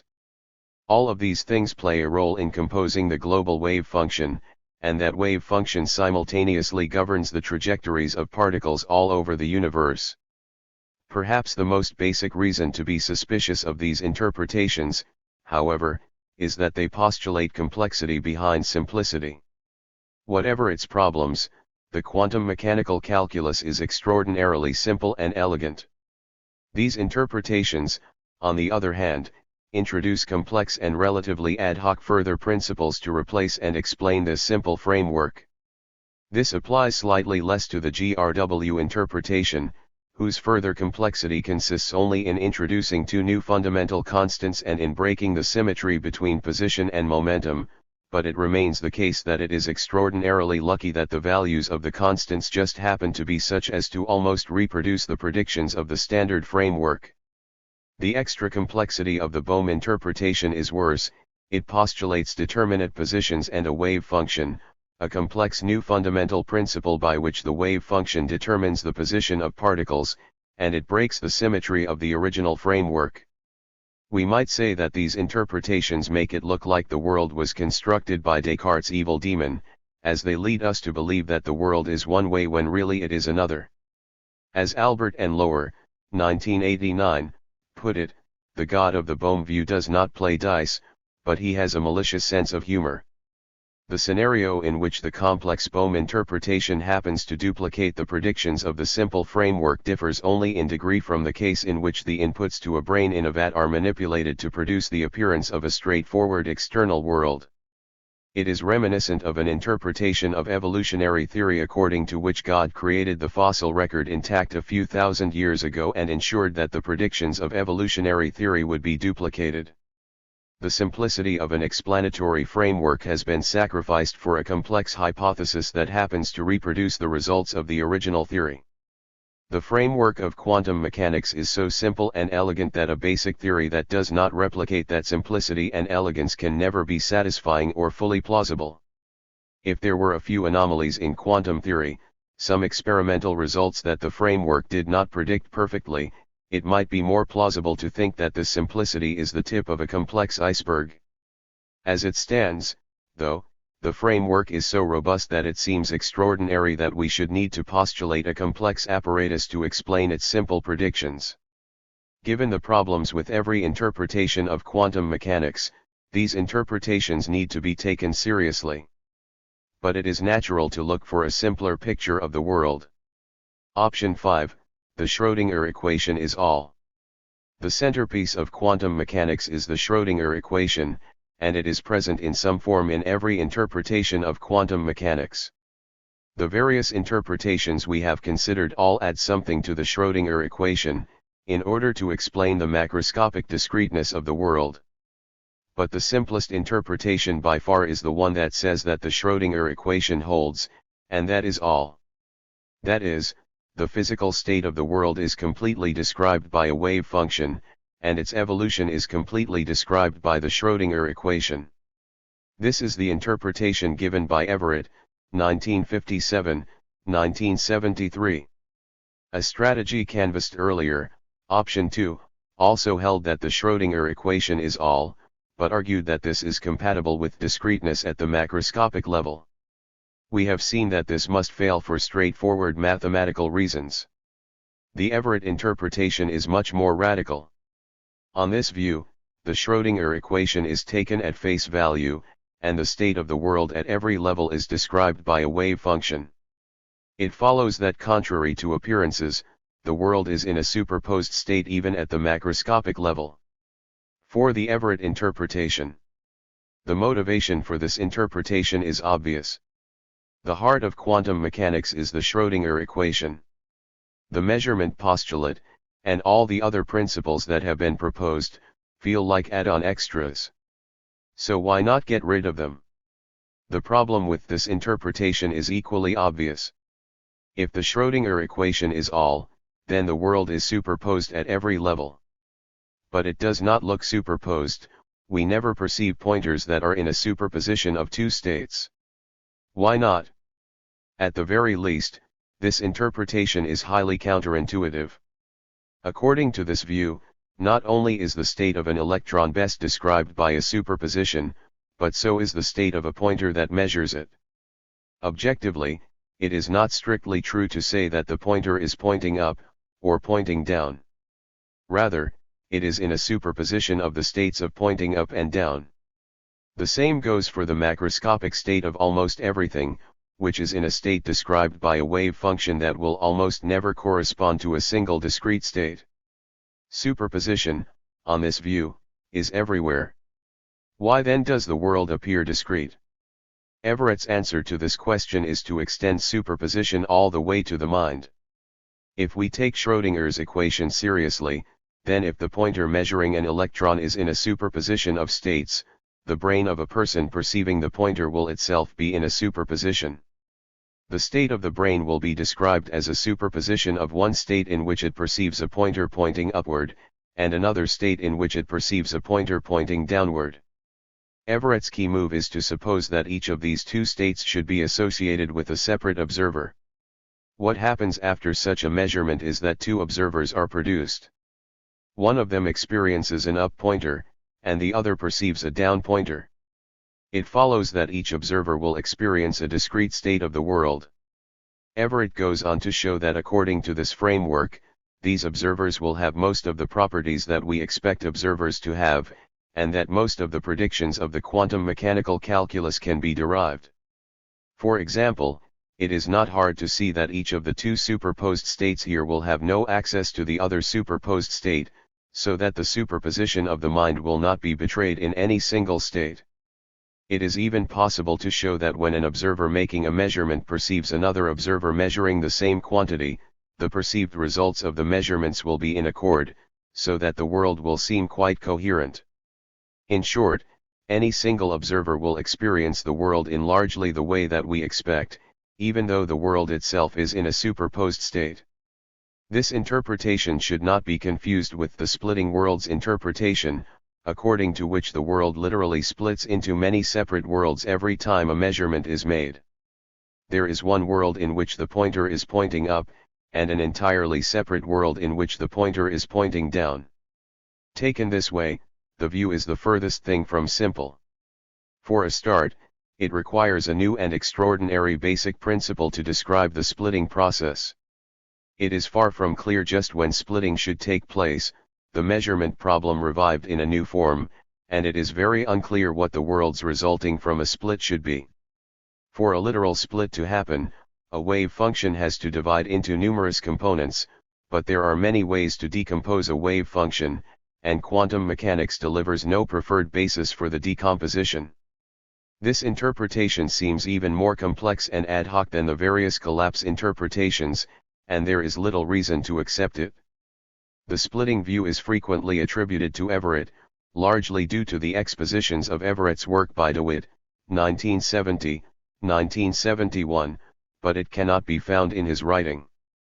Everett's own view is not entirely clear, but it is interpreted much more naturally along the lines I have suggested. This interpretation is also recommended by Albert and Lower, 1988, and by Lockwood, 1989. On this view, there is no objective splitting. Rather, the wave function evolves into a superposition of states, where the superposed states are best regarded as components of a single world.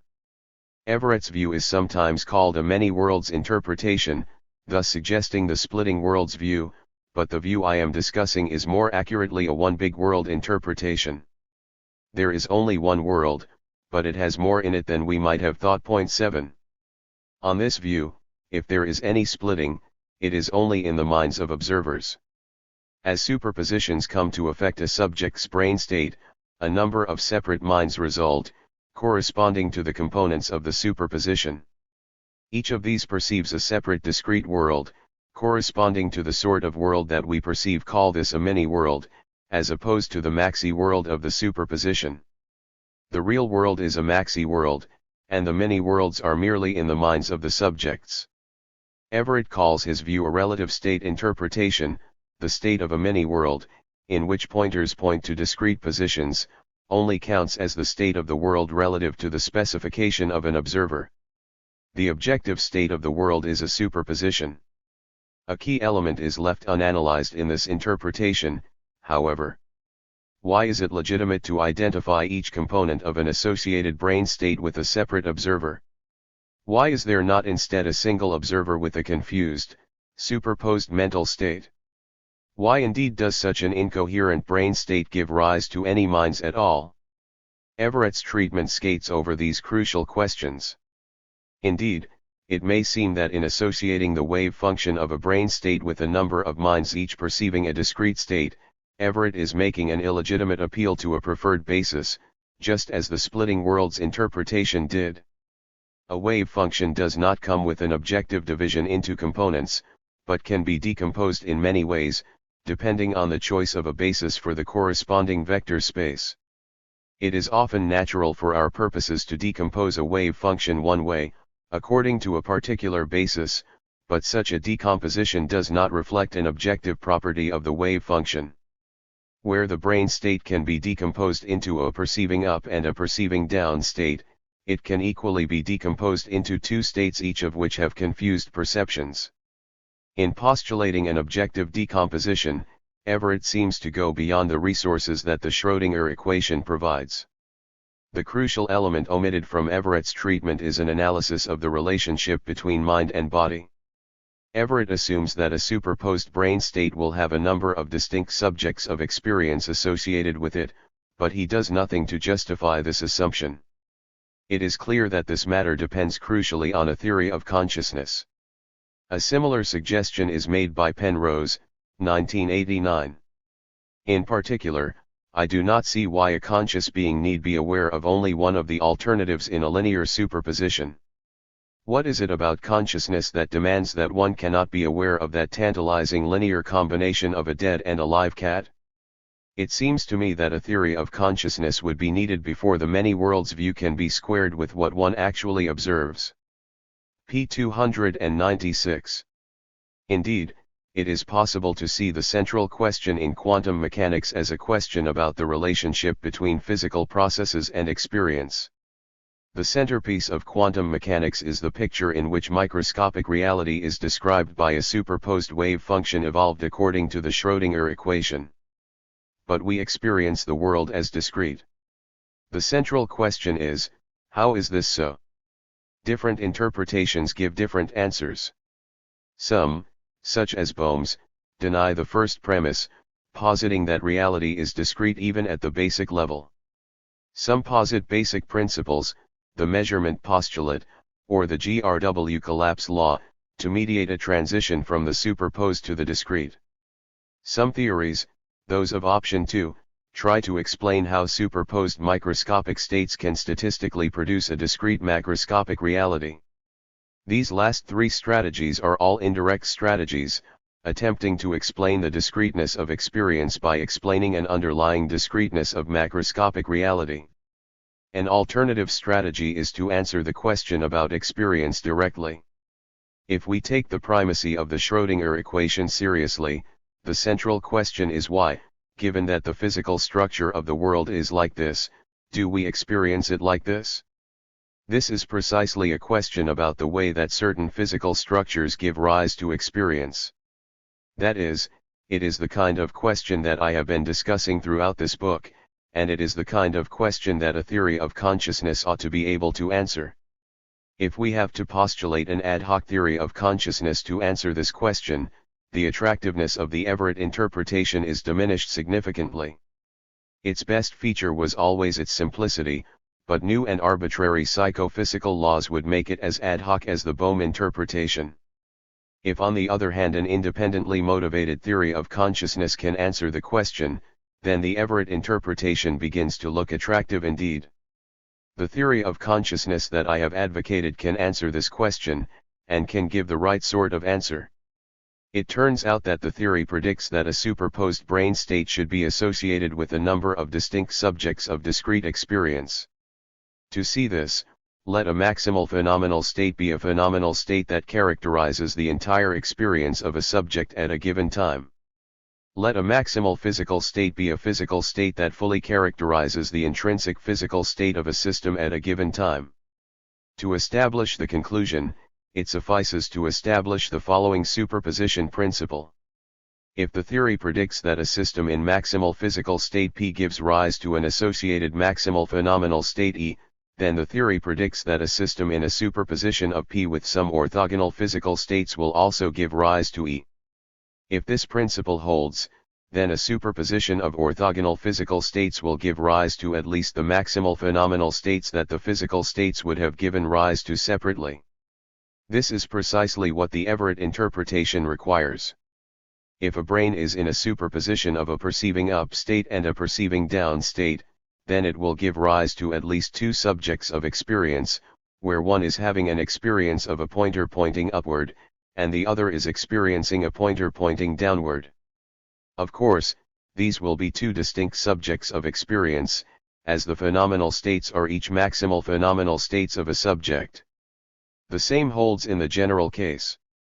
A superposition will always give rise to the ensemble of subjects that the Everett interpretation requires. So we need to establish that the theory I have outlined implies the superposition principle. The easiest way to see this is to appeal to the framework of Chapter 9, and in particular to the claim that consciousness arises from implementation of an appropriate computation. To use this to establish the principle, we need to establish that if a computation is implemented by a system in maximal physical state P, it is also implemented by a system in a superposition of P with orthogonal physical states. Accordingly, assume that the original system, in maximal physical state P, implements a computation C.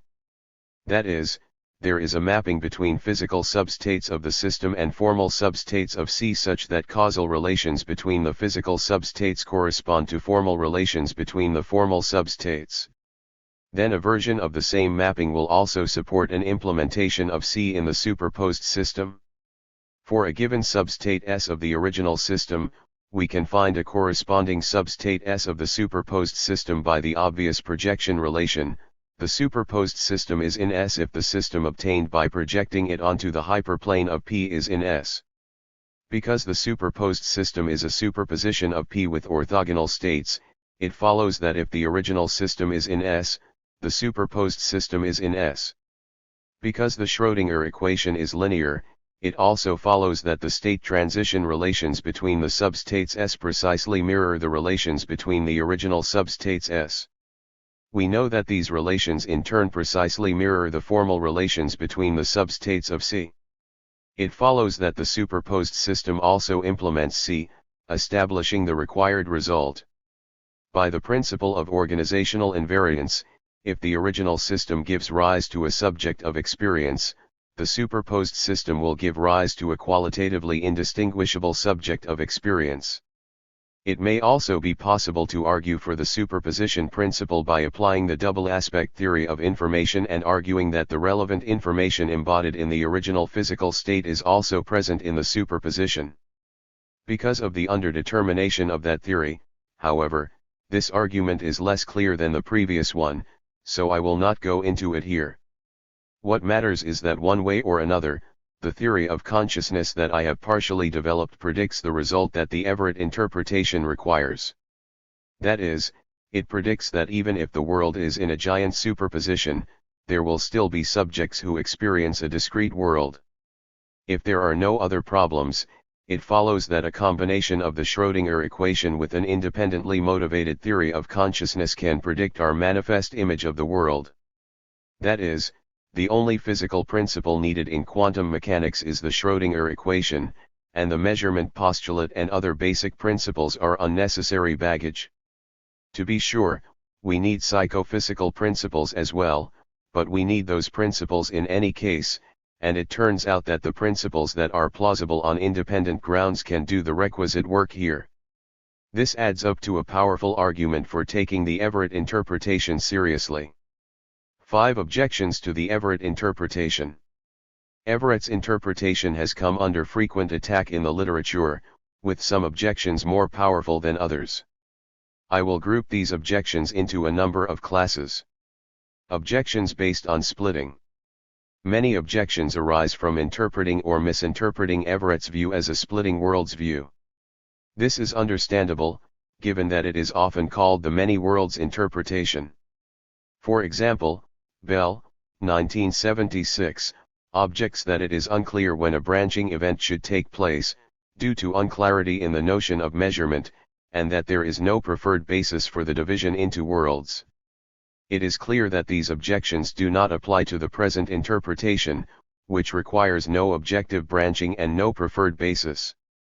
Similarly, Hughes, 1989, objects to the ontological cloudburst in the splitting process, and Healy, 1984, notes that the creation of new worlds violates the conservation of mass energy.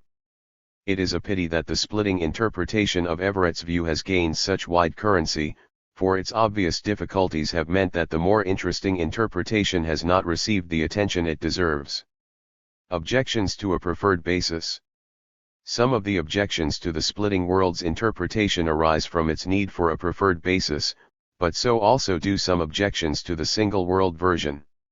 In particular, the question arises, why do the only minds associated with a superposed brain state correspond to its decomposition along the preferred basis? Why are there not minds that arise from other decompositions, or indeed from the superposed state as a whole? This is a reasonable objection to Everett's own version, which seems to require such a canonical decomposition. No such objection arises for the version I have outlined, however, which entails that a superposition gives rise to the associated subjects of discrete experience without any need to postulate a preferred basis. And I have had no need for the assumption that these are the only minds that the superposed system gives rise to. What about superposed minds? The question arises, are there other minds associated with a superposition? To this the answer is perhaps. If the double aspect theory of information is accepted, then we already know that there may be experiences associated with lower level processes in such a system. It may also be that there are subjects of experience associated with the structure of processing in a superposition. Perhaps there are minds associated with other decompositions of the system. Perhaps there is a big superposed mind associated with the whole superposed system.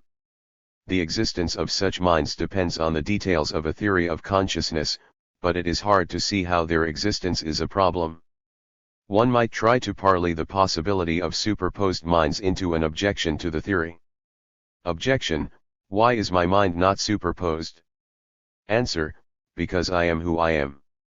The theory predicts that non-superposed minds exist, and my mind happens to be one of them.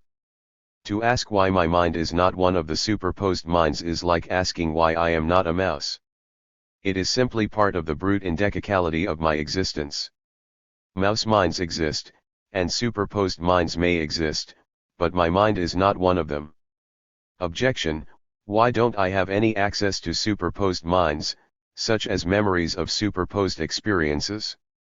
Answer: the theory predicts that the discrete minds in question will experience the world as entirely discrete, and they will have no direct access to other parts of the superposition. All their memories will be of discrete observations, for example.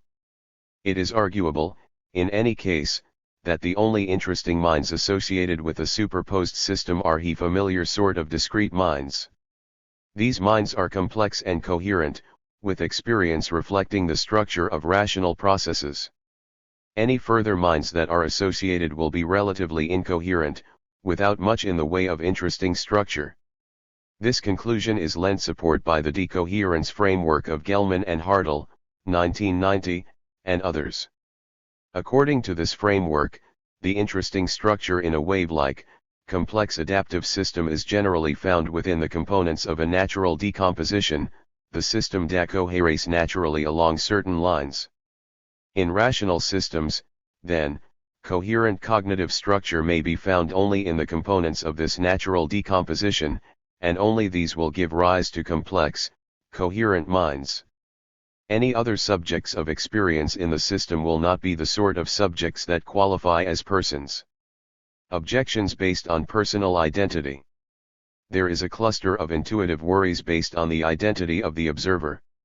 Take the mind M1 that I remember being around this time yesterday. Today, there will be a large number of minds descending from that mind, in different branches of the superposition. My mind M2 is only one of them. I might well ask, why did I end up here, rather than in one of the other branches?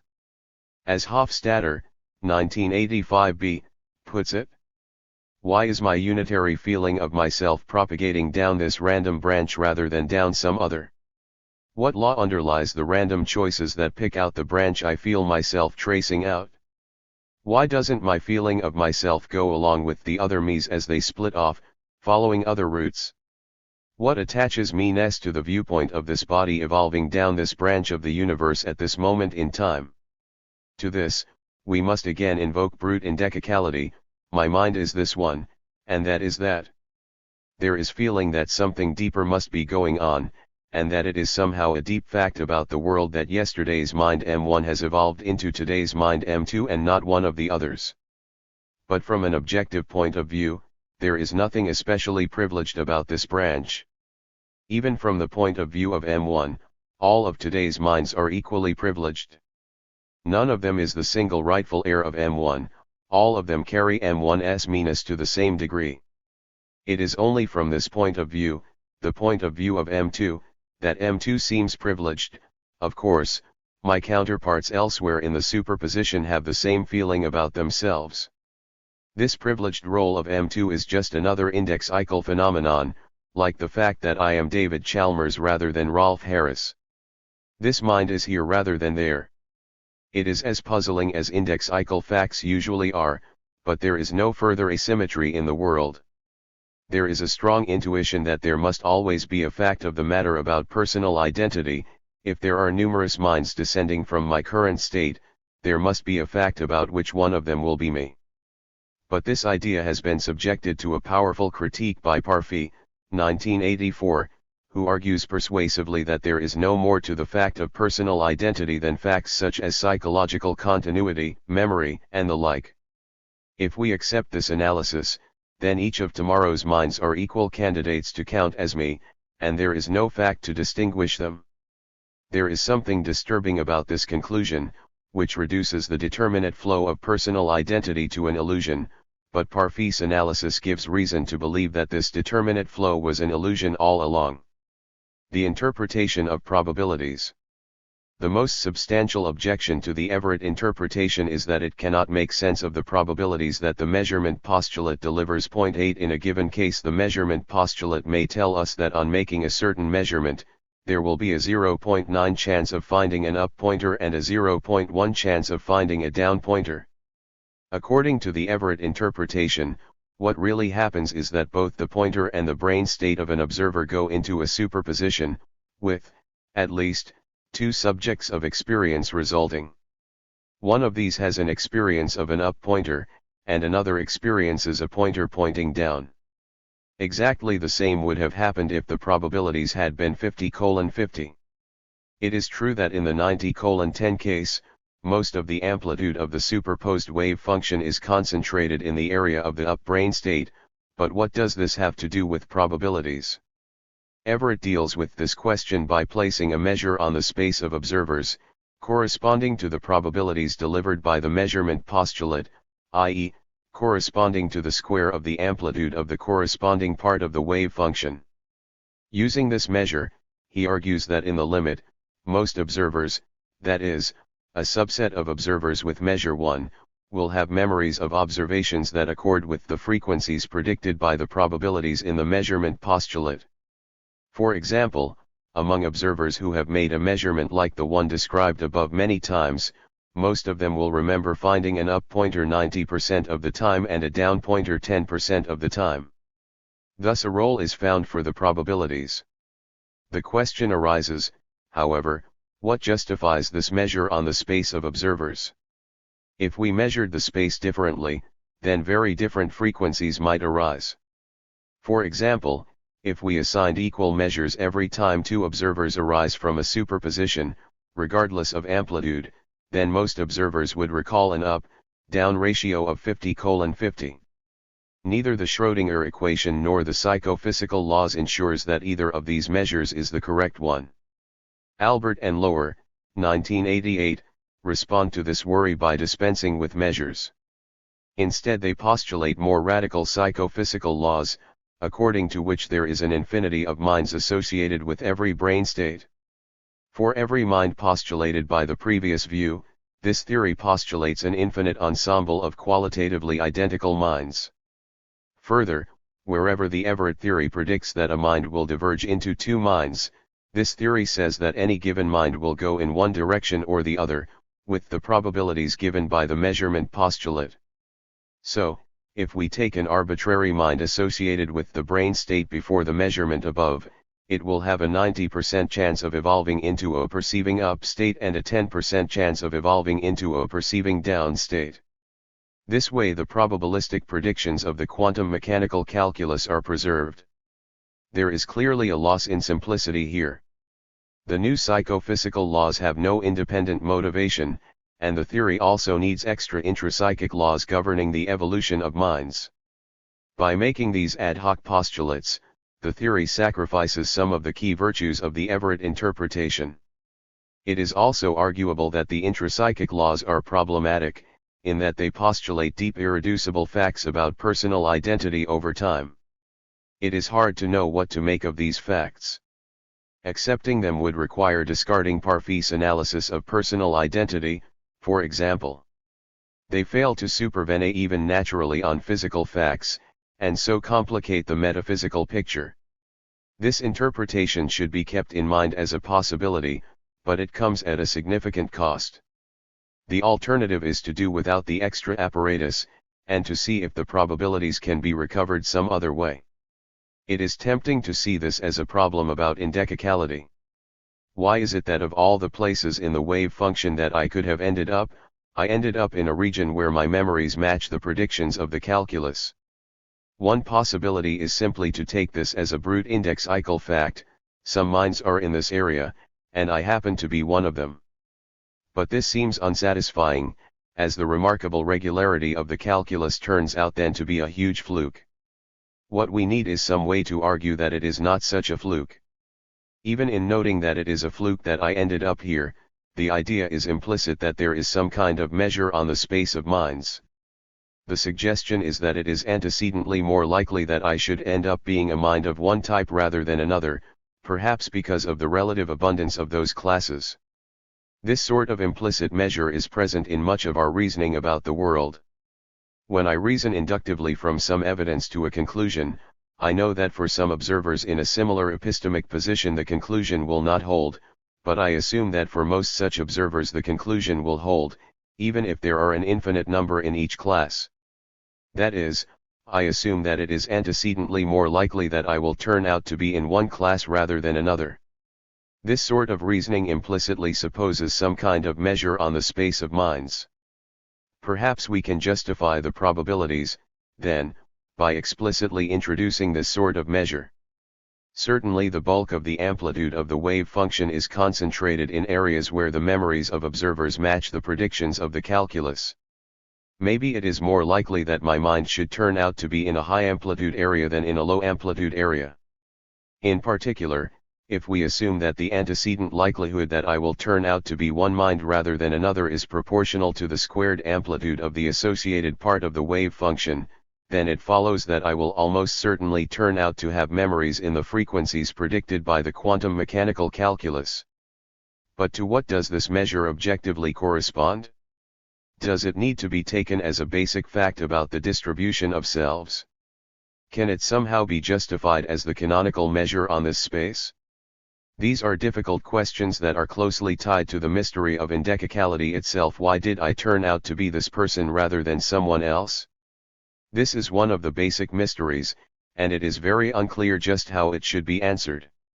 Nevertheless, the idea of a measure on the space of minds seems to have some promise, and may even be needed for some other purposes, such as the justification of induction.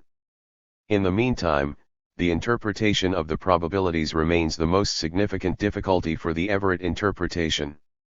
6. Conclusion. It must be admitted that the Everett interpretation is almost impossible to believe. It postulates that there is vastly more in the world than we are ever aware of. On this interpretation, the world is really in a giant superposition of states that have been evolving in different ways since the beginning of time, and we are experiencing only the smallest substate of the world. It also postulates that my future is not determinate. In a minute's time, there will be a large number of minds that have an equal claim to count as me. A minute has passed since I wrote the last sentence. Who is to know what all those other minds are now doing? On the other hand, it is clear by now that all interpretations of quantum mechanics are to some extent crazy. That is the fundamental paradox of quantum mechanics. The three leading candidates for interpretation are perhaps Wigner's interpretation on which consciousness brings about collapse, Bohm's non-local hidden variables interpretation, and the Everett interpretation. Of these, Wigner's interpretation implies that macroscopic objects are often in superpositions, until a casual look from an observer causes them to collapse. Bohm's view implies that the trajectory of every particle in the universe depends on the state of every other. And the Everett view implies that there is much more in the world than we ever would have thought. Of these, perhaps Bohm's view is the least crazy and Everett's the most, with Wigner's in between. Ranked in order of theoretical virtue, on the other hand, the sequence is reversed.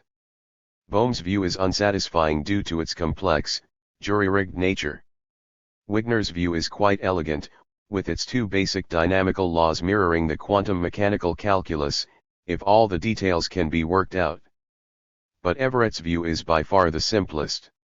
It postulates only the Schrödinger equation, the principle that is accepted by all interpretations of quantum mechanics. It also has the virtues of being an entirely local theory, and of being straightforwardly compatible with relativity theory, virtues that the other interpretations lack. It is also worth noting that both of the other interpretations contain elements of what is counterintuitive about the Everett interpretation. On the Wigner view, we must accept that the universe evolved in an Everett-style giant superposition, perhaps with superposed stars and superposed rocks, if not with superposed cats, at least until the first conscious entity evolved to collapse the wave function. On the Bohm view, Everett's uncollapsed wave function remains present as the pilot wave that guides the position of the various particles. All the structure that is present in other components thus remains present in the state of the world, even though most of it is irrelevant to the evolution of the particles. Given that these views, too, require an uncollapsed wave function in central roles, one might argue that the relative implausibility of the Everett view is diminished.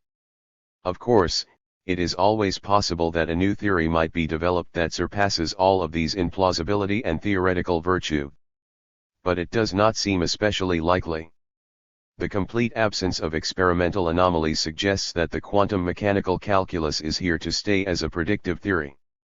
If so, we cannot expect empirical developments to solve the problem. Perhaps conceptual developments could lead to a new and improved interpretation, but it may be that by now the most promising niches in conceptual space have already been exploited. If so, we may be stuck with something like the current range of options, perhaps with significant refinements, but with advantages and disadvantages of a qualitatively similar kind. Of these options, the Everett interpretation seems in many ways the most attractive, but at the same time it is the hardest to accept. I have advocated some counterintuitive views in this work. I resisted mind-body dualism for a long time, but I have now come to the point where I accept it, not just as the only tenable view but as a satisfying view in its own right. It is always possible that I am confused, or that there is a new and radical possibility that I have overlooked, but I can comfortably say that I think dualism is very likely true. I have also raised the possibility of a kind of panpsychism. Like mind-body dualism, this is initially counterintuitive, but the counterintuitiveness disappears with time. I am unsure whether the view is true or false, but it is at least intellectually appealing, and on reflection it is not too crazy to be acceptable. The craziness of the Everett interpretation is of another order of magnitude. I find it easily the most intellectually appealing of the various interpretations of quantum mechanics, but I confess that I cannot wholeheartedly believe it. If God forced me to bet my life on the truth or falsity of the doctrines I have advocated, I would bet fairly confidently that experience is fundamental, and weakly that experience is ubiquitous. But on the Everett interpretation I would be torn, and perhaps I would not be brave enough to bet on it at the end of the day. 9 Maybe it is simply too strange to believe. Still, it is not clear whether much weight should be put on these intuitive doubts in the final analysis. The view is simple and elegant, and it predicts that there will be observers who see the world just as I see it. Is that not enough? We may never be able to accept the view emotionally, but we should at least take seriously the possibility that it is true.